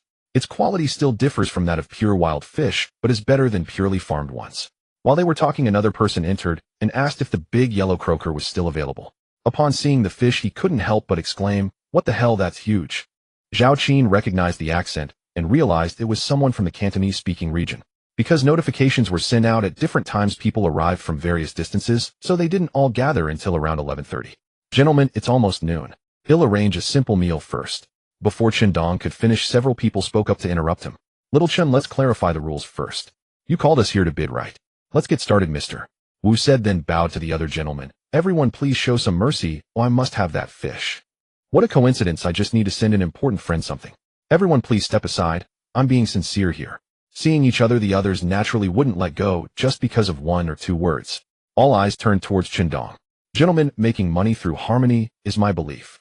Dong shared his thoughts, and everyone found it. Zhao Qin assisted by distributing paper and pins to each boss, and then they dispersed to think about what price to write while observing each other's expressions. Those who had just thought that a sealed bid would be better and have less competition suddenly realized, damn, this is even trickier. Because they didn't know how much others would write, and only had one chance if they bid too low they might not get their share of the fish. What seemed like a simple task of filling out a number left them pondering for over 20 minutes. Zhao Qin almost spoke up to hurry them when Dong finally collected the papers.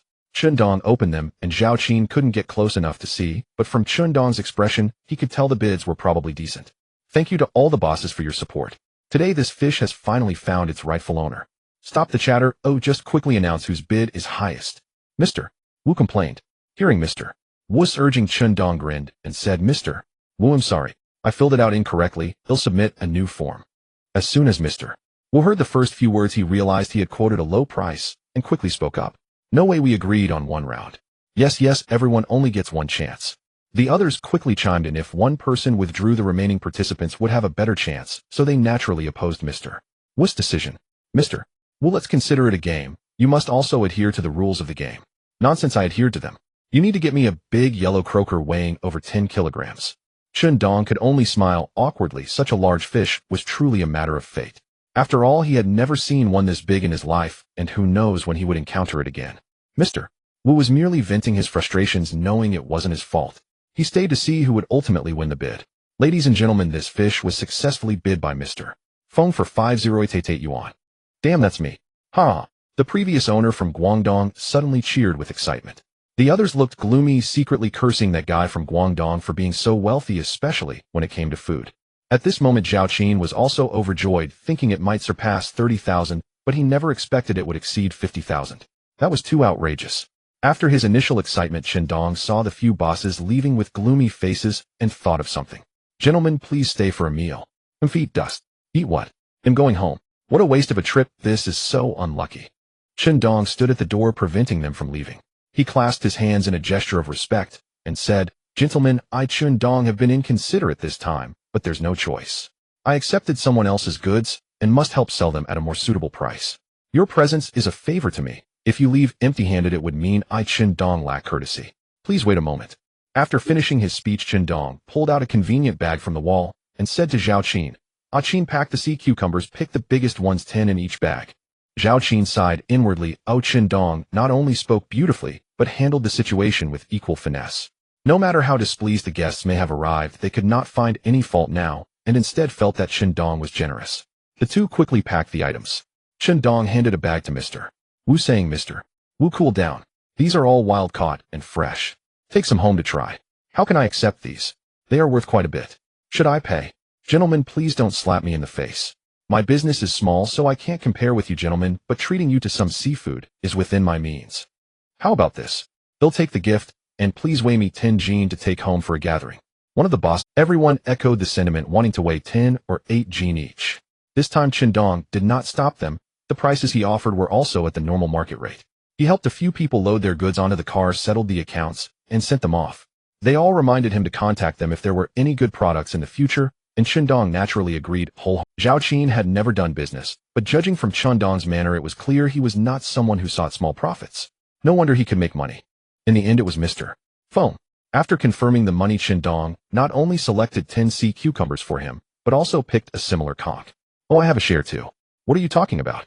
Everyone has a share except you. What kind of person am I, Dong? Mr. Feng chuckled and patted him on the shoulder. He'll come find you for a drink another day.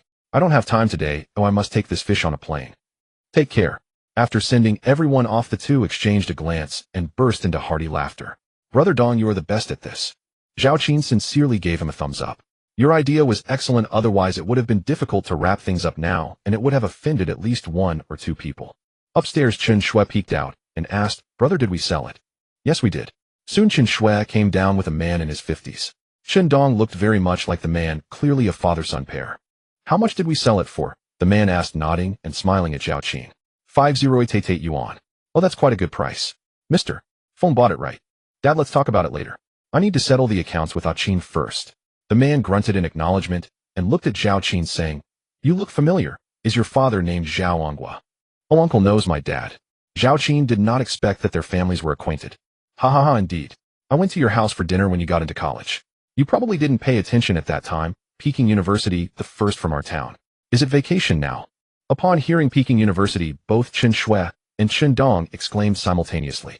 The current Peking University was not like its infamous reputation in later years. It was still a true aspiration and goal in many hearts. For some reason I dropped out, uncle. How did you and my dad get to know each other? What else could it be? Many years ago we went out to sea together at night. Zhao Qin suddenly understood. It seemed Chen's father had also been involved in smuggling. Perhaps he was clever enough or stopped early, unlike his own father who ended up embroiled in trouble. Why did you drop out? It's so hard to get into college. What a pity. Chen Dong felt sorry for him. Chen's father assumed it was because of the death of his mother and the father's irresponsible behavior, so he added, if you have ability you'll succeed in anything. Even fishing can earn a lot of money. Dad, how come I didn't know our family had ties to Zhao Qin's family? Chen Shui's voice had a hint of a pout. Chen's father looked at her fondly and said, we haven't been in touch, but we can make an effort to connect more in the future. Zhao Qin nodded with a smile and proceeded to settle the accounts with Chen Dong. The large sea cucumbers weigh 69 gene, the smaller ones 76. The large sea cucumbers deduct 10 gene. These several bosses took some, and he also took a few earlier. You can't be responsible for those. It's me. Just go with what I'm saying, brother Dong. Let's not drag this out too much. Chen Dong scratched his head. I've done this good deed, but now you want me to pay. All right, just as you say. The total amount for the goods delivered at night was 2,104 yuan, which was over 2,000 more than what was sold the previous afternoon. The big yellow croaker sold for 5,088 yuan. Chen Dong took a cut of 2,544 yuan, totaling 6,9500 yuan for Zhao Qin. Zhao Qin didn't hesitate, directly counting the money before preparing to leave. Qin, you can ride back on the motorcycle at home. Just bring it over when you have time in a day or two. As Chen Dong said this, he emptied his waist pouch and handed it to him for the money. Zhao Qin expressed his thanks, packed the money, and took the keys Chen Dong handed him, riding off on the motorcycle. He didn't go home, but headed to the supermarket, buying 2 bottles of good Luzhou Laojiao, 2 bags of dried longan, 2 bags of koik seeds, and spent 300 yuan on a pound of good tea from a tea vendor. Returning to the procurement station, Chen Dong had already gone upstairs to catch up on sleep, leaving only Chen Shui to watch the store. This is for Uncle Chen. I'm leaving now. Zhao Qin placed the items down and headed out again to hop on the motorcycle, while Chen Shui tried to call him back, but couldn't. The fact that the big yellow croaker sold for such a high price was thanks to Chen Dong. After working hard for so long, they only made a little over 2,000 yuan in profit. Zhao Qin didn't want to directly cut into that, and since Chen's father knew his own dad, it was fitting to send a small gift. P.S. Here are 4 chapters. Brothers, the new book needs support. Please send some free little gifts to urge me to update. Let's keep pushing, everyone. At home, Zhao Ping went to the mountain in the morning, and when he returned, he was in a great mood. The fruit trees were not blown down, the pomelos suffered almost no damage, and the loquats were reduced by 70%, leaving 30% of the fruit, which exceeded his expectations. At this moment, the couple was picking snail meat in the backyard. The mixed snails that fell from the cage yesterday were more than expected, and since they couldn't sell for a good price, they kept them to eat themselves. Xia Rong occasionally came to the door to look towards the direction of the town. Qin should be back soon, right? Yeah, he should be here shortly, Zhao Ping said, while skillfully picking out a piece of snail meat and placing it in a small basin. While they were talking, their son walked in with an unhappy expression. Zhao Ping frowned slightly and asked, "What's wrong? Did you not do well on the exam? You just know how to brag. Your uncle always scored full marks in composition, and even when he occasionally wrote, he still got full marks." Knowing his son had brought his exam results home, seeing his dejected appearance, Zhao Ping understood he didn't do well. This time, Yuan didn't retort, but sat gloomily to the side. Xiaorong, seeing him like this, couldn't help but comfort him, saying, "You didn't do well this time, but just try harder next time. How much did you score?" "Math 100, but I didn't check my Chinese carefully. There was a question I could answer, but I filled in the wrong answer and lost a point, so I only got 99. Yuan said in a muffled voice, looking down. Just then a motorcycle sounded outside, and they didn't pay much attention to it until Zhao Qin walked in. Seeing Yuan's dejected look, Zhao Qin asked, "What's wrong? You look like you've been hit by frost." "I didn't get 100 in Chinese. I lost 1 point. Just learn from your past failures. We need to learn from them, but we can't get discouraged from one failure. Next time your uncle will go to the city and buy you a couple of sets of review questions."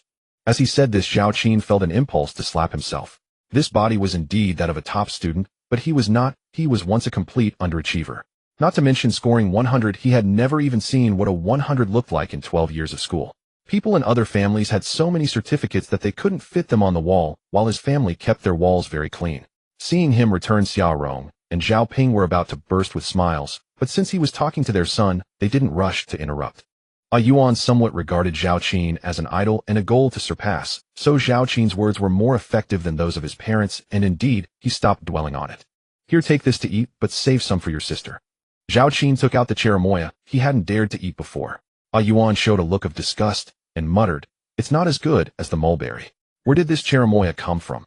Zhao Ping asked, looking at the fruit. Zhao Qin explained, and then looked at Xia Rong, saying, "Sister-in-law, is there lunch yet?" Yes, if you hadn't mentioned it, I would have heated it up already." Seeing his sister-in-law busy, Zhao Qin took out his phone and called Ahi, asking him to come over as well. "How much did you sell?" Zhao Ping couldn't help but ask, and just as Xia Rong entered the kitchen, she perked up her ears upon hearing this. Zhao Qin smiled, thinking about how long he could keep his brother from asking. It seemed his temperament needed some practice. "You can divide 13800 yuan. So much." Zhao Ping's eyes widened, and he began to calculate the total amount sold. Before he could figure it out, Xia Rong exclaimed excitedly, "Did we sell for a total of 6900 yuan? How much did that big yellow croaker sell for?" "A boss from Guangdong took it for 5088 yuan. Why is it so valuable? I thought it would be at most 25,000. Oh my, that's a doubling." Zhao Qin sniffed, smiling bitterly, and said, "Sister-in-law, I smell something burning." "Oh no, my food." Xia Rong hurriedly pulled her head back. "You don't need to help, go rest outside." Seeing Zhao Qin wanting to sit down to pick snails, Zhao Ping waved him off to the living room. Just as he reached the living room, the home phone rang. Busy Zhao Ping shouted for him to help answer it. "Hello, who is it?" "It's me, Mei." The voice of Zhao Qin's elder sister came from the receiver. "It's Qin, your brother." "Sister, why are you calling at this time? Is something wrong?" Hearing it was him, there was a pause on the other end, and then she complained, "You went to cause trouble for your brother again, right? Why are you so inconsiderate?" Then her voice dropped slightly as she chided, "Your brother doesn't care, but your sister-in-law must be unhappy. Do you want to see them fight?" "Qin, the meal is ready, just make do and eat something. He'll kill a chicken tonight." Just then his sister-in-law brought the food. "Sister-in-law, you answer to my sister is on the line." His sister-in-law put down the plate, wiped her hands on her apron, and picked up the phone with a smile, saying, Mei, what's the call for at this time?" "Nothing, we are all family. Qin should eat properly at home, and besides, he also contributed to the meal." Even though Zhao Qin couldn't hear, he could definitely tell that his elder sister was saying something bad about him. He didn't interrupt, he only had one mouth, and eating was the priority. After finishing the meal, he still hadn't arrived. He got up, made himself a cup of tea, and was sipping it when Yuan walked out, holding Meow Meow. "My sister is too heavy, I can hardly carry her anymore." Although Zhao Qin didn't have children before, he didn't dislike them, or in fact he quite liked them. He took Meow Meow into his arms, but the little girl was ungrateful, crying and wanting to get down, twisting around in his embrace. "Don't move, your uncle will play with you." The next moment, the little girl burst into tears. Zhao Qin had no choice but to put her down, watching her stumble and run, and he had to bend down and protect her with both hands. "You smell fishy air, I guess the little girl isn't used to it." As Zhao Ping said, the little girl ran to her father to sniff, and then she ran away. "What is Ahi doing?" Just after Zhao Qin finished speaking, he saw Ahi and the elderly lady walking in one after the other. "By the way, don't cook tonight. I'm here to tell you that we're having dinner at my house." The elderly lady was afraid everyone would misunderstand that she couldn't wait to come for the money, so she spoke up as soon as she entered. "It's no trouble, I plan to kill a chicken tonight. You can come with Ahi. I've already killed the chickens at my house because I was afraid it wouldn't be enough with so many people. I killed 2, this matter is settled." Zhao Qin didn't get involved in the tug-of-war between the two women. As long as there was food to eat at night, that was enough. "Elder brother, wash your hands, let's settle the accounts first." As Zhao Ping stood up to wash his hands, he chuckled a couple of times. Sitting around the table, Zhao Qin took out 2 stacks of money from his bag and placed them in front of his brother and Ahi before taking out another stack to start counting. "Brother, this stack is mine. You won't miscalculate, will you?" "Why is it so much?" "A total of 69500 yuan. I spent the change on gifts, so each person gets 13800 yuan. Count your own money carefully." As Zhao Qin spoke, he placed the counted 3820 yuan in front of Ahi, then placed another 3820 yuan in front of his elder brother, leaving himself with over 41000. When Ahi pushed the money in front of the elderly lady, her hand trembled slightly, as if she was afraid to take it. "Grandma, just take it, you can deposit it when you have time, it's not safe to keep it at home." Receiving Zhao Qin's reminder, the elderly lady finally reacted repeatedly, saying yes. "Should we go deposit it now?" Zhao Ping suggested, since having so much money at home, without a safe, made it necessary for someone to always be present. Zhao Qin really didn't want to run around. After all, he had only slept for 4 hours last night. But with money at home, no one, including himself, felt at ease. "Elder brother, I'll give you my card. You don't need the account holder to be present to deposit money. You can help me deposit it. If the bank doesn't allow it, just deposit it in your account and transfer it back to me later." "Sure, Ahi, you come with me."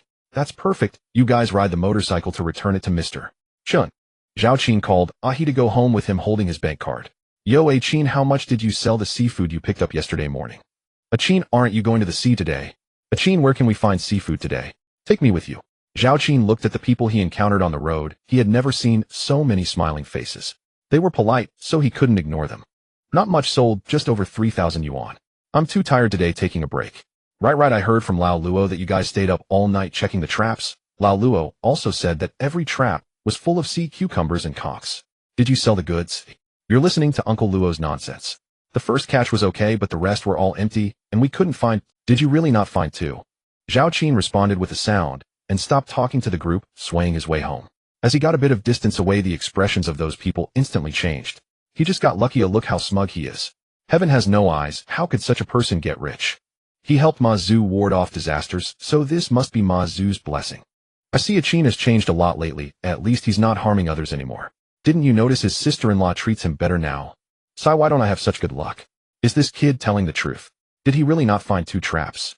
The group fell silent, quickly finding excuses to leave. Zhao Qin returned home, handed the money to Ahi, and urged him not to flaunt it outside.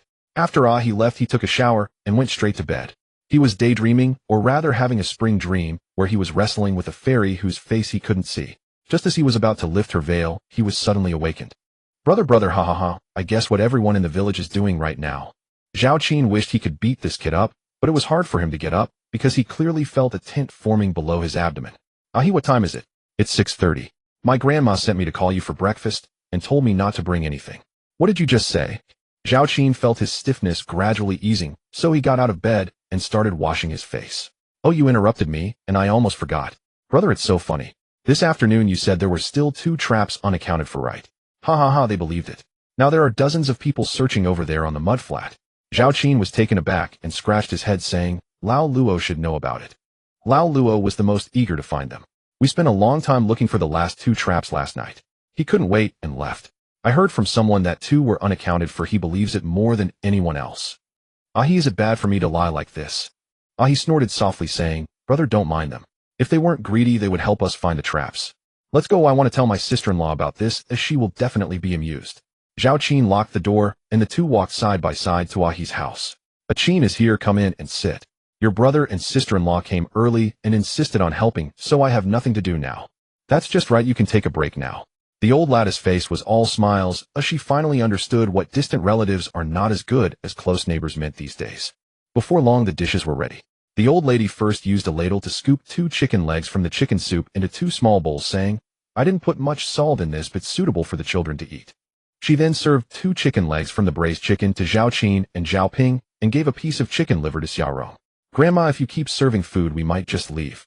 Zhao Qin couldn't stand being served food anymore, and preferred to eat at his own pace. Okay, everyone serve yourselves. He transferred the chicken legs from his bowl to Ahi's bowl, and then poured himself a bowl of soup. Ahi filled everyone's cups with wine, and upon seeing the chicken legs in the bowl, he chuckled, and then started to nibble on one. You're not being polite at all. The old lady laughed and complained, Oh, is this eel the one we caught in the trap last night? Zhao Qin saw the fermented black bean steamed eel next to him, picked a piece in the middle, and stuffed it into it. The eel had a lot of small bones, making it unsuitable for children to eat. The flesh on the back was slightly dry, but the belly part was full of collagen, making it sticky to the teeth. Your sister-in-law prepared everything and said to come here for dinner tonight, so she brought this over. After everyone had a drink, Ahi spoke about how they were still searching for the traps, causing Xiaorong to laugh first. Several people even specially came to our house beating around the bush to ask me about it. I just followed their lead and said there were 2 traps unaccounted for. Zhao Ping, being honest, couldn't help but laugh when he saw everyone so lively. Ping, I heard that the old Fu family is selling that plot of land. The old lady spoke while glancing at the couple. Zhao Ping and Xiaorong exchanged glances, and Xiaorong spoke up. Grandma, to be honest, I was thinking of having a Qin buy that plot of land. Zhao Qin hurriedly waved his hands, looking at the old lady, and saying, You want to buy that plot of land? He is almost 20 now. I have no problem living in this old house, but I need to plan for his future. I didn't have enough money before, and didn't dare to think about it. Now with your help, I've saved some up in these days. But if you're interested in that plot, I'll look for another place. If you like it, just go talk to old Fu. It's good to buy property if you have the money. What about you? I'm thinking of saving a bit more to see if I can buy a place in the town. He didn't tell the truth. After all, saying he wanted to build a villa would probably shock his big brother. Right, Qin will definitely be a city person in the future. Should I go talk about that plot? Go ahead. Old Fu is not an honest person, it would be best to find someone eloquent. I think Ahi's uncle is quite good. Zhao Qin was referring to Qian Kuan, who was also a businessman and definitely wouldn't let Ahi suffer losses. I think you're the most suitable, you're much more articulate than they are. Was the old lady praising herself or scolding herself?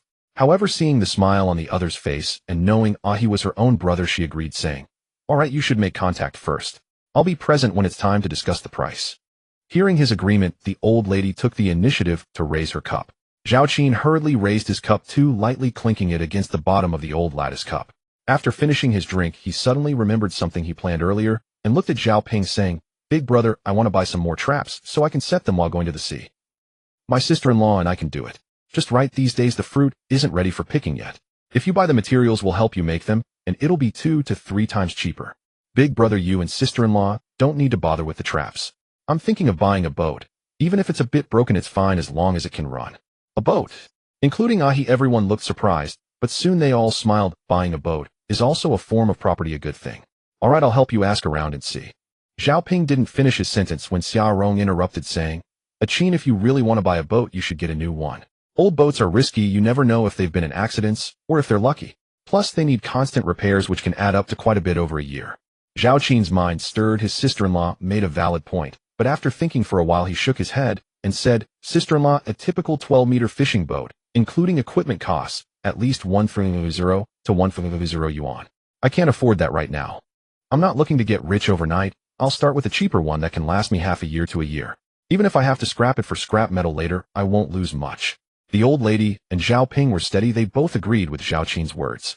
P.S. There will be 2 more chapters later. I'm still writing. I spent the whole day at the hospital today and didn't write a single word during the day, sorry.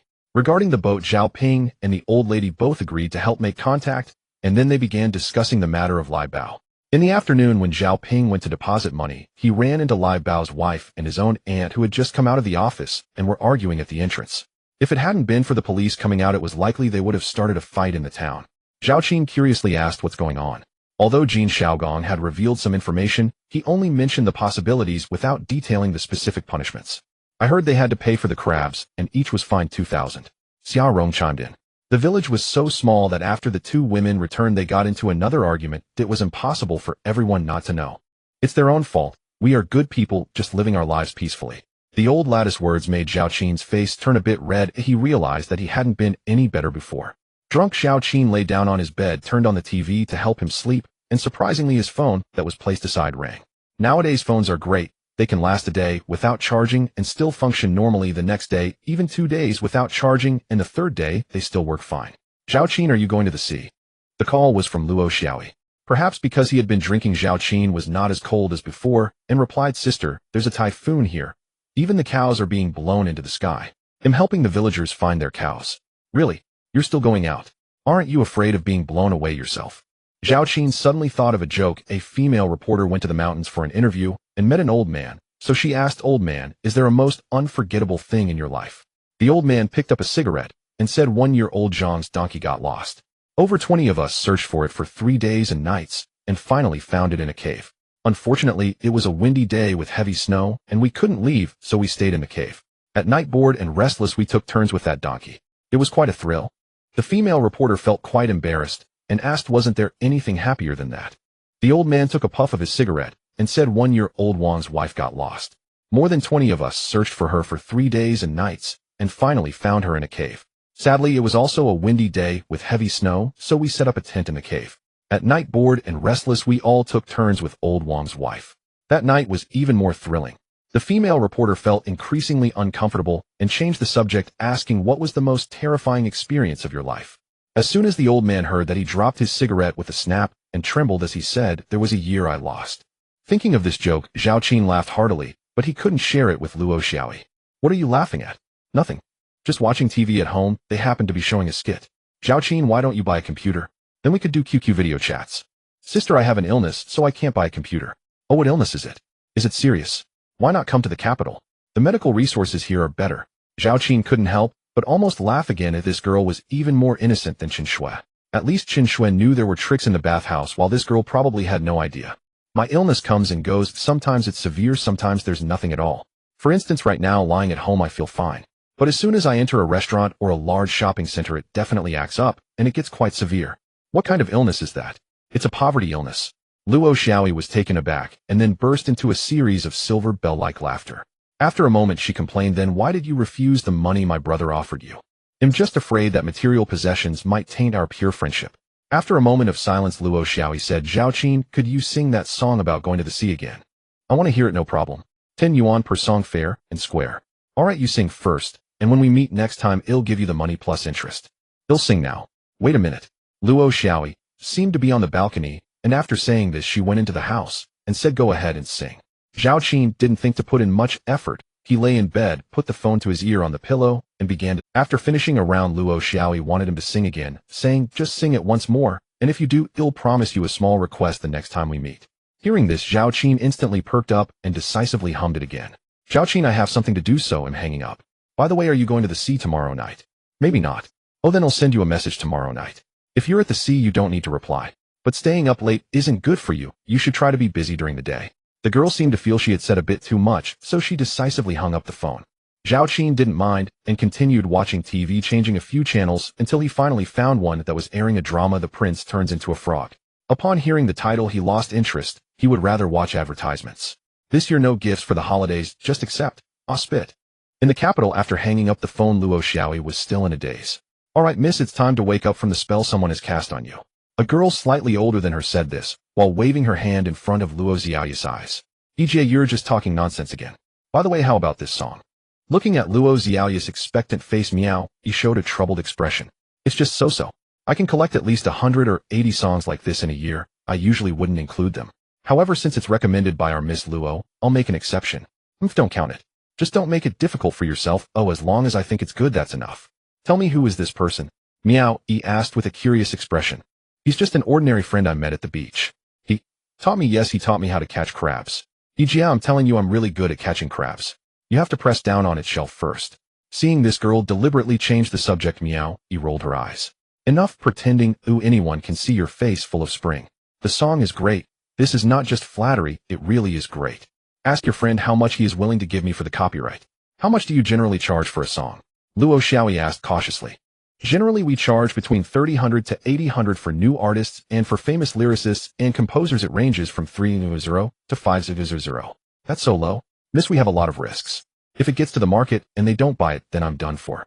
You know how serious piracy is now. Releasing albums is a loss-making endeavor for fame, and we might not even make a profit. Then just settle it with him for 500. If it's more, I'm afraid he might doubt it.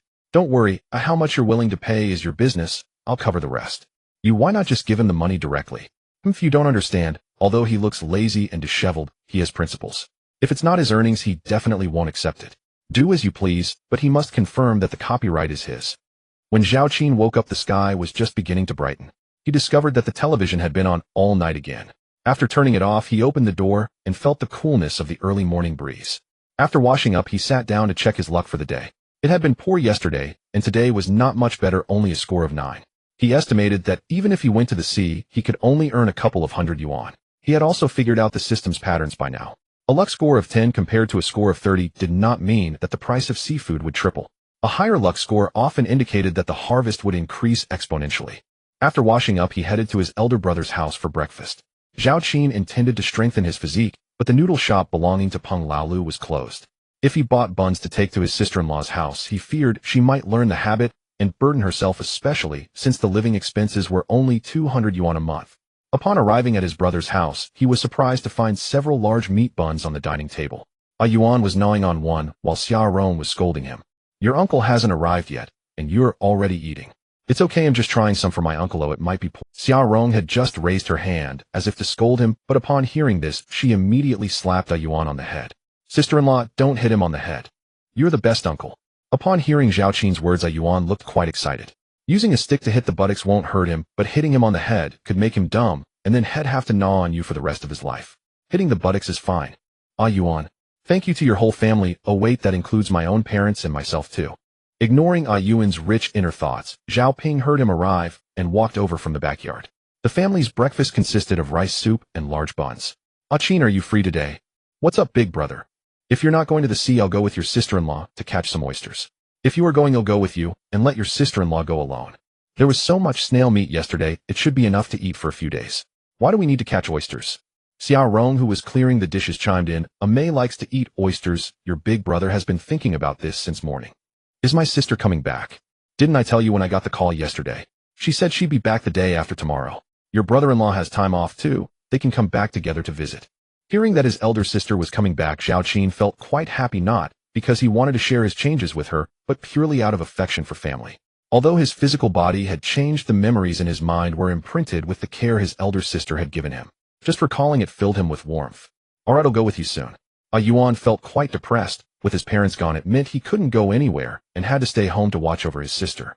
After tidying up, Zhao Qin returned home to grab a bucket and a sand shovel, thinking it might come in handy, especially since he had a luck score of 9. It was sunny today, so he wrapped his head in cloth and put on a straw hat ready to go.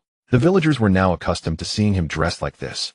Even with just his eyes exposed, they recognized him. Oh, Qin going to the sea again? Yeah, just taking a stroll by the seaside to see if I can dig up some clams, he responded casually as he walked.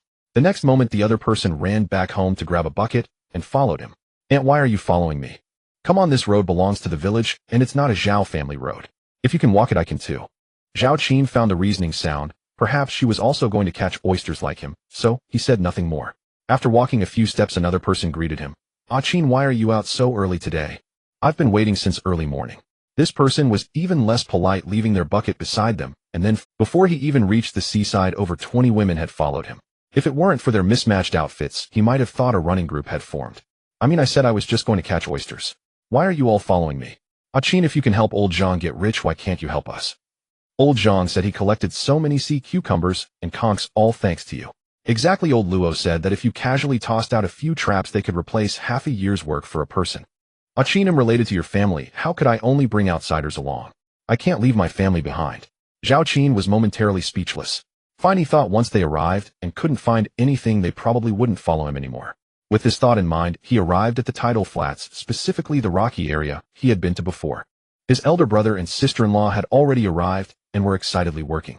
Zhao Ping looked up to light a cigarette and just happened to see Zhao Qin. He was about to call out when he noticed a large group following behind him, and his brows furrowed. Big brother, give me a hook for oysters. The so-called oyster hook is a tool resembling an axe. One side is a hammer and the other is a blade with one side flat, like a flathead screwdriver, and the other side a sharp hook, making it very convenient for opening oysters. Why are there so many people? Before Zhao Qin could respond, an auntie exclaimed, Oh my, why are there so many clams? They're all over the rocks, densely packed.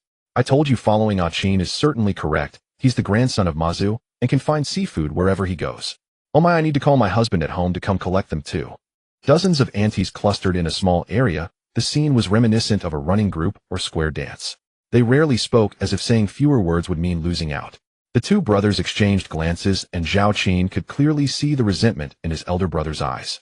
Originally, it was just him and his wife collecting, but now with so many people joining and calling their friends, it seemed there would soon be no room left to stand. Zhao Qin felt quite frustrated. He had no idea there would be so many clams here. Now he found himself at a loss for words. The thought that he would have a whole group of aunties following him whenever he went to the sea made him feel as bitter as eating a bitter herb. Big brother, where did all these clams come from? How would I know? Yesterday afternoon, they were here for half a day. They didn't say there were any. How did all of them suddenly crawl onto the rocks overnight? What's going on with you two? Why are there so many people following? Fame is exhausting. It's all because of old Zhang and old Luo bragging. As soon as I carried a bucket, they all started following me. What are you two brothers chatting about? The clams are being taken by others. Xiao Rong, seeing the sudden influx of people, was also anxious. When she looked up, she found the two brothers standing there dumbfounded. Sister-in-law, don't grab it. The three of us might only collect a couple of hundred yuan after a long time. Let's change places to catch oysters. Xiao Rong, seeing so many people fighting for clams, felt heartbroken. But upon hearing Zhao Qin say they might only get a couple of hundred yuan, she immediately realized that indeed, what was the point of fighting over that? It can only be said that in these few days, Zhao Qin not only raised his own standards, but also unknowingly influenced his family. Zhao Qin was speechless. He thought that these people would stop following them once they found no goods at the tidal flats. However, he never expected to encounter a spot rich in bitter snails.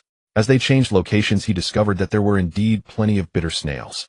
Just when Zhao Ping and Xiao Rong were delighted, Zhao Qin sensed that something was amiss. Sure enough, not long after, a crowd of people had tracked down his presence and pursued him. Wow, there are so many bitter snails here too. Qin, your luck is unmatched. Wherever you go, there are goods.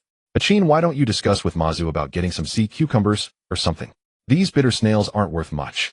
Damn it, just finding something is already good enough, and you're still picking and choosing. Zhao Qin felt like crying, wondering when this group of people would be done with their antics. Big brother, it seems today isn't a good day for me to go to the sea. Zhao Ping looked at the crowd resembling locusts swarming over the area and nodded gloomily. All right, then let's head back. I just need to go up the mountain and tend to the fruit trees. Xia Rong followed behind, murmuring incessantly. Zhao Qin couldn't hear clearly, but he guessed she was cursing at them. Upon returning to the shore, his phone rang. He pulled it out from his pocket and unwrapped the convenience bag, a good habit he had developed. Whenever he went out to sea, he would tie up his belongings in a convenience bag. He had considered finding a rope to secure it to his belt, but he felt it would look too unsightly. The call was from Jin Xiaogong. Qin, did you get into a fight the morning before yesterday? No. Zhao Qin was somewhat taken aback. He had been selling goods the previous morning and gathering sea cucumbers the morning before that. When would he have had the time to get into a conflict? Here's the thing. Yesterday, Brother Zhong was resting, and a relative came to visit. One of the relatives claimed that she was from your village and said she was bullied. She even named you specifically, saying that you not only hit her, but also snatched her sea cucumbers. Today, when Brother Zhong returned to work, he originally intended for me to investigate the village, since he couldn't invite you over again after the last incident. I wanted to ask what the villagers had to say, so I called you first. Zhao Qin immediately knew who it was, the wife of old Zhong. She had stolen sea cucumbers from him the day before yesterday and got caught. Unexpectedly, this woman was trying to turn the tables on him. If it weren't for the previous incident where Luo Tian and the others came to testify, Brother Zhong, knowing he was a student from Beijing University, would probably have sent the police to take him in for tea this morning. Agong, I suggest you come and check. Just ask any villager. Everyone in our village knows what happened the morning before yesterday. You listening to me is just one side of the story. You really didn't hit anyone. Don't worry, I definitely didn't hit her. I didn't even touch her. There was indeed a minor conflict, but there were many villagers present, and it can be easily verified. All right, then if someone is saying this, we have to follow the procedure. What's going on? Just as he hung up the phone, Zhao Ping, who had been lagging behind, asked. It's nothing, let's go home, big brother. Just as they returned home, they ran into he and his grandmother. Brother, my grandma is looking for you. She thought you were at Ping Ji's place. Why didn't you call me to go to the sea? There probably won't be any haul today. I intended to catch some oysters as my sister is coming back and she loves to eat them. Zhao Qin explained, not wanting he to think he was abandoning him. Just as he was about to ask what the old lady wanted, he seriously asked, Brother, how many traps did we throw the morning before yesterday? 10. Why? No, did you buy 11, or did the shopkeeper in town kindly give you one without you knowing? Zhao Qin shook his head, then suddenly realized, did someone really find a trap yesterday afternoon? He nodded vigorously like a chick pecking at rice. Yes, the wife of Zhong's family found one. I heard there were a lot of goods inside. Zhao Qin was taken aback. Damn, what a coincidence. Why is it that woman again? As for why she was able to find a trap, it was likely because the sea waves had washed someone else's trap to that spot. Zhao Qin suddenly had a thought. Since she was not a good person and dared to slander him, he would disgust her a bit. After thinking it through, he clapped his leg and exclaimed, We are missing 2 traps, so the one she found must be ours. How can she be so shameless as to take it home? She helped us find it, so we can be grateful to her and share half of the catch, right? Why shouldn't she give it back to us instead of claiming our catch? Upon hearing this, the old lady and Xia Rong immediately understood and started running. You don't need to come. We women can handle the arguing ourselves. Yes, you stay at home. No matter what happens, the old lady and I will get the net back. Zhao Qin admired how quickly the old lady reacted, faster than his own sister-in-law, and she understood immediately without delay. Big brother, why are you just standing there? Let's go together. If a fight breaks out, it's really the old lady and sister-in-law who will suffer. Zhao Ping finally reacted and hurriedly followed. A Yuan heard that the family members were back and was delighted. He was about to bring out the girl to show to his parents and meet his obligations so he could go out to play, but when the girl was brought out, his parents ran away again. If there isn't a reliable one among them. They have children but don't take care of them and instead expect me to do it. No one paid attention to his words. At the doorstep of the Zhong family, Zhao Qin watched as the old lady and sister-in-law pointed and cursed at Zhong's wife. In no time, a crowd gathered around them, mostly elderly men, as most women had gone to the beach to gather bitter snails. Return our trap. You shameless person stole our trap. The old lady, usually very amiable, was unexpectedly fierce, and her fighting spirit was impressive. While cursing, she stomped her feet as she approached Zhong's wife. Nonsense. That trap was found by the seaside. Since I found it, it naturally belongs to me. You are the one talking nonsense. Your butt is on your face, and every word you say is crap. We are all fishermen, and whatever nets or traps are set belongs to whoever set them. Who doesn't understand this principle? Only someone as black heart and shameless as you would steal. Xia Rong chimed in to support. This statement drew the support of many present. This was a fishing village, and almost everyone relied on the sea for their livelihood. The greatest fear was having their nets stolen or having their buoys maliciously cut, causing them to sink to the bottom of the sea and become lost. That's right. Sea goods found by the seaside may not belong to anyone, but the fishing tools used to catch them belong to their respective owners. Where's Brother Zhong? The Zhong family did something unprincipled by taking someone else's trap without a word. Seeing that everyone nearby was supporting the Zhao family, Zhong's wife became displeased. Damn it, who are you to interfere? Are you just looking for trouble? All of you get out of my house. With her outrageous remarks, the surrounding people became displeased, and some quick-tongued ones started to retort, making the scene even more chaotic. Don't go looking for trouble. I'll tell you my family has connections. Do you believe I'll call the authorities to arrest all of you? Hurry up and get lost. Hearing her words, everyone became even more agitated. We are right here. If you have the ability, call someone to arrest us. Stealing someone else's things and still having the cheek to argue. Where is Brother Zhong? Hurry up and come out to manage your wife. Will you return the traps? The old lady seized an opportunity and began to speak about the trap again. And the sea goods inside the trap, they must be returned to us as well. You wish? Which of your eyes saw me find it? I didn't find anything at all. Just then a police car with its siren blaring approached. Upon seeing this, many people were startled. Did the Zhong family really have such influence? Zhong's wife, however, looked pleased and smugly said to the crowd, "Don't think my husband is easy to bully. I told you my family has connections." After a while, Jin Xiaogong and a similarly young man jumped out of the car, walking towards the crowd with a puzzle. Zhong Yongping is indeed a cousin of Brother Zhong from the office not far removed at all. Yesterday, a child in Brother Zhong's family had a full-month celebration, so many relatives came over. Perhaps due to infrequent interactions, the daughter-in-law of the Zhong family only just learned that they had a police relative, which felt like wielding a powerful sword. Immediately, she started embellishing the story regardless of the occasion. Today, Brother Zhong went to work thinking it wouldn't be good to ignore the matter. After all, he was family and couldn't let anyone bully them. However, he also knew that women often exaggerate the facts. Furthermore, the other party mentioned Zhao Qin, which made him realize that the situation was likely not as they described. To avoid any bias, he decided not to get involved directly and let Jin Xiaogong handle it. When Jin Xiaogong drove into the village, he noticed something strange. Every household seemed empty. After circling the village, he discovered that everyone had gathered in one place. Before he could approach the crowd, he spotted Zhao Qin standing not far away. They both shook their heads, almost simultaneously signaling each other not to greet, and upon mutual understanding they smiled and averted their gazes. "Comrade police, these people chased me to my doorstep to rob me. Quickly arrest them." "Hold on, what's going on? I need to ask for clarification. Let me speak. They're just trying to bully us because they see that my family is not well off in the village. Just the other morning they attacked me. Ma'am, please do not obstruct our investigation." "Oh, I am cooperating with you. Can't you speak properly? Let me tell you, my husband and your officer Zhong are distant cousins." Jin Xiaogong was somewhat speechless while the young man beside him impatiently interjected, "Then bring your husband out as well. I need to understand the situation. We are handling this with integrity, focusing solely on evidence and not familial ties. I want to clarify, was there a fight on the beach the morning before last? By the way, was it a comrade named Zhao Qin who fought with this lady called Pang Yuxiu? Is there any truth to this?" Under normal circumstances, people might hesitate to speak ill of the Zhong family in front of them, but Pang Yuxiu's recent actions had thoroughly disgusted them. At this moment, they were all holding back their anger, and several people spoke up, each recounting what had happened the morning before last. "She is the one who started the trouble. She clearly stole sea cucumbers from Achin's family and was caught red-handed." "Exactly.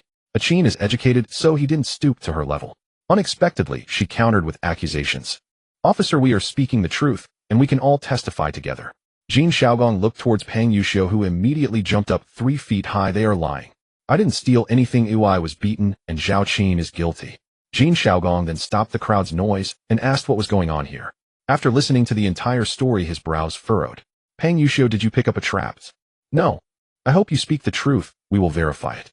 If you found something, surely someone must have seen it at that." I did find one, but I can't prove it belongs to Zhao Qin. It definitely belongs to Achin. We saw him place it there with our own eyes." "That's right. Achin said he lost 2, and you found 1, so you should return it." "Just returning the trap is fine, but inside there are at least thousands worth of seafood." "Officer, ask her who she sold it to. Checking at the collection station will clarify everything." Hearing this, Pang Yuxiu gradually became scared, not of being caught, but of the possibility that they might truly find out how much she sold, which would be worse than having a knife cut into her own flesh. She immediately sat on the ground, crying and rolling around. At this point, the situation had become clear, and Jin Xiaogong called out Zhong Yongping, who had been hiding in the house, to negotiate a solution. Comrade Zhao Qin, although Pang Yuxiu slandered you, she hasn't caused you any substantial harm. I think it's best if she apologizes to you later. Then let's proceed as the officer suggested. Now regarding the ownership of the trap, we also need to clarify how much seafood is inside.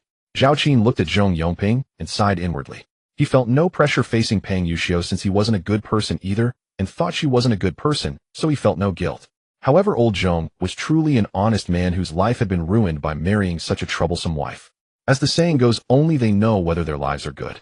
If they feel content, even if the wife is unfaithful, who are outsiders to comment. Qin, I apologize on behalf of my wife for this mess. Since we will continue living in the same village, I will also pay back the money for the trap and the seafood. Brother Zhong, I'll take the trap. As for the seafood, I heard it sold for several thousand. That's not true. Let me finish. I know they are definitely exaggerating. How about this? The trap was indeed found by your wife. I don't want to ask about the seafood. Oh, just compensate me with 2 chickens and 2 ducks, and we'll call it even. Jin Shaogong looked at Zhong Yongping and said, if I can mediate this, well, it's best. Do you think the other party's request is reasonable? Reasonable. If not, add another one. Those seafood really did sell for a good price. All right, do as you see fit. We'll catch them now. With your wife's temperament, who knows what she would feed the chickens and ducks? If we catch them and take them home, I wouldn't dare eat them. Zhao Qin would definitely accept a few chickens and ducks, which would serve as a slight punishment for Pang Yuxiu's earlier accusations. Fine, I'll go catch them now. When the sea opens, I'll head out far into the ocean and bring you some deep-sea seafood when I return. All right, thank you in advance, Brother Zhao. Seeing that they were to catch 3 chickens and ducks to compensate, Zhao Qin, Pang Yuxiu started to wail again, but this time it was noticeably less intense, and she didn't stop her husband from going to catch them. She was more afraid that if things escalated, the police would enforce the law and investigate how much the seafood sold for. Meanwhile, the surrounding crowd was discussing how generous Zhao Qin was, suggesting that if it were them, they would have demanded the money from the seafood sold from the trap. Zhao Qin smiled and took out cigarettes to offer the crowd. After finishing a pack, it still wasn't enough, so he borrowed cigarettes from Dago and Ahe to continue sharing. Thank you all for your candid words. No need to be polite. We're all from the same village, it's only right. Qin, we also have a trap. If we find it and sell the seafood, can we give you some chickens and ducks? Sure, but I think it's unlikely that we'll find it. Don't hold your breath. After all, being soaked in seawater for too long is uncomfortable for people. Zhao Qin casually chatted for a while, and when he and Dago took the chickens and ducks from Zhong Yongping, he called the old lady and his sister-in-law to go home.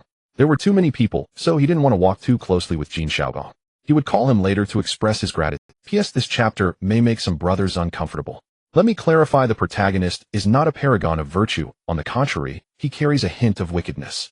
Even if the Zhong family's wife didn't accuse him of hitting her, he would still do something like this just to disgust her. That day, while Pang Yuxiu remained an exception, the village women were generally elated. Some gathered dozens of jin of bitter snails, others as many as 100 or 200 jin, once sorted by size. Even the smallest haul would fetch several dozen to over 100 yuan. Laboring at the wharf, shouldering heavy sacks from dawn to dusk, earned a mere 60 yuan per day.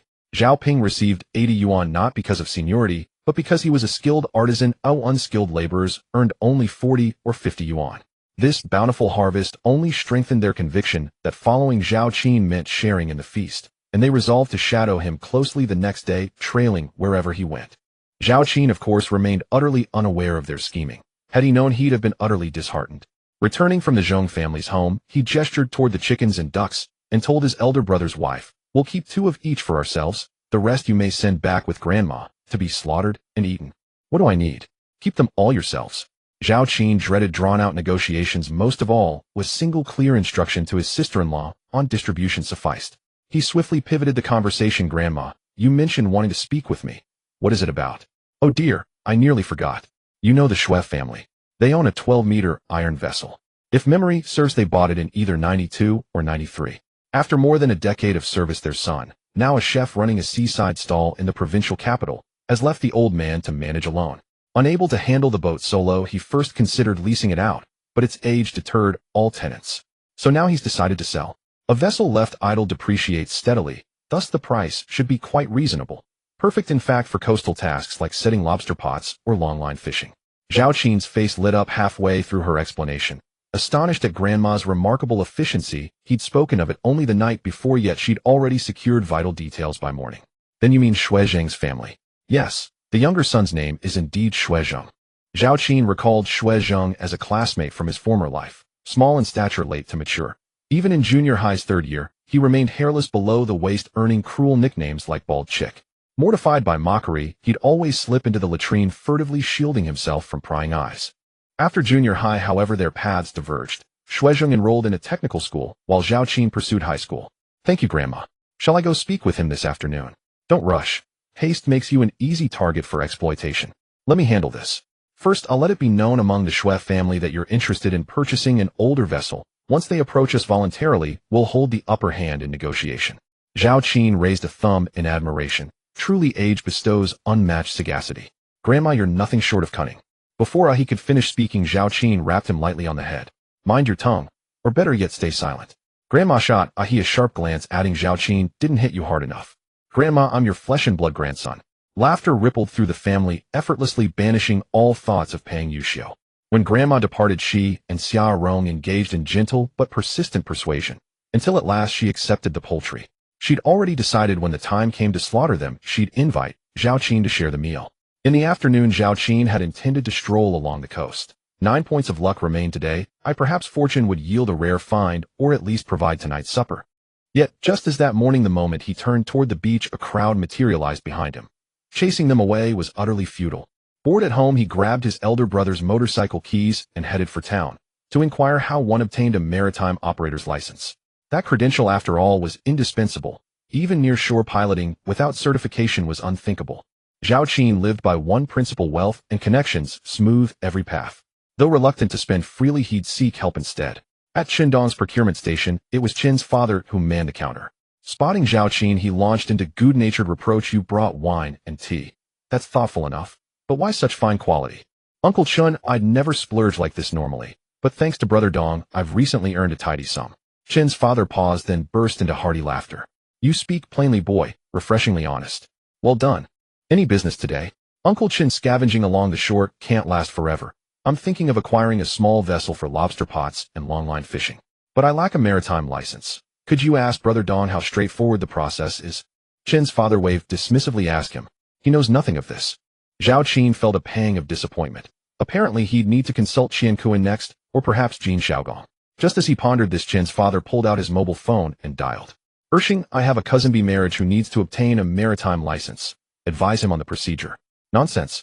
He was admitted to Peking University and declined enrollment. I'm not exaggerating. Handle this with care. I'll send him your way within the next couple of days. Zhao Qin beamed inwardly. So Uncle Qin's earlier dismissal of Qindong had merely been theatrical build-up for his own quiet authority. After hanging up, Qin's father said, the Maritime Safety Administration is county level. You can't sit the exam here in town. Here's their number. Call ahead and mention I sent you. Bring 2 bottles of wine. Not extravagant, just decent. Many thanks, Uncle Chun. No need for thanks. It's just one phone call. Your father's still in the provincial capital, isn't he? That old wanderer loves roaming far and wide. See if he returns for Mid-Autumn Festival. If so, tell him to drop by for drinks. Though spoken lightly, Zhao Qin knew well such favors carried weight, and he'd only just presented gifts yesterday. Patience, then once the license was secured, he'd return with proper tokens of gratitude. After exchanging a few more pleasantries, Zhao Qin expressed sincere thanks once more and took his leave. Hardly had he stepped outside, mounted the motorcycle, and started the engine, when a sedan pulled up beside him.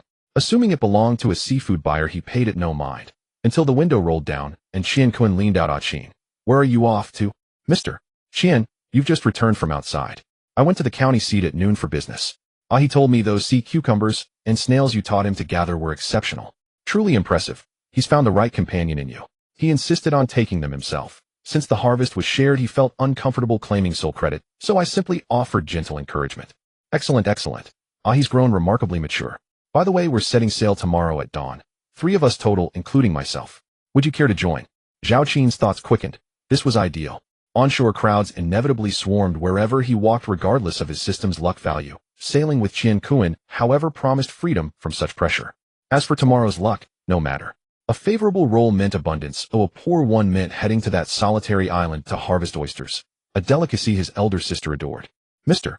Qian, may I bring 2 companions? How much would the voyage cost? If it's complimentary, let's not pursue the matter further. Haha. Very well, I'll charge modestly, just to offset fuel costs, 50 yuan per person, totaling 100 for 3. Though his fare remains my treat. Thank you, Mr. Qian. No need for such formality. Meet at your village wharf tomorrow at 5 a.m. sharp. Latecomers won't be waited for. With plans settled, Zhao Qin checked the time. Still early. and stopped at the butcher's to purchase several gin of pork and ribs before riding home. Upon returning home, the elder brother went up the mountain to check on the fruits, while Zhao Qin was scolded by his sister-in-law for buying meat. He was too lazy to explain, and simply remained silent. "Uncle, isn't my mom quite annoying?" After Xiaorong left, a Yuan quietly asked. "Sai, I know you must think that way in your heart, uncle. You've become hypocritical too." Seeing him raise his hand, a Yuan chuckled and ran towards the backyard shouting, "Mom, I want sweet and sour ribs for dinner tonight. Then help with the vegetables. My uncle is also idle, I'll call him to help." Zhao Qin smiled, greeted his sister-in-law, and returned to the old house. As he passed by Ahi's house, he called out, and after a moment the elderly lady came out. "Grandma, where is Ahi? I heard you were going to catch oysters. He left in the afternoon. I'm busy with the vegetable garden and can't leave. Tell him to come back and inform him to gather at the dock at 5 in the morning." "Oh, so this is to go out to sea, right?" The elderly lady was quick to comprehend and continued, "Indeed, people in the village are rather superficial. Once someone makes money, everyone wants to follow along. If you go out to sea, how can they follow?" "Grandma, that's exactly what I was thinking. I'm heading back now. Are you coming over for dinner tonight?" "No need, Grandma. My sister-in-law has already prepared the meal." Once back home, he actually had nothing to do, pondering whether he should buy a computer. Playing Warcraft could be fun when bored, but he also needed to purchase a boat, soon not knowing how much it would cost. He also wanted to build his own house, which was a significant expense. Forget it, it's really not the time to enjoy life. He hadn't been home long when his elder brother called, asking him to come over for dinner. On the way to his brother's house, he saw villagers carrying snakeskin bags filled with bitter snails, all smiling brightly. They would stop and chat with him, a stark contrast to how he was previously disliked by them. At his brother's home, the dishes were already on the table. He stopped his brother from pouring him wine, as since they hadn't gone to sea today, there was no need for wine to dispel the humidity in his body. It was better not to drink. "Elder brother, we're going out to sea with a boat early tomorrow morning." Zhao Ping was taken aback and replied, "Going out to sea for what? Whose boat?" Zhao Qin explained about the invitation from Qian Kuan to go out to sea. After listening, Zhao Ping pondered for a moment and said, "How about I don't go? The boat fee is 50 yuan, which is almost a day's wage. They'll cover the boat fee, elder brother.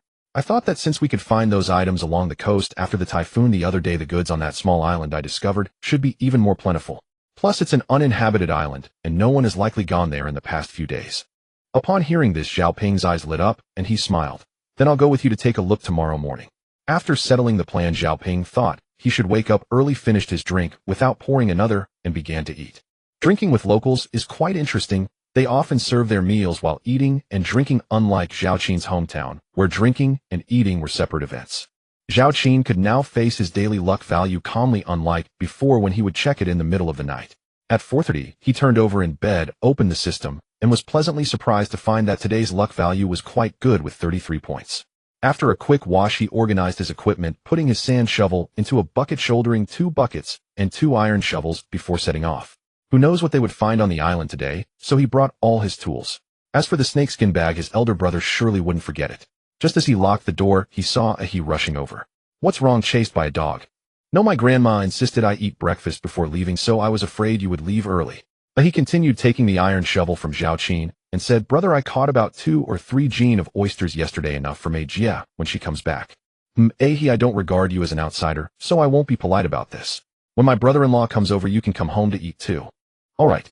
Ahi then took out 4 eggs from his pocket, saying, "My grandma is worried you won't have breakfast, so she asked me to bring these." Ahi took the buckets so that Zhao Qin could eat while walking. After finishing the 4 eggs, he took out a water bottle from the bucket and took a sip. Not bad, it was enough to feel half full. The local eggs may be smaller in size, but their taste is unmatched, especially the hard-boiled ones. One bite reveals their quality, far surpassing hormone-treated eggs. Upon reaching the dock, Zhao Ping was also carrying a bucket which not only contained a water bottle, but also several snakeskin bags. Seeing him approach, Zhao Ping took out a bag of boiled eggs and said, "You should eat 2 first, the rest we'll have for lunch. Your sister-in-law was worried we'd be hungry, so she specially boiled these early, and they're still warm. I just ate what he gave me. Let's save this for lunch." So having a woman at home is really important. Thinking about it, if he hadn't teamed up with his brother and sister-in-law, he would have to cook every time he returned late from the sea, living a much harder life. After waiting for about 10 minutes, Qian Kun's boat arrived. After boarding, they introduced themselves to each other. "Qin, are you still going to catch oysters today instead of fishing with us?" Seeing the tools they brought, Qian Kun understood. Speaking of fishing, Zhao Qin felt an urge to scratch his hands. Last night, he actually thought about whether to buy a fishing rod from the system, but ultimately he held back. Good steel should be used on the blade. He planned to invest all the remaining over 1,000 merit points in the fish net, which would be the safest option. Let's go catch oysters. I can't catch any fish with my skill anyway. Haha, see, fishing isn't that hard, but catching oysters is fine too. Last time we found sea cucumbers. Zhao Qin looked at Zhao Ping. Elder brother, you don't get seasick, do you? You forgot I used to work on a large ship. Zhao Qin then remembered that before getting married his elder brother had been a sailor on long-distance ships. After marrying, their mother didn't allow him to go far anymore, so he worked at home on the farm and dock. Today Qian Kun's boat was manned by 2 young people. Although Qian Kun mentioned that they would only be renting the fishing spots and not the boat, he still felt a bit annoyed when 3 more people boarded. Zhao Qin took out cigarettes and lit 2, casually chatting for a while. As they were all young, any displeasure quickly faded. Qin, how's the oyster harvest? It's about the same, just picking up some snails and clams. No fish. Generally you can't see any fish. Upon hearing that there were no fish, both of their interests noticeably waned. Zhao Qin opened his mouth, not only chatting casually with the 2 young men, but also exchanging a few words with Qian Kun. He felt he could converse with anyone, while Zhao Ping and he remained relatively silent, watching the others chat. He admired Zhao Qin for being able to talk to anyone, and thought that if it were him, he would hesitate to initiate a conversation with people clearly from a much higher status than him. Zhao Ping also wore a smile, knowing that as long as his younger brother became more savvy, he would surely be more successful than himself. Upon reaching a rocky area on the uninhabited island, they disembarked after agreeing on a time with Qian Kun. Brother, should we first check those crab holes, or pick up some shells by the sea? Zhao Qin looked at the tide and shook his head, saying, I estimate it will take another 2 hours for the tide to recede. That stretch of mudflats is probably not exposed, yet let's first pick up some shells by the sea.